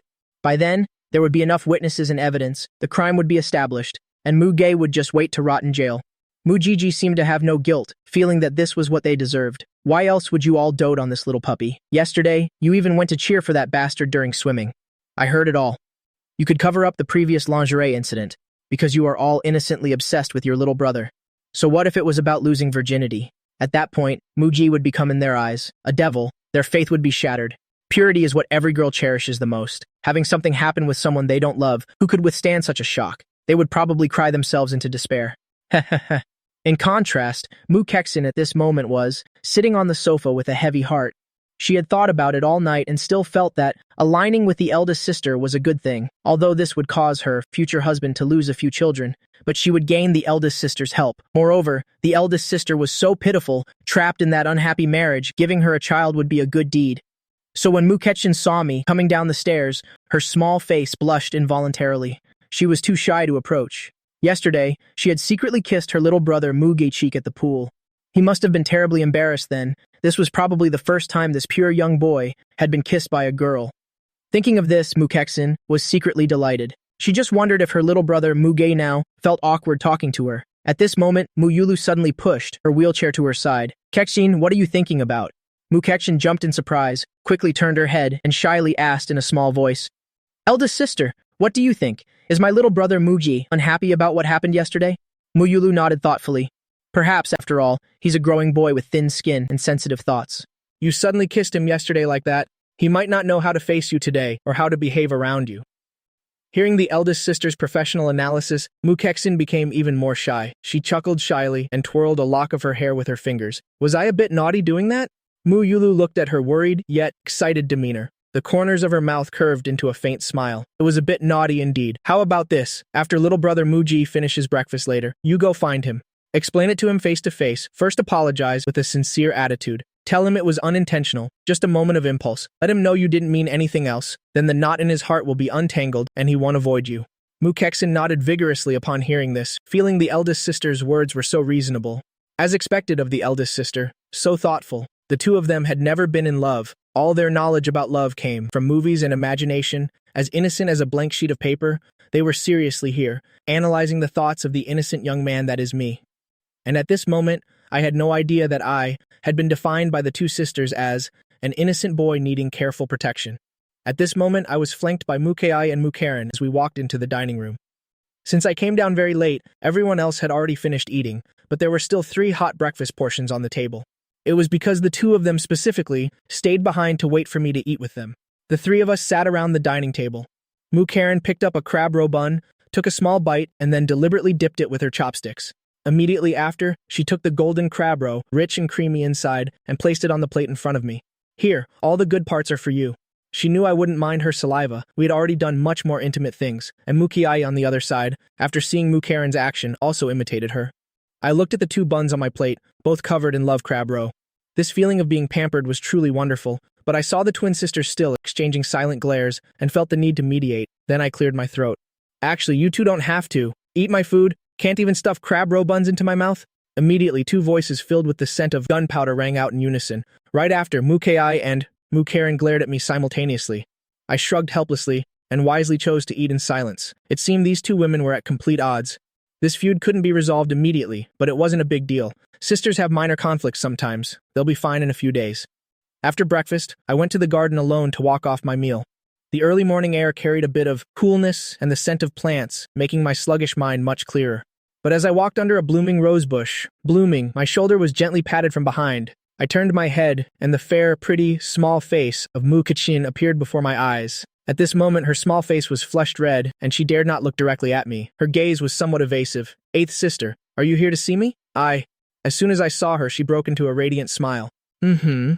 Mukachin nodded like a pecking chicken, her small hands nervously clutching the hem of her dress. The 2 of us walked slowly side by side on the small path in the garden. Mukachin lowered her head, looking at her shoe tips, repeatedly giving herself a pep talk.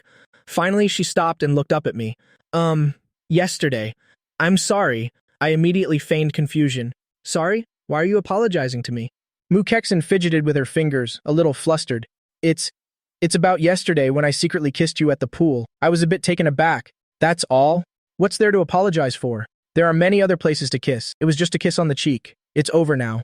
I didn't take it to heart at all, but seeing her tense and serious demeanor, Mukexin, I immediately realized. In front of this innocent young girl, I had to play the role of an equally innocent young boy. Then I cleared my throat lightly, looking away, pretending to be a bit embarrassed, and smiled faintly. It's a small thing. No need to apologize. Seeing my pretense of indifference, Mukexin became even more convinced of her judgment. Little brother Mugi was indeed very shy. It was a kiss on the cheek. Only the closest people would do such a thing. I'm so naughty to be able to make the innocent little brother Mugi this embarrassed. An indescribable sense of pride and accomplishment rose in Mukexin's heart. She felt like a love goddess who could make me like this, with just a little effort. Little brother Muge, I was too impulsive yesterday. I promise I will never again spontaneously kiss you without your consent. As she spoke, Mukexin reached out her small hand and gently clasped mine, then looked up at me with her large, pleading eyes. Can you forgive me? Seeing this, I clasped her hand tightly. It's all right. I'm not angry. Mukexin immediately beamed with joy. That's great, little brother Mugi. You're so kind. Eighth sister was right to care for you. As Mu Kexin laughed, her lips also showed two shallow dimples, so adorably that they could melt hearts. I couldn't help but pat her soft little head like petting a well-behaved cat. It felt surprisingly pleasant. Mu Kexin enjoyed my petting, narrowing her eyes comfortably. Suddenly, she seemed to have an idea. Her eyes suddenly lit up. "Oh, right, little brother Muge. Can you let me kiss you for no reason every day?" I looked around and lowered my voice. "It's not a good idea. What if someone sees us? How about this? A secret kiss is fine." Mu Kexin tilted her head.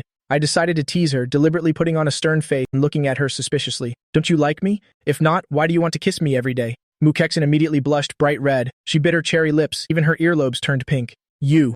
What nonsense are you spouting? I just felt this was a way to express friendship. I consider you my best friend. Don't get the wrong idea." Seeing her flustered speech, I almost burst out laughing. Only a genius could explain it like that. So I suppressed my laughter and nodded, pretending to have just realized. "Oh, I see. All right then. As long as no one sees it." "Really?" Seeing that I agreed again, Mu Kexin's eyes lit up. Then she immediately glanced around sneakily, confirmed no one was there, then tiptoed, pursed her cherry lips, preparing to pounce for a kiss, but I quickly raised my hand to stop her. "Wait, there's a camera over there." As I spoke, I pointed at a not-so-obvious camera in the distant corner. Mu Kexin looked in the direction I pointed, immediately reacted, and quickly pulled back. She stuck out her tongue and whispered, "In that case, then I'll sneak into your room tonight to kiss you." Without waiting for my reply, she turned and ran away. At the same time, in the living room, Mu Karen and Mu Kai sat next to each other on the soft sofa. After the morning confrontation and the silent battle during the meal, the gunpowder scent between them had significantly faded.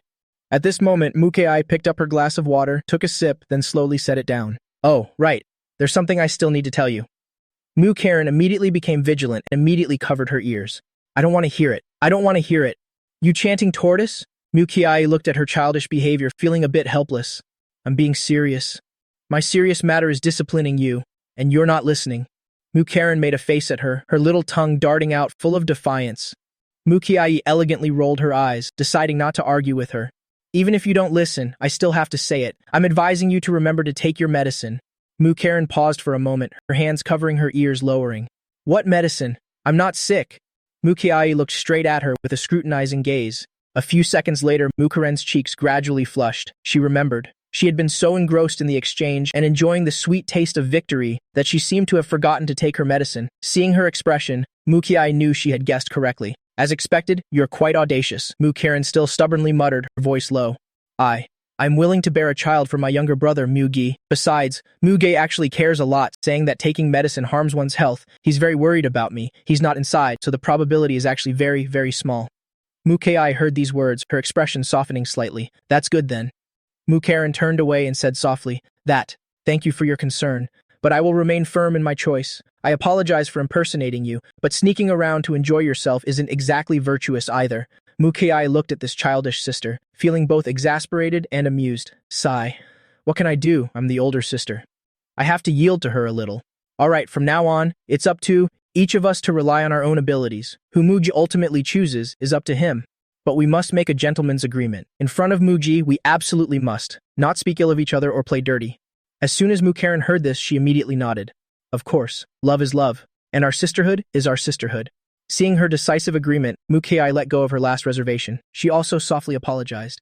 "Tickling you yesterday was my fault. It was a bit much." Mu Karen was very pleased with this apology, arrogantly puffing out her chin and smiling. Then, mischievously, she leaned into Mu Kai's ear. "Actually, the reason I cried yesterday was mainly because my younger brother Mu Ge helped you, not because you tickled me. My tears were shed for my younger brother Mu Ge." "You heartless person." Mu Kai couldn't help but laugh at her and playfully poked her forehead. "Are you forgetting about your sister for someone attractive?"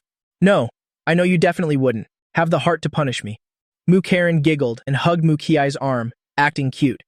When they returned from the garden, seeing this scene, the two sisters laughing and joking boisterously as if the unpleasant incident had never happened. Truly, sisters, especially between twin sisters, there are no grudges that last overnight. Seeing this, I felt happy too. At this moment, not far from the floor-to-ceiling window, an elegant figure was holding a phone. She seemed to be on a call. It was Mu Yuyan. Holding the phone, her brow furrowed slightly. She seemed to be troubled by something. The call was from Jia Zai, and Jia Zai's voice on the other end was full of suppressed anguish. "Yuyan, I need your help to open that lock. I'm sorry, I know I'm useless. These past few days, I've read so many books on Juxi's philosophy and Lu Wang's Neo-Confucianism. I even considered getting tattooed with the 6 characters, preserve the heavenly principle, destroy human desire on my body. but I really can't control myself anymore. I am a useless man. I don't deserve you. I can't keep up with your high-minded platonic view of love. I'm just a mortal. I can't achieve purity and detachment like you. I truly can't be as pure and detached as you. Mu Yuyan listened to his wailing. She had already anticipated this in her heart. She felt that as long as one is human, it's impossible to truly abstain. She reflexively started to say, "Let me ask." Before she could finish, Mu Yuyan suddenly realized something was wrong and immediately swallowed the rest of her words, but Jia Zai still heard it. Ask? Ask what? Mu Yuyan was startled inwardly and quickly corrected herself. I meant, I need to ask if your inner self is truly determined to keep pace with me and make some progress? Jia Zai on the other end immediately vowed, I absolutely can, Yuyan, please believe me. As long as you open it for me once a week, that's enough. Just once. Please give me some time to think about it. After speaking, Mu Yuyan hung up the phone. She breathed a sigh of relief. Fortunately, she wasn't exposed. If Jia Zai knew the key was in Muji's hands, he would probably commit suicide. That would indeed be damn useless. Then she walked over to my side. Jia Zai has come again, begging me to open the lock. I raised an eyebrow, not surprised by this at all. As expected. So, are you going to open it for him? Mu Yuyan was a little indecisive. I chuckled. Open it for him. You can always suppress this type of person. You have to give them a little sweetness sometimes. Give them a slap, then an apple. That's the best way to control them. Mu Yuyan understood my meaning. She went aside and called Jia Zai back, telling him that she had agreed to have someone send it over to him. Jia Zai on the other end was so happy he almost cried, thanking her profusely and promising that he would definitely make gradual progress and strive to elevate his ideological realm. After hanging up the phone, Mu Yuyan returned to my side. Mugi, do you really want to throw me to Jia Zai? I looked at the unease in her eyes and answered without hesitation. Of course not. I hope you remain single for your entire life. A warmth spread through Mu Yuyan's heart. Then what should we do? Thinking about living with that man, in the future, even if they slept in separate rooms, she couldn't avoid his lecherous gaze and scrutiny. Just thinking about it made Mu Yuyan feel nauseous and fearful. I felt the same way. Although I have a bit of a mischievous spirit, it's on the premise that the other person has already fallen into misfortune and is already married. I go to rescue them. In cases where they are not yet married, I would never push them into a fire to satisfy myself. This depends on you. If you truly don't want this, we can think of a way together for you to avoid this marriage. Mu Yuyan's face immediately fell. Easier said than done. This engagement was personally decided by father. Originally, the Jia family sought us out. A nomadic family from outside owed a debt to the Mu family, hence this marriage. If I regret it now, won't our Mu family become dishonorable betrayers? I shook my head. Of course, we cannot arbitrarily break off the engagement without cause. That would put us in the wrong. But if Jia Zai actively commits an unforgivable mistake, then we have sufficient reason to annul the engagement. The nature of the situation would be completely different. Mu Yuyan was stunned for a moment. Then her face fell again. That's still too difficult. How can we make him make a mistake? Jia Zai is now trying so hard to please you that he's practically living like an eunuch. He's practically begging for self-castration. Unless he commits murder and arson and goes to jail, it's hard to catch him making a mistake. A smile played on my lips. What if it's a principled mistake? What if we find someone to seduce him? Considering his current state of suppressed desire, do you think he can resist? I continued. Wait until he takes the bait. Wait until he makes a mistake. Then, at your wedding, in front of all the guests, publicly show the video of him being caught. At that point, it won't be our Mu family that loses face. The Jia family, to save face, will have no choice but to propose to annul the marriage out of shame. This plan was undeniably malicious, hitting them right where it hurts. Mu Yuyan was moved. So how do we catch him in the act? We can't just send people to follow him.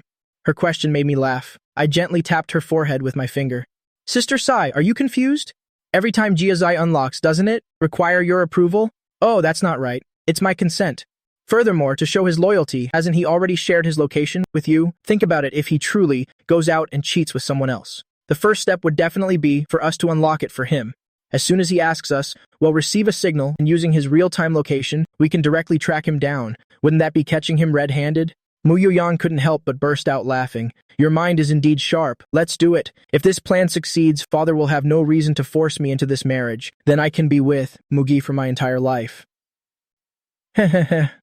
Mu Yuyan couldn't help but rejoice inwardly. Not long after, in another villa, Jia Zai had just finished a 5-minute battle. Logically, after finishing, he should have immediately reported to Mu Yuyan and then locked the chastity lock to show his loyalty. But Jia Zai lay on the bed, feeling the emptiness after the act, and somehow couldn't bring himself to press that send button. 5 minutes, how humiliating. If Yuyan knew, she would definitely look down on me. She's so noble. always pursuing spiritual purity, she'll surely think I'm both mundane and useless. No, I absolutely cannot let her know the truth. I have to wait another hour. That will sound more like an accomplished man. An hour later, Jia Zai finally breathed a sigh of relief and automatically locked the chastity lock. Meanwhile, with Mu Yoyan, after seeing the lock confirmation message, she turned and showed me her phone. Mugi, do you believe it? He managed to last an hour. I glanced at it and scoffed. I don't believe it. The more someone lacks something, the more they like to brag about it. This is an eternal truth. Mu Yoyan nodded, but then a new problem arose in her mind. What if he's really too weak, that we arrive too late, and he's already finished? Wouldn't that mean we'd be unable to catch him in the act? If he denies it no matter what, we'll just have to accept it. Her serious expression made me laugh. Sister Sai, don't worry, with his prideful personality, do you think he'll report it truthfully? Even if he really finished early, to save face in front of you, he'll definitely stretch it to half an hour. He might even wait an hour before locking it. And that time is our golden opportunity to catch him red-handed. Mu Yoyan was completely convinced. Then, I'll go with you to catch him. I'll be your accomplice, your support. I looked at her sparkling eyes and nodded solemnly. It's a great honor. In the afternoon, I was preparing to go to the suburbs to practice driving. The twin sisters, who had recently reconciled, along with Mu Kexin, immediately started a new round of competition. You're coming with me, sister, my younger brother Mugi. You sit in the passenger seat, you know the way. After a period of Jungduo contention, Mu Kexin, in the end, thanks to her unbeatable charm and pouting tactics, successfully secured the chance to come along. And in the corner of the living room, a sinister smile flashed in Mu Jiji's eyes. He had obtained the drug from the underworld figures who prepared it specifically for me. He looked at the person who was about to go out with me. Sister 8, Mu Kexin, wearing a cute, revealing outfit. She was the chosen prey. Mu Jiji knew that these past few days I've been going to practice driving in the afternoon. Before leaving, I have a habit of taking a few bottles of mineral water from the refrigerator in the living room. He had already prepared everything. While no one was around, he secretly added the drug into a few bottles of mineral water. To ensure there were no loopholes in his plan, he also took all the other bottles of mineral water that were not drugged from the refrigerator and consumed them. Now, in the most visible spot in the refrigerator, only those special bottles which he had tampered with remained. At this moment, before Mu Kexin and I went out, I casually grabbed 2 bottles of water from the refrigerator. They happened to be the 2 bottles that Mu Jiji had prepared. We went to the garage. Mu Kexin excitedly got into the driver's seat. You drive first, and let me drive when we get to a less crowded place. I had no objection to this. After all, I already had my license. I just needed to get more familiar with the driving feel. After driving for a while, we left the city area and entered a deserted suburban road. At this moment, Mu Kexin beside me suddenly took a bottle and handed it to me. Younger brother Muge, please open this for me. I took the water bottle and opened it with little effort, handing it back to her. Thank you, Muge.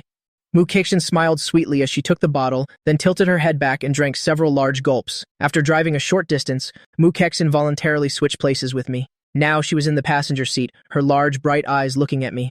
Younger brother Mugi, your driving skills are amazing. You've only been learning for a few days, right? How can you drive so well? I'm smart, you know, I chuckled and joked. That's not it. It's because your instructor, me, is a great teacher. Mu Kexin seriously refuted. She looked at my profile as I focused on driving, unable to get enough of the view. She even felt her cheeks begin to warm up. This feeling was actually very common, because every time Mu Kexin looked at me, her heart would flutter. But as the car continued forward, Mu Kexin gradually felt that something was wrong. There seemed to be a flow in her body, a strange hot heat rising from her lower abdomen, which then slowly spread to her limbs. At first it was very light, like usual, but gradually, the heat intensified. It felt like a fire was burning within her body. What's going on? She licked her slightly dry lips and reached out to lower the car's air conditioning. But that hot flow showed no signs of subsiding. On the contrary, it grew more intense. Her skin even began to flush an unusual pink, and her breathing became somewhat rapid. Could it be that I've been completely captivated by the charm of younger brother Mugi? This wild thought crossed Mu Kexin's mind. But that wasn't right. Although she usually enjoyed looking at younger brother Muge and her heart would beat faster, it was definitely not like this feeling now. This feeling was like an uncontrollable desire. Her gaze started to become a little hazy, her eyes uncontrollably fixed on my profile. Her mind began uncontrollably, flashing with random images. No, Mu Kexin, you need to maintain your dignity. She shook her head forcefully, trying to discard those inappropriate thoughts. Another 2.5 minutes passed. The car stopped by a spacious lake. This was the place we had chosen beforehand to have a picnic. Then I unbuckled my seatbelt, turned my head to look at Mu Kexin. We're here, let's set up the tent first. However, before I could finish speaking, I noticed that Mu Kexin was in a very abnormal state. Her whole body was slumped against the seat, her small face flushed red, her eyes hazy, and she was emitting soft, panting breaths. What's wrong? Are you not feeling well? My heart tightened, and I reached out to touch her forehead. You're not coming down with a cold, are you? Or do you have a fever? Are you feeling unwell? No, I'm fine. Mukexin shook her head, her voice soft as water. She feebly tried to unbuckle her seatbelt and open the car door to get out, but as soon as she stood, her legs went limp. She swayed as if about to fall. I quickly caught her. And you call this being fine? Did you get heat stroke? No, I can handle it, Mukexin vaguely replied. Right now, she just wanted to find a place to lie down. I first got heat stroke and cold medicine from the first aid kit for her. Then I took the tent out of the trunk and started setting it up. Mukexin felt completely devoid of strength. Her head was also swimming, and she could only reluctantly hand me things. Seeing that she was really uncomfortable, I told her to go into the tent and rest first. The tent was quickly set up. Mukexin crawled inside and didn't want to move anymore. She lay on the moisture-proof mat, feeling the hot flow in her body, was about to melt her. I stood by the lake for a while, casually picked up a few flat stones and skipped them across the surface of the water. The stones danced lightly on the water, creating beautiful ripples. My technique was excellent. Each stone could skip 7 or 8 times. But at this moment, I didn't have the mood to enjoy the scenery. I turned my head to look back at the tent, feeling uneasy in my heart. After all, the state of Mukexin didn't look like heat stroke. So I walked back to the front of the tent. Sister Kexin, are you feeling better? Mukexin inside the tent was curled up, her body trembling slightly. Hearing my voice, she suddenly lifted her head. Her once clear eyes were now veiled with a misty haze. She looked at me as if I were a lifesaver. The next second, she suddenly lunged forward and kissed me with all her might. The soft sensation, carrying a burning heat, made my entire body freeze. My mind went blank for a moment, and instinctively, I wanted to push her away. But then I remembered this morning, our agreement about a kiss each day. So I didn't push her away in time.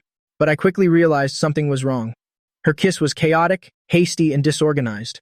Her body was incredibly hot, and even through her clothes, I could feel that abnormal heat. This was definitely not a normal kiss. I reacted immediately, holding her shoulders, slightly widening the distance between us. Then, looking into her hazy eyes, a terrifying suspicion occurred to me. Sister Kexin, listen to me. You might have been drugged. Mukexin's movement stopped. A hint of clarity flickered in her dazed eyes. Drugged? She panted, trying to think. Then she remembered the bottle of water, the mineral water bottle she had drunk more than half of in one go. It was Mu Gigi. It must have been him. That scoundrel resorted to such a despicable tactic again. But what do we do now? The hospital is too far from here. Sister, I feel so uncomfortable. The fire within her body had burned away, Mukexin's last shred of reason. She looked at me in front of her, instinctively pleading for help. Younger brother Muge, can you help me? Her small hand clutched my shirt, her eyes full of pleading.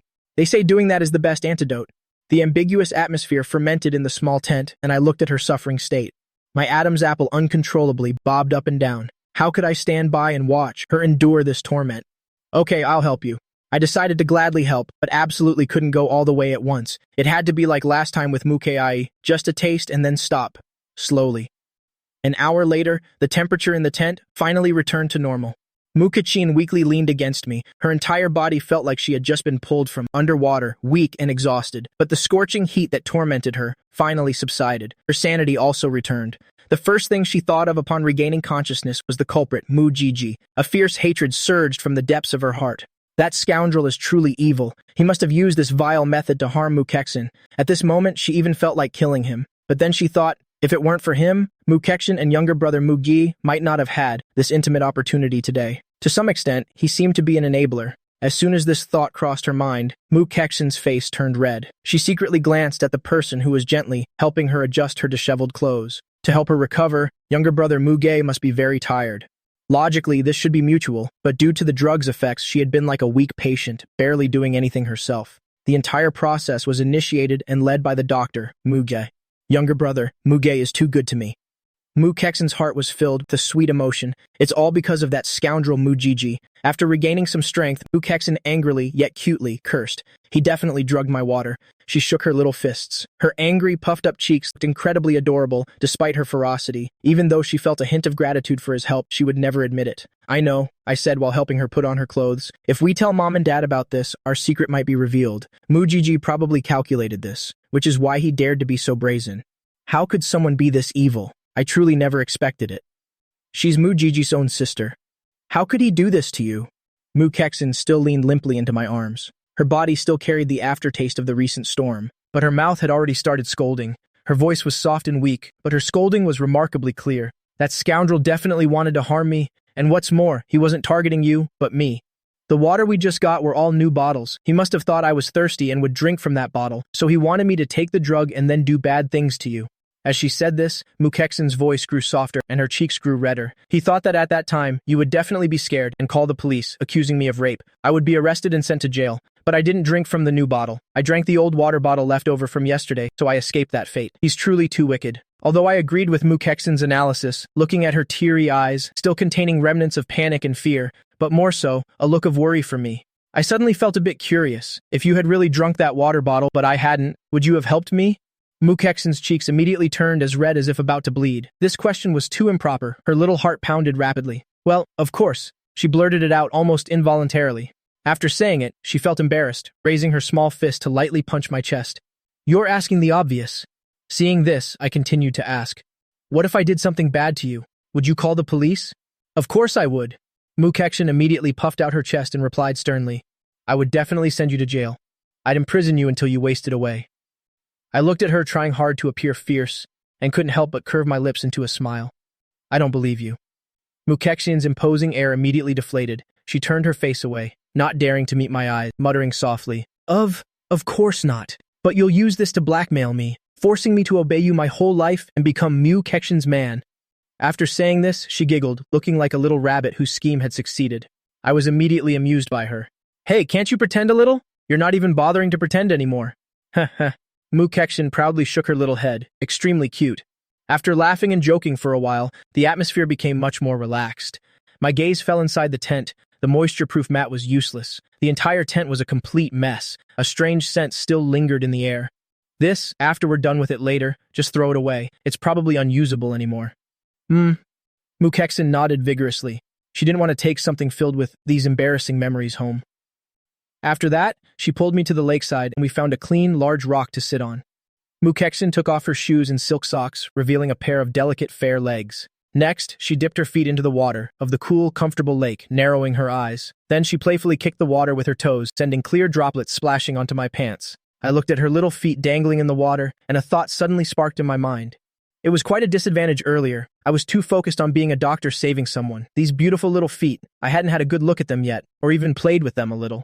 As I was thinking, a dry throat sent a message through my throat. I had exerted quite a bit of energy earlier, but the old untainted water bottle had been finished long ago. It was midsummer, and after struggling for so long, my tongue felt like it was sticking together, but the remaining water bottle was drugged, completely undrinkable. Mukexen played in the water for a while, her whole body completely relaxed. She tilted her head, looking at my profile, her heart filled with tenderness and sweetness. This was the first time a boy had put in so much effort to help her like this. He was truly generous just now. His heart and mind solely focused on healing me, never considering taking advantage of the situation, even avoiding touching me unnecessarily to spare me embarrassment. He was so gentlemanly, not touching my body much at all. Thinking this, Mukexen said sincerely, Mugi, my dear brother, you are so kind. Even in this situation, you didn't think of taking advantage of me. Consider it that I owe you this time. In the future, you can come to me anytime. I will definitely repay you. As she spoke, her voice grew smaller and her face grew redder. I smiled. No need, but I'm really thirsty right now. As I said this, I licked my dry lips. No clean water, this is troublesome. Mukexen also frowned her little nose in concern. Suddenly, her eyes lit up, then she looked at me mischievously. Next, she stirred the water with her little foot. How about you drink the lake water? I looked at her delicate white feet, stirring in the water, and couldn't help but roll my eyes. I'm not drinking your foot-washing water, you pest. Mukexen playfully splashed some water at me. We sat by the lake like that, doing nothing, just chatting idly and playing with the water. At the same time, at the Mu family villa, Mujiji was pacing restlessly, back and forth in his room. He occasionally glanced at his phone, then at the wall clock. More than 2 hours had passed. Logically, the drug should have taken effect by now. That brat Muge must now be completely losing his mind and having his way with that slut Mukexen. After that, Mukexen would surely cry and report to the police. By then, with witnesses and evidence, Muge rape charges would be confirmed. No matter how capable the Mu family is, they couldn't possibly save a rapist from prison, right? That way, I would completely eliminate a great source of trouble for myself. And that foolish girl Mukexen, tainted by Muge, would never be able to marry into a good family again. She could just marry anyone to get it over with. Killing 2 birds with 1 stone, a perfect plan. The more Mujiji thought about it, the more pleased he became. His lips couldn't help but curve into a sinister smile. He seemed to see my miserable appearance, being shackled in handcuffs. He even saw the entire Mu family descending into chaos. However, at this moment, my voice suddenly rang out from the doorway. "Where's the water? Give me a bottle, I'm dying of thirst." Hearing our voices clearly coming from upstairs, Mujiji froze as if struck by lightning. His entire body stiffened on the spot. How could this be? Impossible! Where's the drug? Where did I inject it myself? Why is Mugi unharmed? Why is Mukekshin still smiling so happily? Did they not drink that water bottle? It can't be. He clearly saw them each holding a bottle. So where exactly did things go wrong? Mujiji's mind was completely scrambled. In the living room, the sisters saw me and Mukekshin enter together and immediately teased. "Why were you two gone for so long? Did you sneak off somewhere to play?" Mukekshin arrogantly tilted her chin. "That's right. We had a lot of fun." As she said this, she walked straight to Yulu. "Eldest sister, I have something I want to tell you." Yulu noticed the unusual look in her eyes. She nodded, and the two went to the bedroom. After closing the door, Mukekshin recounted everything that happened in the suburbs today to Yulu. From Mujiji's plot to her own situation of falling into his trap. Yulu listened, her expression growing more serious. "Mujiji, that beast. He's committing a crime here. Should we tell Mom and Dad? Did you bring back the evidence?"